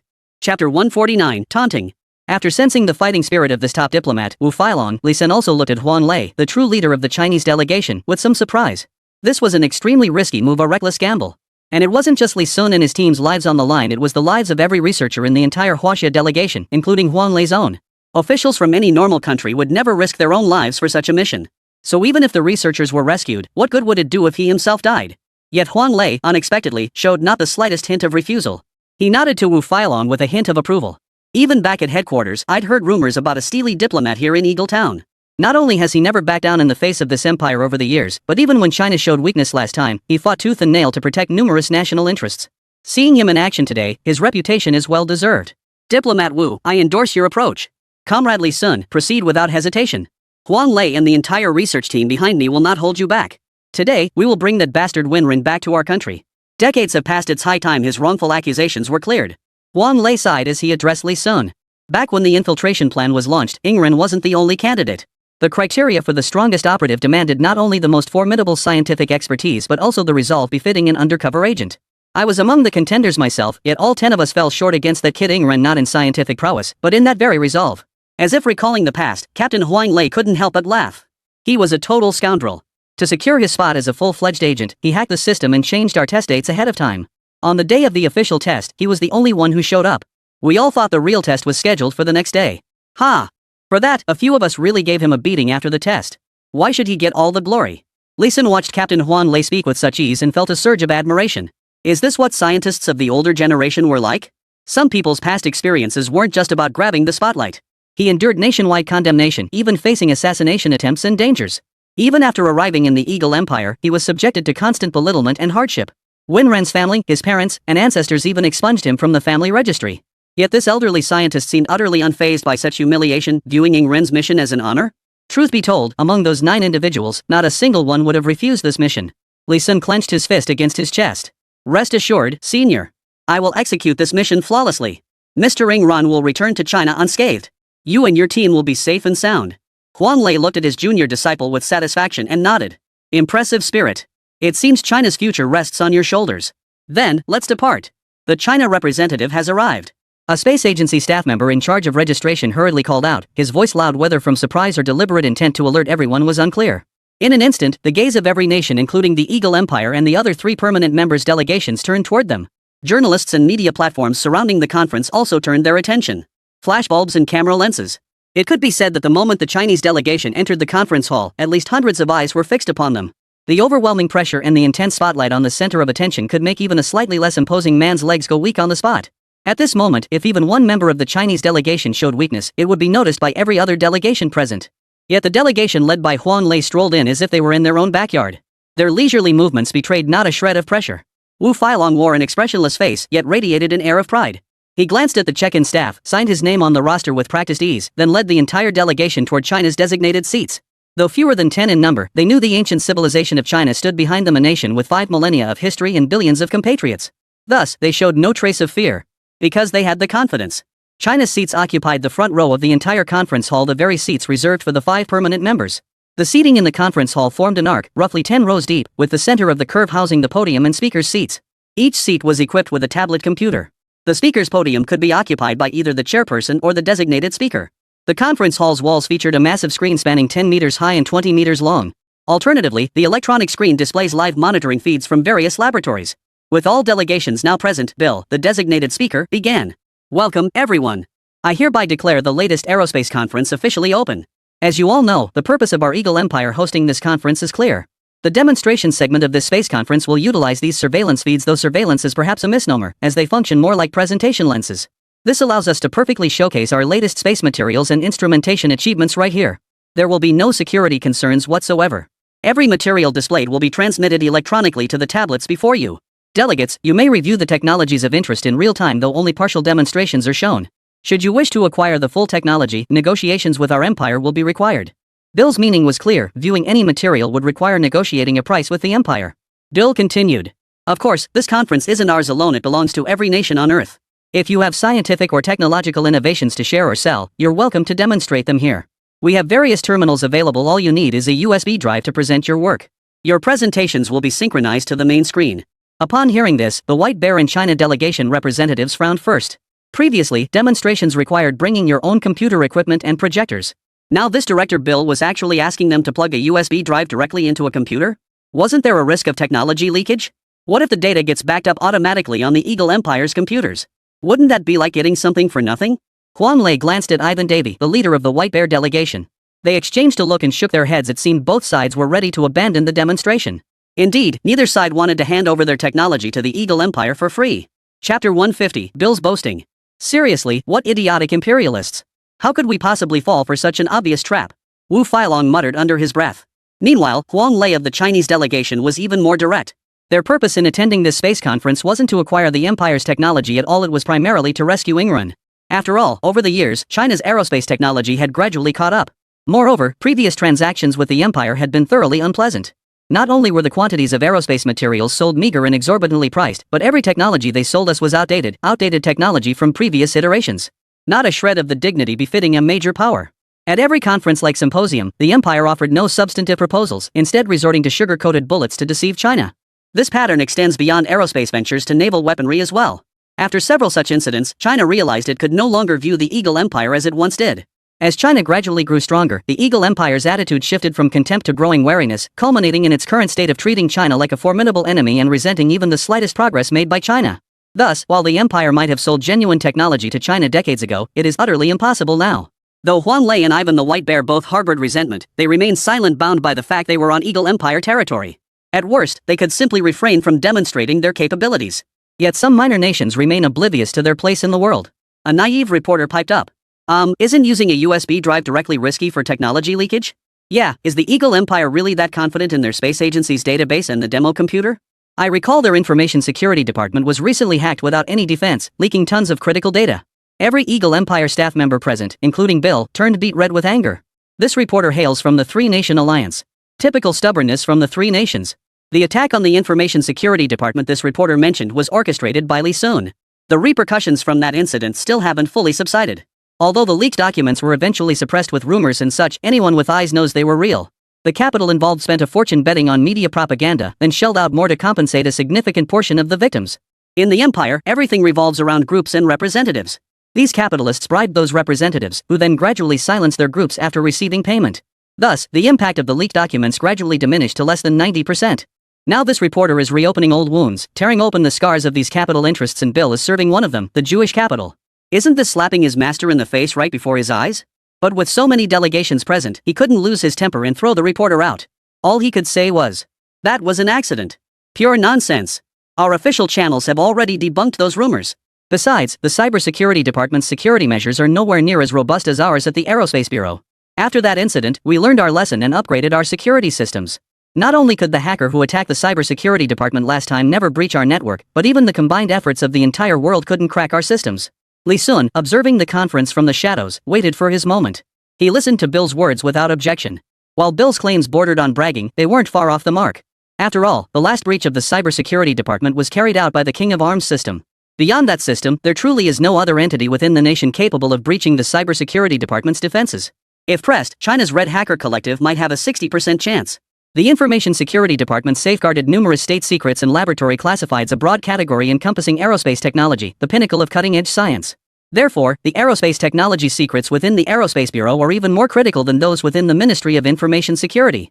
After all, the pinnacle of human technological advancement lies in leaving our planet and venturing into outer space. The top tech companies of the Empire will ultimately venture into aerospace technology. Take Musk's Starlink and space rockets, for example. Therefore, Bill's comparison of the space agency's cyber defense capabilities to those of the Information Security Department is entirely reasonable. Even when Bill claimed his technology surpassed the department's, Lee Sun believed him. The overall subsystem never uncovered any traces of Moro civilization technology within the Department of Information Security. Yet such extraterrestrial technology from the Moro civilization would inevitably appear in the internal documents of the space agency. Thus, from this perspective, the classification level of classified materials within the space agency is undoubtedly higher than that of the Information Security Department. Other representatives from nations aligned with the empire are equally aware of this fact. This question doesn't even require Director Bill's response. I'll answer it for you. Everyone knows our empire's information security is the strongest. Look at the last breach of the Information Security Department. Even though it was compromised and leaked, no particularly vital secrets were exposed. Were any classified aerospace documents leaked? No. This only proves that last time, the hacker only scratched the surface of the Information Security Department's data. The speaker was the representative from Korea, who brazenly boasted. He's all talk online. If he were truly skilled, why didn't he cripple the entire Information Security Department? Frankly, the superficial stuff he managed to get? Any hacker from our country could do that. So you have absolutely no reason to question the information security of the Eaglecraft Empire's Aerospace Bureau. Several smaller nations chimed in with agreement while watching Bill's reaction. Seeing Bill nod in apparent satisfaction instead of speaking, the representatives of these smaller nations instantly felt reassured. The representative from Footbasin Chicken took the lead. Exactly.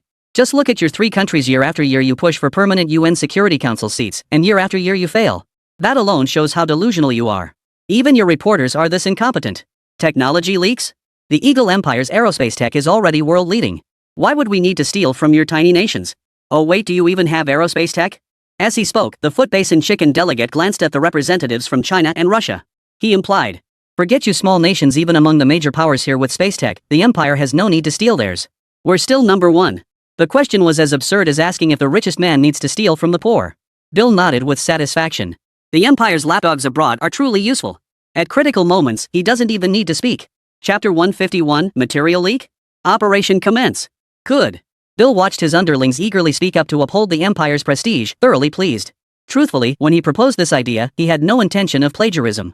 In his mind, he arrogantly believed the Empire truly had no need to acquire technology from other nations. This confidence stemmed from the Eagle Empire's century-long dominance, crushing all competition to claim the top spot in every major technological project. The idea of using remote surveillance to monitor aerospace technology was primarily to prevent outsiders from entering the Aerospace Administration.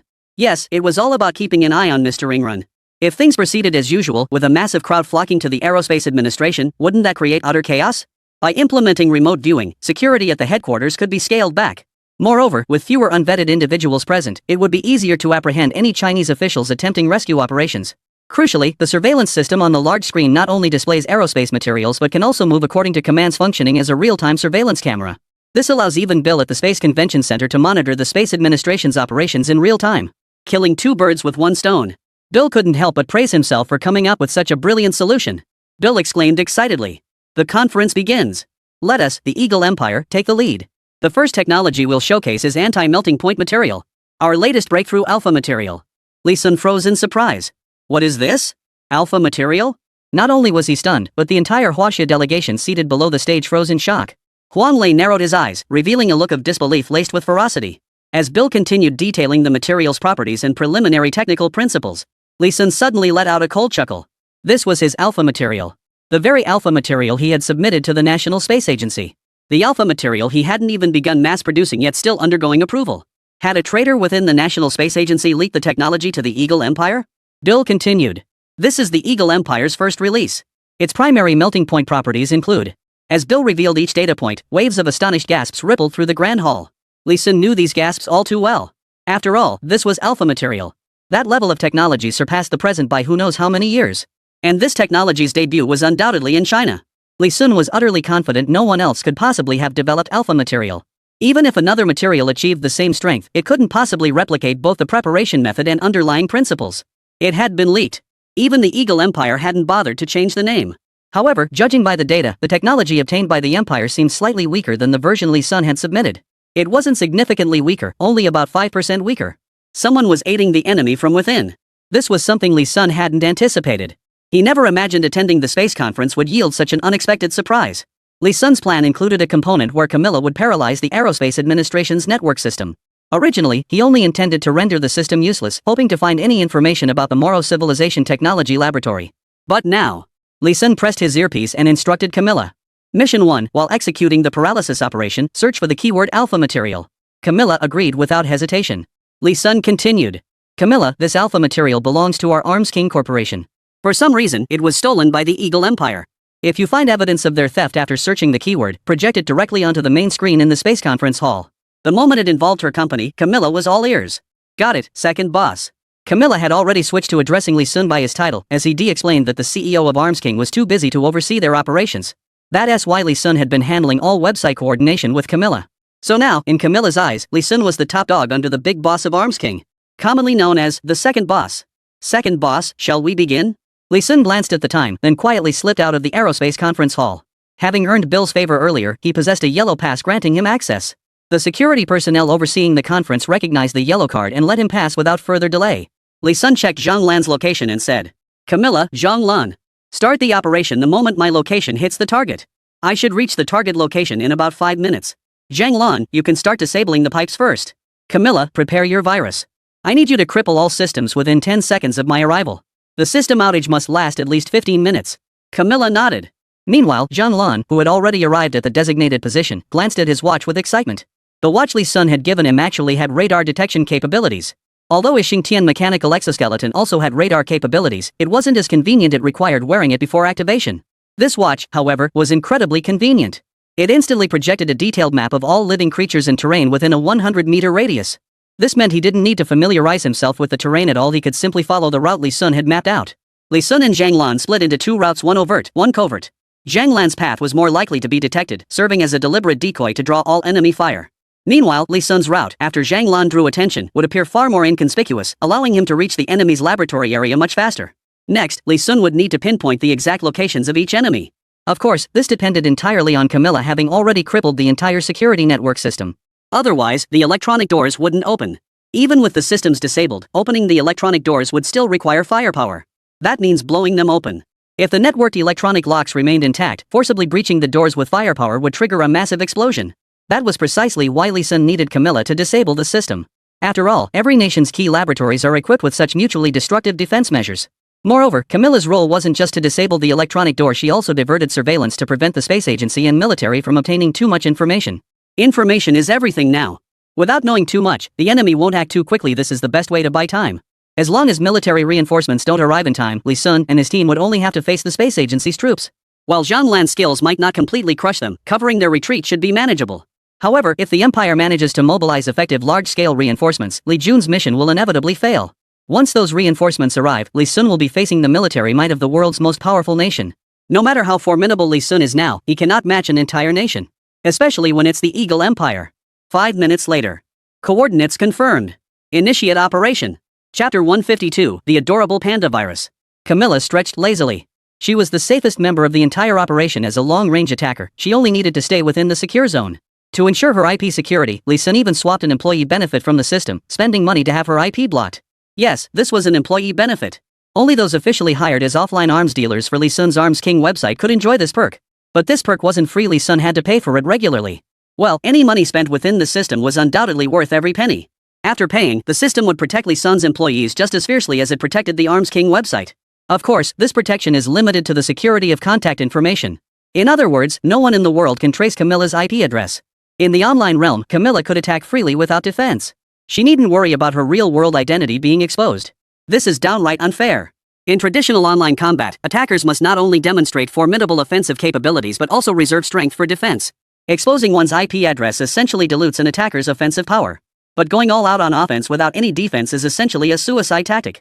Now Camilla essentially operates under a suicide-style strategy by default. The system is her bug. You hit me, you're still figuring out how to defend. I hit you, I'm armored head to toe. It's all about one side gaining while the other loses. Upon receiving Lee Sun's instructions, Camilla inserted the USB drive, a gift she'd once received from him, into her computer. Panda virus. After obtaining this virus, Camilla had actually conducted a test run. She organized a cybersecurity competition within her own circle, then registered a new IP address. The moment the competition began, she used this virus to take down every single participant. Their computers were instantly rendered useless. These were the top hackers in the field, including some who had evaded government tracking. Their skills were undeniable. There were even a few she herself wasn't confident she could defeat. Teacher, this so-called panda virus could breach defenses in an instant, leaving the victims utterly helpless. And at the time, Camila had only targeted one hacker for infection. Yet the panda virus spread like a contagion, causing every connected computer to crash in succession. The most ironic part? The virus manifested as an adorable panda icon appearing on the victim's screen. Seeing this seemingly harmless, cute panda doing such an unsolvable thing enraged one hacker so much he smashed his computer. Afterward, Camila even upgraded the panda virus. Of course, she couldn't upgrade it herself. Camila paid for the upgraded version from the King of ARMS website. Its full name, Red Hacker Edition Panda Buddha Virus. Commonly known as the Panda Buddha virus. It builds upon the original panda virus with significant enhancements. Second, its propagation capabilities and speed have also been greatly enhanced. But none of that is the most important part. The most crucial feature is that the Panda Buddha virus now possesses a reflection function. If any computer attempts to breach the Panda Buddha virus, it will use its information channels to infiltrate that system instead. In other words, if you simply disconnect the server from the one infected by the Panda Buddha virus without intervening, you'll remain unscathed. But dare to meddle, and the Panda Buddha virus will launch a direct counterattack. It makes no sense whatsoever. Its core strength lies in sheer power. When you plug a USB drive into your computer, a cute panda icon appears on your desktop. This panda is always bowing in a prayer-like posture. It looks both polite and adorable. But at that moment, Camila flashes a terrifying, demonic grin. Everyone rapidly taps away at their keyboards, accessing the Aerospace Administration's network portal. Come on, babies! Clickety-clack. Amidst the clatter of keys, the Panda Buddha virus officially launched its invasion. At that moment, Bill, who was still speaking eloquently before the large screen, remained unaware of what was unfolding at the Aerospace Administration. In reality, the space conference system was interconnected with the Space Administration's network. Otherwise, the surveillance video screens in the conference hall wouldn't have displayed any images. In other words, the conference hall screen system was directly linked to the Space Administration.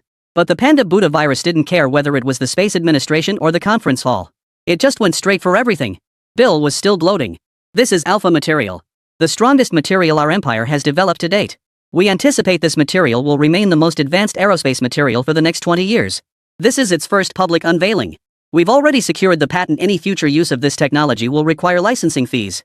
Huang Lei's face darkened even more. What a shameless move. No wonder the Eagle Empire stole their alpha technology and then brazenly unveiled it at the aerospace conference. Turns out they were planning to patent it all along. And they expect nations using this technology to pay them royalties? Bull. If China pays these fees, how is that any different from outright selling out the country? Just as Huang Lei was about to explode with rage, his expression changed as he stared at the screen. He looked at Bill strangely. A panda? The moment Bill finished speaking, every image on the giant screen switched to a panda bowing in prayer. Bill, with his back to the screen, remained completely oblivious. Instead, the representatives from various nations watching the demonstration below were all a bit confused. Did they think this was some kind of Easter egg disguised by the Imperial Space Agency?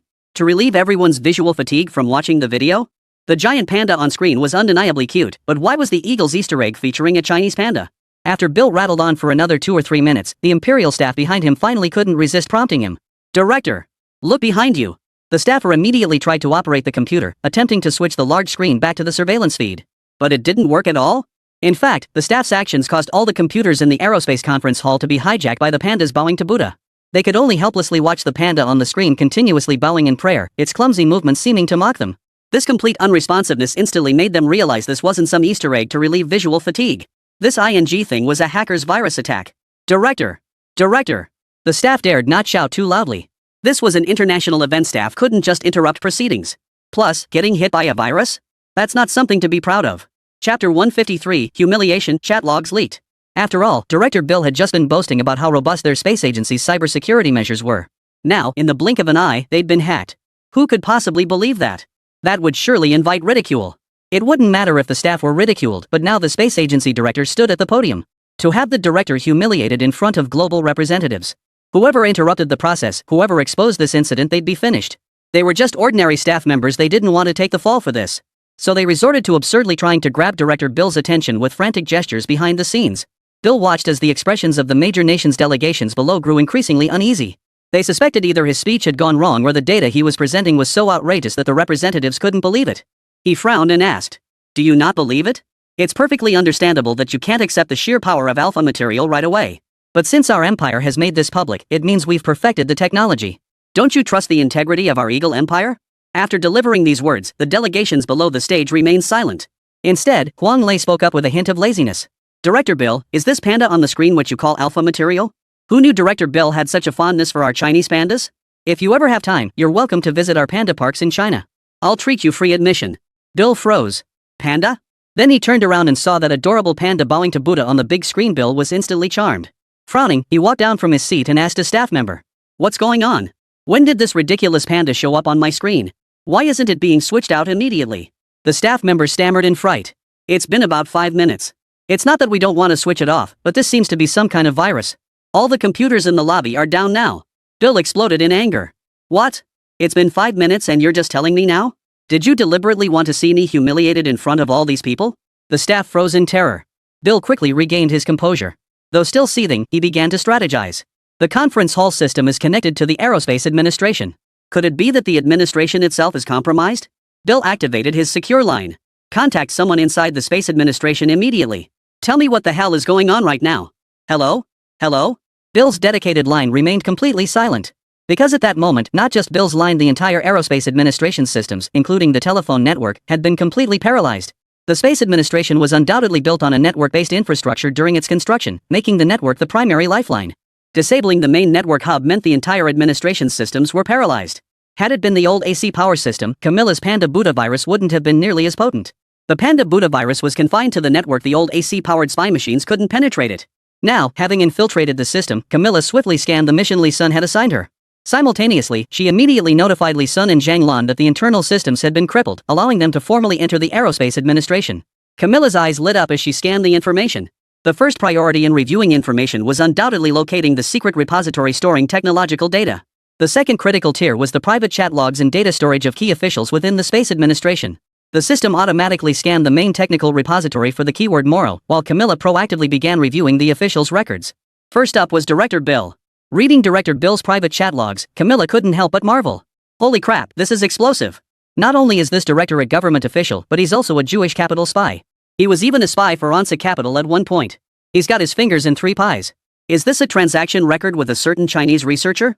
Keywords automatically surfaced in Camilla's mind. The alpha material leak the second boss mentioned? She began digging deep into Bill's background as a researcher. Ultimately, she found the original chat logs in Bill's deleted trash bin. This was Camilla's hacking prowess. Camilla chuckled and immediately uploaded it to the conference hall's large screen. Upload complete. At that moment, Bill, still in the lobby, had no idea what kind of devastating blow was about to hit him. He was still stomping his feet in helpless rage. Staff members stared at the screen in shock. Director. He's gone. The panda bowing to Buddha on the screen had finally vanished. Bill broke into a smile, but before he could celebrate, a familiar icon and dialog box appeared on the large screen. His smile froze instantly. ID, Uncrowned King. Yes, Bill's ID was Uncrowned King, embodying his vision for a glorious future. The other party's ID was Faceless One, seemingly to conceal their identity. Yet, alongside this chat log, their location was also tagged. The location showed Magic City, China. Beneath the Uncrowned King ID was also annotated, Director of the Aerospace Bureau. This was marked using internal permissions within the chat app, so there was no possibility of forgery. The moment this explosive chat log appeared, everyone present knew there was a major scoop. Especially with news-hungry international journalists present. They were desperate for a major scoop. They immediately activated their cameras and launched live streaming. Whoever broadcasts this major news first will reach the pinnacle of their career. Who cares about the rules banning live streaming at the Aerospace conference now? This wave of traffic had to be captured first. And those watching Bill's chat logs now weren't just the international delegates in the conference hall, they also included netizens drawn in by these media platforms. The chat content was not only extremely explicit but also directly contradicted the alpha materials Bill had just released. In the conversation. Bill. So, did you get the stuff? Is it really as powerful as you claim? Are there still researchers in China capable of developing aerospace materials that crush our Eagle Empire? If you're trying to scam me out of more money, I'll have you killed. Faceless man. Why would I? We've worked together countless times. When have I ever deceived you? This alpha material was developed by China's new generation. Its properties are absurdly powerful. It's the strongest material I've seen in my decades of work. What's truly remarkable is that it hasn't even passed China's regulatory review yet. I snatched it up during the review phase when the government wasn't paying close attention. If you don't want it, I'll sell it to another country. Chapter 154, Escalation, Media Explosion. Bill. I'll take it. Can you lower the price? I'm the bureau chief, but funds from the bureau are limited. The bureau doesn't know about this deal. I plan to buy the technology from you and then take credit for it with the organization. We're longtime partners, you know me. The price might be lower, but it's safe. Faceless man seemed to realize that money is useless without life to enjoy it, so he compromised. Alright, then. $10 million US. Transfer half as a deposit. I'll upload half the data for you to verify its authenticity. Once confirmed, I'll send the remaining data and you transfer the balance. Bill, deal. The chat log screenshot ends here. Then Camilla posted the transaction records and payment receipts. This was essentially ironclad proof. Delegates from various countries below the stage exchanged glances, unable to look at Bill on stage. After all, Bill was the one looking foolish now. If they sent Bill the wrong signals with their eyes, he might take it out on them and that wouldn't be good. Huang Lei, however, showed no fear whatsoever. He glared at Bill behind the scenes with a mix of anger and mockery. Huang Lei's gaze conveyed only one message. Alpha material belongs to China. You are not worthy. Bill's heart skipped a beat. Not since his return as head of the space agency had he faced such a look of utter contempt. It was exactly the same look he'd gotten when his bid for the director position had failed. Not only that, but the representatives from other nations, though Bill couldn't see their expressions, were undoubtedly suppressing their urge to laugh. Though they clung to the Eagle Empire, they were itching to see him humiliated. A partnership of mutual interest. No such thing as shared glory or shared misfortune, only one-sided pursuit of self-interest.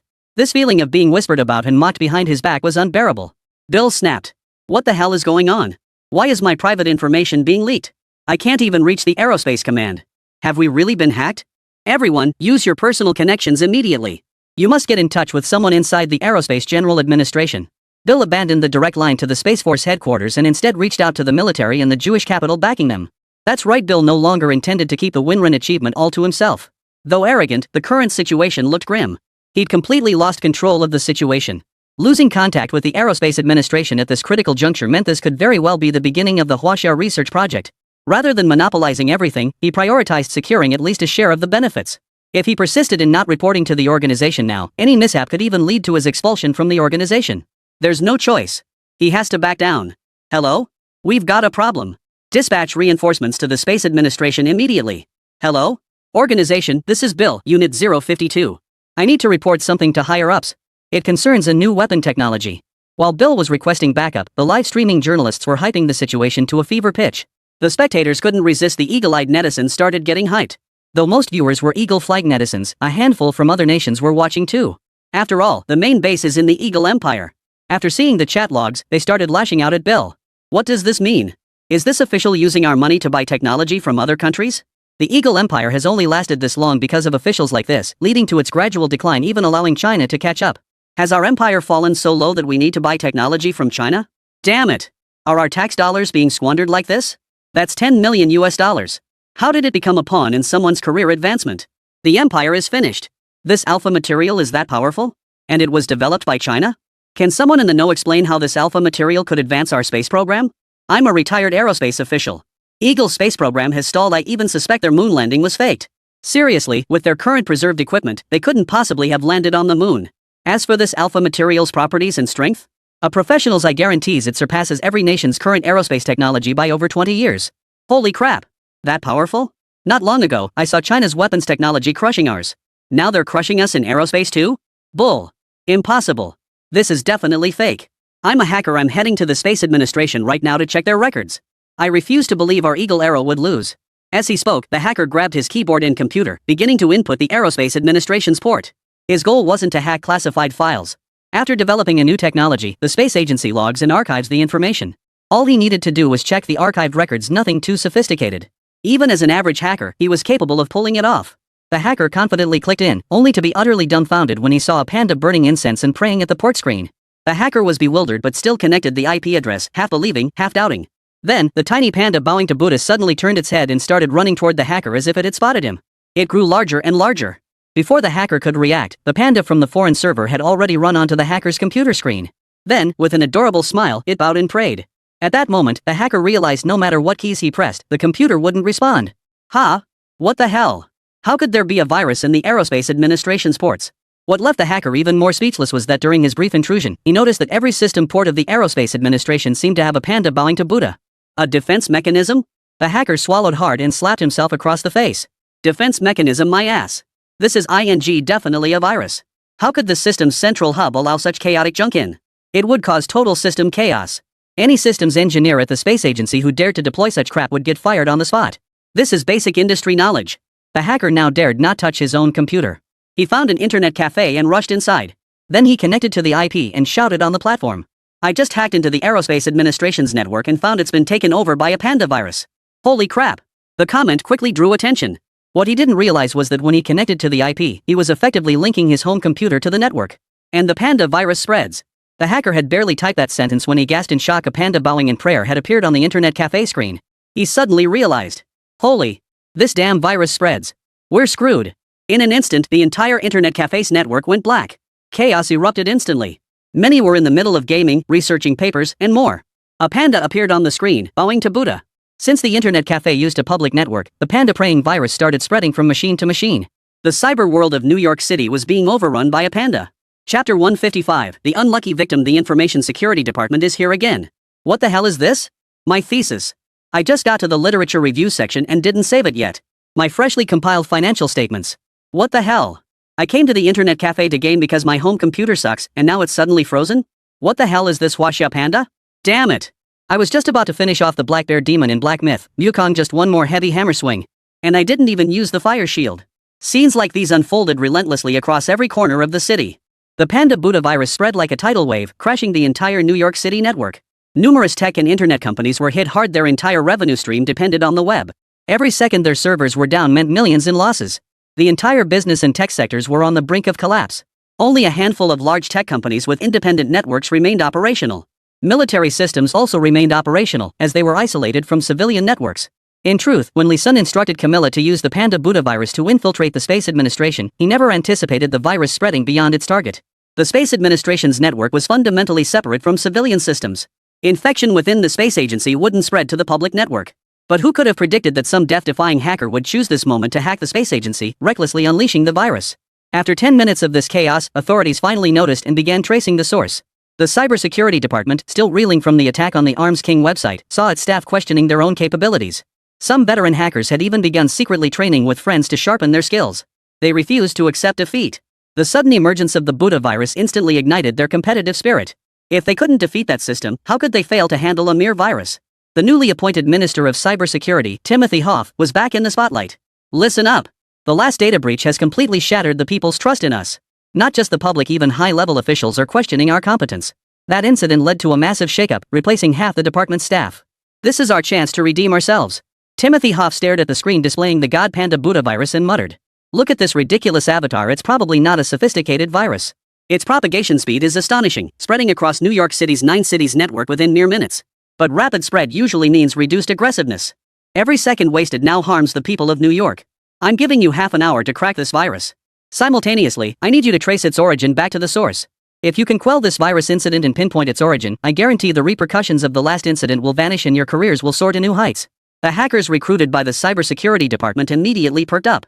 While they'd previously been indifferent to career advancement in their lax state, once integrated into the system, their ambition naturally began to take root. The leader, Kang Ba, was currently the strongest hacker within the Cybersecurity Department. Minister Timothy Hoff, all right. Since the last incident, I've personally led the team through intensive training. While we still couldn't match that mysterious hacker taking down these minions, we'll have more than enough time. It won't even take half an hour. Kang Ba declared confidently. Team 1, crack that panda virus. Team 2, trace its origin. Kang Ba couldn't believe any virus that randomly appeared would be beyond his capabilities. Hackers often displayed their talent from their teens, so Kang Ba could be considered a genius who had been different from everyone else since he was 13. He had almost never tasted defeat. The system incident was the only exception.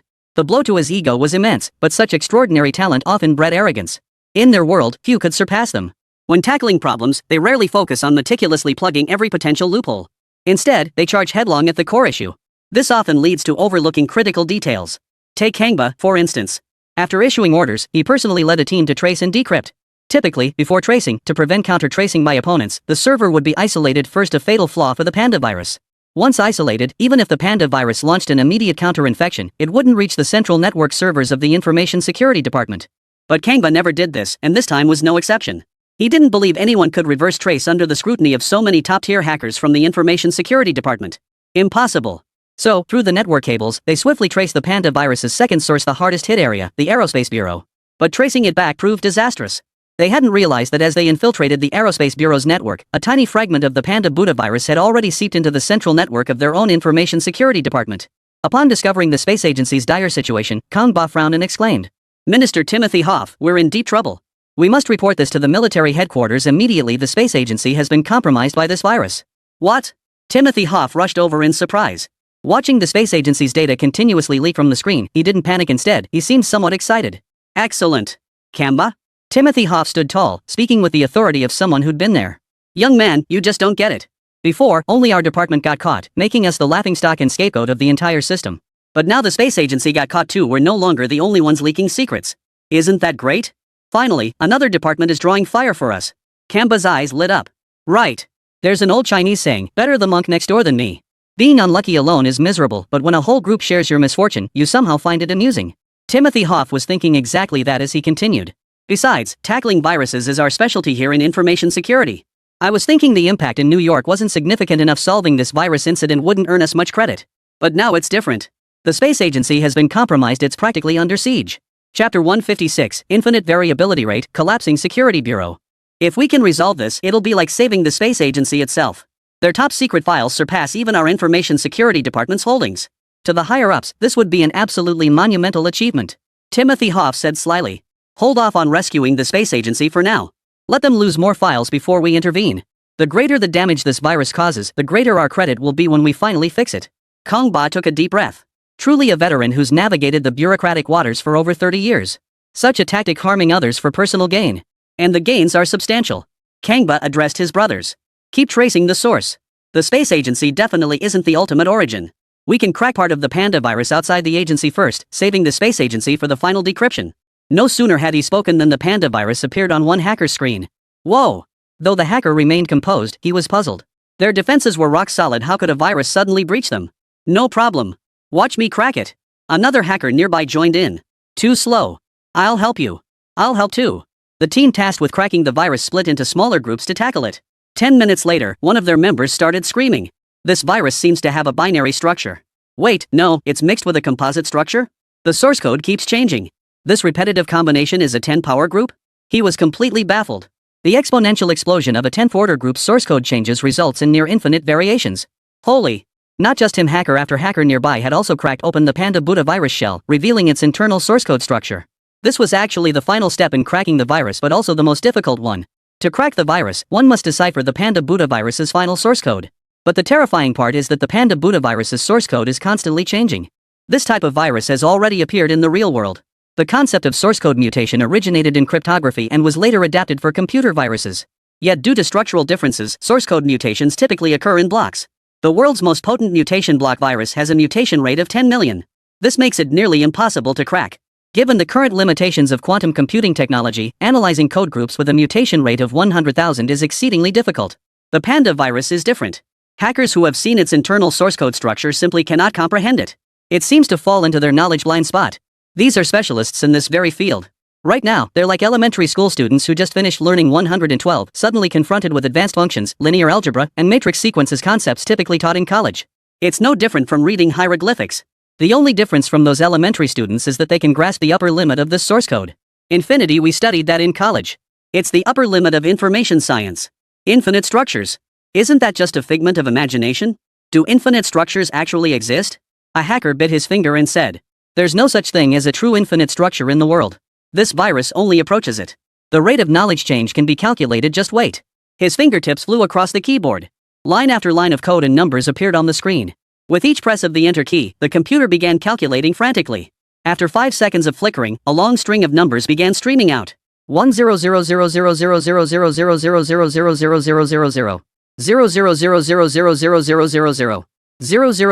10000000000000000000000000000000000000000000000000000000000000000000000000000000000000000000000000000000000000000000000000000000000000000000000000000000000000000000000000000000000000000000000000000000000000000000000000000000000000000000000000000000000000000000000000000000000000000000000000000000000000000000000000000000000000000000000000000000000000000000000000000000000000000000000000000000000000000000000000000000000000000000000000000000000000000000000000000000000000000000000000000000000000000000000000000000000000000000000000000000000000000000000000000000000000000000000000000000000000000000000000000000000000000000000000000000000000000000000000000000000000000000000000000000000000000000000000000000000000000000000000000000000000000000000000000 0. A string of zeros completely filled the screen. The other hackers watching beside him began breaking out in cold sweat. How many zeros is that? The highest record was a 10 million per second change rate. But this was 7 zeros. The zeros covering the entire screen were simply beyond counting. No, it does have a limit, but what's the difference between that limit and infinity? Better not even try to count it. This is more visually devastating than infinity.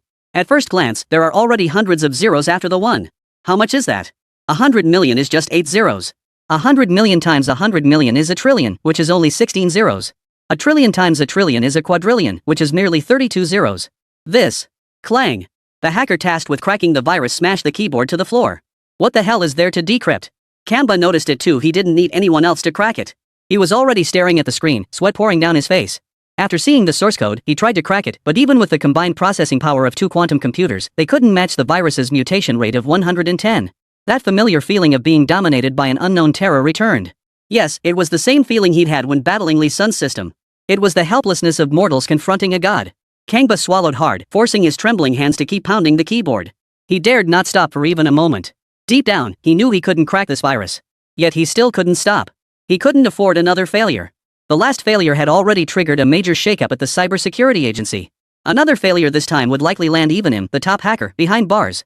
And now the Aerospace Bureau had been hacked and taken over. If accountability were enforced, the entire cybersecurity department responsible for protecting the very networks they were tasked to secure would face severe punishment. But despite Kangba's frantic cover-ups and efforts, a wave of despair had already swept through the entire studio. Within a single minute, 7 or 8 hackers smashed their keyboards in succession. And because of their hacking, the breach in the network grew larger and larger. The Panda Buddha virus surged in en masse. It's unstoppable. Kangba cried out in despair. Shut down the host. Shut down the server. No. Hurry. But it's too late. In an instant, all the hackers' screens went blank. A cute and cuddly giant panda took over the entire screen and bowed in prayer. In the office, Timothy Hoff was leisurely sipping coffee and playing solitaire. But in a daze, a panda suddenly interrupted his game, appearing on his computer screen. Timothy Hoff stared at the familiar panda, his keyboard and mouse unresponsive no matter how he clicked. He exclaimed angrily. What's going on? Haven't Kangba and the others resolved this virus yet? Timothy Hoff stepped out of his office to find the entire Network Information Security Department's hackers sitting silently at their desks, not uttering a word. On each computer screen before them, a panda grinned with endearingly clumsy charm. How ironic. Timothy Hoff was speechless. He seemed to have guessed something. Could it be? Kangba whispered hoarsely. It's all over. Chapter 157, The Security Bureau Changes Hands. Siver. Hearing Kangba's words, Timothy Hoff felt as if his very essence had been drained, his bones going limp. His feet faltered as he stumbled backward, crashing into the table behind him. Clearly, he couldn't believe what he'd just heard. Timothy Hoff stammered. What do you mean? Kangba remained silent, instead walking slowly toward the central server. Under Timothy Hoff's watchful gaze, he pressed the power button. Each shutdown and restart of the central host inflicted severe damage on the data, a measure resorted to only as a last resort. Timothy Hoff tried to intervene, but after Kangba pressed the button, the central host showed no response whatsoever. What the hell is going on? Kangba stared blankly and said. We've been completely compromised. The entire information security department has been taken over by that Panda Buddha virus. It's not just a simple takeover of our central host, it's a complete rewriting of permissions at the foundational logic level. From this moment on, even if the Network Information Security Department manages to eradicate the Panda virus, we won't have the authority to do so. Timothy Hoff didn't understand and hesitated before replying. You mean, my house isn't my house anymore? Kangba chuckled, his laughter tinged with the madness of a man on the brink of a mental breakdown. Think of the permissions in the central host as a property deed. This Panda virus has directly changed the name on our deed to itself. No. It erased our names entirely. Timothy Hoff? This is insane. What kind of virus is this? Timothy Hoff now wondered if he'd offended some demon lately? Or failed to pay respects to God before going out? Why was he encountering such absurd things every single day? He's hit with every rare, infuriating problem imaginable. Traditional viruses only do one thing after infecting a host: destroy and leak. Slightly more sophisticated ones would alter your commands, but the ultimate goal of those modifications was still destruction. But this Panda virus? Has gone and directly tampered with and rebuilt new book instructions and permissions. It's like a burglar breaking into your home not to steal, smash, or rob but to legally change your property deeds, bank cards, and even your name to his own. No one would believe you if you told them. No. Are you even listening to yourself? Kangba. The permissions for the central host are fundamental logic that runs from the moment the system is established. How could they possibly be modified? It's like a skyscraper being built. How could you possibly alter its foundation after it's already constructed? Have you lost your mind? Are you mistaken? Timothy Hoff lost his composure. Kangba's eyes drained of color as he said. I wish I were mistaken. But every sign points to our permissions vanishing. Even the physical shutdown method has failed.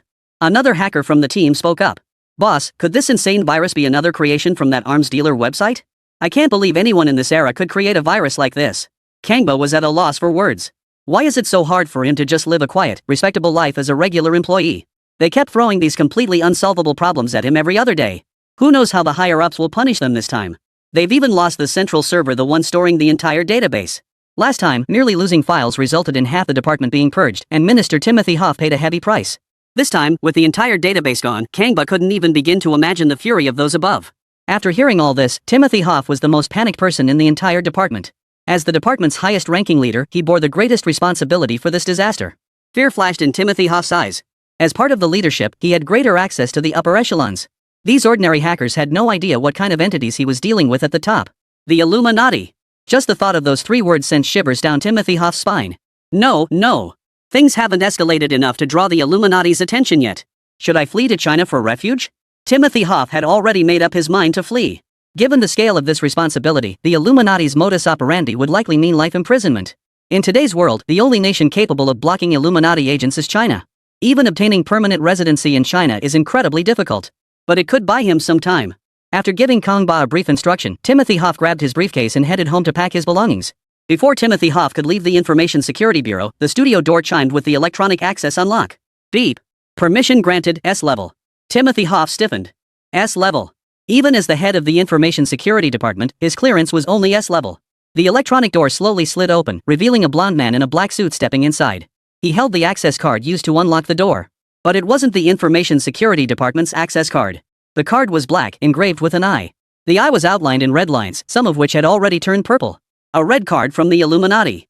A red card that had already taken a half step toward purple card status. White, yellow, red, purple, gold. Timothy Hoff had encountered Illuminati members at noble banquets. Though not a member himself, he knew their ranks through his own information channels. According to intelligence, even the head of the space agency was roughly equivalent to a red card level member. His rank within the Information Security Department was nowhere near that of the space agency. As the head of the Information Security Department, he likely hadn't even reached the red card level. At best, he was a half-red. And the man before him was half-purple. Sir. What? Timothy Hoff opened his mouth to ask, desperately seeking a way out. But the blond man in the suit didn't even acknowledge Timothy Hoff. Instead, he pulled a gun straight from his suit pocket. You. Bang. The gunshot rang out, and Timothy Hoff, mid-sentence, now had a hole in his head. Minister. All the hackers present were stunned. Kamba let out a cry but dared not speak further. It was unimaginable what kind of background this man had to dare kill a government official in broad daylight. The blond man in the suit spoke with elegant composure. This incompetent fool neglected his duties and caused significant losses to the government twice. He will be executed on the spot. From this moment on, I will temporarily take charge of everyone in the Information Security Department. My name is Cyver Lyson. You may call me Cyver. My team has no room for deadweight. If you're useless, you'd better listen carefully. Make a mistake, die. Chapter 158. The Illuminati's technical division. Time is of the essence. Sylvie is a member of the Illuminati's technology division. Within the Illuminati, one faction consists of royal bloodlines who reign supreme, while the other comprises the outer circle renowned for their abilities. Take Bill and Cyver, they embody both. He is of mixed heritage, not pure Jewish blood, yet he stands as the technician within the entire technical division who understands the network technology of the Moro civilization's laboratories most thoroughly.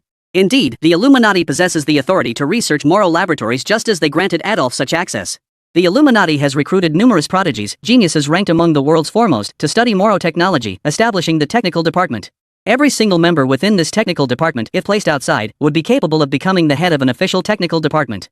It was precisely because of this bloodline, combined with his technical prowess, that Cyver was able to obtain a semi-purple card, outshining the veteran Bill. Sybil's emergence was precisely due to Bill's earlier report. The Illuminati took notice. After breaching the Aerospace Administration's defense network, Cyver discovered the Panda virus. Upon identifying its characteristics, she immediately set up an isolated server to contain its spread. He also uncovered the Network Information Security Department's treacherous betrayal. His own technical capabilities alone were insufficient to swiftly eradicate the Panda virus from the Space Administration, which is why he came to the Cybersecurity Department seeking manpower. As a holder of a semi-purple card, he wielded absolute authority over life and death within departments like the Cybersecurity Bureau. Without further ado, Cyver produced her credentials engraved with the Supreme Council's seal. Then he declared directly, "From now on, you'll all become my hands, providing computing power. I'll be the main attacker cracking the virus." During his research on Moro tech civilization in the lab, Cyver had encountered viruses comparable to this Panda virus in complexity. Though this particular Panda virus proved exceptionally difficult to crack. With Moro tech's assistance, he could manage basic containment. In fact, the operators of these Panda viruses never seemed to launch active attacks, merely allowing the viruses to spread and infect on their own. Sybil speculated. This virus was likely obtained accidentally by its operators, so even the masterminds behind it don't know how to actively manipulate the Panda virus for attacks. Kamba and the others were now utterly terrified. Upon seeing the Supreme Council seal on the credentials, they realized Timothy Hoff had died in vain. The man before them wielded terrifying power. Savell pulled out the laptop he carried, his fingers dancing across the keys as he began inputting code and attack methods Kamba and the others had never seen before. These codes even bore a certain similarity to the logic within the Panda virus. Or perhaps they were of the same caliber. Kamba and the others were utterly shaken. Could someone in this world truly match the terrifying Panda virus? Savell frowned as he typed. "You all want to die? Get moving." Kamba and the others hurried back to their seats. "Yes." Kamba hesitated again. "But sir, all our computers have been compromised by this Panda virus. We don't have the equipment to keep up with your pace." Sybil said nothing, pressing the button. The moment he pressed the button, every computer in the entire studio returned to normal. "Stupid. This virus spreads through network connections. My computers run on a military-grade independent system. All I did was wipe your systems clean, feed them to that Panda virus, and then re-establish an independent system that detects when it connects to my military network. You can't beat it, so why not run?" Savell snapped. This was precisely what Cyver meant when she said the Panda virus wasn't aggressive. Up to this point, its spread and infection had only occurred when others provoked it, like that hacker in Kangba, who both actively infiltrated the space agency's network and brought the Panda virus in. The Panda virus has never proactively attacked public network systems or the cybersecurity agency's systems. This meant that even if Sivir isolated a clean server, the Panda virus wouldn't proactively block or damage it. This allowed Sivir to exploit a loophole. That is the Panda virus's weakness. Savell continued. Everyone, isolate 1 to 10 clean servers for me, then funnel these into them. Divert them while decrypting. Or if decryption is too slow, divert them to these isolated servers first. Aim to clear the Panda virus from the Information Security Department within an hour, then we'll turn our focus to the space agency. Having witnessed Sivir's capabilities, Kangba and the others had already forgotten her earlier killing of Timothy Hoff. They revered strength, and in their cyber world, Sivir now seemed absurdly powerful. Now that he'd temporarily assumed leadership, such a formidable guide might just lead them all to collective ascension. Meanwhile, Camilla sensed something was amiss. From her vantage point, she could track the Panda virus's spread, both its geographical reach and intensity. Yet the density levels at the Cybersecurity Department were steadily decreasing. What was happening? Camilla could only conclude that a skilled expert was present on that side, not yet capable of instantly eradicating the Panda virus, but at least able to withstand its effects and gradually wear it down. Was the Illuminati intervening? The information Camilla possessed about the Illuminati came from Lee Sun. After all, Camilla planned to develop her operations within the Eagle's territory for the long term. Once her operations reached a certain scale, she would inevitably come into contact with those from the Illuminati. Knowing this in advance would make it easier to deal with them. The Arms King website must be a thorn in the side of those Illuminati members. Camilla sensed something was amiss and immediately notified Lee Sun. Second boss, you must accelerate your progress. It seems experts capable of resisting the Panda virus have emerged. I estimate they'll move to eliminate the virus at the space agency in about an hour. By then, it will be difficult for you to escape. Lee Sun was currently smashing open laboratory doors one by one, searching for Ingren. He hesitated to blast through with his laser gun, unsure if Ingren was behind any given door or where he might be positioned. After all, the laser gun's power was unpredictable. That beam of light wouldn't just destroy the door, it would wipe out anyone behind it too. Therefore, he could only use less powerful firearms to first destroy the electronic control locks on the doors. Then, he would use small explosives to blast the doors open. Fearing excessive force might accidentally harm those behind, all breaching equipment had to be chosen for minimal impact. This inevitably prolonged the operation. Such commotion would undoubtedly attract the guards. This was one reason Zhang Lan had come to buy time for Lee Sun. Chapter 159, Zhang Lan's Provocation, the Mystic Turtle emerges. Upon receiving Camilla's message, Lee Sun replied, "Got it." Then his mind began rapidly calculating whether the time would suffice. There were over 100 laboratories he needed to secure. His current door breaching speed was roughly 40 seconds per room, meaning it would take over 4,000 seconds, just over an hour and 10 minutes to open them all. He couldn't possibly be that unlucky for the last one to be locked, right? An hour should be enough. So for the next 10 plus minutes, Lee Sun repeated his routine, sprinting to find rooms he hadn't yet blown up, sweeping electronic locks with his gun, planting explosives, confirming no one was behind the door, and verifying whether Ingren was present. These labs were filled with genuine researchers hard at work.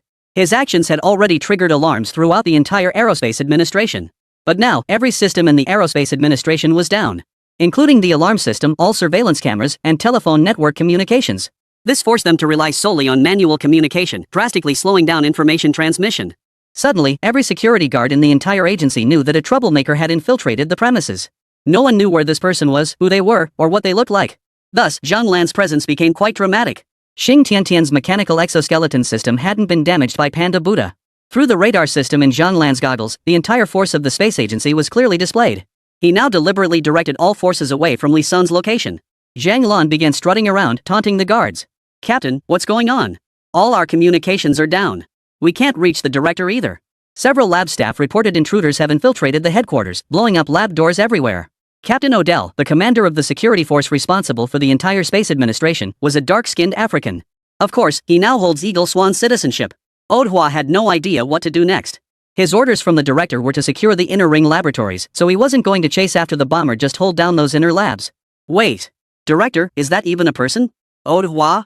At the end of their patrol route, Zhang Lan, clad in his mechanical exoskeleton, was slumped beside a lab like a bum, holding a lit cigarette and taking occasional puffs. Zhang Lan looked surprised when he spotted the guards. He had actually come here on purpose, as this seemed to be the area with the highest concentration of guards. Odhua was puzzled. Could he be the intruder? No way would someone that stupid just walk right up to us? No sooner had the words left his mouth than Zhang Lan, in full view of everyone, drew a grenade from his waistband. His expression was as calm as if he were pulling out a lighter. Then he pulled the pin and tossed it into the nearest lab. Boom! Thick smoke billowed. Zhang Lan slowly stood up, shot Odell a glance, flipped him the bird, mouthed FCKU, and took off running. Odhua? Holy! What a lunatic! How could he just let that slide? Even the mercenary guards behind Odell couldn't take it anymore. This guy blew up the lab right in front of them. And he's so damn skilled grabbing the grenade, tossing it, and running away in one fluid motion. The staff definitely meant this guy when they said someone blew up the lab door. As a black man, Odell could not tolerate being called that two-letter word. Add Zhang Lan's blatantly arrogant provocation to the mix, plus Odell's own prejudice against Asians. If Odell could swallow his pride and endure this, it'd be a disgrace to his dark skin. What the hell kind of security job is this now? He's going to kill that yellow-skinned Chinese bastard. Odell was military man through and through, only here due to an army transfer order. So Chief Han's orders were just routine duties, not military commands. Soldiers of the Eagle Empire don't have that kind of blind obedience. In that instant, Adwa completely forgot about guarding those labs. And the saboteur was right before his eyes. If he could take him out now, wouldn't that eliminate the source of the trouble? That would be just as good as guarding these labs properly. Not abandoning his post. Attention, all personnel. Leave one squad to guard the labs and continue patrols. The rest of you, follow me, clear your weapons and pursue. Teach that yellow-skinned monkey a lesson. The security team was predominantly black, and Zhang Lan's actions had provoked them. It must be said, the physical advantages of their race were evident. Every one of them was tall and muscular. Meanwhile, Zhang Lan, having successfully drawn fire, transmitted intelligence to Li Sun. While running, Zhang Lan kept the guards trailing behind him to avoid losing his trail, reporting, "Li Sun, there's a peculiar area over here with unusually heavy guarding. Even after you finished sabotaging, they haven't pulled back. I suspect the lab holding Mr. Guan Yingren is nearby. I've successfully drawn their captain's attention. Why don't you try slipping over here while I hold them off?" Li Sun was currently struggling to blow open a door. His luck was truly abysmal. He'd blown up over 30 doors with absolutely no results. "Roger." After replying, Li Sun fell deep in thought. Zhang Lan's earlier words had struck a chord. He could deduce where Mr. Yingren was being held by analyzing the enemy's troop deployment. Li Sun glanced at the time. There wasn't much left. A flash of inspiration struck him. He remembered the classic of mountains and seas. He recalled a robot capable of intelligent predictions based on big data. The Spiral Turtle. Spinning Turtle, an intelligent terminal prediction robot with a turtle body and serpent head. It can predict the developmental patterns of certain phenomena or the attack trajectories of specific weapons based on big data, and also possesses automatic defensive armor capabilities. Wouldn't it be perfect for pinpointing where Yingren was? The entire space agency's data was stored right here. Any amount of big data support is available. Li Sun immediately began summoning the system. The scroll of the classic of mountains and seas instantly materialized before Li Sun, slowly unfurling as it shifted to the page depicting the spinning turtle according to his mental command.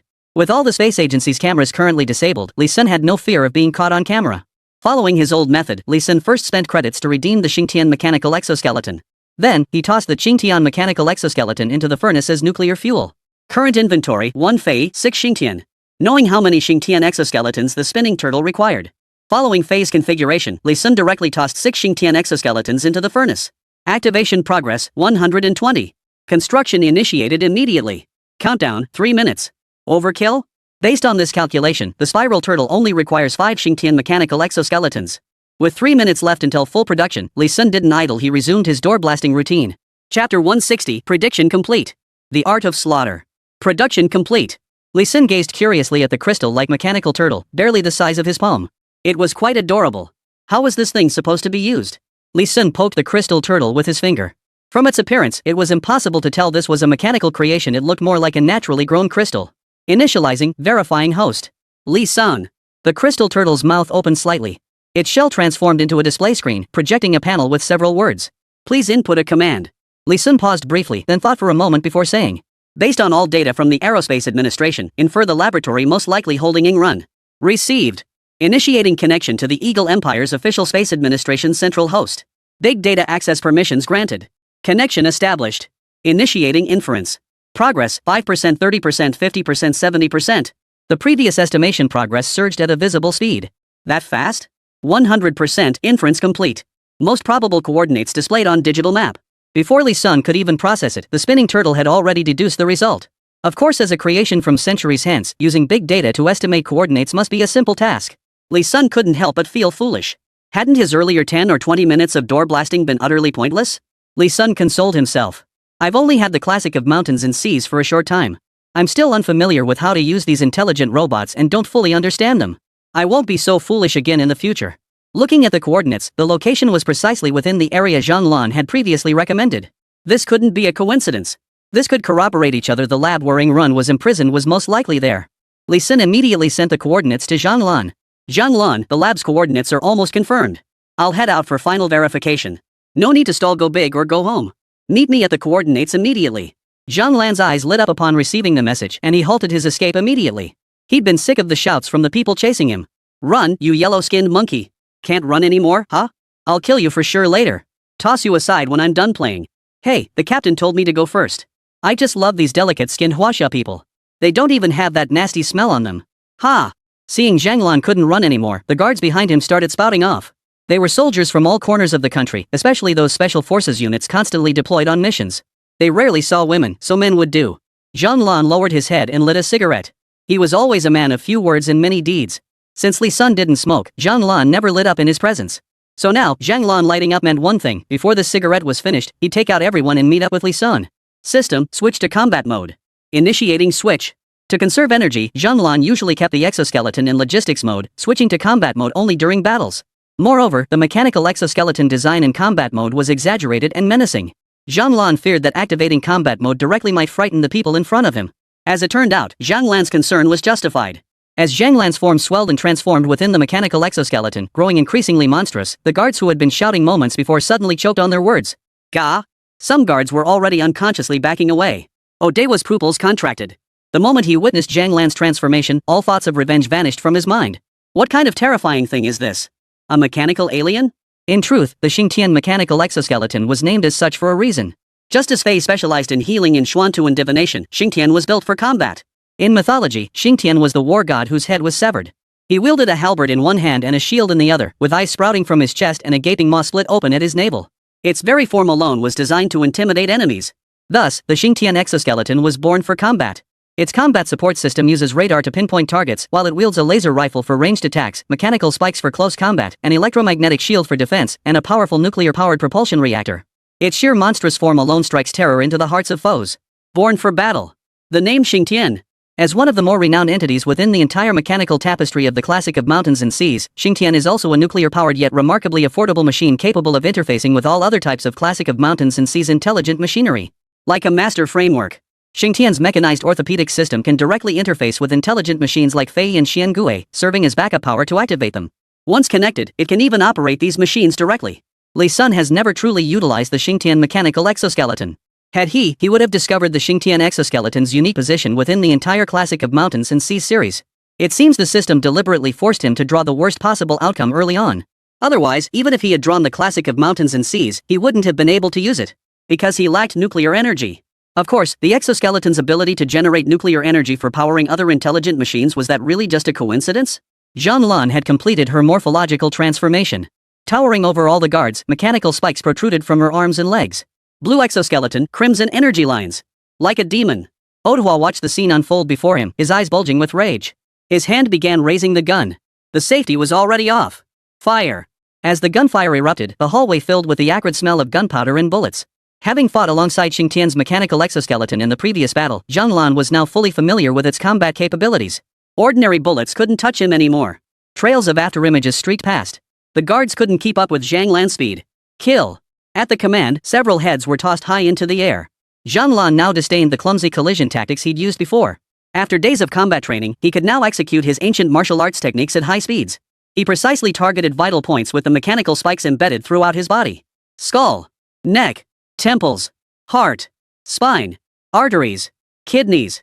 Vital points. Throat. Blooms of blood blossomed throughout the hallway. This is not slaughter. It was art. Zhang Lan, weaving through the crowd, strikes with flawless precision every time. One strike, one kill. Decisive. Not a hint of hesitation. Or perhaps he had fused completely with the power of the Xingtian mechanical exoskeleton. He was now a martial arts master empowered by mechanical exoskeleton energy. A master of absolute technique wielding absolute power. He was practically comparable to a body-forging cultivator from a fantasy world in a novel. Chapter 161, Meeting, Identity Verification. While Zhang Lan was busy slaughtering enemies, Li Sun finally located Yingrun. My name is Li Sun is in Metal Dot. Are you Yingrun? Guided by the spiral turtle's coordinates, the laboratory holding Mr. Ying proved surprisingly easy to locate. Especially with Zhang Lan having lured away all the guards, the lone squad left behind was no match for Li Sun. Fei Yi stepped in, scattering feathers like a celestial maiden. The anesthetic-laced feathers blanketed the entire guard squad. Then came the familiar door blasting sequence. But the scene inside after the blast left Li Sun utterly stunned. It bore no resemblance to the laboratory he had envisioned. Bodies littered the floor. The moment the door swung open, the overwhelming scent wasn't gunpowder from explosions, but a thick, pungent stench of blood. The bloodstains on the floor had already dried. The corpses were beginning to show signs of decay. The explosion startled everyone inside the lab, causing them to rise and look toward the doorway. Li Sen scanned the room. His gaze settled on the oldest and most distinctive figure in the crowd, Ingren. According to intelligence, Ingren had 20 students. Logically, Bill should have captured and imprisoned them as well. But Li Sen's initial scan revealed only 7 students in this lab. Yet 15 bodies lay sprawled on the floor. Ingren stared at Li Sen, wiping blood from his hands as he tried to rise. A student beside him rushed forward to support him. Are you sent by the state? But with all these bodies scattered about, it was unclear exactly what had transpired. The immediate priority was to get him out of here.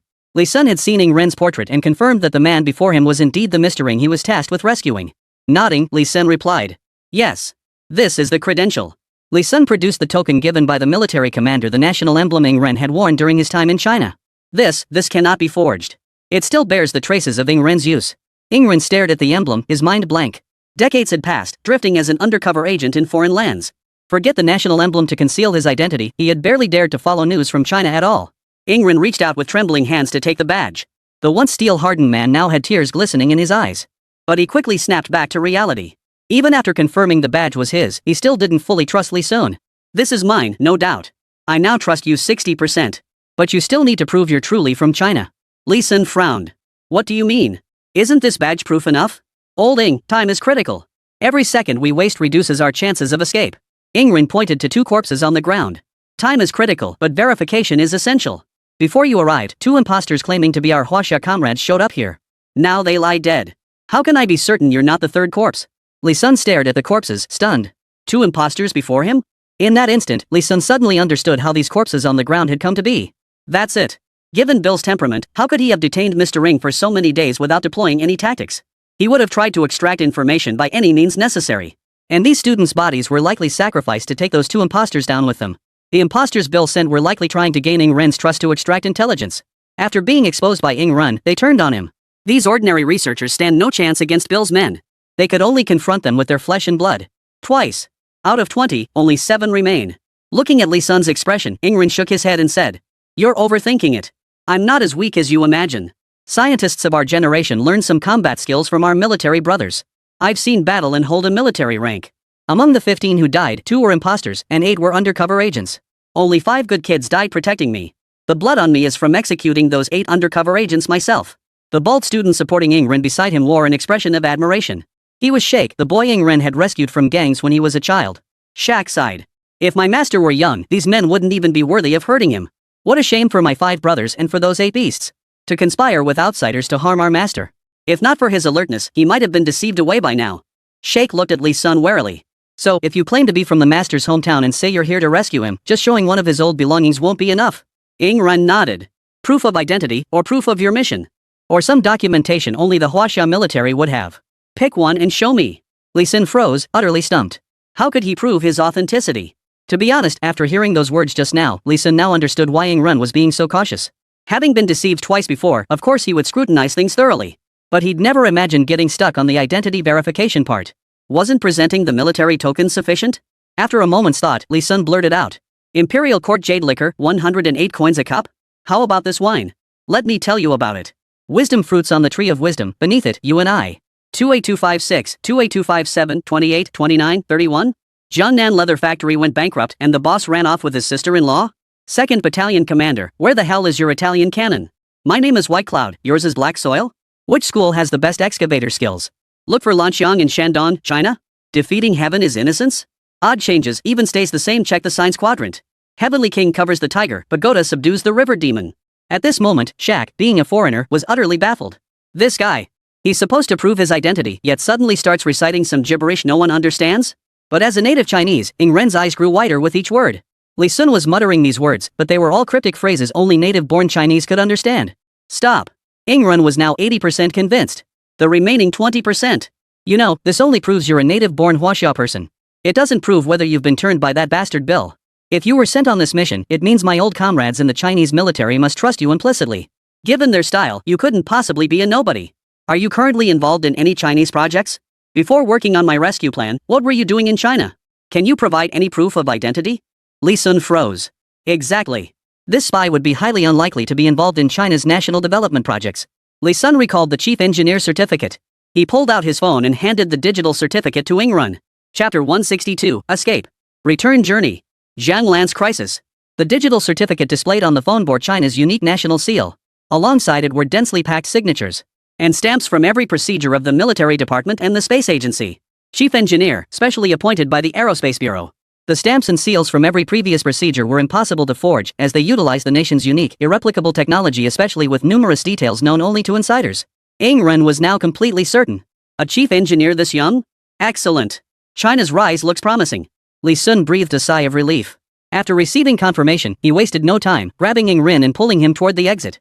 Time was of the essence. Real-life crises don't allow for the kind of back-and-forth seen in TV dramas.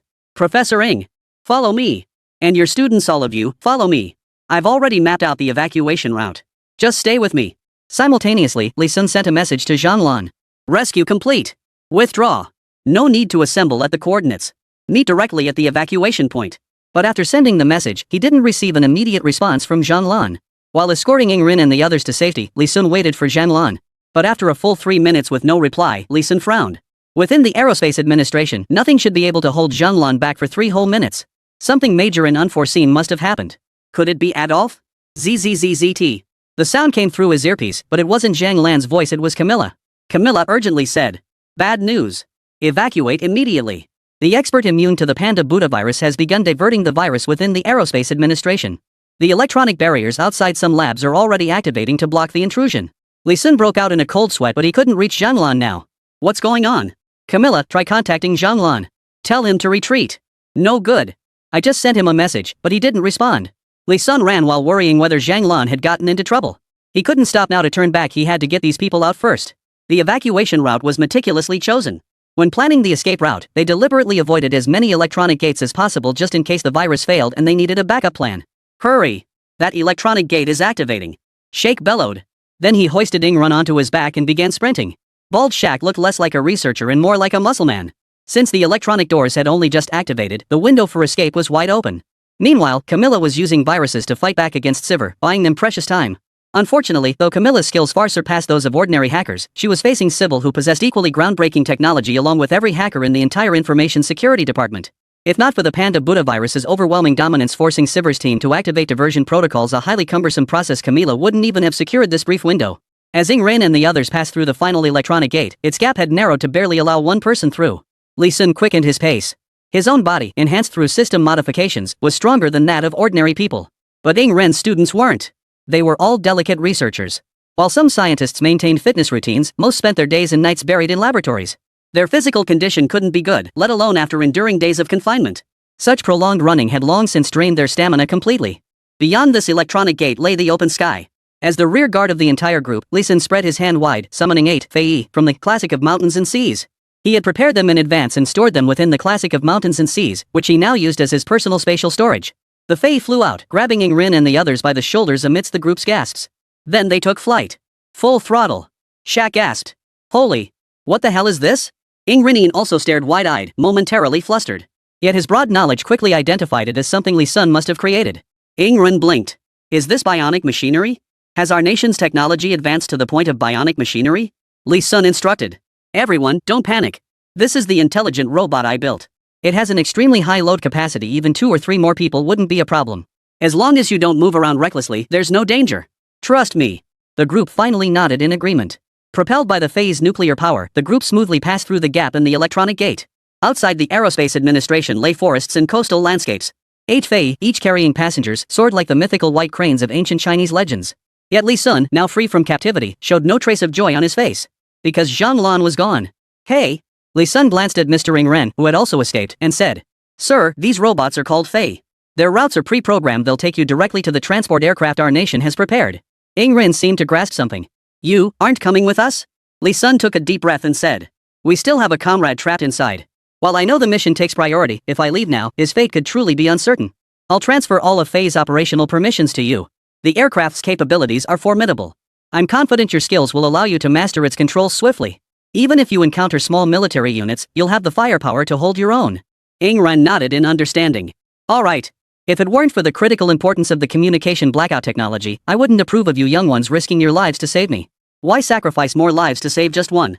Go ahead. I'm no useless old man, I've been an undercover agent in the Ing Ren Empire for decades. When it comes to fighting and survival, you youngsters can't hold a candle to me. Since I've already escaped the Aerospace Administration and have these robots with me, I can handle the rest on my own. Li Sun froze. He'd expected Ing Run to refuse on mission grounds and had braced himself to defy the order. But to his surprise, Yin agreed outright. Li Sun chuckled and tossed a laser weapon to Ing Run. This laser weapon is terrifying in both one-on-one and group combat. With this, you can hold out against even a large-scale military siege until I arrive. If anything happens, we can communicate through Fei Yi. I'm off. With that, Li Sun wasted no time. He piloted Fei Yi straight toward the Aerospace Administration. He hadn't even considered that the trap Zhang couldn't break through might very well trap him, Li Sun, too. It was highly probable that not only would he fail to rescue Zhang, but he might lose his own life in the attempt. Ing Run watched Li Sun's receding figure with a satisfied smile, as if gazing upon an old friend. Never abandon a comrade. Good. That's the kind of soldier China needs. Chapter 163, Consyn, the Moro genetic sequence modified human. Buzz. A piercing sound, like a sonic wave, erupted from within the Aerospace Administration. Li Sun, clinging to Fei Yi, heard that familiar sound before they had fully returned to the Aerospace Administration. It was the sound of the Xingtian mechanical exoskeleton's power core firing at full throttle. Boom! The final door along their retreat route was blown apart. A blue figure was flung backward through the breach. Li Sun blurted out. Zhang Lan. Mid-air, micro-propulsion units on Zhang Lan's sides activated, instantly stabilizing his fall. But he showed no inclination to explain or exchange pleasantries. Turning toward Li Sun, he bellowed. Run! No sooner had the words left his mouth than a crimson figure shot forward, its build and attire nearly identical to Zhang Lan in his Xingtian exoskeleton. Without hesitation, after urging Li Sun to retreat, he immediately reactivated his power core and charged toward the crimson figure. Boom! Red and blue collided like two cannonballs. But the red figure wasn't the only one flying out of the space station. A swarm of smaller, black bat-like bionic mechanical creatures swarmed out. Unlike the Fei Yi and Xin Gu, these bat-like creatures bore heavy mechanical traces, making it obvious they weren't biological. What set them apart was their size far larger than ordinary bats. Li Sun finally understood why Zhang Lan hadn't had a moment to respond earlier. He was dealing with these troublesome things. As for that crimson figure, after a series of collisions, the red and blue figures separated. Zhang Lan utilized the thrust from her back thrusters to fly in front of Li Sun, shielding him. The crimson figure hovered above the Aerospace Administration, revealing its true form. It was a human-like figure covered in red, horn-like skin that resembled a layer of armor. Its eyes had very little white, and the pupils were blue. A slightly protruding horn adorned its forehead. Overall, it retained a largely human form far more normal than the skin-modified monstrosity created by Adolf. Throughout his confrontation with Zhang Lan, his clothing remained undamaged, crafted from special materials. It possessed a degree of defensive capability. The figure addressed Zhang Lan. That Bill guy was telling the truth. China really did send someone to rescue him. What surprises me is that China actually has mechanical exoskeletons capable of standing up to me. He licked his lips and declared. Allow me to introduce myself, Consanguine of the Illuminati.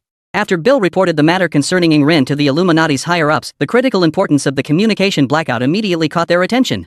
Thus, Cyber and Consyn were dispatched Cyber Handling Technology, Consyn Wielding Force.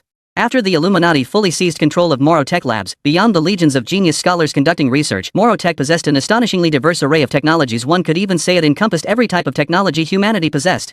Savell focused on cybernetics, while Adolf specialized in mechanical augmentation and biopharmaceuticals. Upon reflection, it becomes clear that Adolf himself was never prioritized by the Jewish capital-backed Illuminati. How could my research in mechanical augmentation and biological agents possibly constitute Moro Tech's core focus? Among the scientific technologies currently breached by Moro Tech, the most formidable is actually genetic modification. Consequently, a flood of brilliant researchers has poured into the field of genetic modification. And where there's research, there must be test subjects.